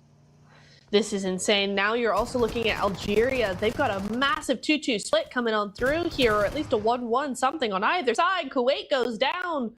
That's going to be KSA trying to grab any reses they can. Libya as well still have some reses that they need to get up as well, so nobody's going to be going for it just yet, except Kalula is going to be going ahead and taking down Ida, so that's going to be another player there just taking shots wherever they can. Yeah, there's another knock as well coming through from Algeria on the back for KSA. They're going to have a tough time of it, taking a lot of shots, a lot of damage, and all the while, this may be Libya getting back up for a full reset. They've already sent someone out towards the hilltop where we saw that early knock, and I think they've managed to pick it up. A regroup coming in. Is he still up there? No, he just bled out. Okay, didn't have the time to climb up towards the high ground, I guess. And Libya do still manage to get back to 3, which is maybe more than we expected. Isn't it just very nicely played from Libya? They have been on fire. Remember, they have two wins so far today. They're looking to make another big game here to really make themselves very, very comfortable. But KSA and Algeria stand in the way of that. So the next big fight coming in with a burning buggy is crazy work from Libya, but they somehow manage it. Oh, and they don't manage that, though. Down goes Fajita. Down he goes indeed. Down goes another, and it's all over for Libya. Masta is the next to fall. Oh, and it is gonna be Libya taken on out just like that. Not able to move through Saudi Arabia with the momentum and the fierceness that they moved through Kuwait. Not gonna happen. No, unfortunately not. KSA looking to get back to their feet, but Algeria have this compound, this fight on full surround. They got 2 points out of it. They want 2 more before they move in on this northeast side of the circle. 10 teams remain, so we're fairly healthy on our team count, but a couple of players missing from a couple of rosters here. 6 players down from the full card of the 10 teams, and 2 of them out from Saudi Arabia, as we saw during that fight. A nice little drop shot at the end from Enjoy to clean up that fight, but out in the blue zone, you can survive for a little bit longer. The question is, how long do Algeria want to stay? Yeah. That is a great question, actually. It is one that we want to see the answer to sooner rather than later. The zone is moving in. We will see stage 4 coming through now. And I think they probably are just waiting for that next stage. Oh, that's an unfortunate vehicle spin there. They should be able to get out of there. 300 meters, so not too far here from that southeastern side, actually. So we might actually see Algeria not have to move too far. But let's see where that goes through to. Palestine versus Bahrain up onto these mountains here. What is this, south of Power Grid, I think? Yeah. Getting up top there, Palestine with an angle, but with Skyforce having already taken a knock there, that is not ideal. It's crawling back to try and get into more cover, but there's nades from Bahrain. They're trying to hunt this one down. The heal comes in, and everybody looking okay right now, and Dreams just goes a little bit low. Spray down, and actually charges into the fight. Skyforce may have just found his guardian angel, the man of his dreams. Palestine have their savior, but will he be able to do any more? No, he will not. Casanova's on the case. Losing it, Irfan in the meantime, though. That is nasty. They did not want to be playing on like that. And Salman has been knocked in the meantime. And Timon is giving them still a lot of trouble. He is. He's not letting them go without a fight, is he? No, indeed. But he is going to have to disengage here just a little bit. Just moving back into the zone.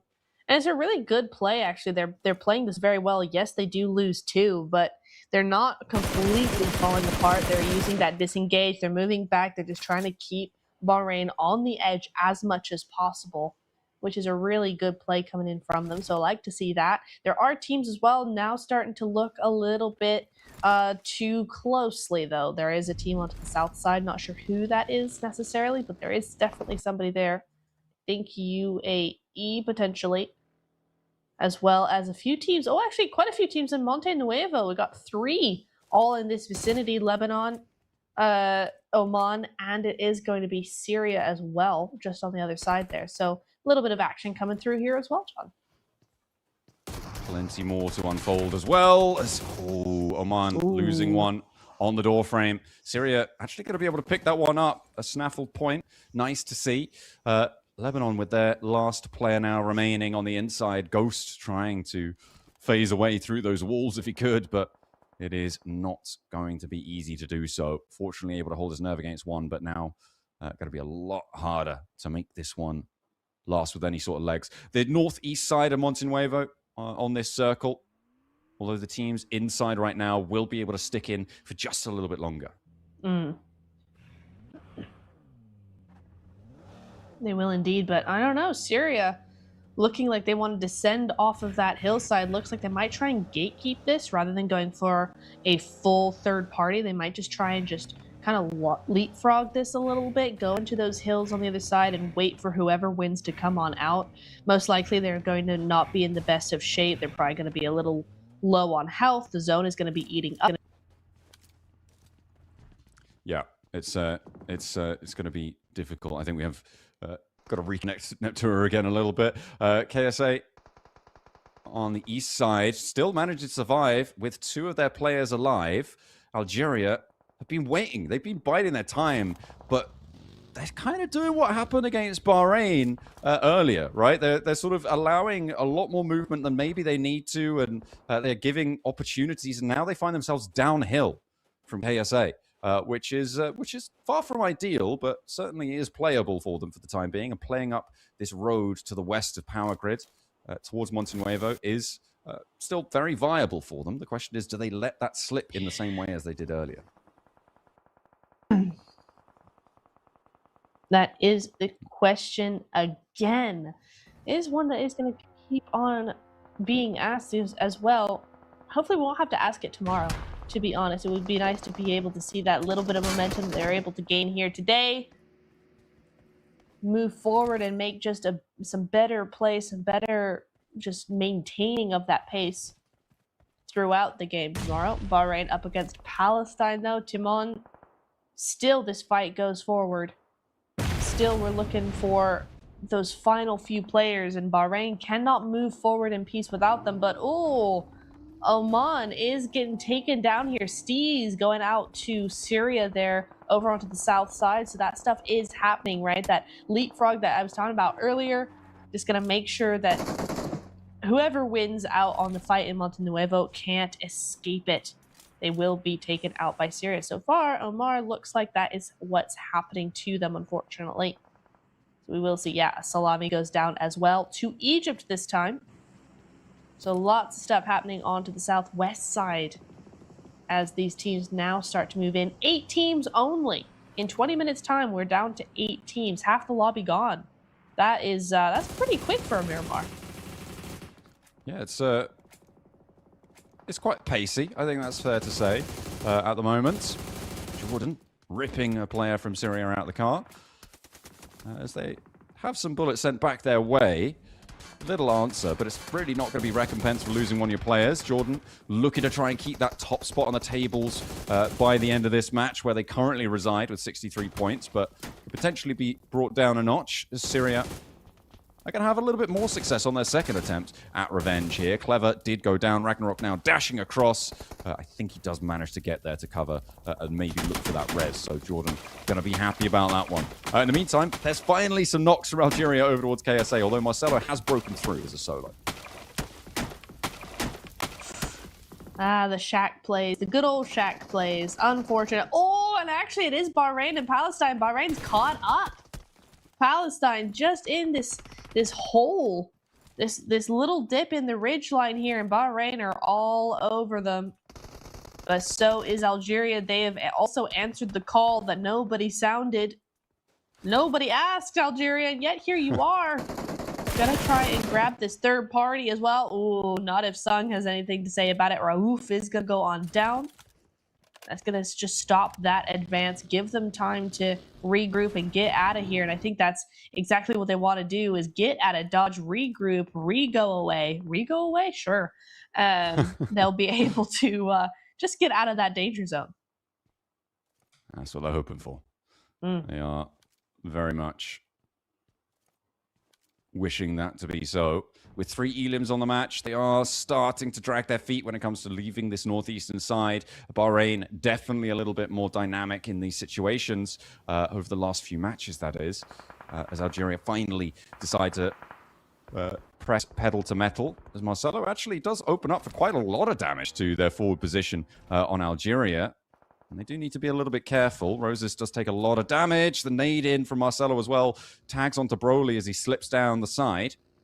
But I think they know of each other's presence now. A big cook on the nade, but doesn't quite get it on target this time around. An answer also not found, but Bahrain, they're stepping forwards the whole time, and Roses goes down to a knock from Sung. Broly finally steps into the sidelines, but it's Bahrain again to shut them down, and that is nasty news, as Marcelo may just be able to outlast them.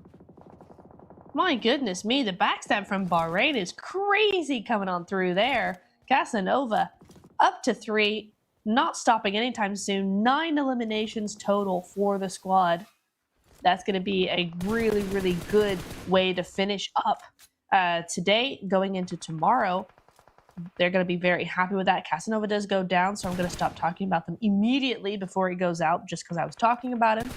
As we move over to Saudi Arabia, yeah, you're right.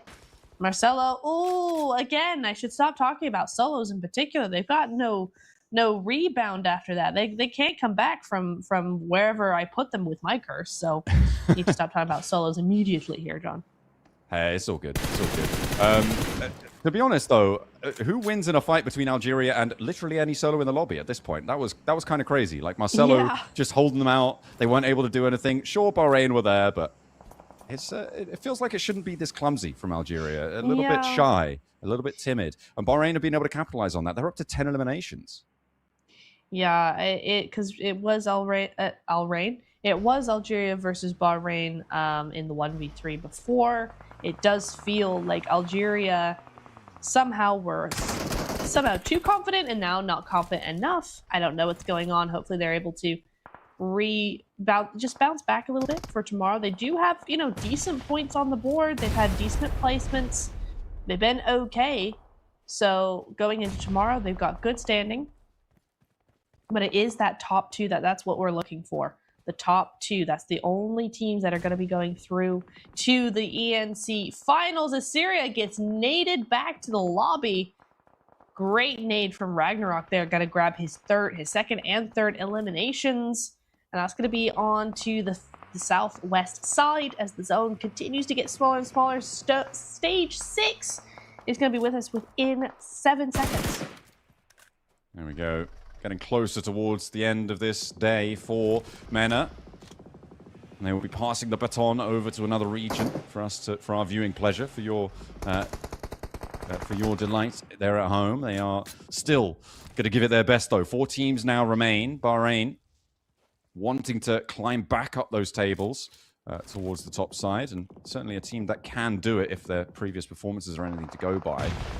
UAE, this is a lot more important for them, I think. This is probably a last chance kind of game for them to join towards the top spots. Otherwise, you may just have to count them out. Egypt, okay, well, they are going to get run down. And Jordan, they are wanting to maintain that top spot. It's very likely that they're going to be able to do that. At the end of this match, I think it's, Egypt with a solo, unlikely to be able to challenge them. They are just too far behind. Both Bahrain and UAE, far too far behind. So Jordan will end the day in first place. The question is, how far ahead will they end it? That is the question indeed. And, I tell you what, Jordan have been very consistent over the last 5 games that we've seen, right? We did miss game number 1, but they've been super consistent with those placements, super consistent with, the points in general, those eliminations as well. They've always been part of the conversation going into the top 5. So it is really nice to see them have that kind of consistency. And they, like you said, they're looking very good for going into tomorrow, especially on a high like this. They can continue, they're in top 3. If they could get a win off of this, they are looking so good for tomorrow's rondo. They are hoping that they can convert here, get a back-to-back on Miramar. Bahrain wanting to chomp down those points, as many as they can find. 13 eliminations already for Bahrain. They are doing a lot of work, but Shroud is there on the sidelines, and he might try and steal a couple of those points away. Bahrain have other ideas, though. A nade over the top from Ragnarok, and 7 elims looks to rack up to 8, maybe, if Shroud can take this one back. UAE caught in the crunch, and it looks like it will be a full face-off between Bahrain and UAE at this point. Sorry, Jordan and Bahrain. As the UAE crumble in the middle of it. Jordan with 8 elims. They're now up to 10. A big nade over the top sees the last 2 out of their tally. Ragnarok up to 6. Bahrain playing as 3 with their backs to the blue. Oh, and it's so even as well. So even. There's no real advantage on either side here. Momentum versus momentum. Who is going to win? Jordan do have the men advantage, so as soon as I said they have no advantage, they do.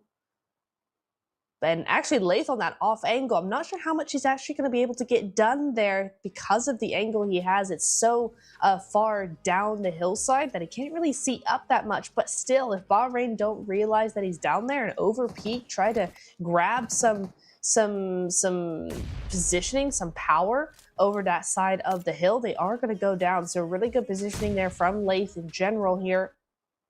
And let's see. We'll be seeing potentially a Jordan win here. I mean, it does seem to be fairly likely, but Bahrain have been on the warpath with 14 eliminations so far. Selman close enough to get personal with this one, but Casanova goes down. Now just leaving Selman because Sung has fallen too, and there is no answer. Steps up with the shotgun and shut down instead. Jordan find the back-to-back. The Miramar Menaces riding strong with a massive game to finish their day. They are going to be leaps and bounds ahead of everybody else. I said it wasn't likely that we were going to see a 100-point day, Neptura. You know what? They got pretty close. I'll give them that. My goodness. Ragnarok was 6 eliminations. Are you crazy?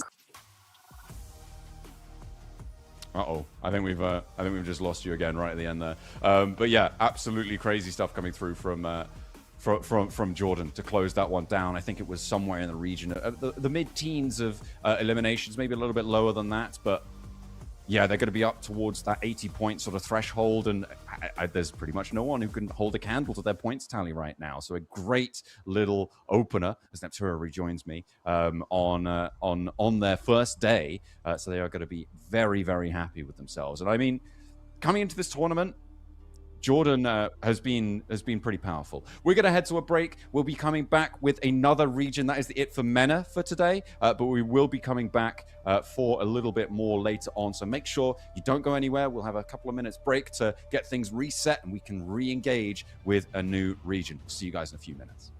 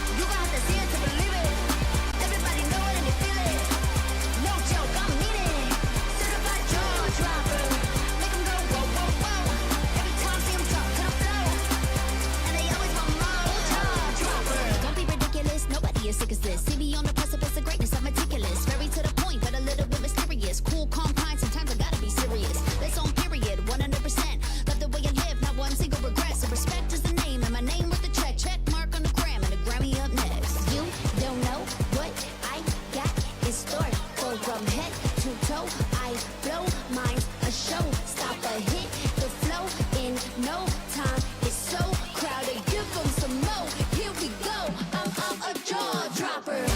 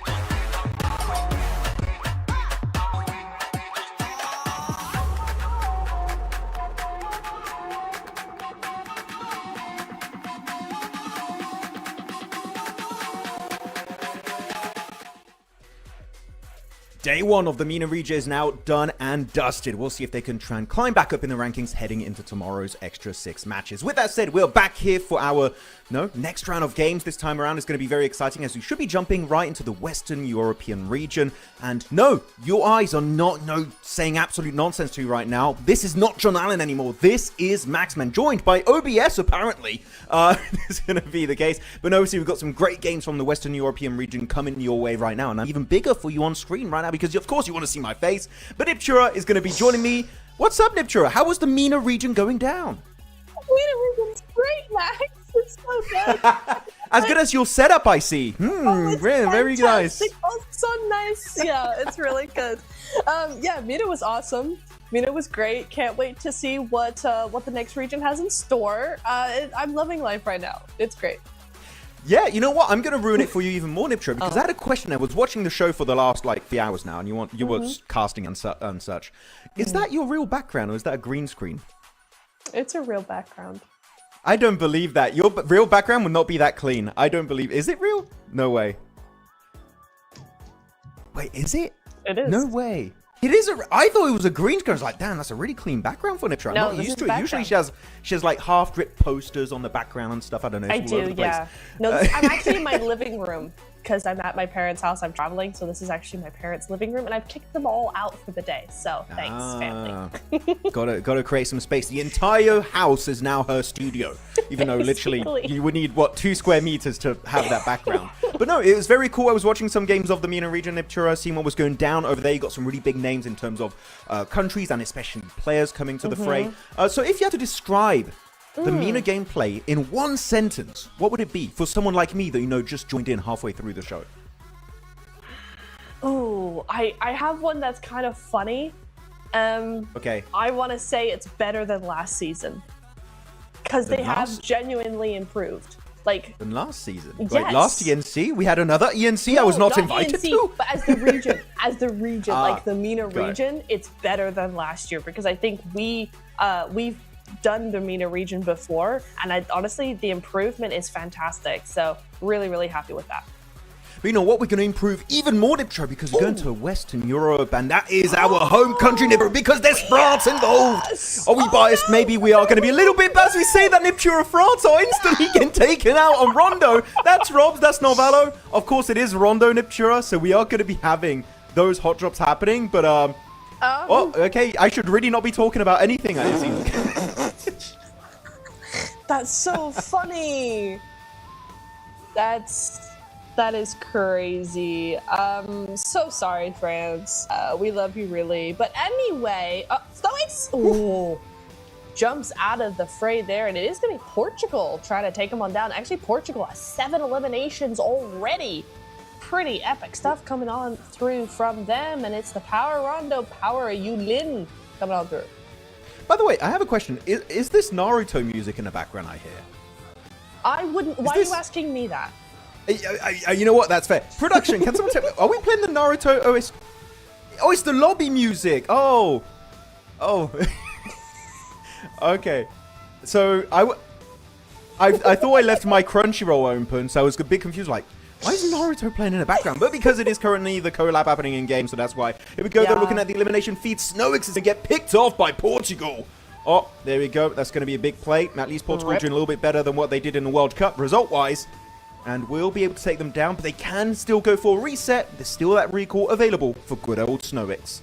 Nice, and it is going to be Seiko. Sorry. It's going to be Seiko.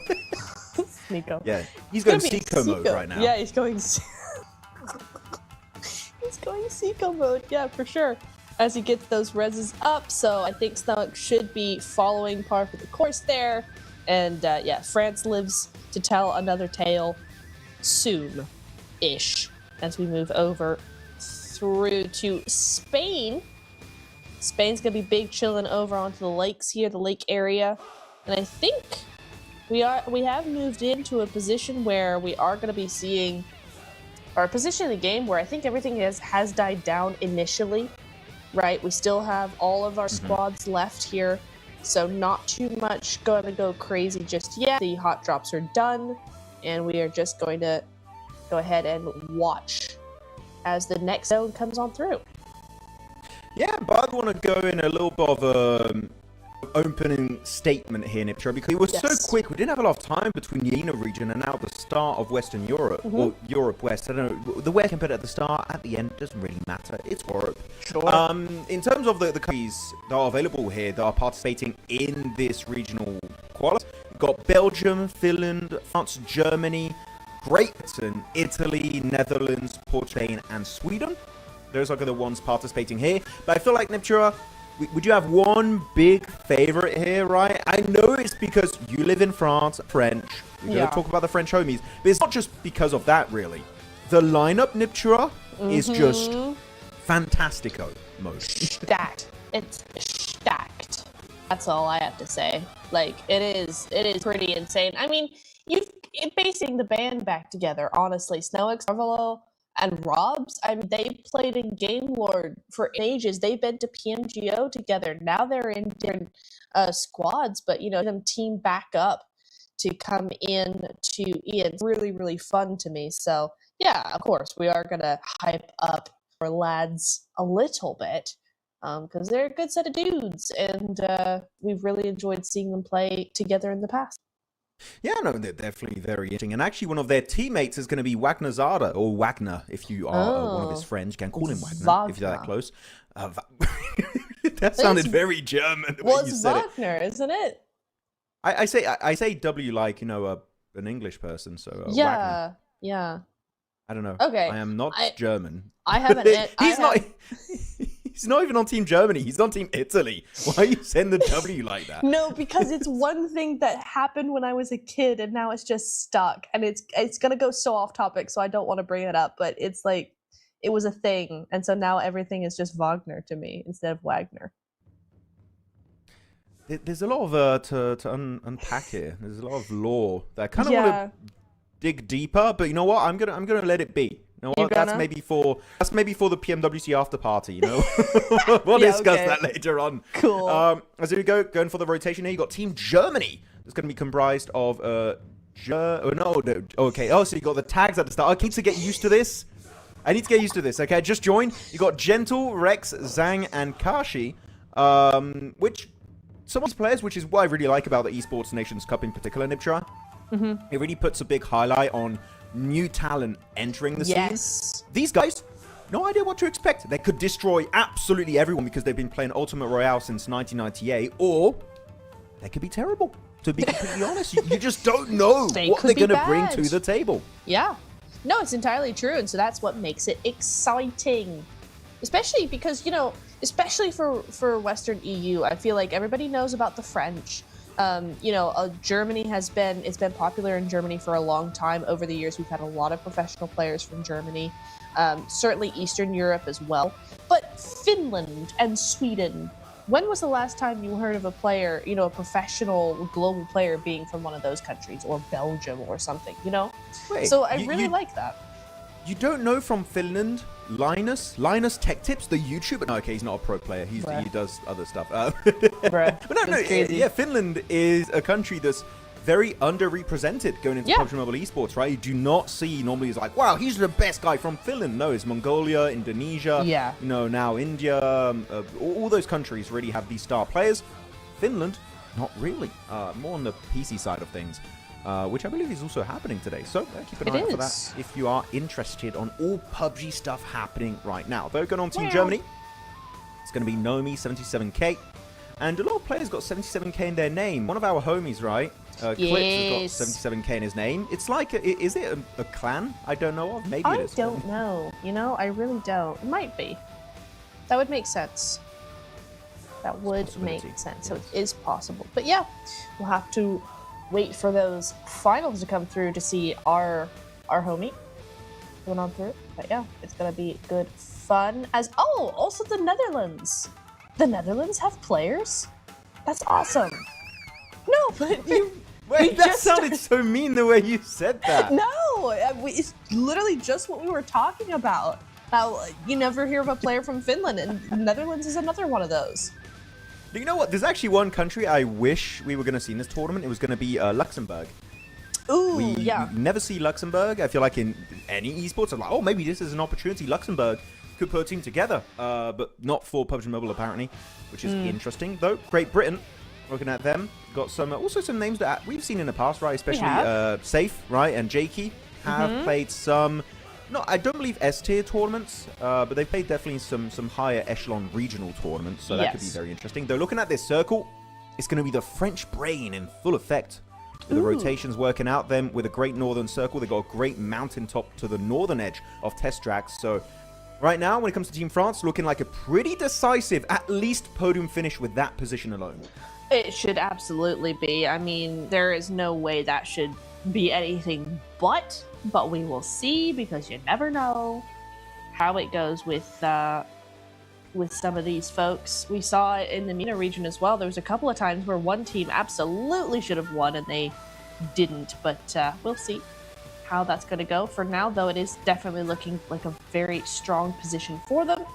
As we move into Portugal, moving forward, 700 meters to go still, though, for them, but full squad, 14 eliminations. That's going to be a big boost for them in games. I do really like when it comes to Portugal, you got a player called Blast, Niptura, and then his team tag is Poor, and it's like Poor Blast. I don't know why. That gets a chuckle out of me, but we'll see if Portugal can put up some big numbers here going into this game. They're looking at Sweden. They're going to be trying to make a swift exit outside of test track / Neos Factory. That's going to be the overall plan. As Portugal back to their POV is Poor Blast, making his way slowly but surely in the play zone. They got himself multiple vehicles to make sure they are not an easy target for any potential gatekeeping team here in that play zone. Though Germany also in a pretty comfortable position. If you're on the other side of the roadside, there's two peaks in the circle. One is going to be held down by France. One is going to be held down by Germany. Right now, if you see any team in a, like, let's say 300-meter radius of you, you should start blasting right at them. Which so far Germany has not really done on Spain, because they do have this compound down below. So, well, not a compound, sorry, ridgeline, and also a compound. There we go. Which is going to keep them somewhat safe, but no me, going to scare them off, but just take a bit of a beating in the process. Does a little bit, and that's why I never go prone. Honestly, it's so hard to move away. He did pretty quickly, but you know, once you get sprayed down, the time it takes to get back up when you're prone is rough. Hang on a second, you're pushing? What do you mean you're pushing? Interesting. Let's see how this plays out. By the way, about your comment of not going pro, you're not even going casual. I keep waiting for you to play games in a Naruto mode. You don't want to play with me. Excuse you. Don't make me leak our DMs. Don't. Yeah, sure. Yeah. I will leak my... Hey, you know what, Nipcho? You should leak your in-game rank, and I'll leak mine, and then we'll see exactly who's talking. That's not fair. Yeah, because I've been playing literally a game every day of the season. That is minimum. Awesome. And I should. I am almost conqueror. I'm almost there. Really? That's so cool. Yes. I've never been conqueror. That's awesome. I'm not surprised. That's wild. Chat, I'm being bullied.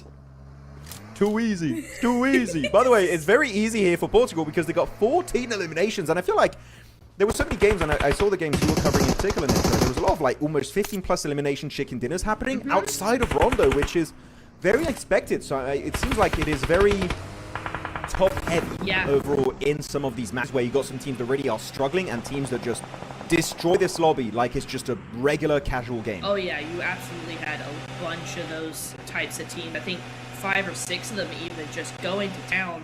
And when the lower, ranking teams weren't enough, they were going at each other. So very, very fun.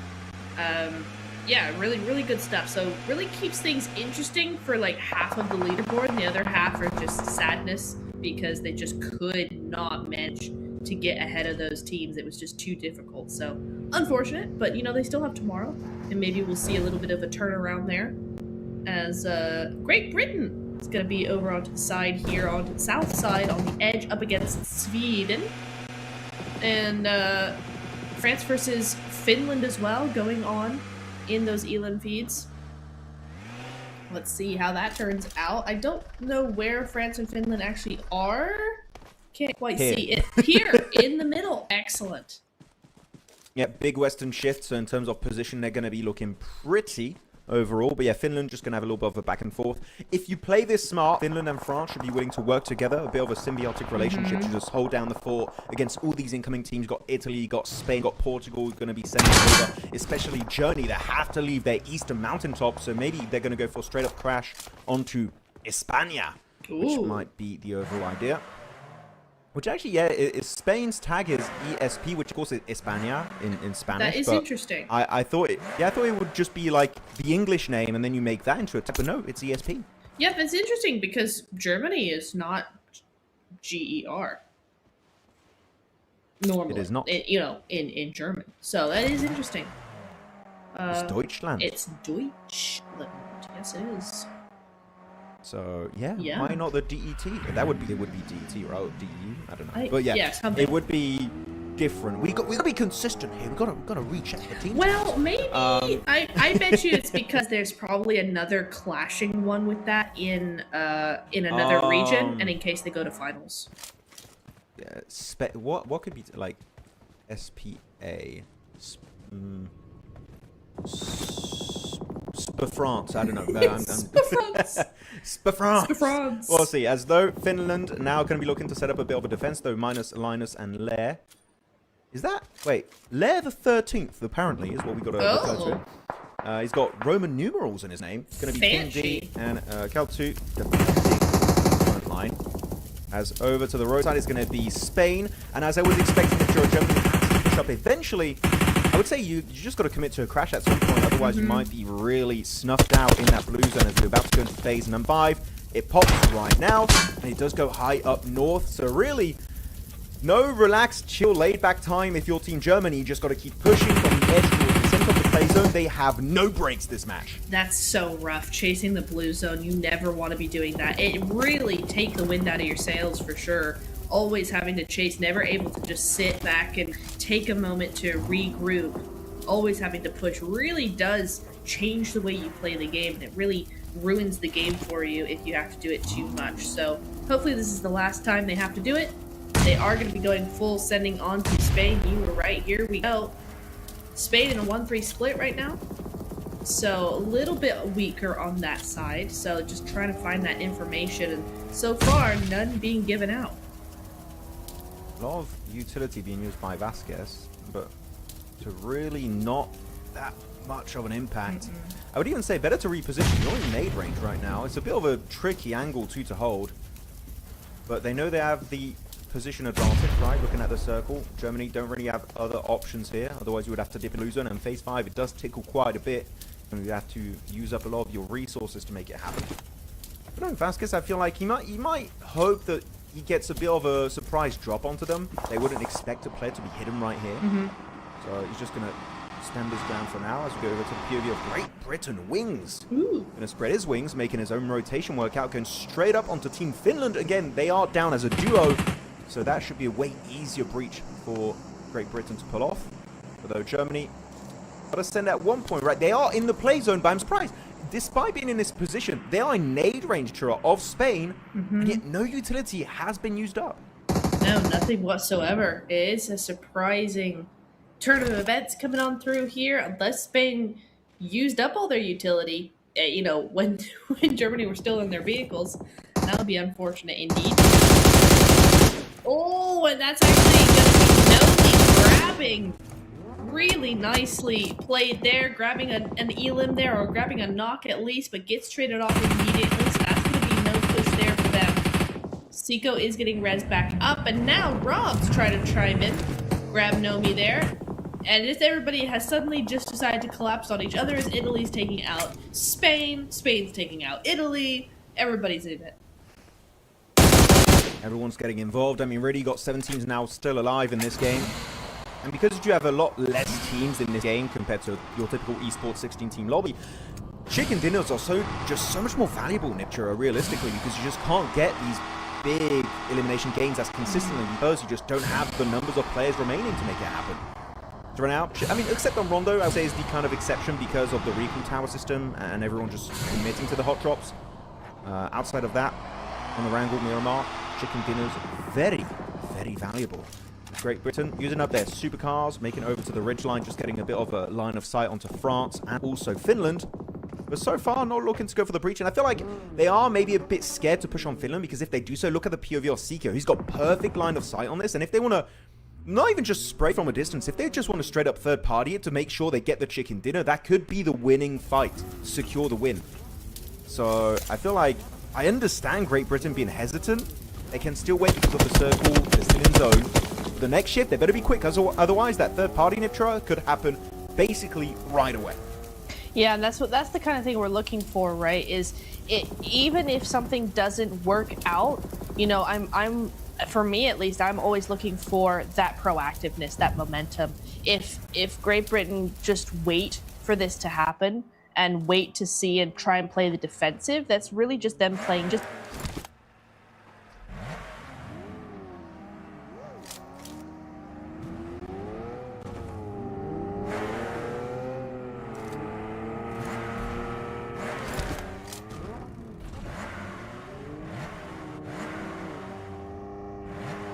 Oh, okay, look at Novalo, also his position on the map, making sure that he can't get backstabbed by team. Is that Italy, I believe I can see on the map feed. So Novalo just making sure no little wide rotation can happen and just surround the entirety of the like the overall idea. What they're trying to pull off. So on the southern side, they see Great Britain finally going to be pushing up outside of their southern ridgeline. They have to try and gain some real estate at some point of this match, as though Germany making it to the roadside and Spain are taking no prisoners. They do want to try and eliminate the competition as early as humanly possible so they can just make full use of that ridgeline to its full potential. So Spain, got to be quick about it. Snuff out Germany, and you know what? That could be easily a top 3, I would say, off the back of that position if Germany is getting eliminated quickly. So keep an eye out on that fight. But look, France this entire time, they're just completely uncontested, involved from a distance somewhat, just waiting for all the teams to be at their absolute weakest before they start fighting you. And guess what? They still got 4 players. It's looking like a France win is just around the corner. It's entirely possible. I wouldn't put it past them. We know what they can do in other tournaments. Here they are again. They know how to play with each other, and that's going to be potentially a big advantage, right? You've got a lot of teams, a lot of players from different teams all coming together, but for France, they might be on different rosters now, but they've played for years on the same squad, so definitely that synergy should still be there, and that could be a massive advantage against these other players. Let's see how that's going to go. They are continuing to just keep teams away, keeping that distance, and what that's doing, Max, is not only keeping them away from France, but also pushing all those other teams onto each other. So that means that there's less space, there's more chaos, there's more teams going out early, and just more points in the end and securing that win for France. Yeah, it is just looking set up beautifully right now. M79, though, in the hands of Wings, so he's going to try and use that to create just, not create, should I say, deny lines of sight from Spain, as Germany just getting completely snuffed out in their position, really having a bad time about it. It's just down to a solo right now, down below in Rex. So we'll see. But Finland, you know what, actually kind of lucky that no one committed to the crash despite them being down to a duo, so they got to count their lucky stars for sure. As France now looking to flex out just a little bit because, of course, the circle not favoring their position. It seems like it's now a lot going straight onto Italy. And without losing a single member so far, Rob Shaw does get knocked. He's still technically alive. That's 10 eliminations, a big double digit. Could be looking at a 20-point bomb here. Maybe more if they can get even more eliminations on the likes of Spain and even the southern team of Great Britain and Finland. But Spain, good flex out, making sure France can't take away their ridgeline. That was a great response on the third party of France versus Italy. Yeah, very nicely played from Spain. Great awareness as well for where they might be going next and how to best stop them in their tracks. So that is going to leave France still on that northern side, unable to sweep down and actually outside the zone as well. So France now not looking as good as they were a moment ago. Spain now in more control of the zone, using this ridge line, trying to really pressure the southern teams there, but keeping up on top here because they know what a threat France is going to be later on. Very scary team for sure. I'm now down to 3. They did lose Robs in that initial engagement. Go for the re-engage, but no, they're going a little bit wider to the west, waiting out because they saw the elimination feed kind of calm down, so they don't want to go for a very unnecessary fight here, because if they do so, every team is kind of ready to third party you because things are just so calm right now in Ipchura. So Finland, I feel like it's going to be the next team in the hot seat.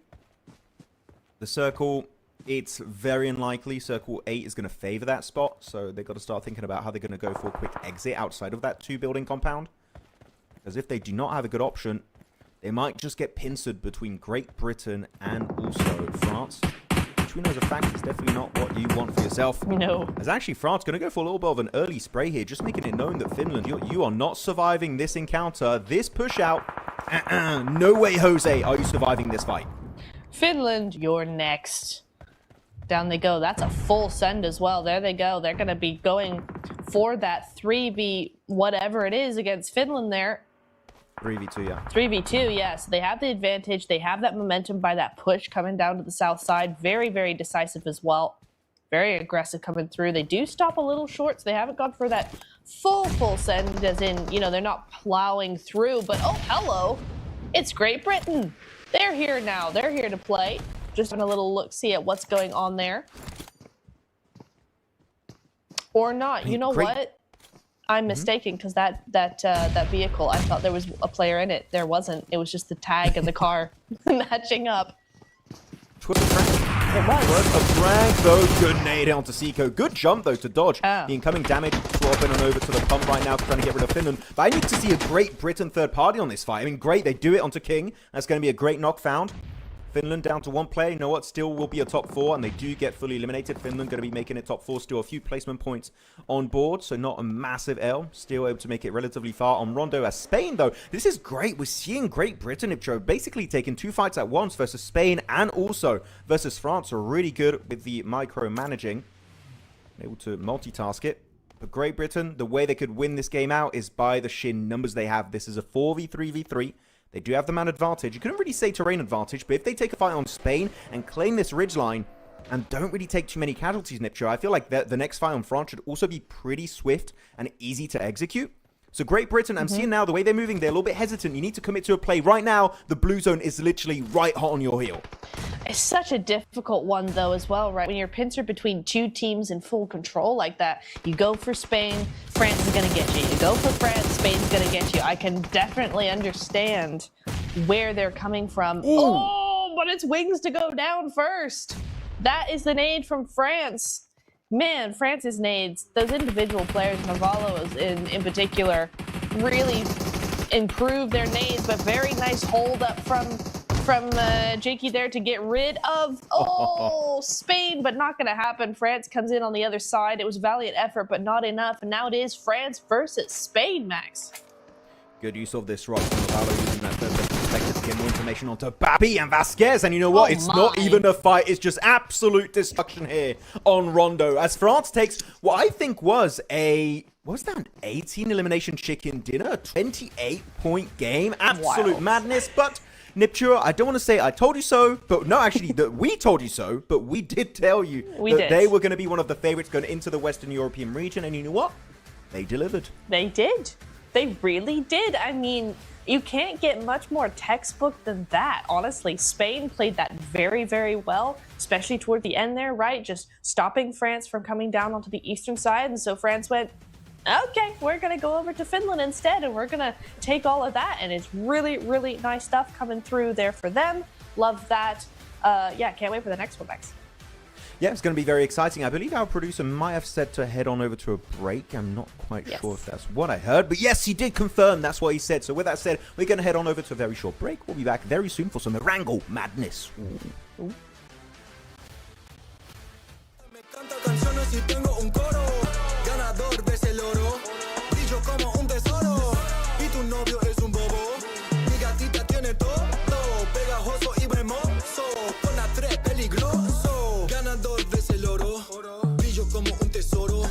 En el bosque como un lobo, cazando el dinero, haciéndolo solo. En mi vida he visto todo, nada puede asustarme. Solo tengo que cuidarme. Paso grande, voy a brincar, yeah. Cuando fui chiquito me dijo, Evancito, tienes que luchar. Para llegar a la cima se tiene que actuar, se tiene que escuchar. La calle te llama, la calle la fama, que está tu hogar. Bolsillo llenado, si escucho un poco los oigo cantar. Plata me canta canciones y tengo un coro. Ganador ves el oro, brillo como un tesoro. Y tu novio es un bobo,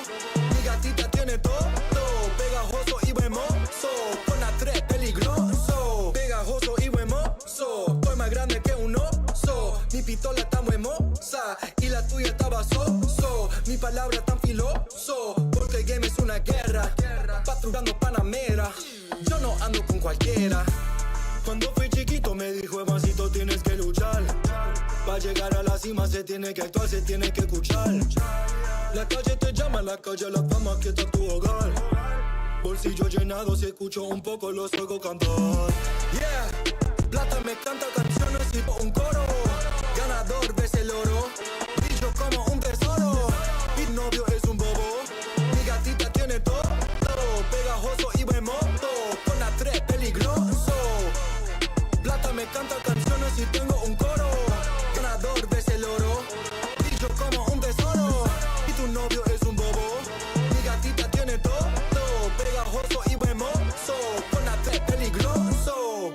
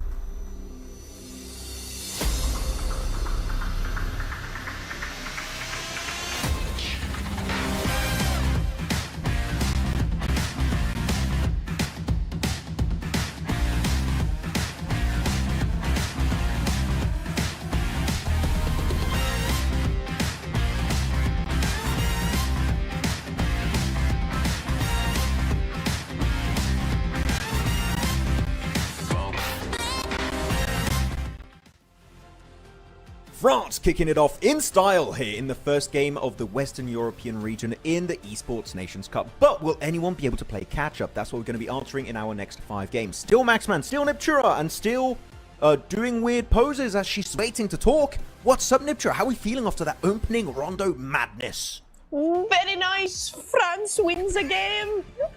Sorry. What? You said that in the vibe of like very nice. Was that chant from JoJo's Bizarre Adventure? That was very weird. I wouldn't know, but that's awesome. Okay, but yes. So can anyone catch up? Okay, yes. You know what?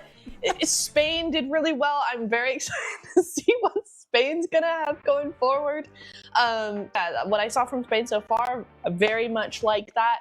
Great Britain as well. You know, we didn't really have too much of an expectation, I feel, from Great Britain.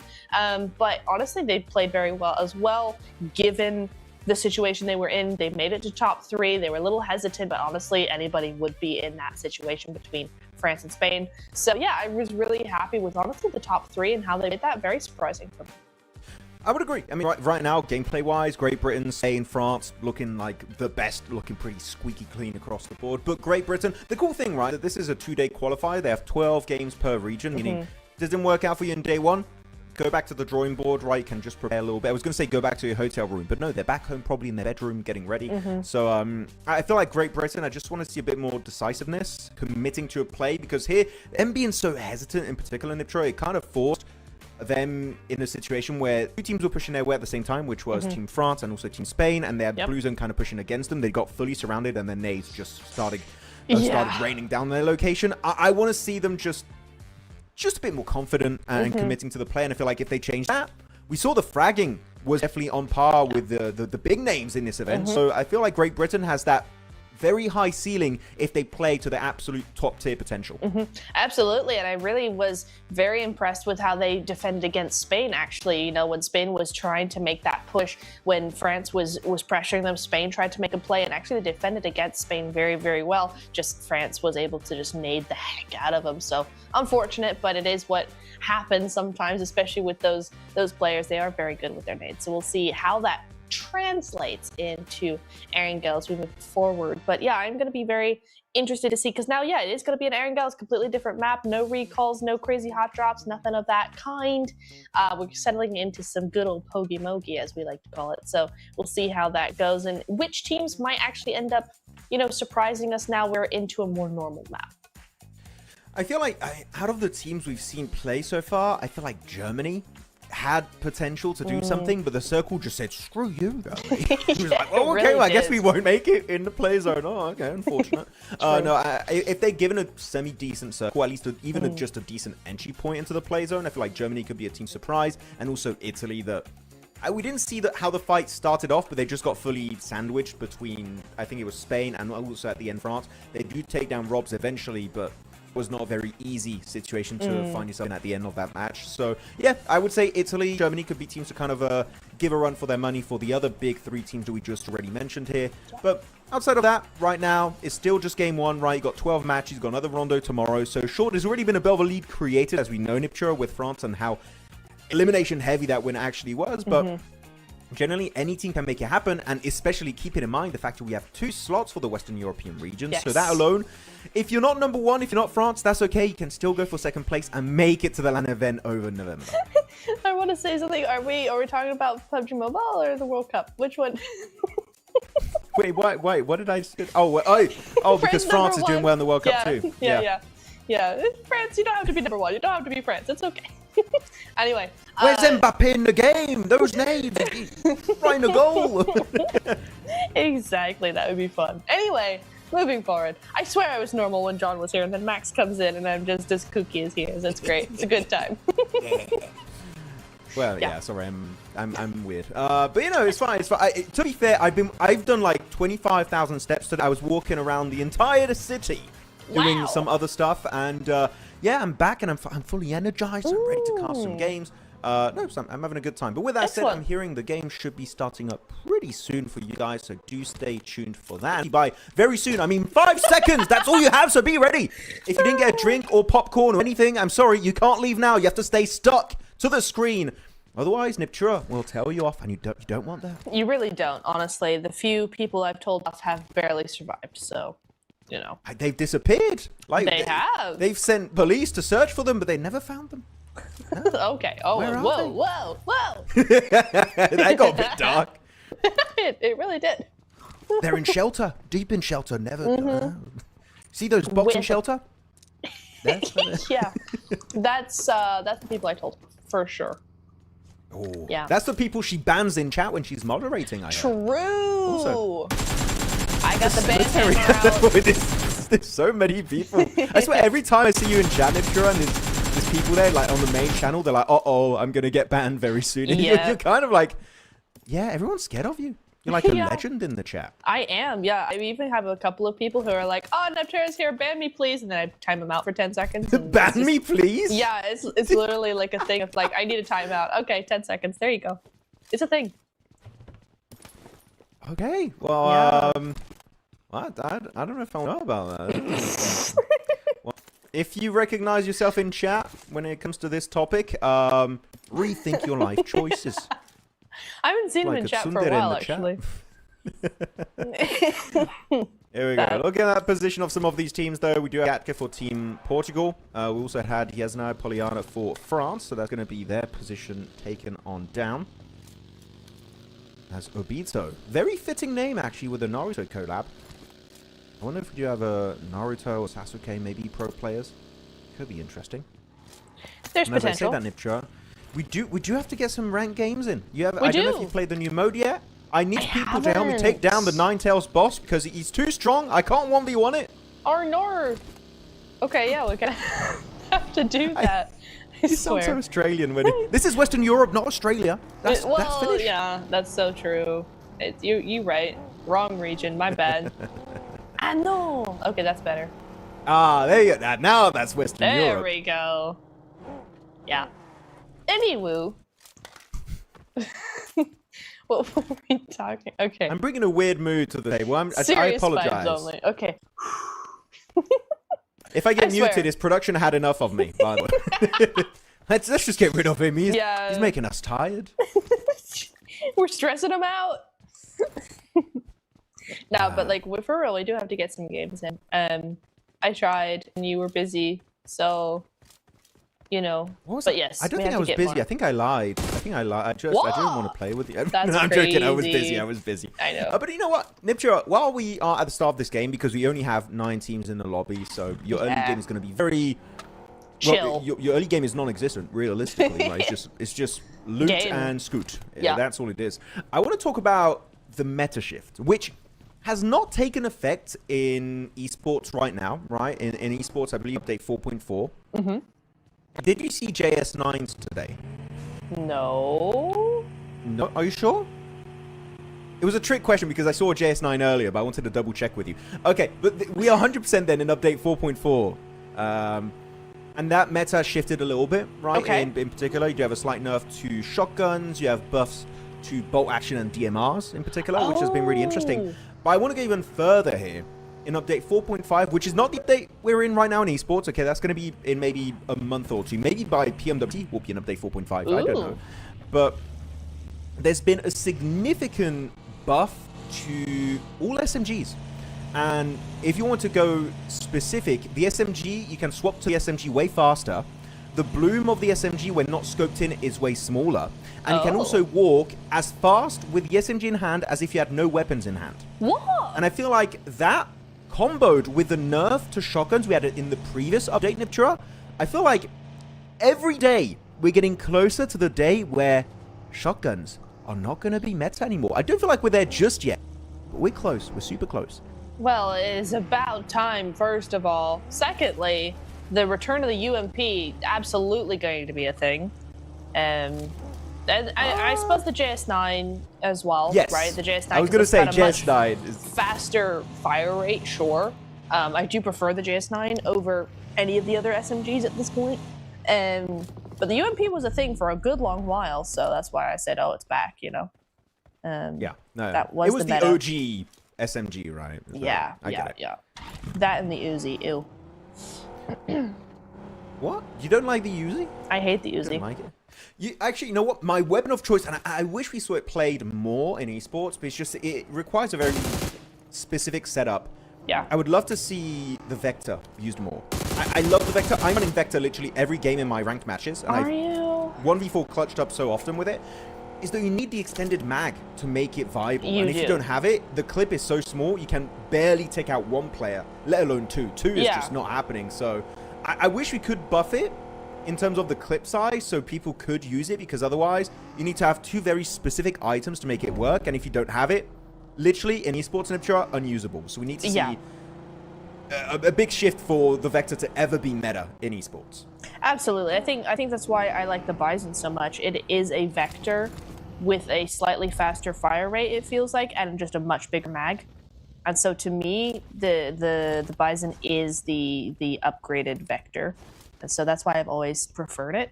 But yeah, no, it's an okay weapon. It's not my fave. It's usually the one that I avoid at all costs, simply because of the mag size is insane. And just it's not usable. The thing is that I'm not very good at the game, right? So it's another thing why I don't like the Uzi. The Uzi fires way too fast. I need some time. When I spray and pray, I need my bullets to mean something and not be gone in 0.5 seconds. Oh, I see. So like your gameplay, you're on 20 ping, but your brain is like 500 ping. Oh, so absolutely. If it shoots too fast, you're like, oh, what's happening? And then the recoil kicks in and you're shooting at the clouds. Exactly. You don't know what's going on. And then I have to reload, and now I'm gone. I'm back in lobby. That was fun. Got ya. Okay, well, that's interesting. You know what? We might have to go to the training grounds before we play ranked. I don't want you to tank my elo. Oh, no. Can't have that. No, we got to play some games for fun. Would be interesting. Yes. As Great Britain here holding down Potato Hill. Okay. And actually, you know what? That is something that I want to say I'm kind of curious about. That we don't have Ireland in play. We don't. But we had one player in particular that I forgot his name. But oh my goodness, was he good? I'll see if I can do a bit of research, but there was one Irish player back in the day. He was one of the best in all of Western Europe. I'm talking PMPL days. And yeah, but maybe he's just fully retired. I don't know. But yeah, I was wishing we could see Ireland, but no, that's not the case. As we do have Great Britain here, a bit of an angle onto good old, who was that, Sweden or Finland? It was Finland. Finland, okay, nice. Finland, unfortunate for Finland though. I mean, they had a really tough time in the top 5 in the last game. Seems like they're getting shot at pretty early on here. And, you know, kudos to these teams for finding each other quite early on, right? Sometimes when you have, you know, lobbies that are smaller than usual, you end up just having insanely long games. And sometimes you have lobbies that just try and find each other because they realize what's going on. So it seems like so far there's a little bit of the latter. So we got Germany finding out Spain. You've got Finland trying to make their way through, getting caught out a little bit here, there, and everywhere. So yeah, nice to see that action still coming through. Yeah, I mean, because you also are lacking pretty much 7 teams. That's a lot of teams. You have so much space on the first 4 circles, realistically. Yeah. When you get towards circle 4, 5, that's when things really go back to their usual style, because the space is quite limited at that point. But before that, like, look, I feel like the only teams that got relatively close to each other were the 2 teams in School Apartment and the 2 teams next to Potato, which those positions are so huge, it makes sense that teams are going to be somewhat close as they rotate next to it. Yeah. But even if you're next to it, you're still technically far away from each other. So, yeah, so far early game, all about the loot and scoot, as you said earlier, in Pachinki. And Finland just trying to min-max all of their loot, maybe trying to find a 6x scope if they can also on some of their weapons. Min-max. You be min-maxing. It's in the name. What? What's in the name? Max. Oh, yeah. Oh, Max. Yeah, okay. Yeah. Yeah. So, oh, my God. Sorry, I should have said, it's in your name. My bad. No, it's like, your name is in it, technically. Because I don't have min-max in my name. I know my name is Maximilian, but there's no min-max in Maximilian. Maximilian's a great name, by the way. That's awesome. Is it, though? Yes, it's so cool. So cool. I like Maximilian. I mean, I did live in a castle, so you know what? That is quite See? fitting. Bruh, every broadcast this bro brings up his castle. It's awesome. No, I just find it interesting when people bring up my name. I'm just like, oh, I just kind of like fake the prince. I'm like, you know, look at me. But actually, no, it's not. I was cutting the grass every day when I was a kid, okay? I was working. What I had back then.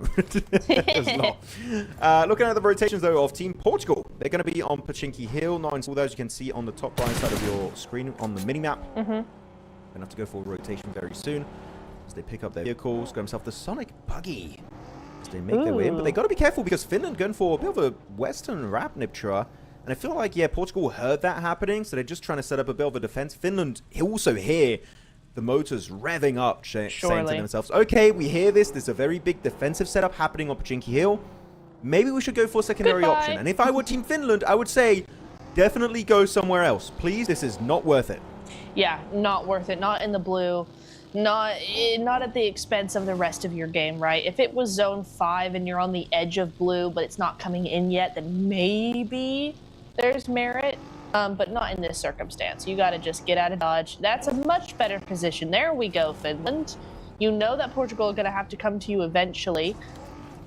And this is much better for you. Much better play here coming in through from Finland. I enjoy seeing that much more. Very good for them. Yes. Took a little dolly pran. All the pain gone. Not in the blue zone anymore. They are loving it. As though Team France also loving it. As they're going to go for a quick northern eastern rotate, right? Trying to make their way into the open land around apartment. Which, actually, now that it could be kind of tricky with a team ahead of them in the Netherlands. You got Bing Bong. Oh, I'm going to love saying Bing Bong. Bing Bong, Cams, Taki, and Joki the Fool.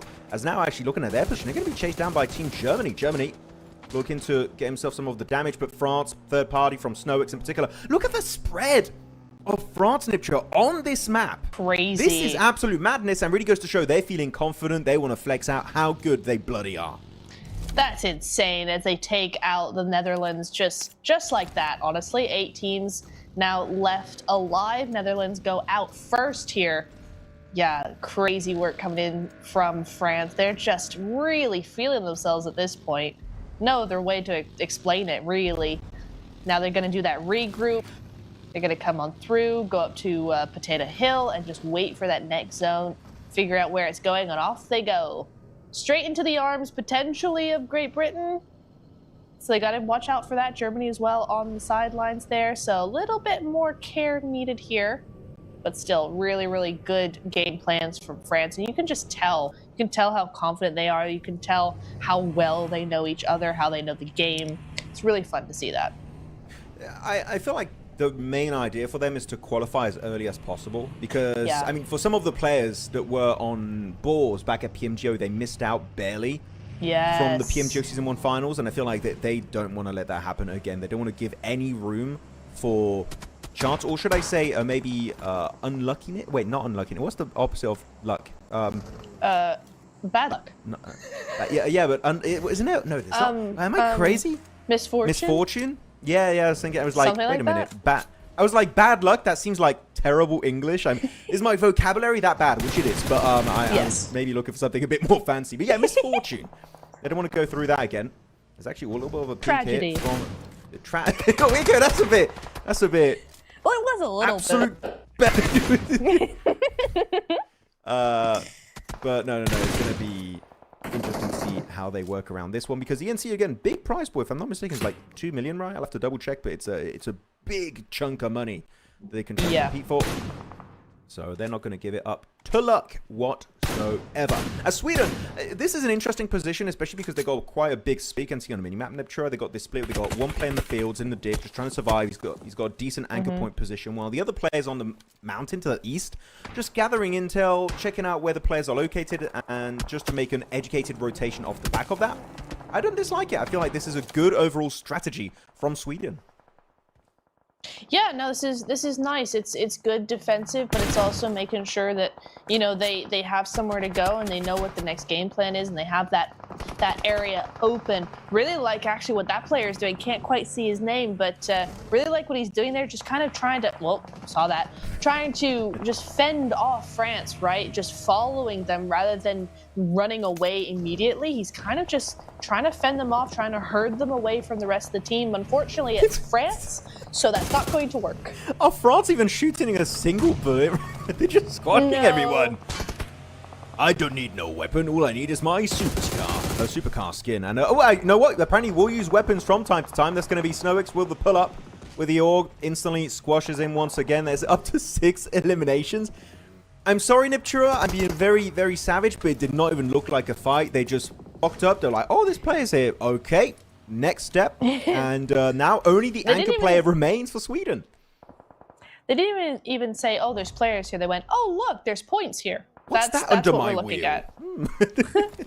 It's like the golden rings in Sonic. Da-ding, da-ding, da-ding. I'll have those. Thank you very much. Just gaining all the points. As now it's going to be Portugal.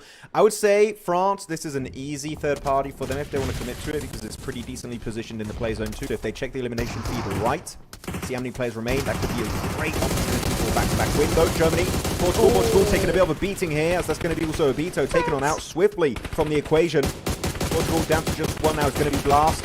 And realistically here, it is not looking good as France looking to move up on the minimap on the right side. There's also going to be Great Britain's on Potato Hill, so maybe they're a bit hesitant to go for the third party because of a potential fourth party that could be happening.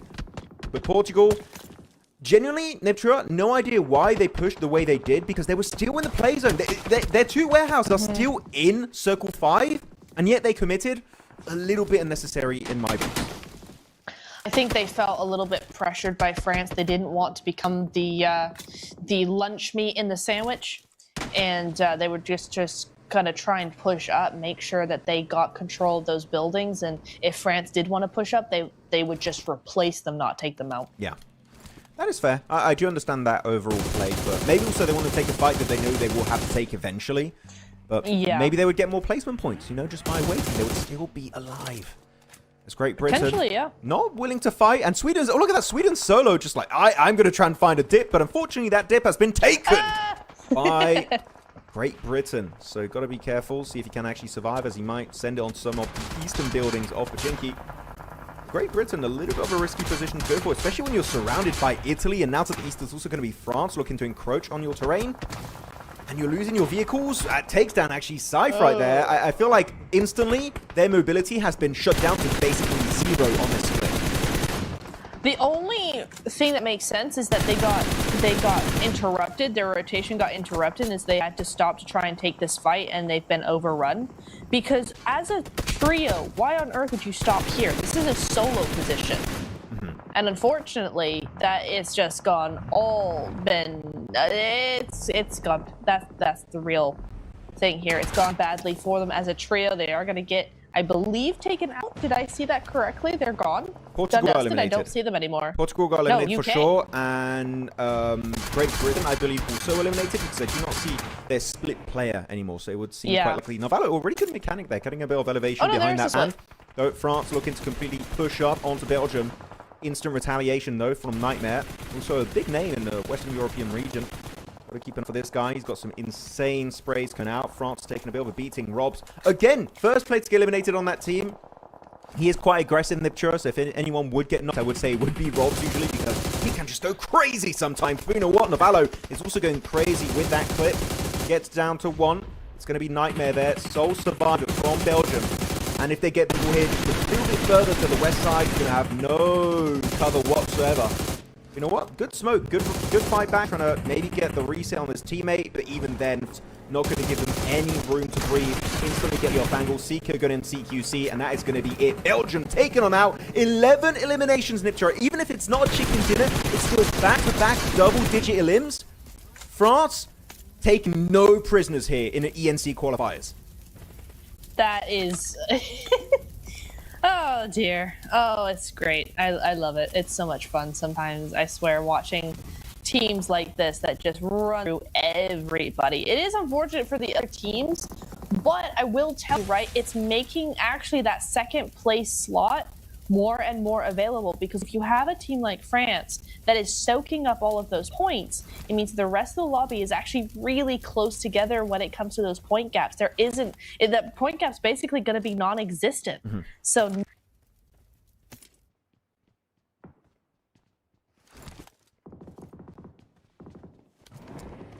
Definitely going to be it, but it's not a sponge effect. It's more like a French sponge right now. Actually, can you even make sponges in France? I don't know. Maybe it's something you can get over in the ocean near there. But Spain looking to make their way outside of Pachinki. As you can see, the circle does not favor this urban finish whatsoever. And no, Great Britain, actually, no, he's still alive. He was so well hidden, Mitchell. Yeah. We didn't know he was still in this game. Wings just trying to stay hidden away in this one single building. And actually, if France put most of their focus on the outskirts of Pachinki, Wings could secure top 3, even top 2, if he plays his cards right. So you've got to be careful. As Finland, though, going for a massive breach here on the eastern side, and it's straight onto Germany.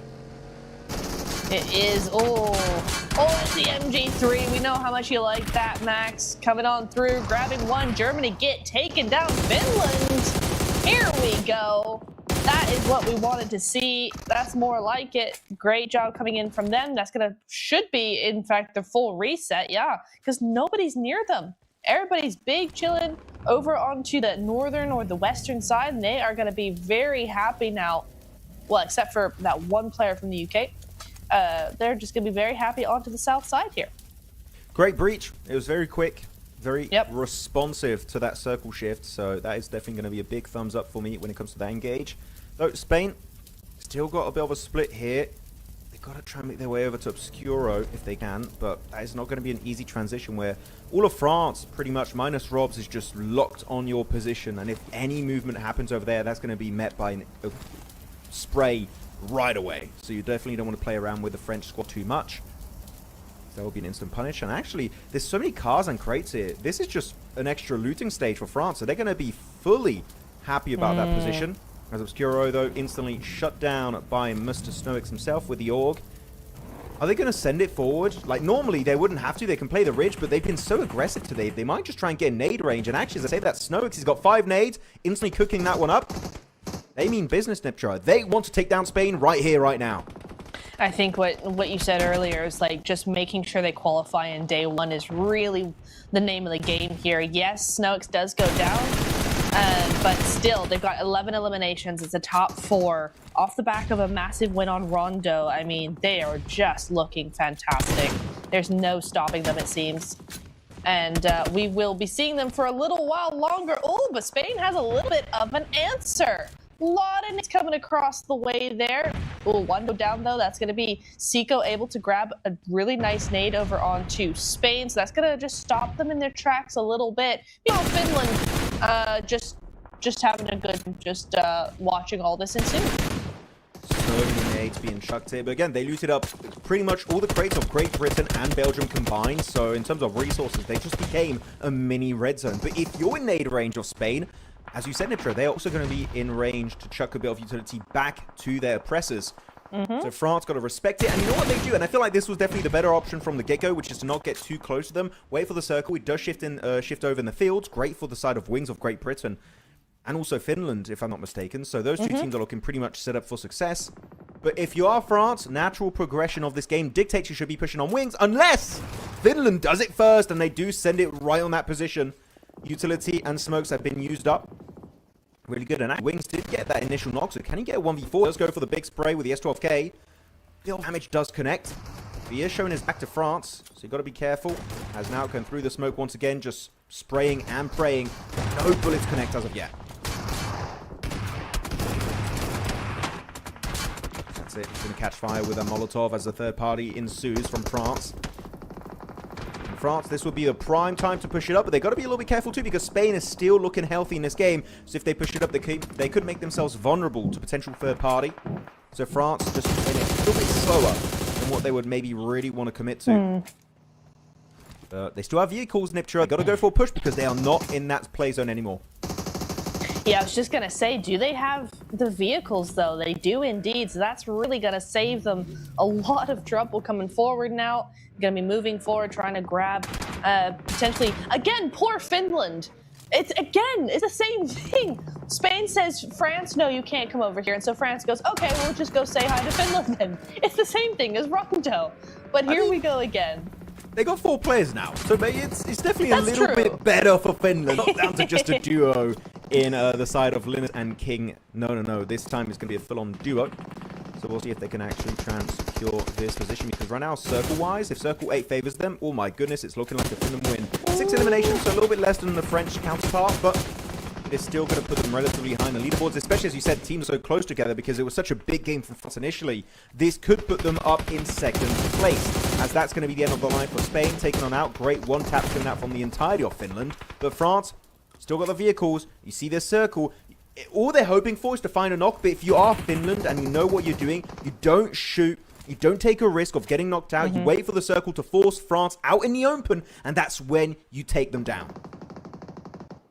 Exactamundo. That's exactly what you got to do. Smoke's coming through, just trying to stave off that result as much as possible. Great smokes. And Finland, yeah, some really good smokes coming through here, and some nice nades as well, just trying to go behind those smokes, make sure that there's nobody lurking behind there. There is, but the nades aren't just reaching him just yet. And SnowX, look at this, going to be super sneaky, getting really, actually very close to Finland as we move forward now. I believe he got rid of his backpack too to lose a little bit of extra elevation. Still going to be spotted out by K2. With Org, that's going to be a great one down to duo. It's Novalo Seeker. Can they pull off the clutch? Great nade from Novalo onto King. And SnowX, though, will get flushed on out, so that's going to be no information provided by his position, but still, Larry is going to be taken out of the picture entirely, down to a proper 2v2, as the utility is just never ending. It finds another member here in Keto, and now it's a 1v2. It looked so heavily in favor of Finland, and yet everything falls apart. He peeks around the corner, and France take it home with a back-to-back chicken dinner.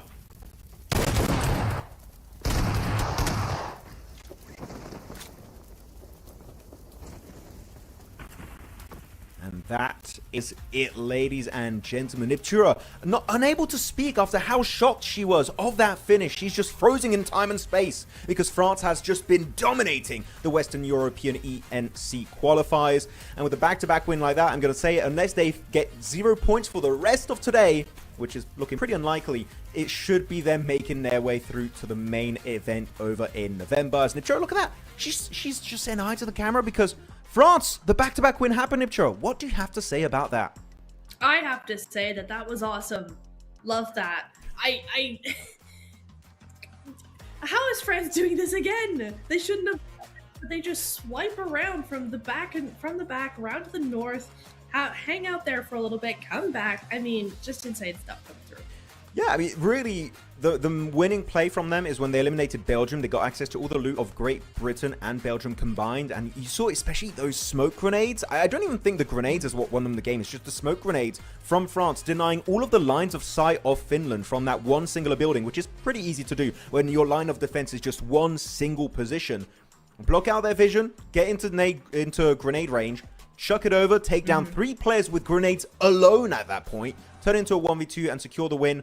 I think that mechanically speaking, that was just perfect execution from start to finish. France, just realistically, Nipchura, just flexing how good they are at the game. Yeah, they really are. And it does come down to, you know, the experience that we're seeing from them, right? The global experience that we've got coming in from France, from most of the players there as well, is just above and beyond perhaps the rest of the lobby, and it's really showing here, Max. It really is. And you know what? We were a little bit biased at the start of the show, Nipchura, talking about France, hyping them up. And you know what? I'm going to keep being very biased towards them because they're just that good. And I'm French, so I have to do it. And you also living in France right now, Nipchura. Yeah. Actually, who are you supporting outside of France? I'm curious. What, like globally? Yeah, globally, like for ENC, that's not France. Korea. Well, they're already invited. That's unfair. That's okay. Well, I didn't say ENC qualifies, so you got me. You got me on that one. That's right. They're looking pretty good. That's to be fair. Yeah. So, come on, you got Nolbu and you got Hyunbin. What's not to love about that? But with that said, guys, if you want to see the French domination continue, stick around. We'll be back after this very, very short break.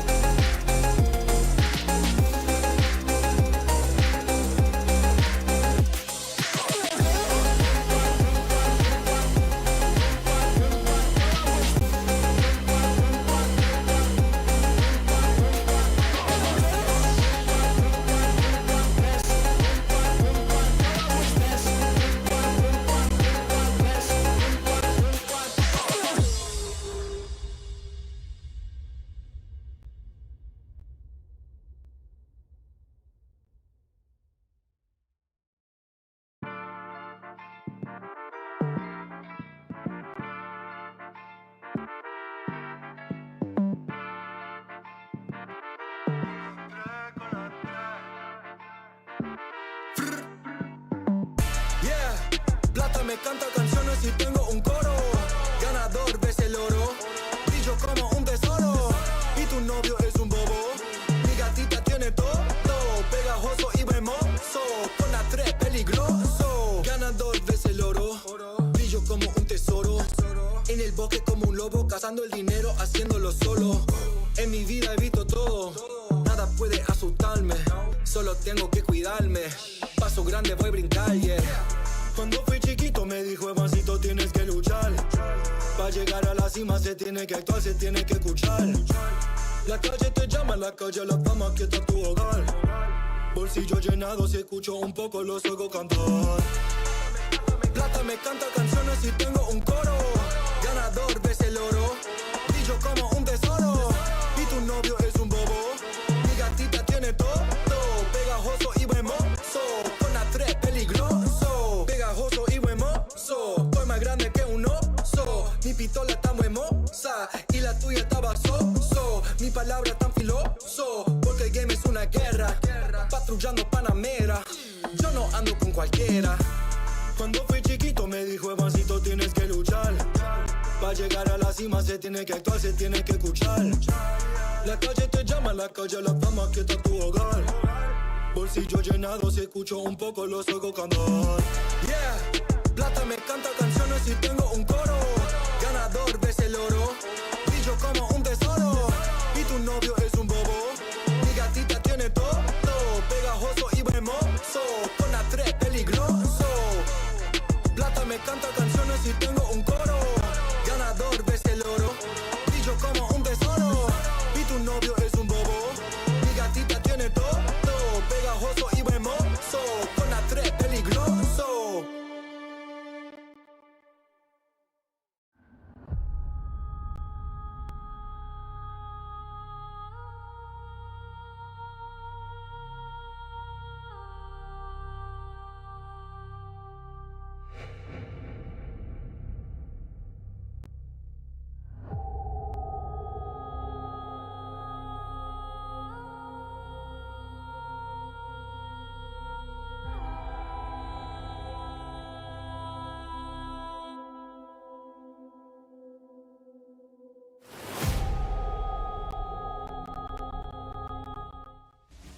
Can anyone stop the French domination here in the ENC Western European qualifiers? Niptrua says no. I also say no. Right now, do you guys say no in chat? Please do tell us. But we are back from the break. Thanks so much for waiting, guys. We are getting ready for our third match of the day, which they're going by really quickly, Niptrua here. But France, as you said, dominating. And I want to repeat your point you were making earlier as we check out the rankings here, see exactly how many points have been secured. 55 points. Yeah, what I wanted to repeat that you said earlier, Niptrua, which is France is getting so many points. It's going to be so close between the other teams. And, well, you were not even just 100% correct. You were 1,000% correct because, oh my goodness, is it close outside of France? 55-18. 17-17, 15-14. Like, that's pretty crazy. Sweden and Netherlands have a little bit of catching up to do on the other side of that, unfortunately. But yeah, between 2nd and 7th place, what do we have? We have 7 points. 7-point difference is crazy after 2 games. So yeah, definitely going to keep things spicy. You know, if things don't change pretty quick, I think we can say, yeah, France have the #1 spot. It's really just going to be who's fighting for #2. And right now it is definitely anybody's game when it comes to that 2nd place. Yeah, well, they're kind of pulling a Team Indonesia right now. An Indonesian, I don't know if you've seen how big of a lead Indonesia has, Niptrua, in their region. Have you not? It's fine if you haven't. Okay, so basically, just to kind of preface this, they've had such a big lead in SEA. Yeah. The Indonesia has basically already announced on social media that they qualified for the finals because their lead is literally almost impossible to come back from. Wow. So that's how big a lead they have. And you know what? France might announce after today, Team France qualified to the ENC PUBG Mobile Finals. I would not be shocked if they maintain this kind of rhythm. Honestly, yeah, same. That would be crazy. I think France might have another win or two. Maybe a win and then a couple of top 3s under their belt or still left in the tank for today. And that would be pretty insane. Yeah, I think they're looking just fine coming into that #1 spot. I think we'll be seeing them. We'll get to maybe hang out with them in the globals there at the finals, coming through very easily, I think. I want to give some flowers here to other squads, though, not Team France, because indeed there are other teams that are not Team France in this tournament. Finland, I feel like, especially their push onto, who was it, Germany on the southern eastern side of the map, outside of Pachinki Fields, and then kind of sending it onto wings was a really good approach, kind of like step-by-step plan overall. So yeah, I feel like macro-wise, decision-making-wise, communication-wise, they're looking really solid. It's just... it gets taken down very quickly when you're up against a team that is just so experienced like the French team. But Finland, hey, in contention for that second position right now. So we'll see if they can maintain it until the very bitter end of the Western European qualifiers. But it's very exciting. We're going to have another wrangle, 2 wrangles actually happening back-to-back here in Ipchira. So do you think, this is my little mini prediction game, do you think France are going to do a hat-trick back-to-back win? I mean, if any opportunity came across their plate, it would be now. I think yes. That's a great answer. That's beautiful. I love that answer. It's so been confident. a long day. Okay. Do you know how many games you've casted in Ipchira? How many games? Actually, it's not been that many. It's been, well, we did 4, 5.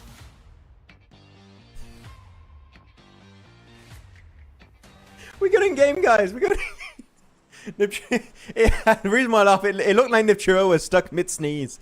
I was really enjoying that. Okay, we're getting ready for our next game. And actually, I'm going to go a little bit nerd mode right now. This plane skin is the PMGC 2024 London plane skin. Oh, wow. I remember because I have that plane skin applied right now. That's all I had to say.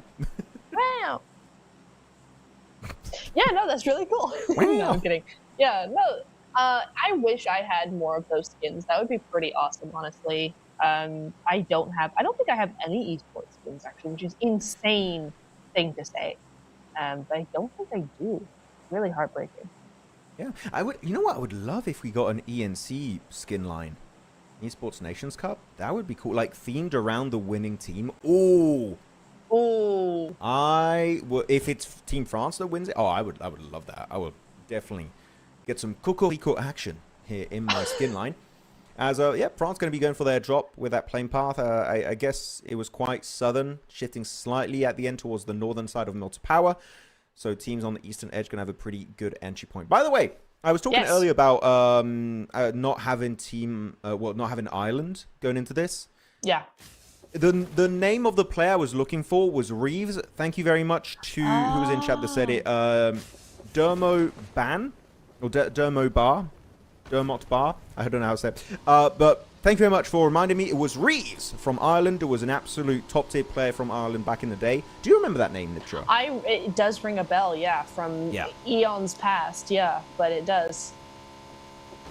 Yeah, he was pretty damn good. Is all I'm gonna say. So, I do miss Reeves. It would be fun to see him in this event, but you know what?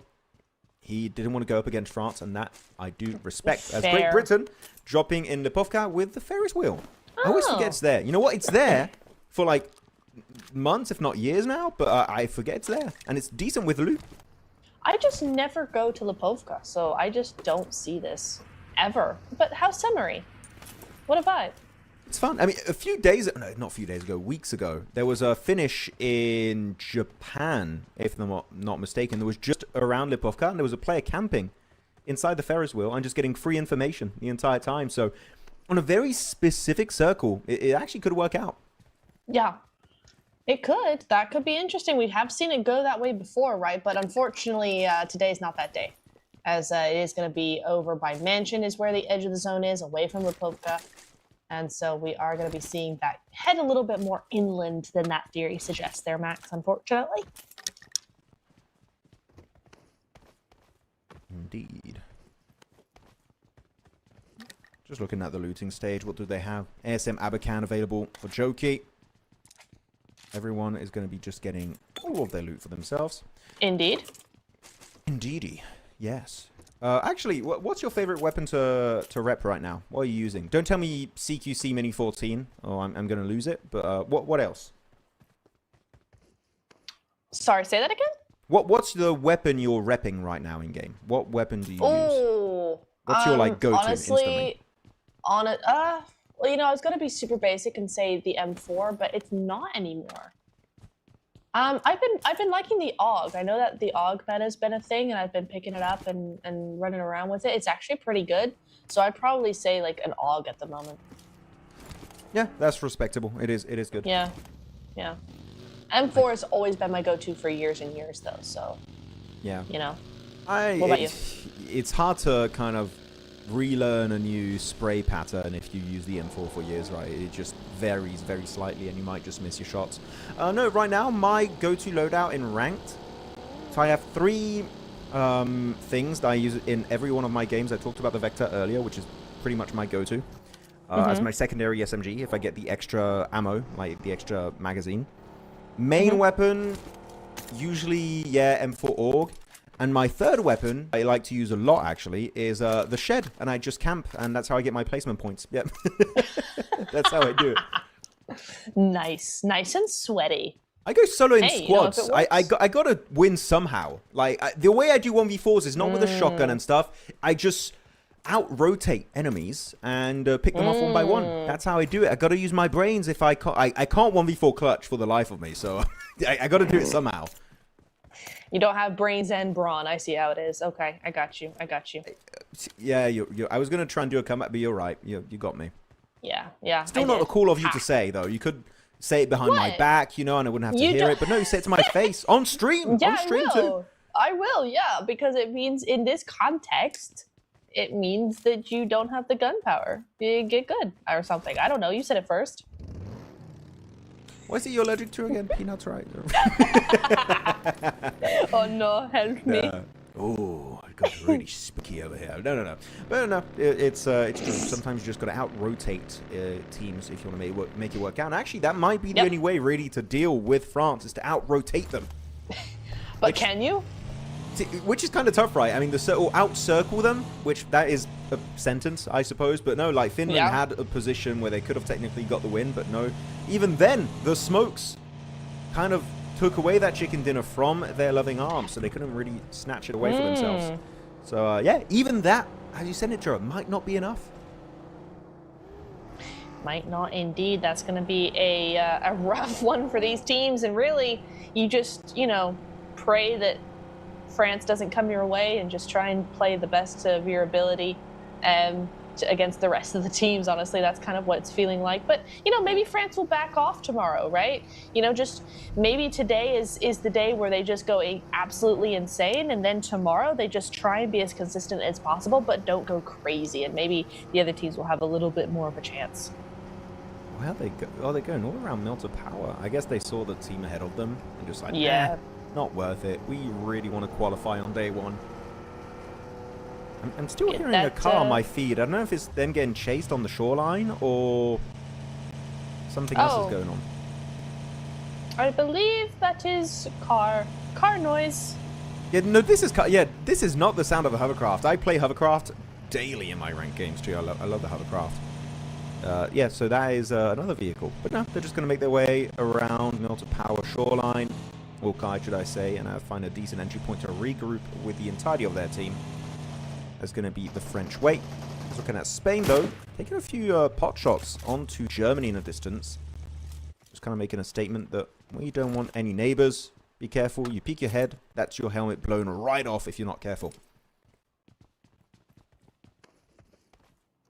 Spain as well, looking in a really good position, right? To be going through.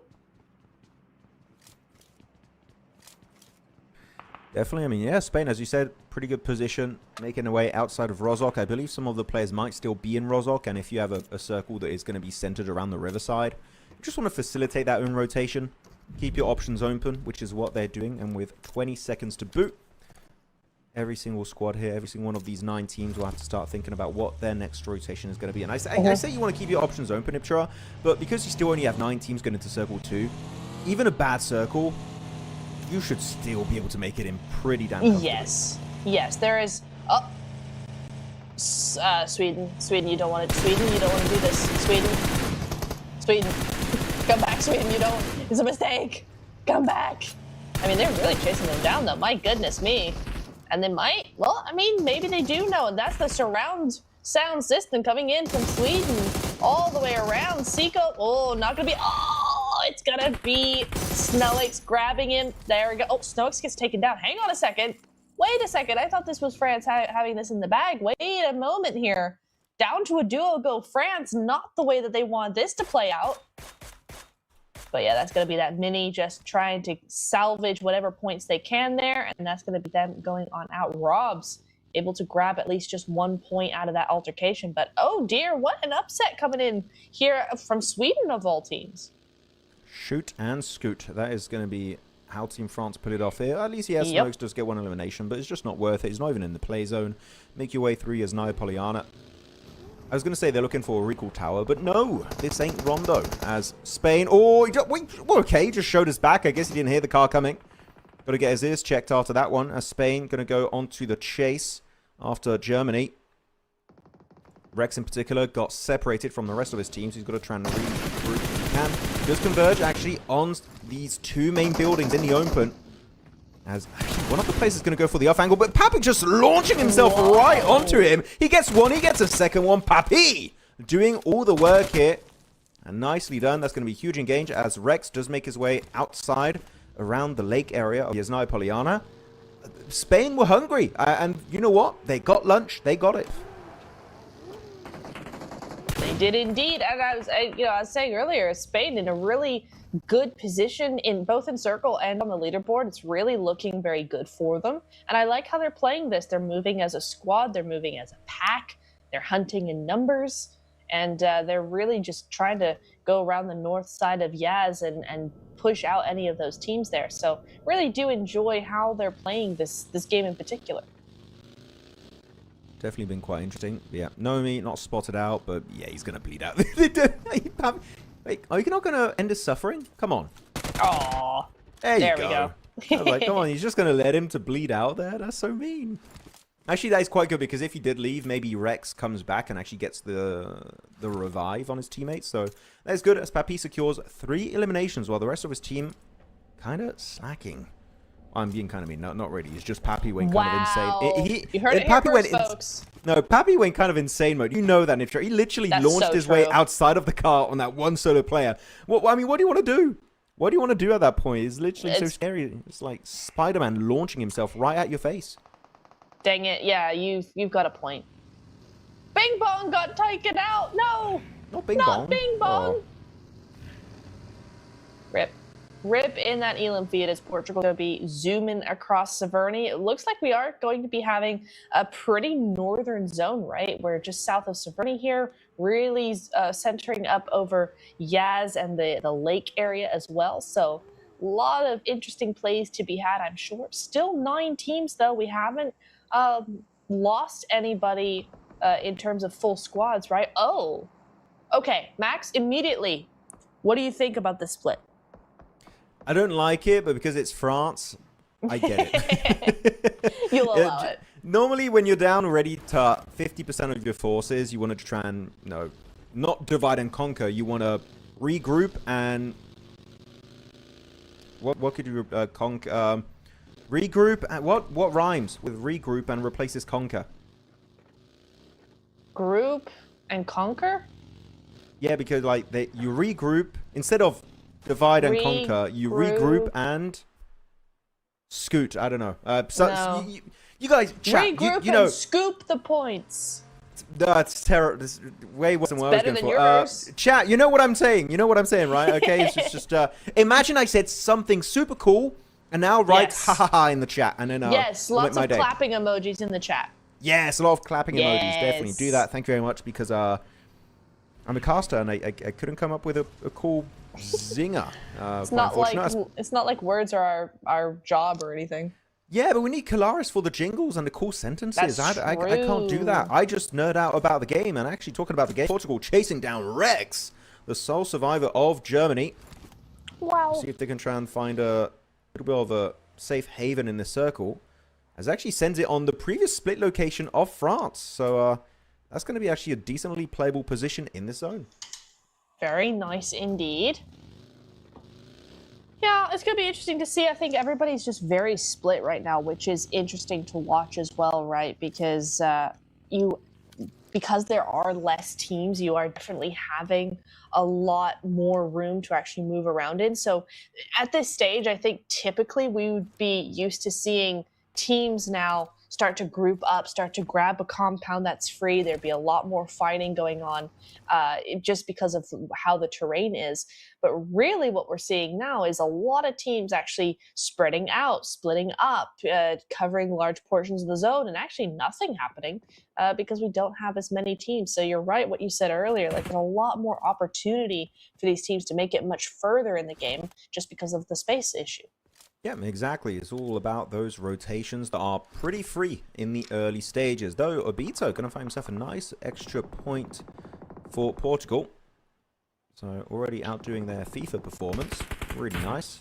As also Belgium got to try and avoid that kind of early skirmish that early on to Great Britain, which really caused their demise so damn quickly. So keep an eye out for them and how they're going to pull off the next stage of the game. And by the way, I do want to kind of go big picture here, Niptra. I feel like I was reading the chat earlier during the break, and some people were like, what is this gameplay? Some of the stuff is just really weird. And to be completely honest, that's kind of what I was expecting going into this, because you have some players that this is their first time playing in a tournament of this caliber.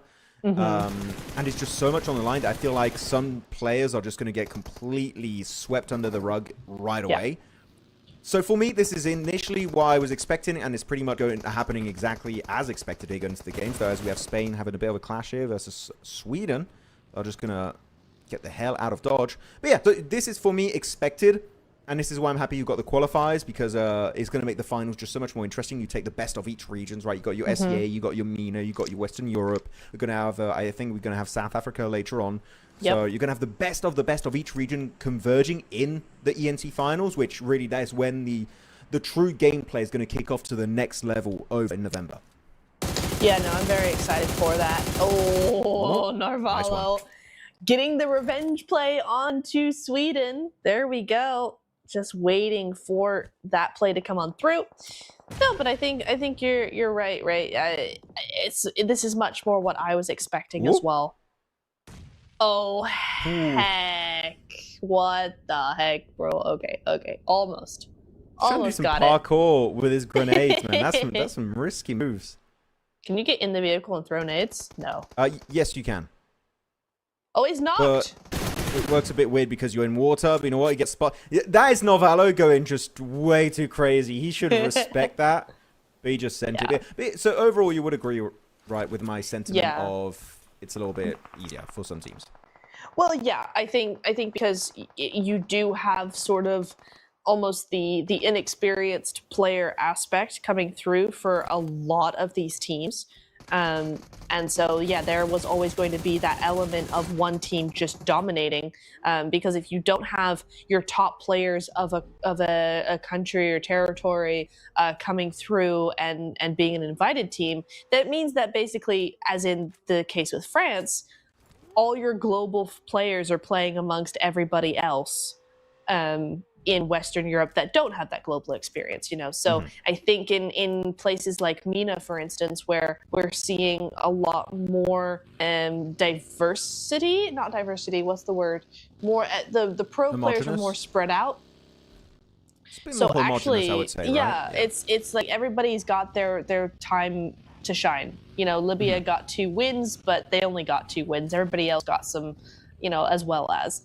And I think that's being a lot more even, whereas a region like this, Western Europe in general, is well known for the French and the Germans, and that's kind of it. So yeah, this was to be expected for sure.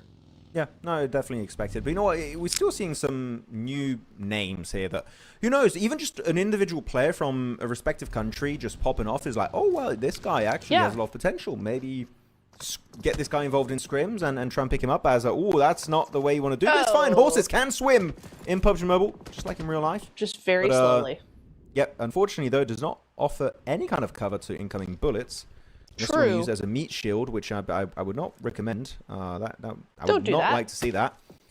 But just got to be a bit careful there, as he's going to be in Yasnaya Lake, trying to make his way, TCAS, to the shoreline to the west. But still, France got 1 player over there. And even if it's just one player, Nipcho, you do need to be careful. Because it's France. Literally, it's Rob's. He's been down first in the first 2 games. The robbening happened. But now robbening? Robbening? You can't turn the docketing for every player. He's robbening. He's lasting. Lasting actually kind of works. He's last. Oh, yeah. No, it's blast. He's blasting. Even better. Blasting. He's blasting. That's crazy. Oh, okay, can Robs do it? Come on. 1v1 here. Oh, loses it out to Rex. The 1v1 is going to be secured by Germany. Well done, Rex. Instantly going to be the reckoning. Oh, there you go. You got it. You got it. Hey, there we go. Reckoning up against the blasting, up against the casting. Oh, that one does. Okay, you know what? No. We had a good streak going there, but I just ruined it. As Portugal just trying to eliminate the main competition over the other side of Yasnaya Lake. I feel like this is going to be the last few seconds here of Rex, unless he finds an insane rotation. But even then, making it to the bridge, as you can see here, is heavily guarded by Sweden. Is indeed. I mean, well, heavily guarded as one player of Sweden is behind a rock that barely covers any part of him. Not so sure about that. We'll see how long he lasts in that position. But Portugal looking very good as well on this side. As we look, oh, really nice blast over onto Rex there. Great spray coming through. But it is going to be Great Britain right behind him and Spain going head to head there. So Portugal, hearing that noise, going to have to pay attention to what's going on over there. As actually Great Britain are looking to move over the northern side and kind of sweep over the east. It's going to be a beater, yeah. Going to be on the offensive on this rotation, going straight to one of those central pillars in the fields next to Yasnaya Lake. Not too bad. The only issue is if the team has an off angle on you, which they do, it's shaky straight onto Abito. So what was initially a good idea falls apart instantly because you don't check your backside on Abito. There you go. Easy one tap secured by Jakey and safe. And that is going to be one extra elimination secured by Great Britain. And not only that, Niptro, they still have a 4-man roster. So up against all of these 9 remaining players, it's looking pretty clean for the good old United Kingdom. As Finland now still just surviving inside of this Harry Potter tower. Yeah, for me, Great Britain, this is looking like a very obvious win unless the circle just screws them over multiple times in a row until we reach circle 8. Otherwise, Great Britain, with the amount of cars they still have, and now they can play that central concrete block in the center of the open area, it's looking so straightforward for them. No, it is looking very good. I do appreciate this. And actually, Great Britain are looking actually very good. I mean, Great Britain is sort of a notorious region for not having we don't tend to see many players come out of the UK. What do you mean? Actually we don't. Guild. What amazing PMK that's one team. It was sarcastic. It was not a good team. And it was sarcastic. So there. The double whammy. But so I am surprised to see that actually UK coming in and going, actually, they're doing quite well. The macro is good. The game sense is good. They've been part of the conversation. I mean, it's not hard to be part of the conversation when there's only 9 teams, but they have been in that top 5 very consistently. And so, yeah, that is looking very good for them. I'm pleasantly surprised. I fully agree. I feel like they've been interesting to watch in these games. I just want to see them be a bit more decisive, especially during that rondo. They were a bit too hesitant, and that did eventually cause them to get fully surrounded by Spain and France, and there was no chance for them to make it out alive of that altercation. So as of right now, yeah, Great Britain looking good macro-wise. I feel like when the fights start to kick it up to 11, that's when I really want to see them try and get involved in that overall discussion, in the warfare, in the fray. So we'll see how things go down, as Nell from Sweden's got 3 grenades available in his arsenal on Harry Potter Tower. Really, grenades, they're fine on Harry Potter Tower by Willis, but unfortunately he has no Molotov to spare. Is that grenade a little bit of an early explosion? Overcooked. You've got to be careful here because Portugal are currently peppering his location. I'm sorry. He has so much faith in this pebble of a rock that he's got in front of him. Like, what the heck? It's working for him so far. Portugal haven't been able to snag him. So we'll see how long he could survive. As I say something, down he goes. I'm not taking credit for that one. It's not my responsibility. That was bound to happen. But yeah, Sweden on the last legs, unfortunately, there, as Wings goes down in the Elam feed up against Spain there. And Finland steals that point away. Big steal from Finland. It was Nail's fault. He doubted the rock, and the rock felt it. He was like, you're doubting me. Sorry, and just moved. And just was like, what? Yeah, no! exactly. My cover, please come back. So, yeah, No. Quite unfortunate. He went to Australian again. This is Western Europe. I'm sorry. I don't know why. This is the only word you say with a perfect Australian accent. I don't know. It's because of the show H2O. It was a big meme. Ah. Nar, Clear. Oh, that one. I was about to say, I don't get it, but no, I can't. Yeah, I do know that. Nar, Okay, that one I do know. Yeah. And now it's just infected your vocab. yeah. So I just say Nar. Fair enough. You know what? Going back to a serious topic. Great Britain still looking really well set up here with those concrete blocks, with those pylons in the middle of the open area, and the circle does favor them once again. All of these southern teams, Niptra, Finland, Sweden, Spain, even Portugal to the east, not in zone. So unless a massive fumble happens, Great Britain, this is looking like a clear-cut chicken dinner about to come their way. Hopefully, that would really anchor their positioning coming through onto the onto those leaderboards, right? It would really make sure that they stay ahead of the crowd that little bit more. Nice. Ooh, the double nade gets almost down to 1 HP. That's got to be the follow-up. Gets one, not quite the other, though. That's going to be immediately stolen away. Or not stolen away, actually. Finland do grab that. But Portugal have something to say as well. So everybody in the Elam feed just going at it right now. Spain, unfortunately, as well as Finland outside of the zone. Portugal as well, actually. Hang on. Great Britain now. With the zone shift, the only team left inside of the zone, Max. This is crazy. Yeah, that's what I said. Yeah, but then the zone shifted. But the zone shifted. Come on. Nah, it's okay. I'm meeting at this point. But it's going to be, Babalu trying to make his way to the shoreline of the lake. But as you can see there, it is not a great position. That's him taken on out. 3 teams now remain. Finland, Portugal, and also Great Britain, which it feels like a fight for second place between Portugal and Finland. There's actually Portugal, decent smokes here, trying to make their way close in the play zone while also denying lines of sight of Great Britain. So really good use of utility. As Finland losing player after player, getting whittled down to which one is going to be Linus in the distance. Also versus Pieces, 1v1 here, shooting him down in the Wizard Tower. He's still surviving it as Linus finally will bite the dust. He's taken on out. That's going to be Finland in top 3. Is down to a solo player of Portugal versus the entire 3-man squad of Great Britain. Unless a miracle happens, Niptra, it's looking like a GBR win. It is indeed. We love to see it. Come on. We got to get us a Great Britain win before the day is out. Really solidified that position. Oh. Not if Peace has anything to say about it. Gonna be just snaking along in the grass. Not much they can do. It's so open there. Blast does get finished up there. So it's just now a 1v3. Trying to find anything. Oh, and he does find him. Down he goes. Super easy peasy. And that is going to be Great Britain grabbing the third win of the day. Really good job for them. GG. I would feel really bad if I was that final player for Portugal, because not only do you not get the chicken dinner, Niptra, you also get mixed on as 2 supercars push up on your location at the same time. So they say, you lose and no you see.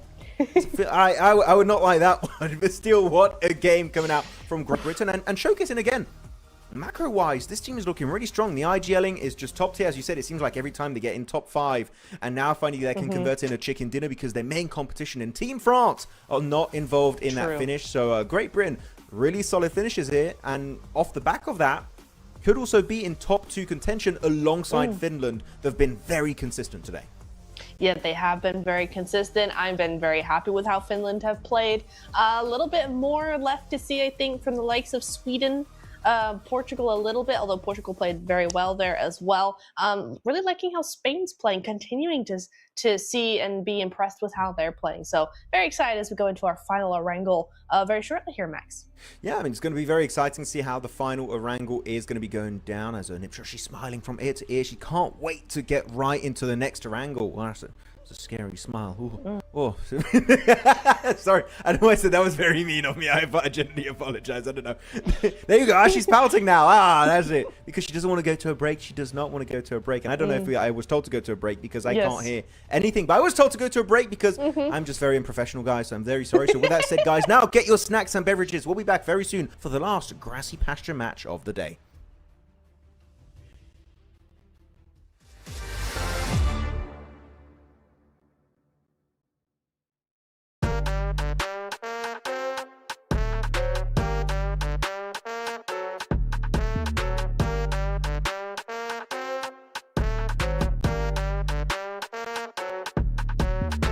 Stepped out with my new swag on, I'm dripping. If you wanna chill with a hot boy, come my way for a minute. Come my way for a minute. Step clean any day, won't see man slipping. But you might slip on a drip, man. Tip up the sauce and spill it. Tip up the sauce and spill it. Best cut chop, cause the clock's still ticking. Just check the way man stepped. Know that I dropped it different. Know that I clocked it in it. Know that I got this in it. No, you can't stop this winning. I came for the top spot in it. Came for the top spot in it. Came for the top spot. Soon I'ma get right there, I'ma step right there, got a bot. Came right there in the drop top, try how you like it or not stop. Non-stop. Yo, if you wanna get this poppin', you better get to shopping. I came in a different drop this time and they thought it was the same one, they didn't clock it. Oh well, it's nothing, they call me a dripperholic. Just watch how I'm dripping on it, please just don't be slipping on it. Oh well, it's nothing, they call me a dripperholic. Stepped out with my new swag on, I'm dripping. If you wanna chill with a hot boy, come my way for a minute. Come my way for a minute. Step clean any day, won't see man slipping. But you might slip on a drip, man. Tip up the sauce and spill it. Tip up the sauce and spill it. Best cut chop, cause the clock's still ticking. Just check the way man stepped. Know that I dropped it different. Know that I clocked it in it. Know that I got this in it. No, you can't stop this winning. I came for the top spot in it. Came for the top spot in it. Stepped out with my new swag on, I'm dripping. If you wanna chill with a hot boy, come my way for a minute. Come my way for a minute. Step clean any day, won't see man slipping. But you might slip on a drip, man. Tip up the sauce and spill it. Tip up the sauce and spill it.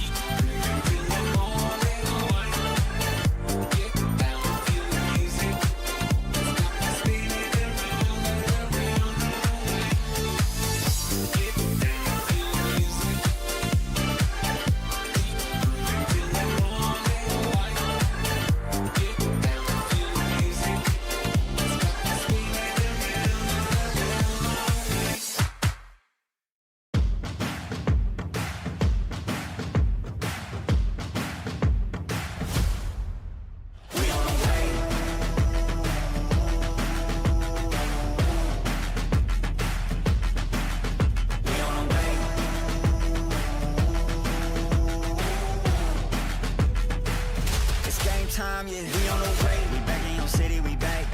I gotta get to it, in fact. No, never no time to relax. I'm packing the stats, you packing your bags. Okay, I step on the field, it's a wrap. I cannot keep up with the laps. No way. I put that record in a pass, you know it's a fact. Confirming the stats. Game time, game time, game time. They about to step on the landmine. Dialed in like a landline. Don't let them talk, I don't pay them on. Walked in with the mindset. Money line, that's a big bet. Top 10, I'm a prospect. Turn a problem to a profit. Top 10, I'm a prospect. Turn a problem to a we on the way. We on the way. We on the way. We on the way. It's game time, yeah. We on the way. Whole team know the mission. Gotta focus all senses. Gassed up, no omission. Eyes on a vision. Gotta handle business. 100 yards on a play. Big dubs on the way. Two play, it'll be played. Get up out my face. We are not the same. And down in the city, I'm back on the base. Gotta get to it, no playing it safe. Running the game, they running away. They running their mouth, you know they are fake. Pick a side, pick a side. Okay, is you on for the ride? Okay, new kid on the block, next up, blessed up on the rise. New kid on the block, next up, blessed up. We on the way. We on the way. We on the way. We on the way. It's game time, yeah. We on the way.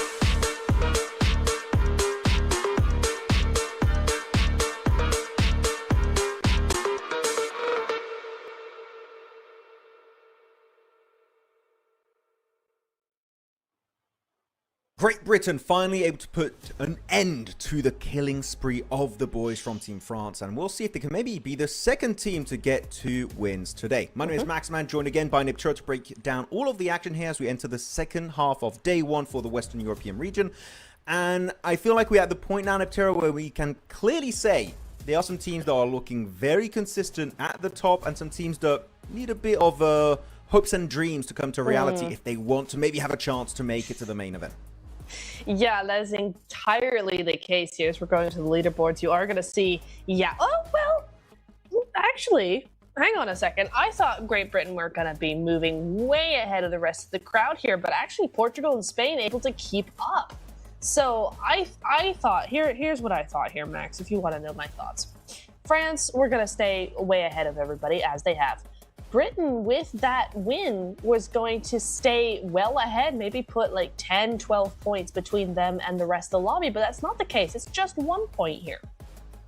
It is. It's going to be super close. So you got kind of 3 groups of teams, right? You got France, number 1, 57 points, pretty much double the points of Great Britain in second place. So they're in their own separate world right now, in their own ecosystem. Then you got the second group, which is going to be Great Britain, Portugal, Spain, and you could also include Finland if you want. That have been somewhat consistent throughout today. And then you got the rest of the teams, which are Germany, Italy, and Sweden, that are really struggling, unfortunately. I don't like to say, which I'm actually, you know what? I have to say, I am surprised, Niptro, that Italy has not been putting up big points so far. Even just in terms of placement points, they've got 10 eliminations, meaning they've only got 5 placement points over the course of 3 games, which is a very low